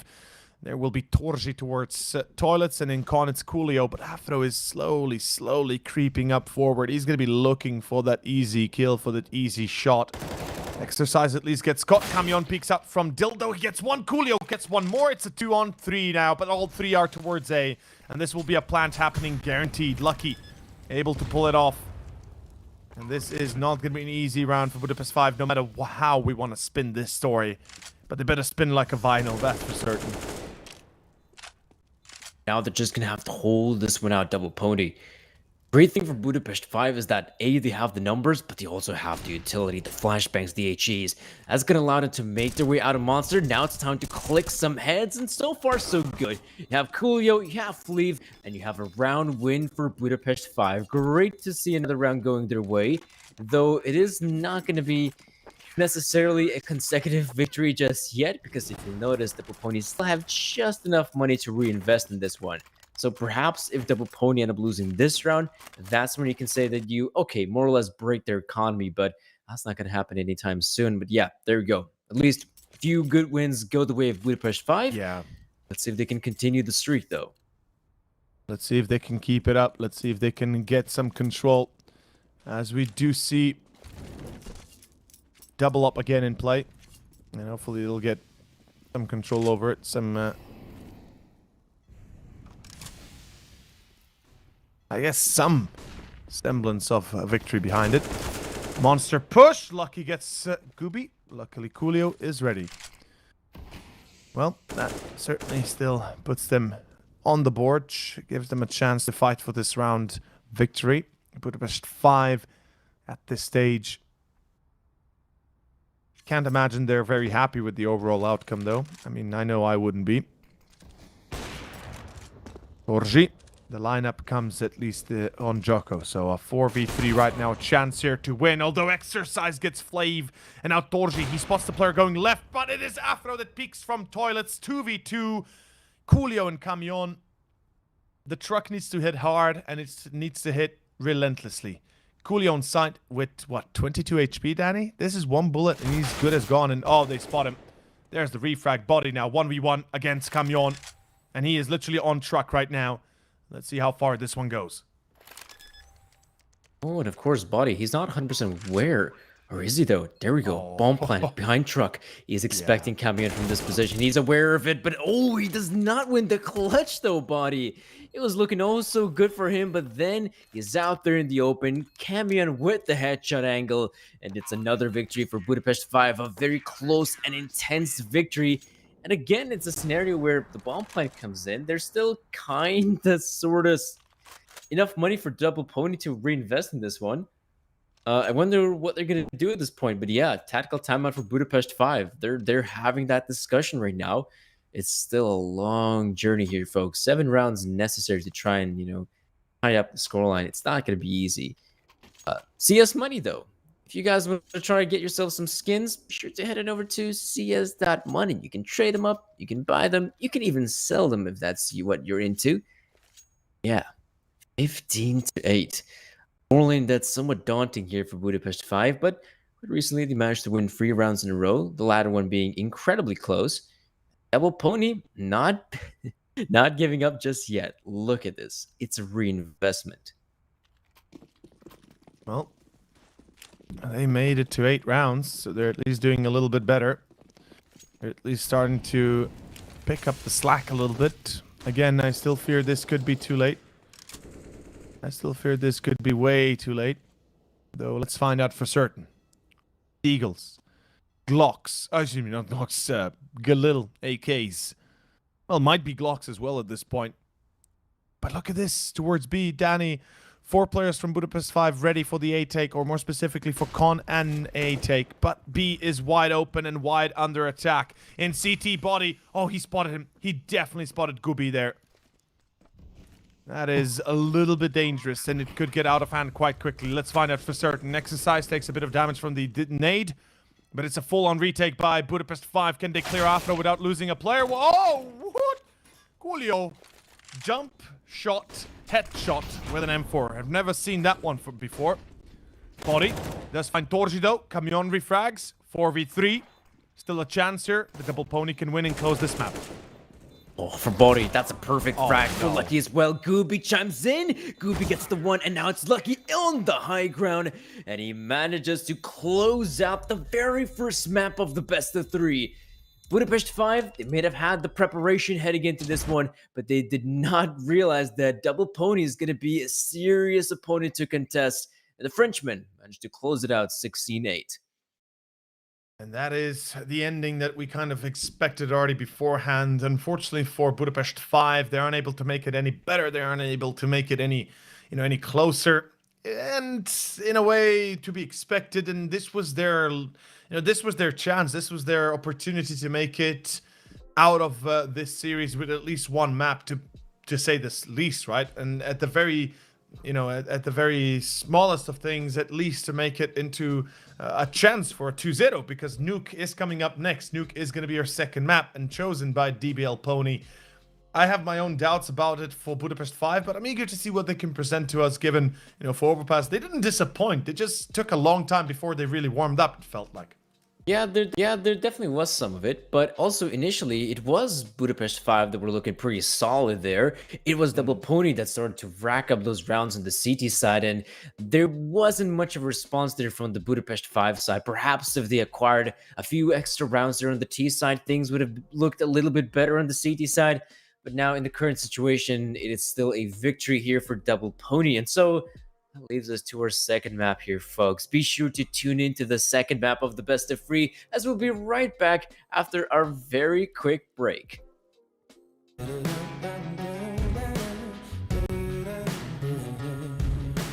Oh, bury me, carry me, far beneath, fire and water me, going down deep, say, bury me, carry me, far beneath, fire and water me, watching me sink, give it secret, yeah.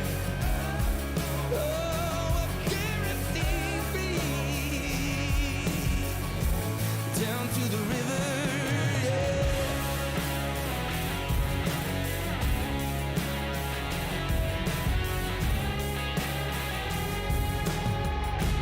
Down to the river.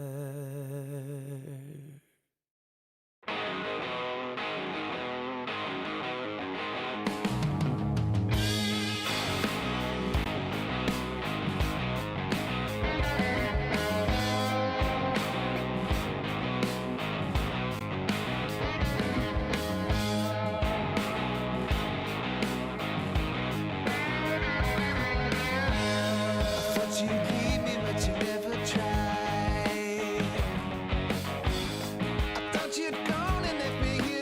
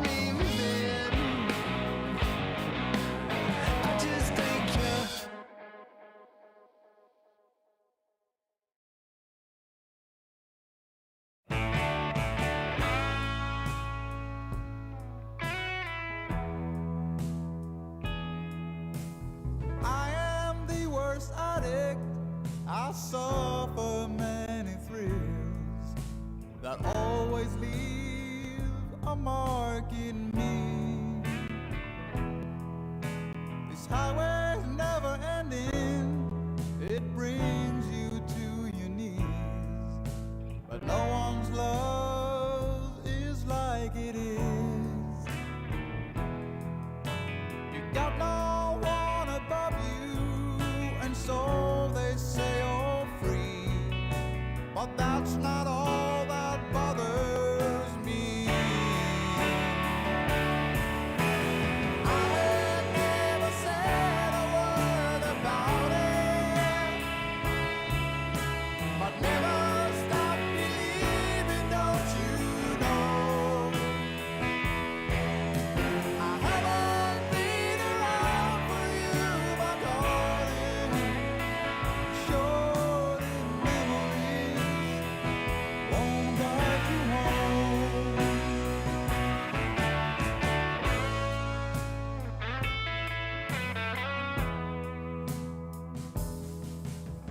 Somewhere in this desert, I will find my peace. I don't know how long it will be. My shell just keeps on breaking. Inside, I long to see the pearl that shows you what is real. Many people gathered from side to side, but that's not all that's on my mind. I have never said a word about it, but never stop believing, don't you know? I haven't been around for you, my darling. Short in memories won't guide you home.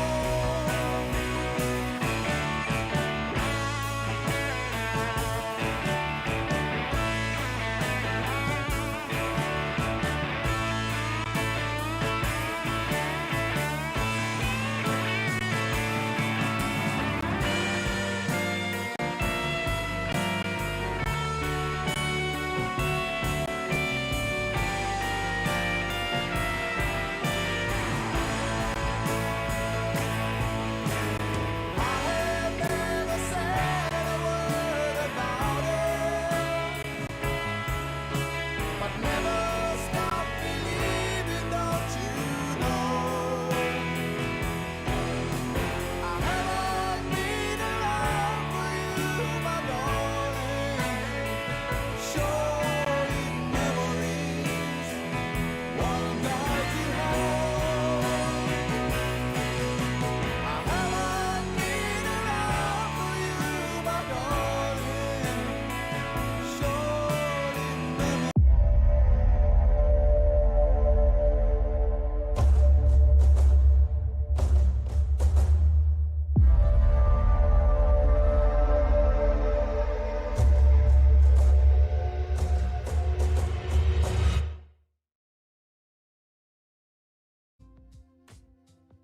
Welcome back, everybody. We are ready for our second map. Danny, it's Nuke, it's Double Pony.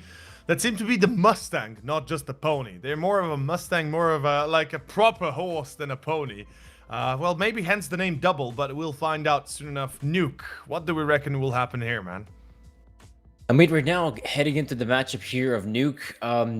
Double Pony is looking very solid on Nuke. I mean, this is the map they tend to pick against the opposition quite often in Counter-Strike. And in all fairness, it is also a map they tend to play relatively often as well. So absolutely, with the fact that they have played it 25 times the past 3 months, the fact that it is one of their most played map, if not the most played map, and the fact they have a good track record on it, yeah, I would definitely say that Double Pony is looking very solid heading into the map like Nuke, which is something you can't necessarily say for Budapest 5.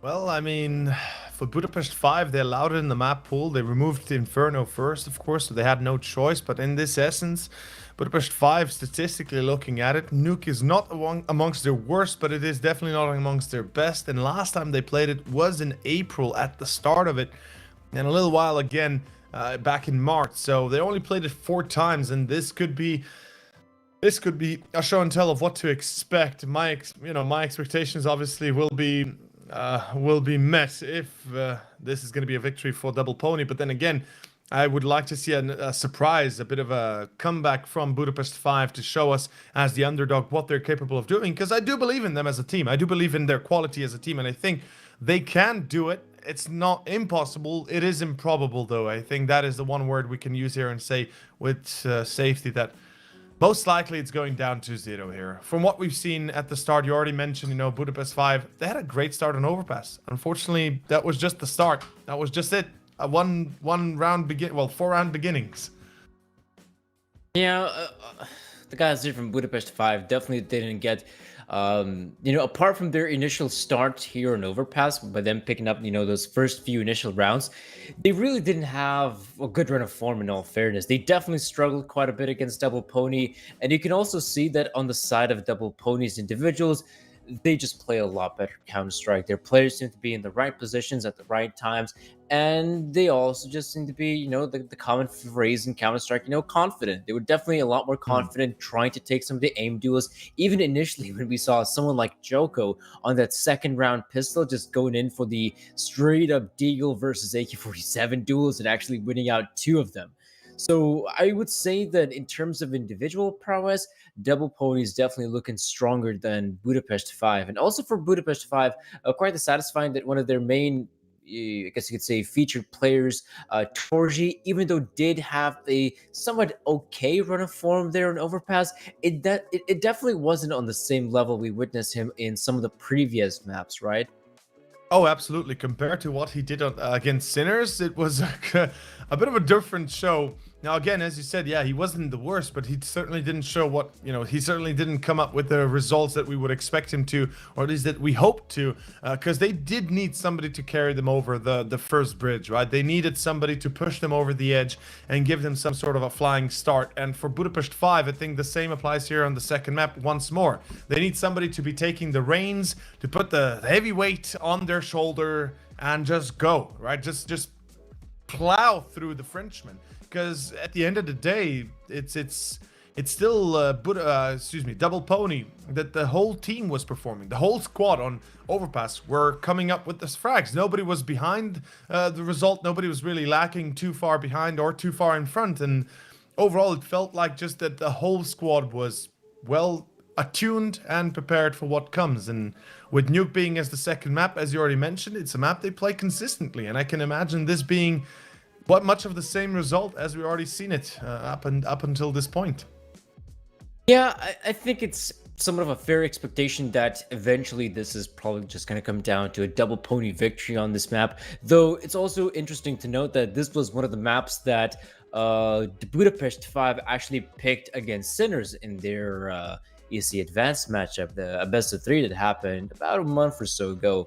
And it was also a map in which Budapest 5, well, they couldn't succeed with the victory. They ended up losing to the proper roster of Sinners. And speaking of rosters as well, it's also important to note that obviously in the very first map of the best of 3, we had a stand-in in the form of Gooby. But right now we're going to have Corey return to the matchup. So we're going to have the full proper lineup here of Budapest 5 go up against Double Pony, and perhaps they're going to have a better chance, or at least the odds are going to be a bit better on their end to try and face the squad of Double Pony. Well, either way, we're about to find out how it goes here. As you said, they should be a little bit better prepared, or at least hopefully they'll be a bit better prepared than what we've seen up to this point. It's hard to say for certain what we're going to see, what we're going to experience, but there's no doubt in my mind that most likely this is the end for Double Pony, for the winners match at least. Of course, not for the tournament itself. This is Group E. This is the winners match. The winner of this series moves on to the playoffs. The loser, of course, will be eliminated from, not eliminated, will be pushed into the lower bracket to the decider series of the GSL group stage.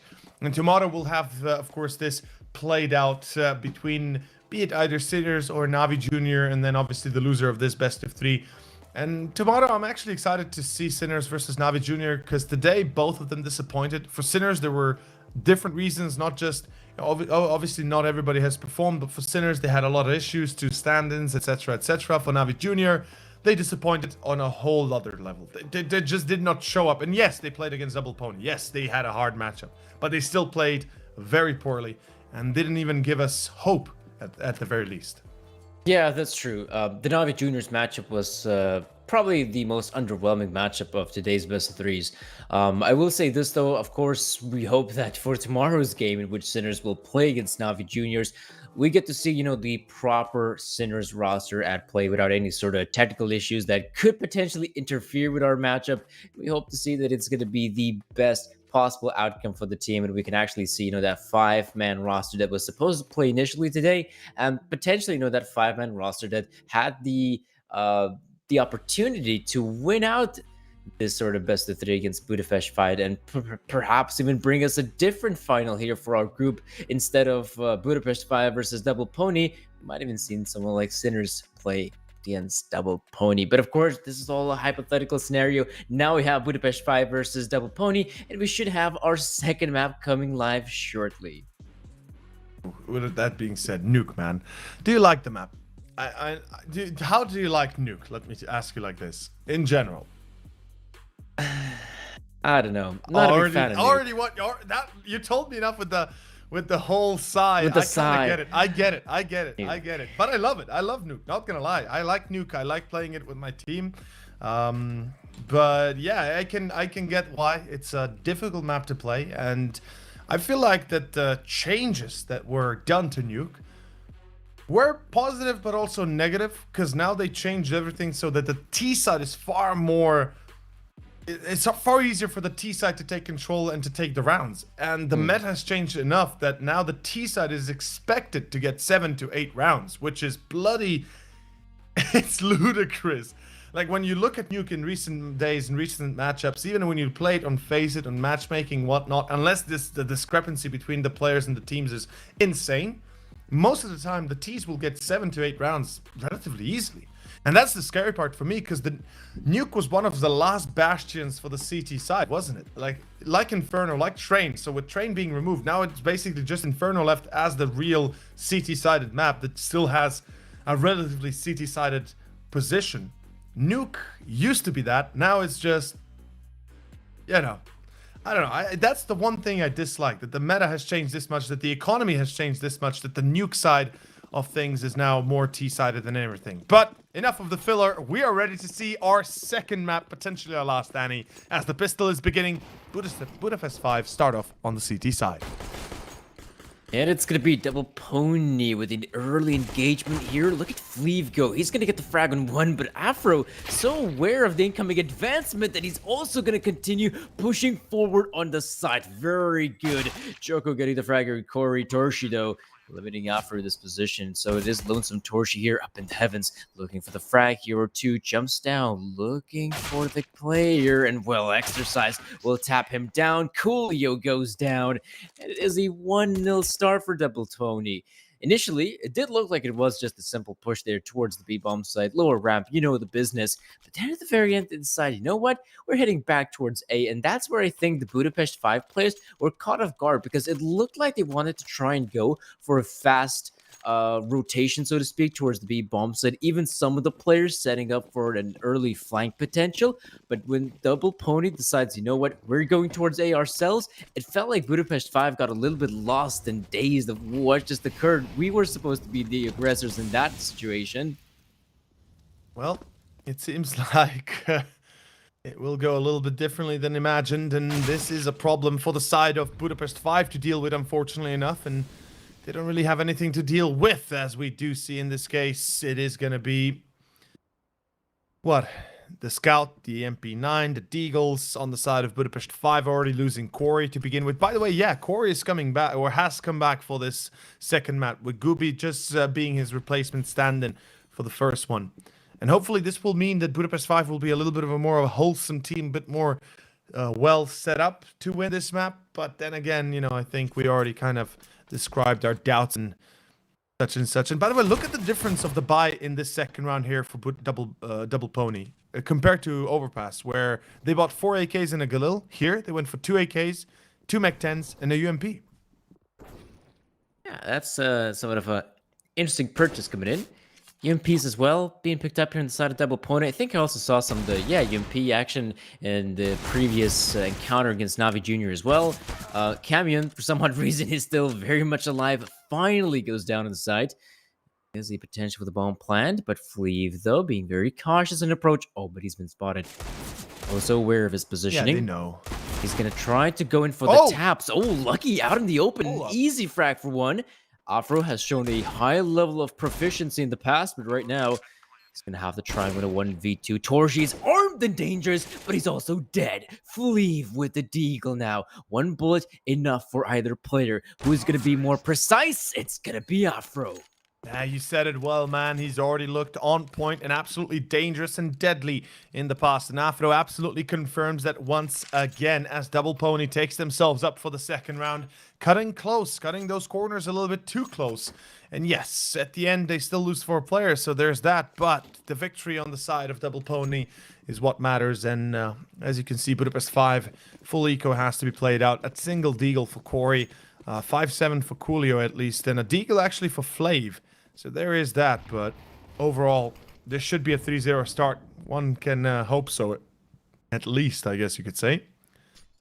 Nonetheless, 3 AKs, still keeping the UMP in the Mech 10. I respect the choice here from Double Pony. I like the fact that they're keeping to the 2 SMGs. They could have easily went with 5 AKs, but they rather decided to play it safe. And oh, what a nice spray, Afro. He predicts that Corey is there, takes a few pot shots, hears the bullets hitting, and then just takes the full spray. Lucky, meanwhile, finds 2. And there we have it. 3-0 start, most likely. Yeah, the way things are going right now, not much of a response here from Budapest 5, but that is to be expected. 3-0 here for Double Pony. And initially, it is going to be Torshi picking up that AWP. Coolio had more than $5,000, but yeah, he's also just going to keep on playing with the M4. So it's just the 1 AWP in the hands of Torshi. A powerful weapon to yield in your hands for sure, but you could also yield a powerful phone in the form of the Red Magic 6 series smartphones, if that's something you might be of interest. Well, let's see what Torji can do. Interesting enough, they've always been able to keep control of course, the fact that they never had to go for glass cannon. Lucky. That's a nice little pickup, though. Camion gets caught on the off angle. That's a problem for Budapest 5. And a UMP that finds the entry is even far worse than anything else, as we do have the push through ramp. Coolio trying to challenge this straight on. Jocko finds Corey. Coolio does not get a single kill. Ay, Danny, this is getting far worse than where it should be, than where it needed to be. And we can see Jocko is going to be keeping himself towards Squeaky. Lucky's going to be keeping himself towards ramp. And the round is already gone. Torji is running away with his tail between his legs, trying to make sure that he saves the AWP, whilst Flav is literally just searching for potential exit and getting the hell out of dodge as soon as he can on the roof of T side. Yeah, that just makes sense here for the Budapest 5 remaining players in the form of Torshi and Fleeve to try and just keep it safe, save their weapons for the upcoming encounter.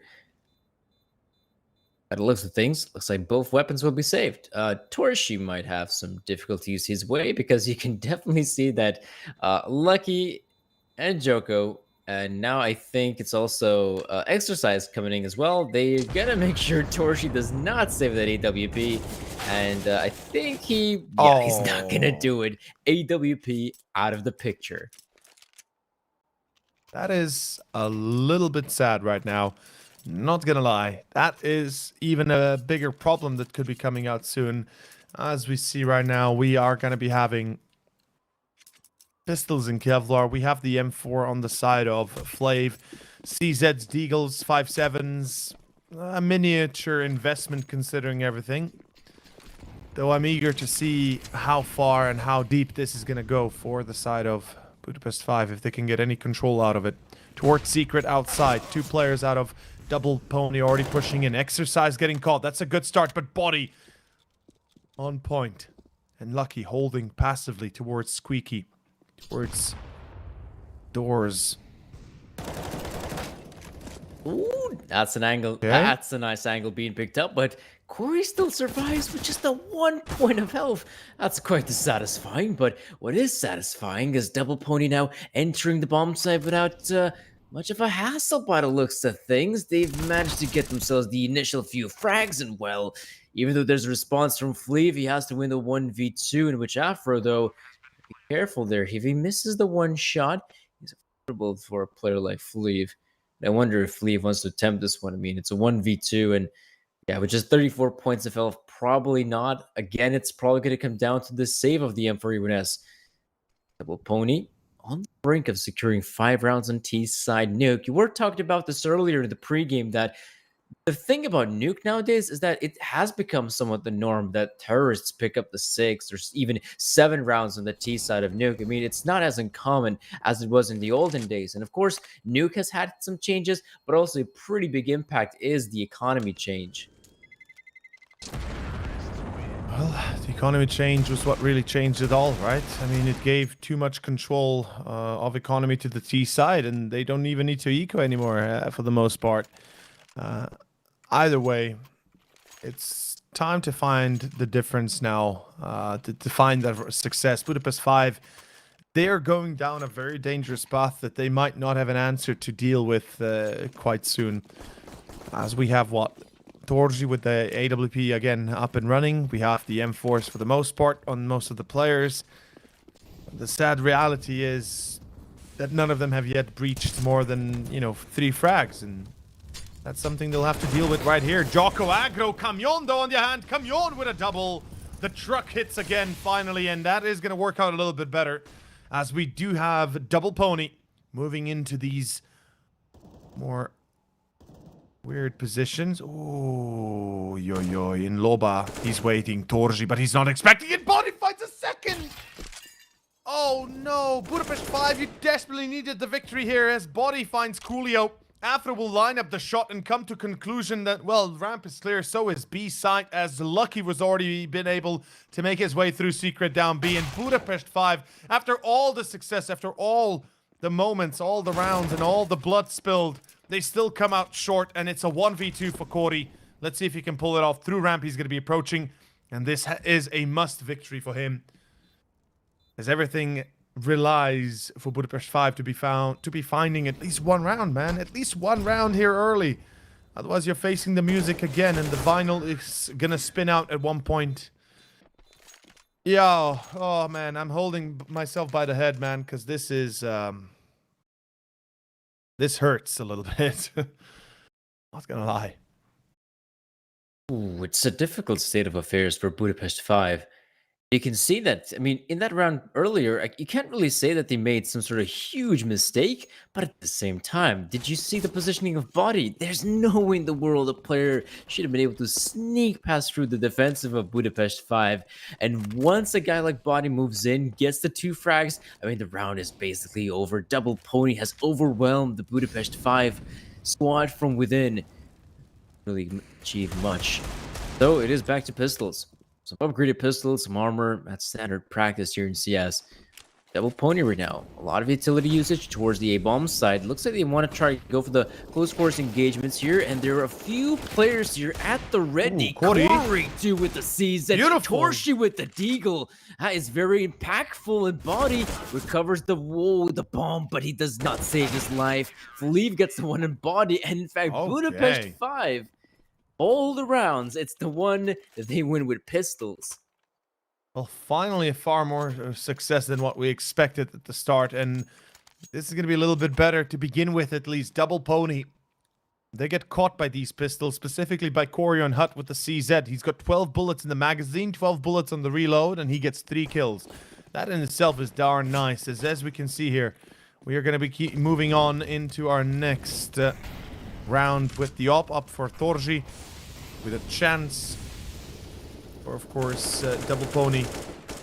Well, for Budapest 5 more specifically, to be getting their second, although I wouldn't keep my hopes up too much given what we've been seeing up to this point. And, well, Afro as well on the op of his own. Contact by Camion into Hut, and he is alone. I didn't see a flash could have been thrown beforehand, but it didn't look like it was, and that sucks balls, man. He really needed that kill. Really important. It was important. Now double pony. And with a man advantage. We've seen them in this position time and time again. Where will they go now? I mean, they tried going towards the A bomb site, didn't really work out. Fleeve, that's a nice attempt. He tries to go in for the push, gets the frag even better. And so at this point, that's one thing you want to see from Budapest 5. Even at a disadvantage, they need to start making moves, and that is somewhat weird. Corey not looking at the right angle, that's for sure. A double pony can overwhelm the A bomb site. In fact, they've basically have done it already. Coolio backs away from his angle, and so does Torshi. This leaves double pony with an empty A bomb site, in which, yes, the bomb will be planted, and the round will come to an end by the looks of things. Definitely will come to the end, and we can see here that Coolio and Torji have no business trying to save this anymore. There's just simply not enough room to get into the round. They will save what they can. Well, they can't save the round. They will save the weapons, Op and M4, but this is a disaster, man. This is exactly how it went down between Pony and Navi Jr. at one point. They got some control, they got around, and then they lost it all again. And this is a horrible position, horrible start of the game for Budapest 5, 7-1, and a disconnect coming out here for one of the players. And hopefully he exercise we see here, of course, on our screens, right, as we say it. But as I said, I hope that Coolio comes back soon enough. That the issue is only momentary and that he just restarted his PC. Was Coolio? No, was it Camion or who disconnected? Coolio? I'm not sure who actually disconnected. No, it was Corey. Yeah, and I think Corey was also the player that was in secret and was for some odd reason not looking, at the right angle. I guess that makes sense, that he probably just disconnected or at least had some sort of technical issue, probably akin to do with his internet, and that's why he ended up being an easy target there for Double Pony. And so, yes, technical pause right now coming in here. So it's going to get fixed here as soon as possible because, yeah, today has been somewhat of a lengthy day. A lot of internet issues here for the players, and let's hope that it gets fixed here as soon as possible because for Double Pony, I mean, right now they are on fire. 7 rounds in a row. Well, not 7 rounds in a row per se, but 7 rounds already picked up on the T side of Nuke. And like you mentioned, this is, at times for some squads, the bare minimum they're looking forward to on a map like Nuke. Oh man, it's a little bit weird. It's definitely a little bit weird. I expected more from Budapest 5. Then again, we knew what we were going to be getting with Double Pony.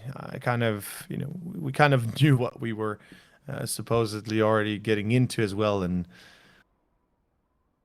I guess what's going through the mind of Budapest 5 right now is just, let's chill. Let's try and take as many rounds as we can. Let's not focus on the overall position. Let's focus on the rounds themselves. Round by round basis is what we have to work with. And I think that's one way to go at it, and definitely the only way to go at it, considering how hard of a time they're having here. Speaking of which, hard times, funny enough, when you look at Double Pony, again, everybody's performing. I mean, Exercise might be a little bit behind everybody, but for the most part, everybody's really chiming in and doing their very best to keep this one in their hands. And respectfully, they're doing a great job at it, man.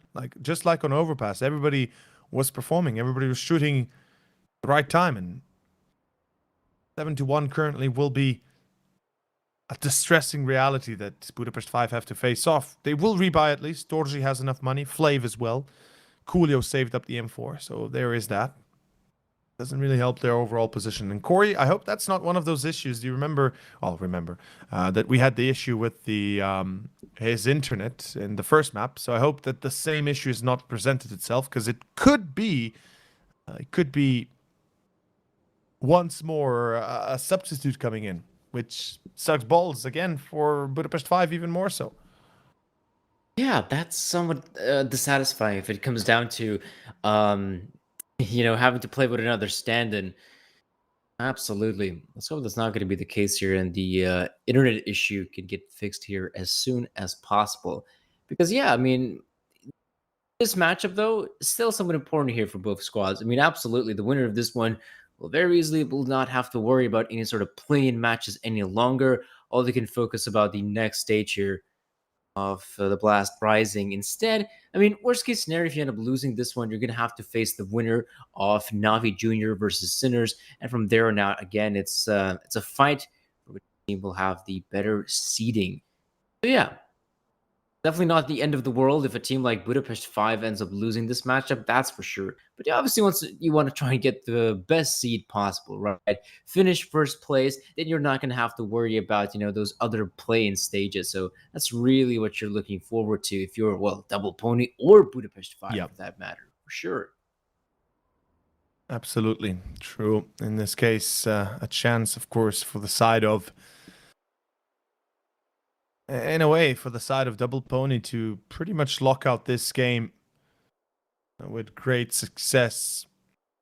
Since, with Corey having issues with the current result already, it feels like this will be too much of a mental break for Budapest 5 and too much of a problem for Budapest 5 to deal with. But then again, hopefully we'll get some resolution soon, and we'll get some word from our admins and, of course, from our tech crew to see what is going on with Corey and if he is even coming back. Apparently, yeah, he did lose his internet as we just got it confirmed, and no ETA as to when he might return. So there is a good chance, Danny, that there is a possibility of an actual legit replacement coming in. And I don't know. I'm not too keen on seeing a replacement for Corey, because that just means it's gonna get far worse than it already is. Yeah, I mean, today is just a horrible day for. Well, I wanted Yeah. to say all the teams, but really it's just two teams, Budapest 5 and Sinners, that had to play with the stand-ins. And by the looks of things, that there is a potential a stand-in might have to finish this map here for Budapest 5. It really is a shame that we can't really see, at least two of the rosters out of four rosters in Group E actually have their full members at play 100% of the time, so they would see them at their absolute best. We have to have some stand-ins coming in here and there, but it was actually nice to see, Guardian pendant in there for Sinners. Of course, Sinners did end up losing that match, but looks like it was still nice to witness, the name Guardian on the server, even though by the looks of things, Guardian services are not going to be necessary for tomorrow because Sinners should have their proper lineup at play. That's the thing, right? Sinners should be prepared for tomorrow with a full with a full squad, and that I think that will change things up quite a little bit for Sinners themselves. I feel like that's one of the reasons why we saw a very distinct loss for them today against Budapest 5, because they had so many issues. But then again, they could have done better. They could have had a bit of a better chance. And I think in this case also, you guys come here before the match, not 1 minute before the match, but come here, let's say a half an hour before the match. Test out the Face-It anti-cheat and such. By the way, we just got confirmation. Corey will not play. It is Basso that comes in to replace him as a stand-in. And that couldn't be they couldn't be hoping for a better replacement, man. Basso. I mean, that's pretty much the best stand-in they could have hoped for in this case. Well, you say the best, but I mean, in this current sense, right? Yeah, I mean, in that sense, yeah, it's definitely nice to see that someone like Basso is going to come out here to help out the Budapest 5 players to potentially finish off this second map, maybe even help them out on the third map if that's going to be necessary, or maybe by that point Corey is going to have his internet problems fixed and we can continue on with the matchup as a proper 5-man Budapest 5 lineup. Oh, I do have a question though. Are all of the 5 members from Budapest 5 in Budapest? Uh, As a thought. that's something I actually was thinking about as well. Are the members of Budapest 5 in Budapest, or are they across the the whole of Hungary? I'm eager to see. Like, I'm eager to know that. It didn't look like they were all in the same room from the camera positions and such, so it's possible that it was, that they are in Budapest, but they're at each and everybody's home, or each and everyone's home and such.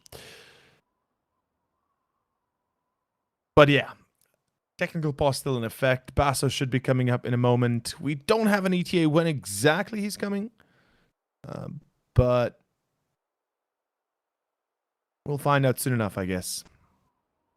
Yeah, let's hope that the player's going to join here as soon as possible to continue on with the matchup here. And yeah, for those who are also interested in how today's matchups have actually gone on and how do we have Budapest 5 versus Double Pony here. That's pretty simple. The very first best of 3 of the day, that was Budapest 5 versus Sinners. Looked like Sinners are going to be in a pretty good position to win the best of 3 against the Hungarians. But from what we saw, there were some stand-ins at play. And so the Sinners had to use a few stand-ins of their own to potentially win against a team like Budapest 5. Didn't really woe their way. Sinners ended up losing the best of 3, a close best of 3 nonetheless, but they ended up losing it, and so they're gonna have to face off against another team in the form of NAVI Juniors, because NAVI Juniors played against Double Pony, and Double Pony managed to completely decimate his team 2-0, in fact. And I don't even think that if we combine the scoreline of Train and Inferno, I think they reached about 10 rounds in total, Navi Junior. So that was quite a dominating run of form. But if you're also speaking of domination, you can't deny it. Double Pony's victory on the very first map here of this best of 3, 16-8, pretty impressive stuff. Considering it's also a map, or in fact their least played map in the map pool, really not too shabby. And here on Nuke, things have been looking swell for Double Pony, but now, 7-1. Still a pretty good scoreline here. In fact, a great scoreline here for Double Pony, but for Budapest It's 5... the best one. For Budapest 5, Yeah. they need to get that player as soon as possible right now, ASAP. With that being said, we'll jump onto a short break. Apparently, it's going to take a little while longer before we have more information. So, guys, stay tuned. We'll be back as soon as we have more information.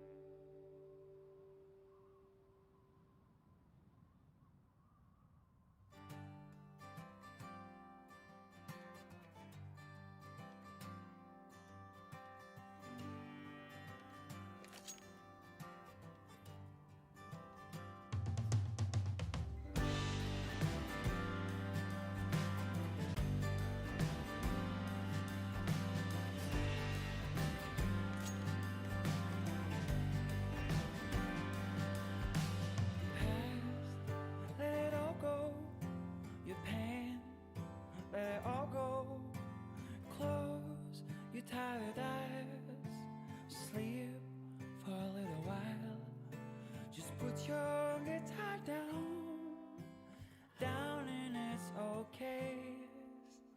Play it safe.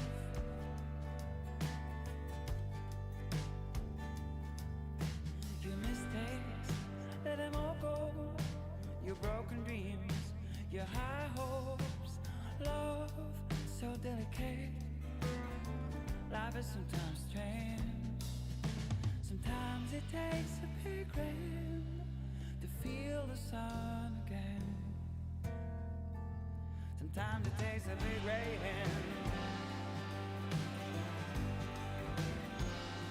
Sometimes it takes a big rain.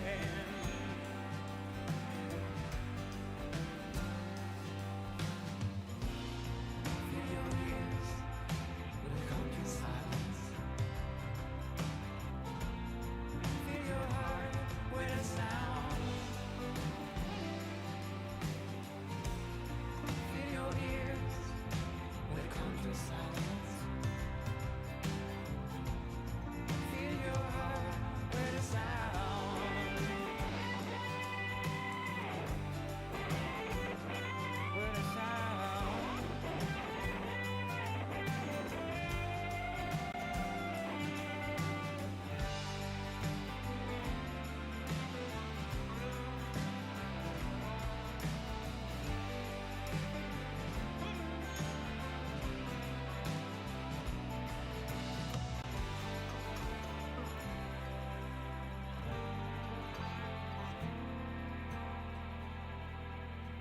Your pain, let it all go. Your chance, your every low. You made it through another day. You're surely on your way. Just put your guitar down, down, and it's okay.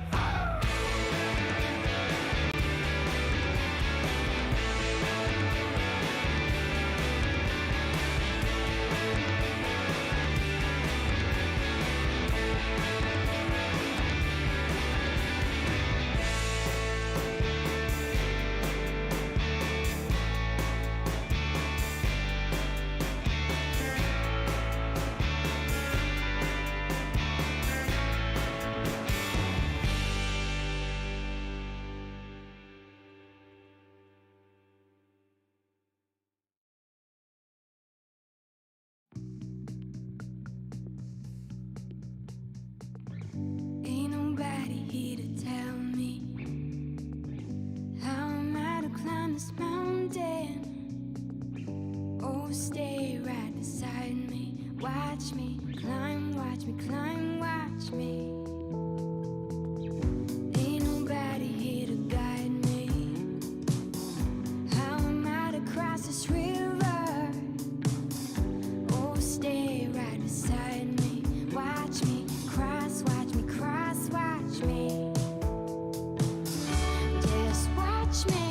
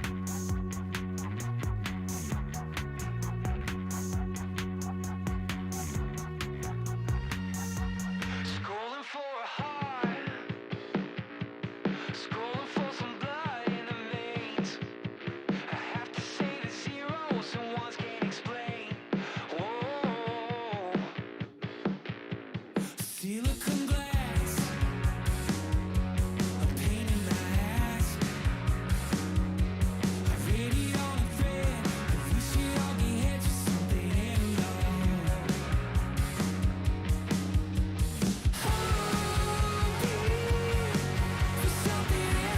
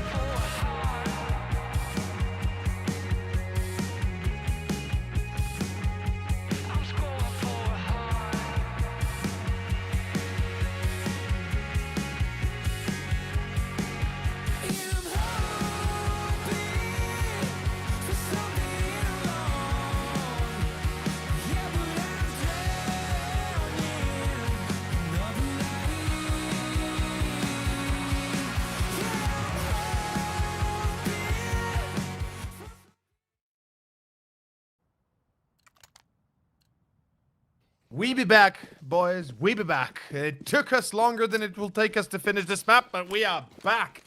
Danny, it is Basso from Copenhagen Flames that's playing, and this is gonna be a fun little series, ain't it?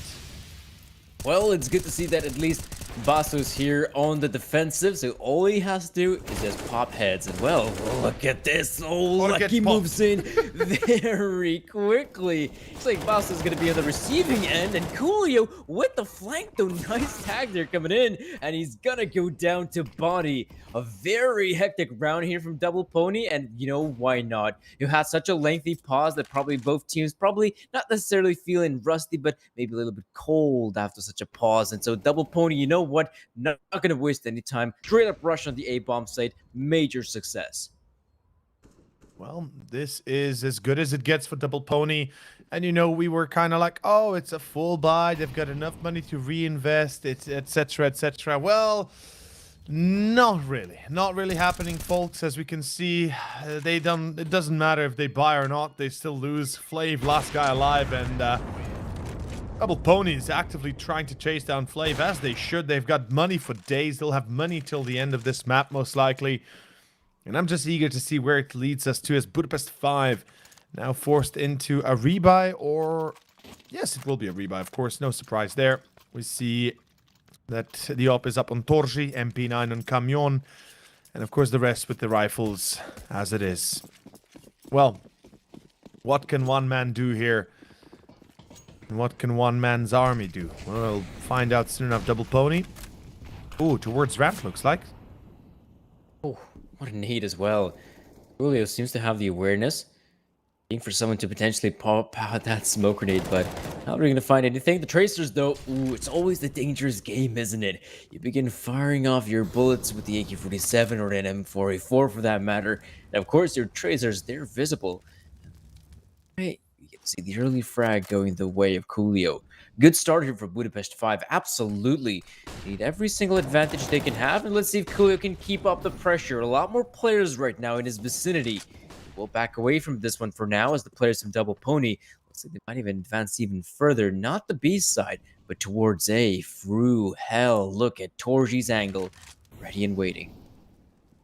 Well, let's see where it does take us, of course, as we see Torji playing very passively in CT. Body will be going for that contact. Torji, in the end, still falling in a 4v3 in action towards A, by the looks of it. Lucky gets himself shut down, so there is that. But Jocko and Afro, we've seen them in the past in a position like this, and I wouldn't be surprised if they can pull off some crazy stunts once more. No matter what, though, Jocko and Afro have to hold the line. They can't. Jocko falls, but so does Camion. You know, 1v3 Afro with the op, 25 seconds. Not a lot of time to play with, and unfortunately not a lot of life to play with as well. He is at 9 currently. One bullet will finish him off, and yeah, he's going to save the op, of course. Makes sense. Doesn't want to lose the AWP for him. And that is going to be the second round for Budapest 5. Okay, so they find their second. Basso, one of the players that also finds a frag. Good start here for the, of course, Danish player, Basso. But yeah, I'm kind of sad to see Corey not playing, not gonna lie, because, you know, it is a full squad with Corey. Now, of course, again, with Basso. But maybe Basso brings in better skins, and maybe he brings in better victory, as you guys might as well. Go on to CS Money, go check out the skins they have.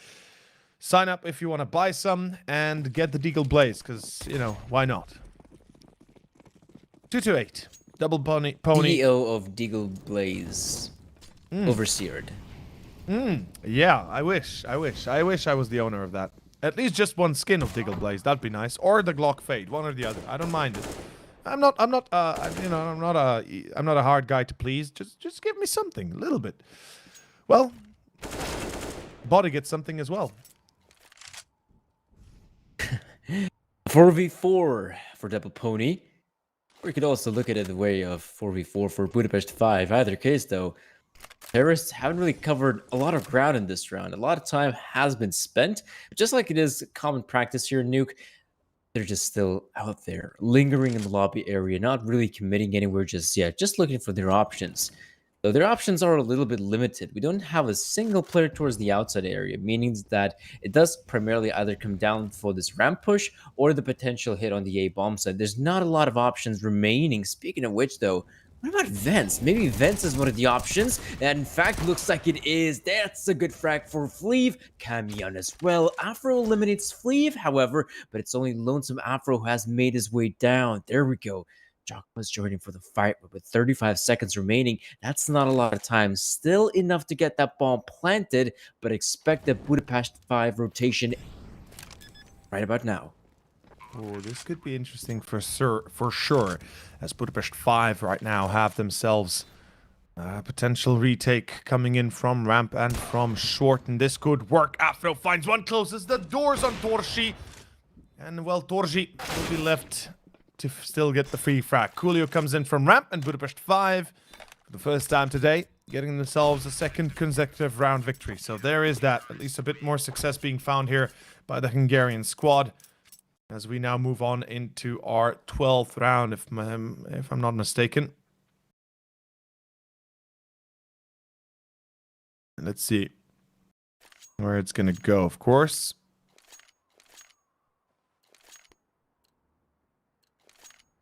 What do we have? Oh, the op up on Torji as one would expect. I actually wouldn't be surprised if we'd seen a secondary op, but fair enough at the moment. Budapest 5 don't want to risk anything with it.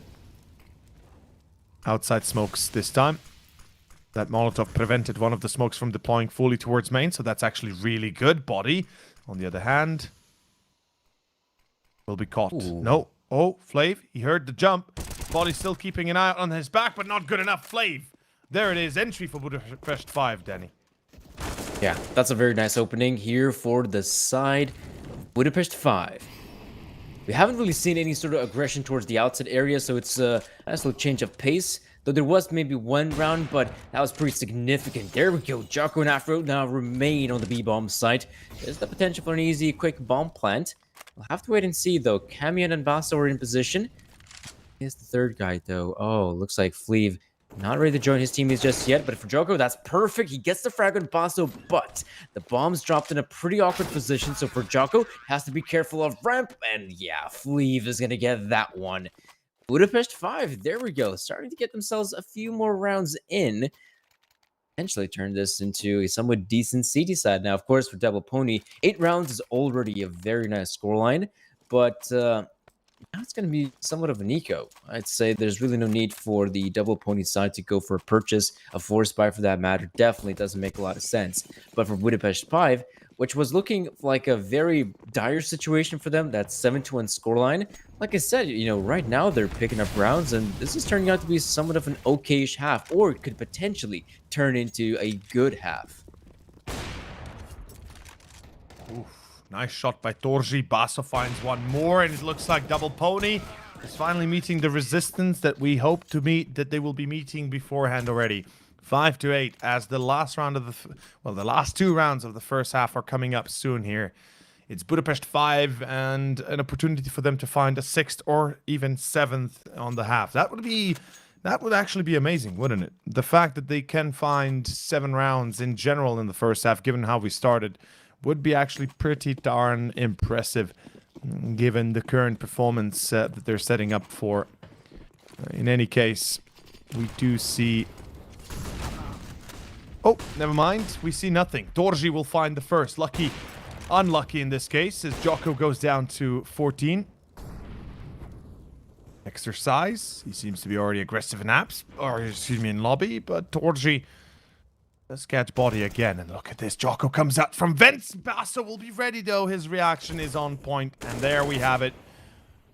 Should be enough here at the end of the day for Budapest 5 to find the 6th round. Albeit, might not yet be done. Whew. Torji. That's sick. That's really close. Although look at exercise, man. He's about to get some exercise in through heaven. Oh, no, what? Coolio, no, you're not supposed to die, Coolio. That's not supposed to happen. Camion on HUD, though. And luckily, Torji checks out HUD doors, and that will be 6th to BP5. 6-8 right now. This is something you probably didn't expect to witness, in all fairness. Considering the scoreline was at 1.71, it really felt like it's probably just going to be, Double Pony reaching double digits and, sooner rather than later, the end here of Nuke. But right now, I mean, Budapest 5, after such a lengthy pause, they're actually starting to deal some damage here in Double Pony. Absolutely. I mean, they're chipping away at their momentum, that's for sure.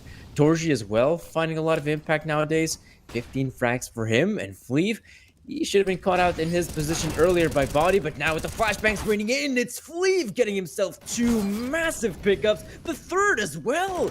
He's unstoppable, and looks like that might just be it here for Budapest 5. The end of the first half. What an explosive way to end with 7 rounds to your name. That is actually impressive. Not gonna lie, that is far more impressive than what I thought we'd be seeing to begin with. I mean, Double Pony, it seems like the break kind of cut them in half a little bit. But we are, of course, getting ready here for a second half soon enough. We can see the picture, well, the video, the cameras of the players here, specifically of Body. Not going to be happy with how it went down here. Likewise, Exercise. And, of course, important guys, get some hydration, get some water going. By the way, I just noticed Exercise has Croatian flags on his wall. Is he Croatian? Or he might be of Croatian descent. That's possible as well. But I want to know now more about it, because I'm intrigued to see Croatian flags on his wall. Even though I don't think I saw him being Croatian. I don't know. At least didn't look like it. So interesting. Very interesting. In any case, we are, of course, getting ready for a second half. And I mean, this is where Double Pony usually excels at, don't they? The CD side, I would say so. The CD side just seems to be that tad bit better side for them to play at. Because what we've seen thus far and throughout the entirety of today from Double Pony is that these are some solid individuals. They definitely find their strive on the T sides as well. Like a great example would definitely be a player like Joko, who even on the T sides has that great opportunity to just move up, go in for the frags. Getting himself a few frags as an entry fragger is pretty impressive, not gonna lie. And Joko has been able to deliver some really impeccable performances. Now on the CT side, this is where things should be technically a little bit easier for Double Pony, in the sense that, yeah, they're in the CT side. All you have to focus right now is read your opponents and just pop some heads. For Budapest 5, on the other hand, there could be some more issues in that sense.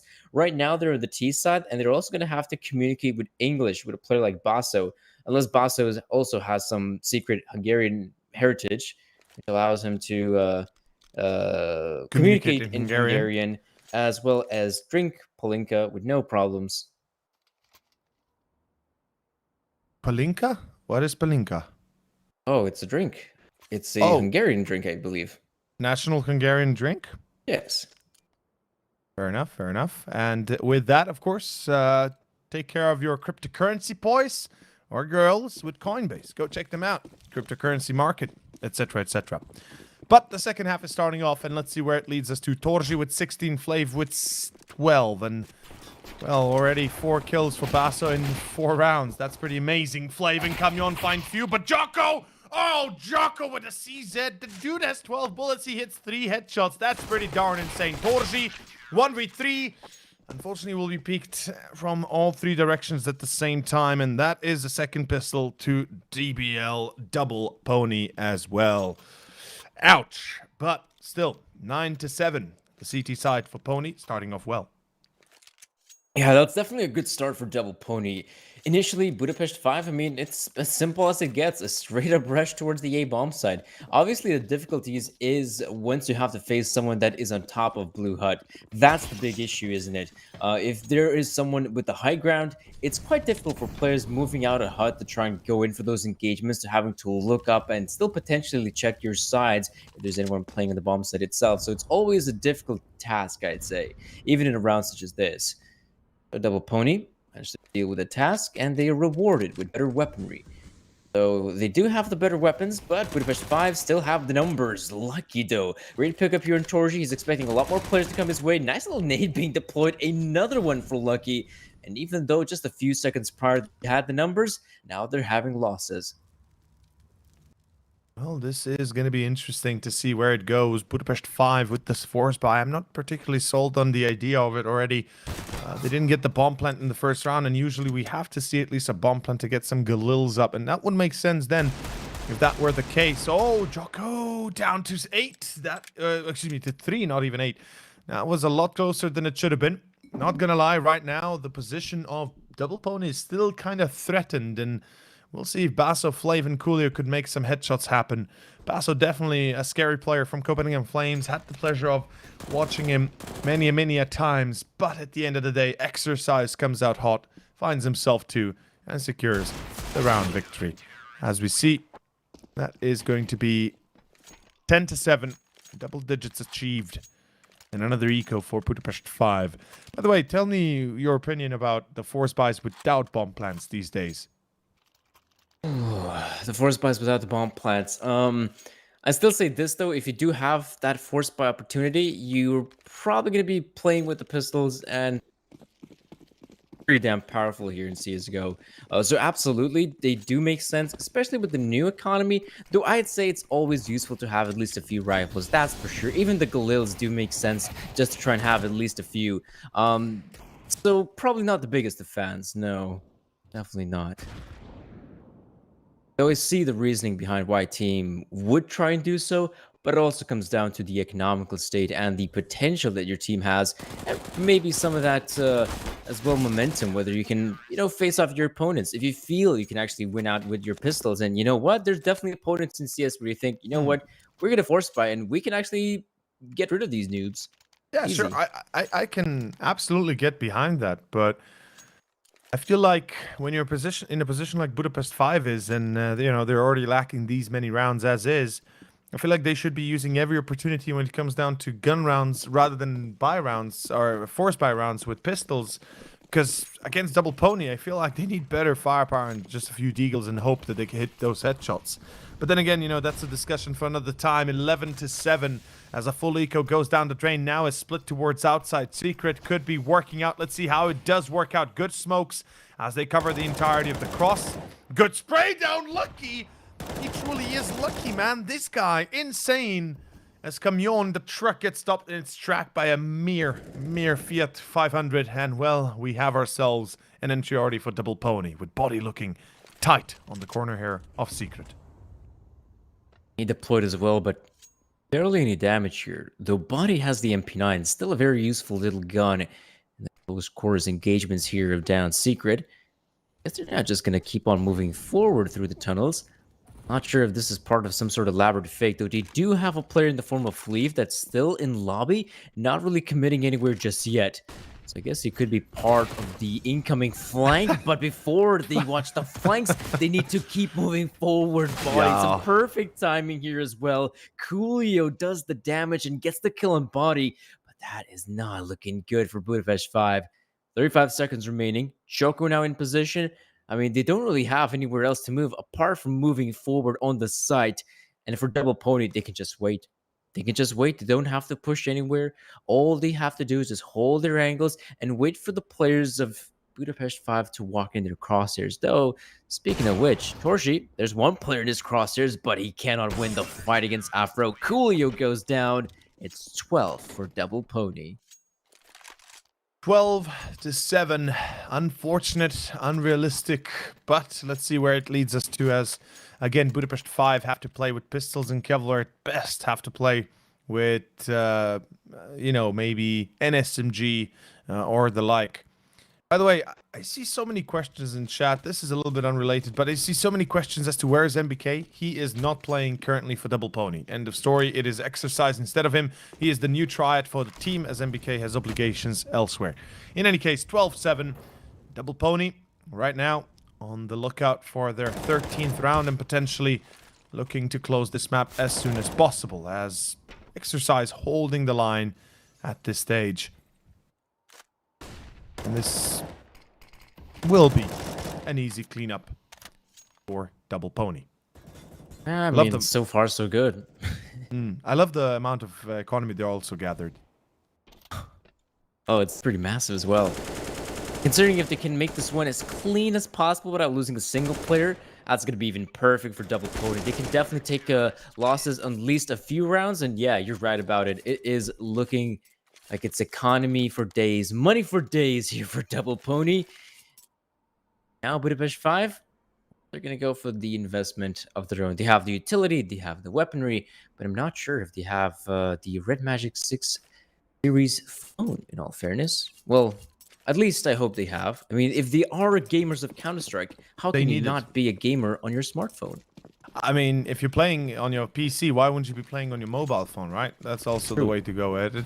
You know, when you finish your games on your PC after 12, 20 hours, you go in your bed and you play on your mobile phone for a few more hours. Well, Afro certainly does that, as we can see finding Coolio. He's waiting for Camion to drop down. One by one, they're going into the meat grinder. Afro finding himself success with 2. That should be enough at the end of the day. Budapest 5, they're making their way towards B. They're trying their best. Well, Jocko will not be their best, but their worst. Unfortunately, he will fall. 3v3 in this state. His body, he's clearing out ramp. Flav still on the outside on Silo, and he's getting caught here by Lucky. Unfortunate and unlucky. Not a good nade, but... Oh, no, wait. I didn't even see the kill. Never mind. A great nade. And Exercise gets himself another Bassa on site. Unfortunately, unable to do anything. The bomb being planted. So, yeah, there's that. So, at least a plant and at least a full buy coming up next. Sure. But overall, this is 14-7, Danny. Halfway through. And 2 more rounds for Double Pony will secure this map. Absolutely. 14-7 right now. One saving grace for Budapest 5. Lose money bonus. As well as the fact that they got the bomb plant. Meaning that, yeah, they can absolutely invest in this one. Though, no AWP. That's a little bit dissatisfying. If anything, the AWP in the hands of Torji has been a massive help for them. And again, Torji, 19 frags. The highest fragging individual for his team. You also have Fleeve stepping up as well, so that's nice to note. But again, it's really Torji, that one player that seems to be doing most of the heavy lifting. Lucky as well. I mean, he's been having a stellar day today. So much impact being found time and time again. And the fact is, he's not slowing down anytime soon, though the players of Double Pony might want to hold their horses, as they've been losing some of these engagements too early. Jocko tried to push to Hut. He realizes perhaps it would not be the smartest move, since they are lacking a member and are down a man. Though, as you said, yeah, this aggression could be curbed a little bit. Could definitely try to be mitigated a little bit more by Double Pony. Although, look at this body. Whew, okay, he's good for 1 only, so that's not, you know, too good. Torji and Camion, but on side Jocko. The surprise, the element. Well, he's not going to be able to do it, unfortunately. 8-14 as Budapest 5 get themselves 1 more on the board. The money for Double Pony is what really matters in this case. And BP5, when you look at their own economy, it's a sad, sad reality they have to face. A Galil being dropped for Flav and limited utility. Well, no, actually, they have a decent amount of utility for the most part, so it's not the worst. But nonetheless, it is going to be a rebuy. The CT's not as much money as one would have imagined after so many successful round victories and survivors coming out of it. But again, Lucky pushing towards red. He's again this aggressive. He's looking for control, and he will certainly try and find it outside towards red. Spotted by Basso, but does not matter. He does not seem to be phased by that. Torji behind main once more. The refrag is there. This time, the loss is far greater, and Double Pony still keep the lead. That's the important bit. They still have the lead, and they're gonna maintain the lead, as it's just frag after frag after frag. That's just going the way of Double Pony and Budapest 5. Not much of a response. Previous round, the aggression, I mean, even though initially works out for Double Pony, it eventually backfires. Here, though, Budapest 5 getting absolutely decimated. Not much of a response, if anything. Fleeve is going to jump down, but that is a pretty big sound cue, so they should have the awareness by the looks of things. Yeah, I'm pretty sure that flashbang didn't come from nowhere. They seem to have the awareness of Fleeve. They're going to secure the 15th round. 15 here for Double Pony. Incredibly close to secure that victory here in the best of 3. Well, a sad reality for Budapest 5 that still is a reality, and still something that we kind of already predicted a little whiles ago. And the technically the break lasted longer than this map is still lasting. So if it finishes right here, it is somewhere in between there. In any case, 15-8. This is the last chance. Torji on the scout, Deagle on Coolio, 3 AKs on the rest of the team. Let's see if Budapest 5 can make anything out of it and maybe pull us into a few more rounds here behind it all. Exercise while he's pushing ramp. And look at this disrespect. Double pony just like, yeah, we're going to go in hard, boys. We don't care. Just push, push, push. And, well, keep on pushing until something comes out that's, well, ours or isn't. Doesn't matter. Torji 1v5. Ladies and gentlemen, I think we know where this one is headed. Let's be fair about this. Body will be coming on for the interview of the current state of the game. 16-8 as the final score, as one would predict. As first map, Danny, so is the second. Final score in GG. Yeah, that's going to be the end here of the best of 3. And of course, congratulations here for Double Pony with the victory. It's very interesting to note as well that, yeah, we definitely had a bit of a pause here and there or actually throughout the entirety of the best of 3, there were some pauses, but eventually it is Double Pony to secure the victory. And of course, first place finish here in Group E. And well, that is congratulations all out to, of course, Double Pony getting themselves this map, getting themselves this series and securing, as you said, a 2-0 victory overall in the group itself, and 2-0 for both best of 3s they were able to pull in. Congrats, and we'll give those congrats even to Body once he comes over. But I mean, let's just think about the questions. What are our questions at this point? Because I think we got all the answers we wanted already from this game, didn't we? I mean, absolutely. I will, well, okay, not all the answers, but I would definitely say that Double Pony definitely has showed us why they are the best team heading into this Group E, right? Even though there was the potential for maybe a team like Sinners to maybe even secure that first place finish here in the group with the whole situation they had with the stand-ins, we just obviously didn't have a chance to see that play out. We might see how it could play out, them finishing, second in the group tomorrow, but that's a whole different narrative. For Double Pony, it goes to show that their recent run of form has not been a fluke, and they're continuing winning these games, and they're also doing it in a convincing manner as well, which is very key, because you could be winning these games in a 16-14, 16-12-ish environment, but instead, Double Pony are doing it before their opponents even reach double digits. Yeah, absolutely insane, absolutely amazing. And with that being said, I think Body's ready for the interview. And first of all, welcome back, my dude. Congrats. Welcome back. Thank you. We're back. I told you we'd come back. I see you're ready. And yes, you did say you'll be returning to this one. And of course, first of all, again, congratulations. That is Group E for you guys. You pass on over to the next stage. And let's just go with the most basic of all. How are you feeling and how are the guys feeling? Really good. It feels great to be able to actually achieve what we want to achieve with another standing, actually. So with exercise, we practiced just a little bit, and I think we could do everything that we started to practice with him, and we're feeling really good. We're excited to play in the playoff, and congrats to all the team that would qualify as well. Well, thank you for that. Of course, it makes sense that you guys, I'm happy that you guys are feeling well with exercise and that you got, what kind of you wanted from him. My question will be completely unrelated to the actual game. My question is exercise. I saw Croatian flags on his wall. Is there some connection to Croatia with him? Is he a fan of Croatian football? I don't know. I just want to know that. That's my only question. I have an idea. I can bring him over here if you want. hey, actually, no. If that's a possibility, yeah, sure, why not? Meanwhile, Danny, go hit some questions for Body here. Sure. I definitely like to know you guys about Group E here. Was there any opponent that you thought might be the biggest problem heading into these matchups? I need you to repeat the question. I'm sorry. Yeah. I was not focused. Sorry. Yeah, I mean, which team that you thought could be the biggest problem for you guys? In this group? Yes, in this group.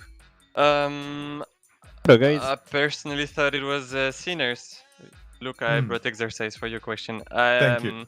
I thought it was Sinners, personally. They are actually the biggest ranked team in this group over us. but they had some issues playing the first game, as I saw after all, and it's kind of sad that we couldn't play them. But NAVI Junior is actually really good. They have really talented players. I've been facing them over a year now, and it's always been hard against them. And Budapest 5 have some talented players as well. But I would say definitely Sinners was the biggest fish in this group. That makes sense, right? I mean, Sinners are an amazing team that have been together for a long time, and if nothing else, they're very well structured. So if They're that's quite scary, yeah. Exactly, yeah. They're hard to beat because you know that their response is always going to be on point for the most part. It's a sad thing that they had so many issues today, so hopefully for tomorrow it's going to be better. But so we won't keep you guys for too long. Exercise. I posed this question to, of course, first of all, welcome and congratulations, as we said to Body, of course. But I asked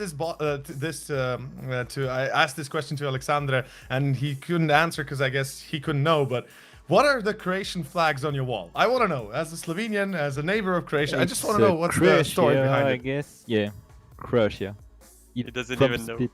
No, c'est pas vrai. No, I'm kidding. The flag on my wall, right? Yes, the Croatian flags. Yeah. Yeah. What the question? Why are there Croatian flags on your wall? That's what I want to know. Because when I was kid, I went to there, so I play split football club Fagnon, frère. Banner. Okay. Yeah, banner. Okay, fair enough. Respect. That makes sense. Thank you for that.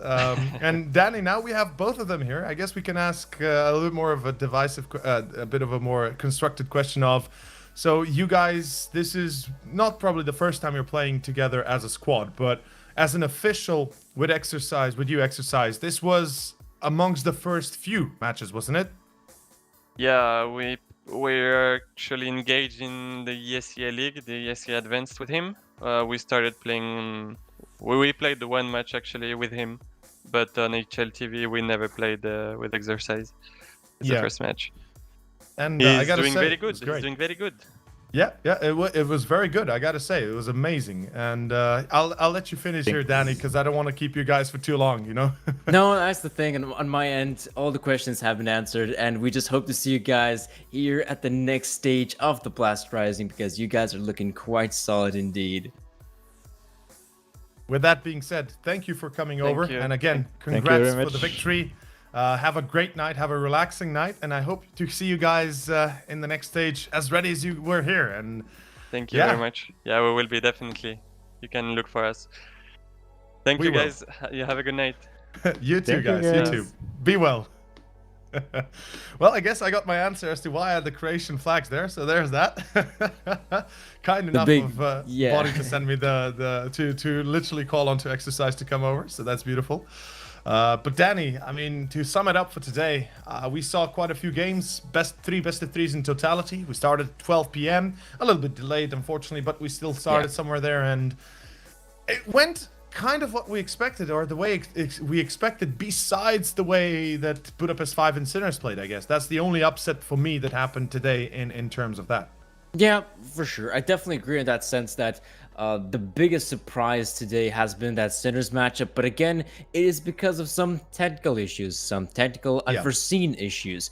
Otherwise, if it would have been, the proper roster of Sinners, the proper roster of Budapest 5, we'd probably end up seeing the Sinners versus Double Pony matchup. Now that would have been a very interesting encounter, and from the interview as well, we would have gotten that potentially that could have been the team that would have posed the biggest threat here for Double Pony. But yes, it ends up being that Double Pony do secure that first place finish, and of course for tomorrow, that's when we can see the Sinners redemption story, whether Sinners can potentially secure themselves the second spot here out of the group, or will they actually have to go down and take the knee to a team like NAVI Juniors. Of course, for that, you're gonna have to tomorrow for tomorrow's matchups. And with that being said, we are grateful to have you over, and we will see you tomorrow at 12 p.m. sharp, if I'm not mistaken.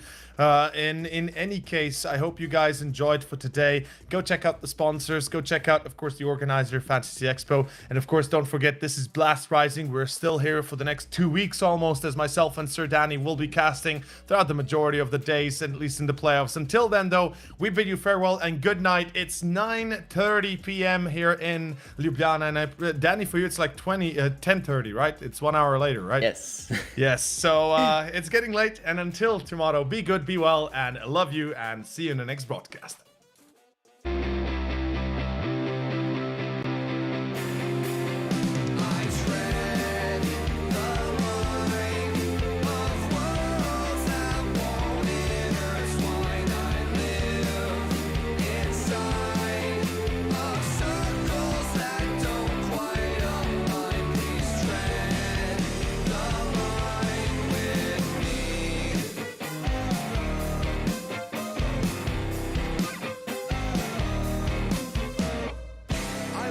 To the reborn, but sympathize with the scorn.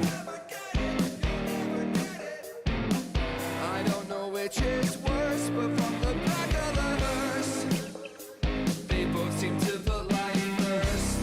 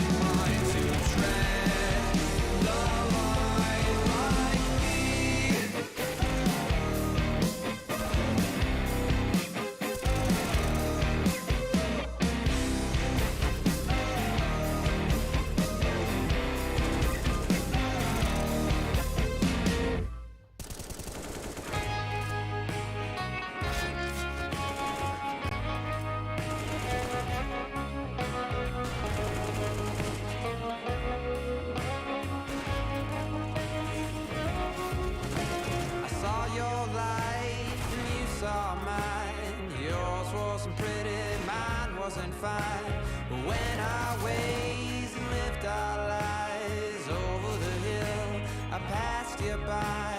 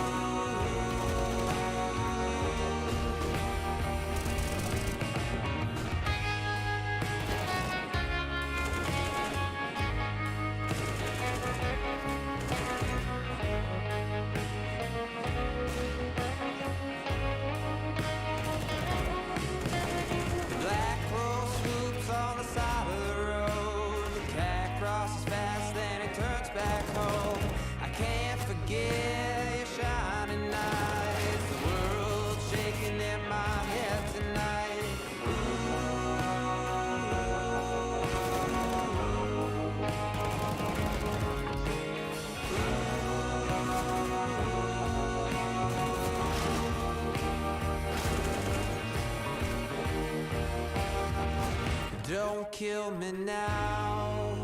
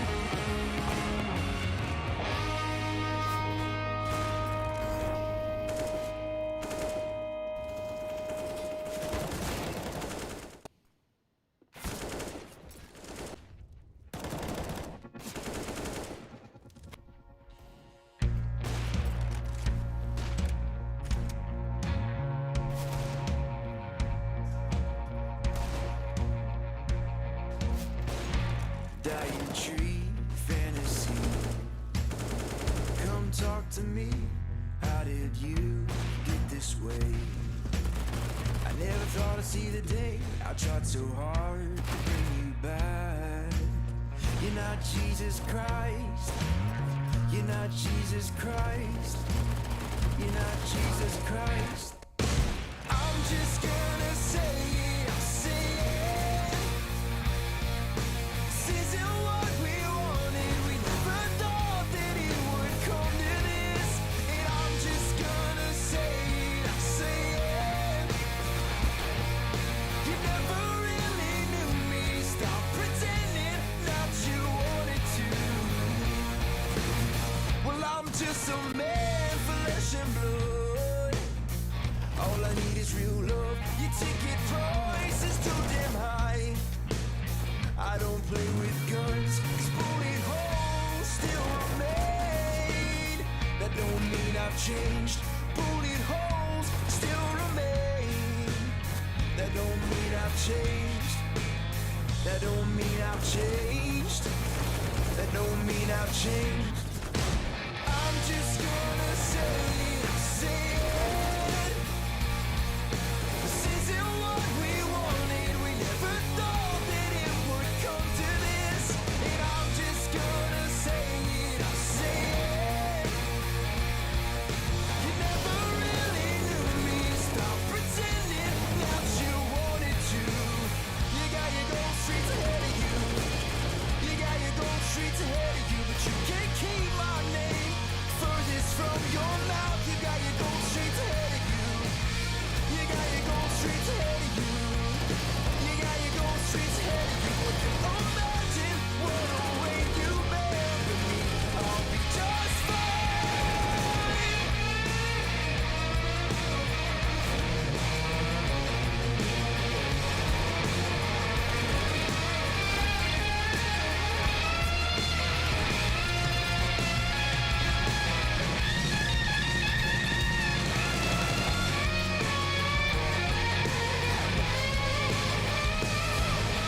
I'm just gonna say it, I'll say it. You never knew what love was. You lived your life with mouths of bitterness. And I'm just gonna say it, I'll say it. I used to think that you were right in this, but maybe you were wrong. I'm just gonna say it, I'll say it. This isn't what we wanted. We never thought that it would come to this. And I'm just gonna say it, I'll say it. Oh, you never really knew me. Stop pretending that you wanted to.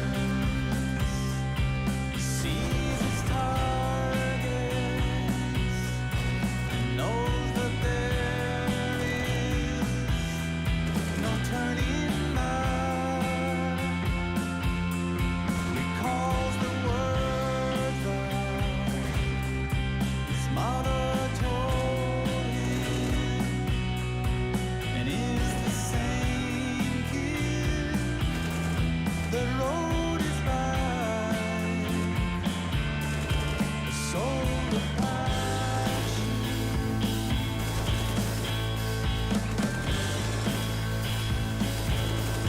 A soul of passion.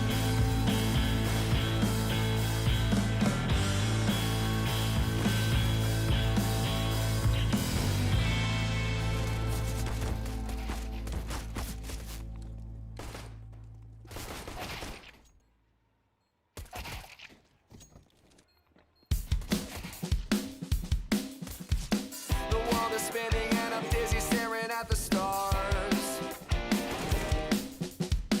I left the pages in my schedule, but they're falling hard. Find me on your way out, I'll be right here. The world is spinning and I'm dizzy staring at the stars. They don't seem so far. The sky is sunny, but the clouds are running in my head. I'm thinking maybe I would rather play the part instead.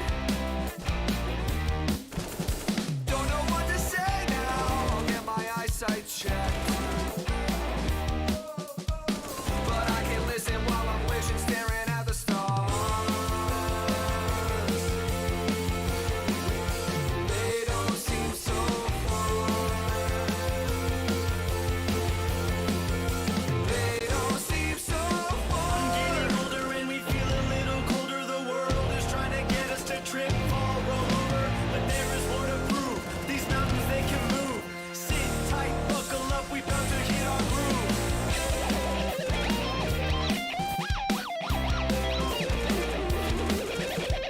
I'm closing chapters, looking backwards, and I'm making sense.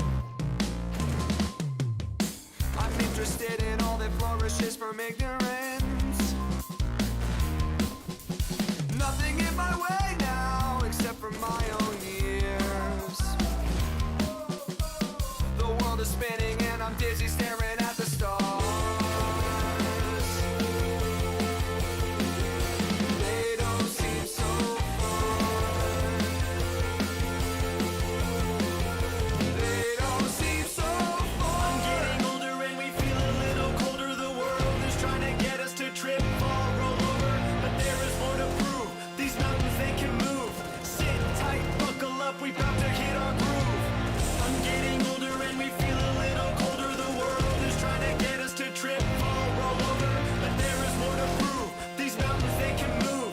Sit tight, buckle up, we bound to hit our groove. It's hard to know what is real, gotta follow what you feel. Running out of gold, but have a pocket full of zeal. We keep the motor humming, doesn't matter what you steal. Just a couple music chefs trying to cook our next meal. Playing all these bars, little stranger than Mars, and accumulating scars, driving hours in the car. The future is ours, I can tell by the stars. They don't seem so. It's hard to know what is real, gotta follow what you feel. Running out of gold, but have a pocket full of zeal. We keep the motor humming, doesn't matter what you steal. Just a couple music chefs trying to cook our next meal. Playing all these bars, little stranger than Mars, and accumulating scars, driving hours in the car. The future is ours, I can tell by the stars. They don't seem so. It's hard to know what is real, gotta follow what you feel. Running out of gold, but have a pocket full of zeal. We keep the motor humming, doesn't matter what you steal. Just a couple music chefs trying to cook our next meal. Playing all these bars, little stranger than Mars, and accumulating scars, driving hours in the car. The future is ours, I can tell by the stars. They don't seem so. It's hard to know what is real, gotta follow what you feel. Running out of gold, but have a pocket full of zeal. We keep the motor humming, doesn't matter what you steal. Just a couple music chefs trying to cook our next meal. Playing all these bars, little stranger than Mars, and accumulating scars, driving hours in the car. The future is ours, I can tell by the stars. They don't seem so.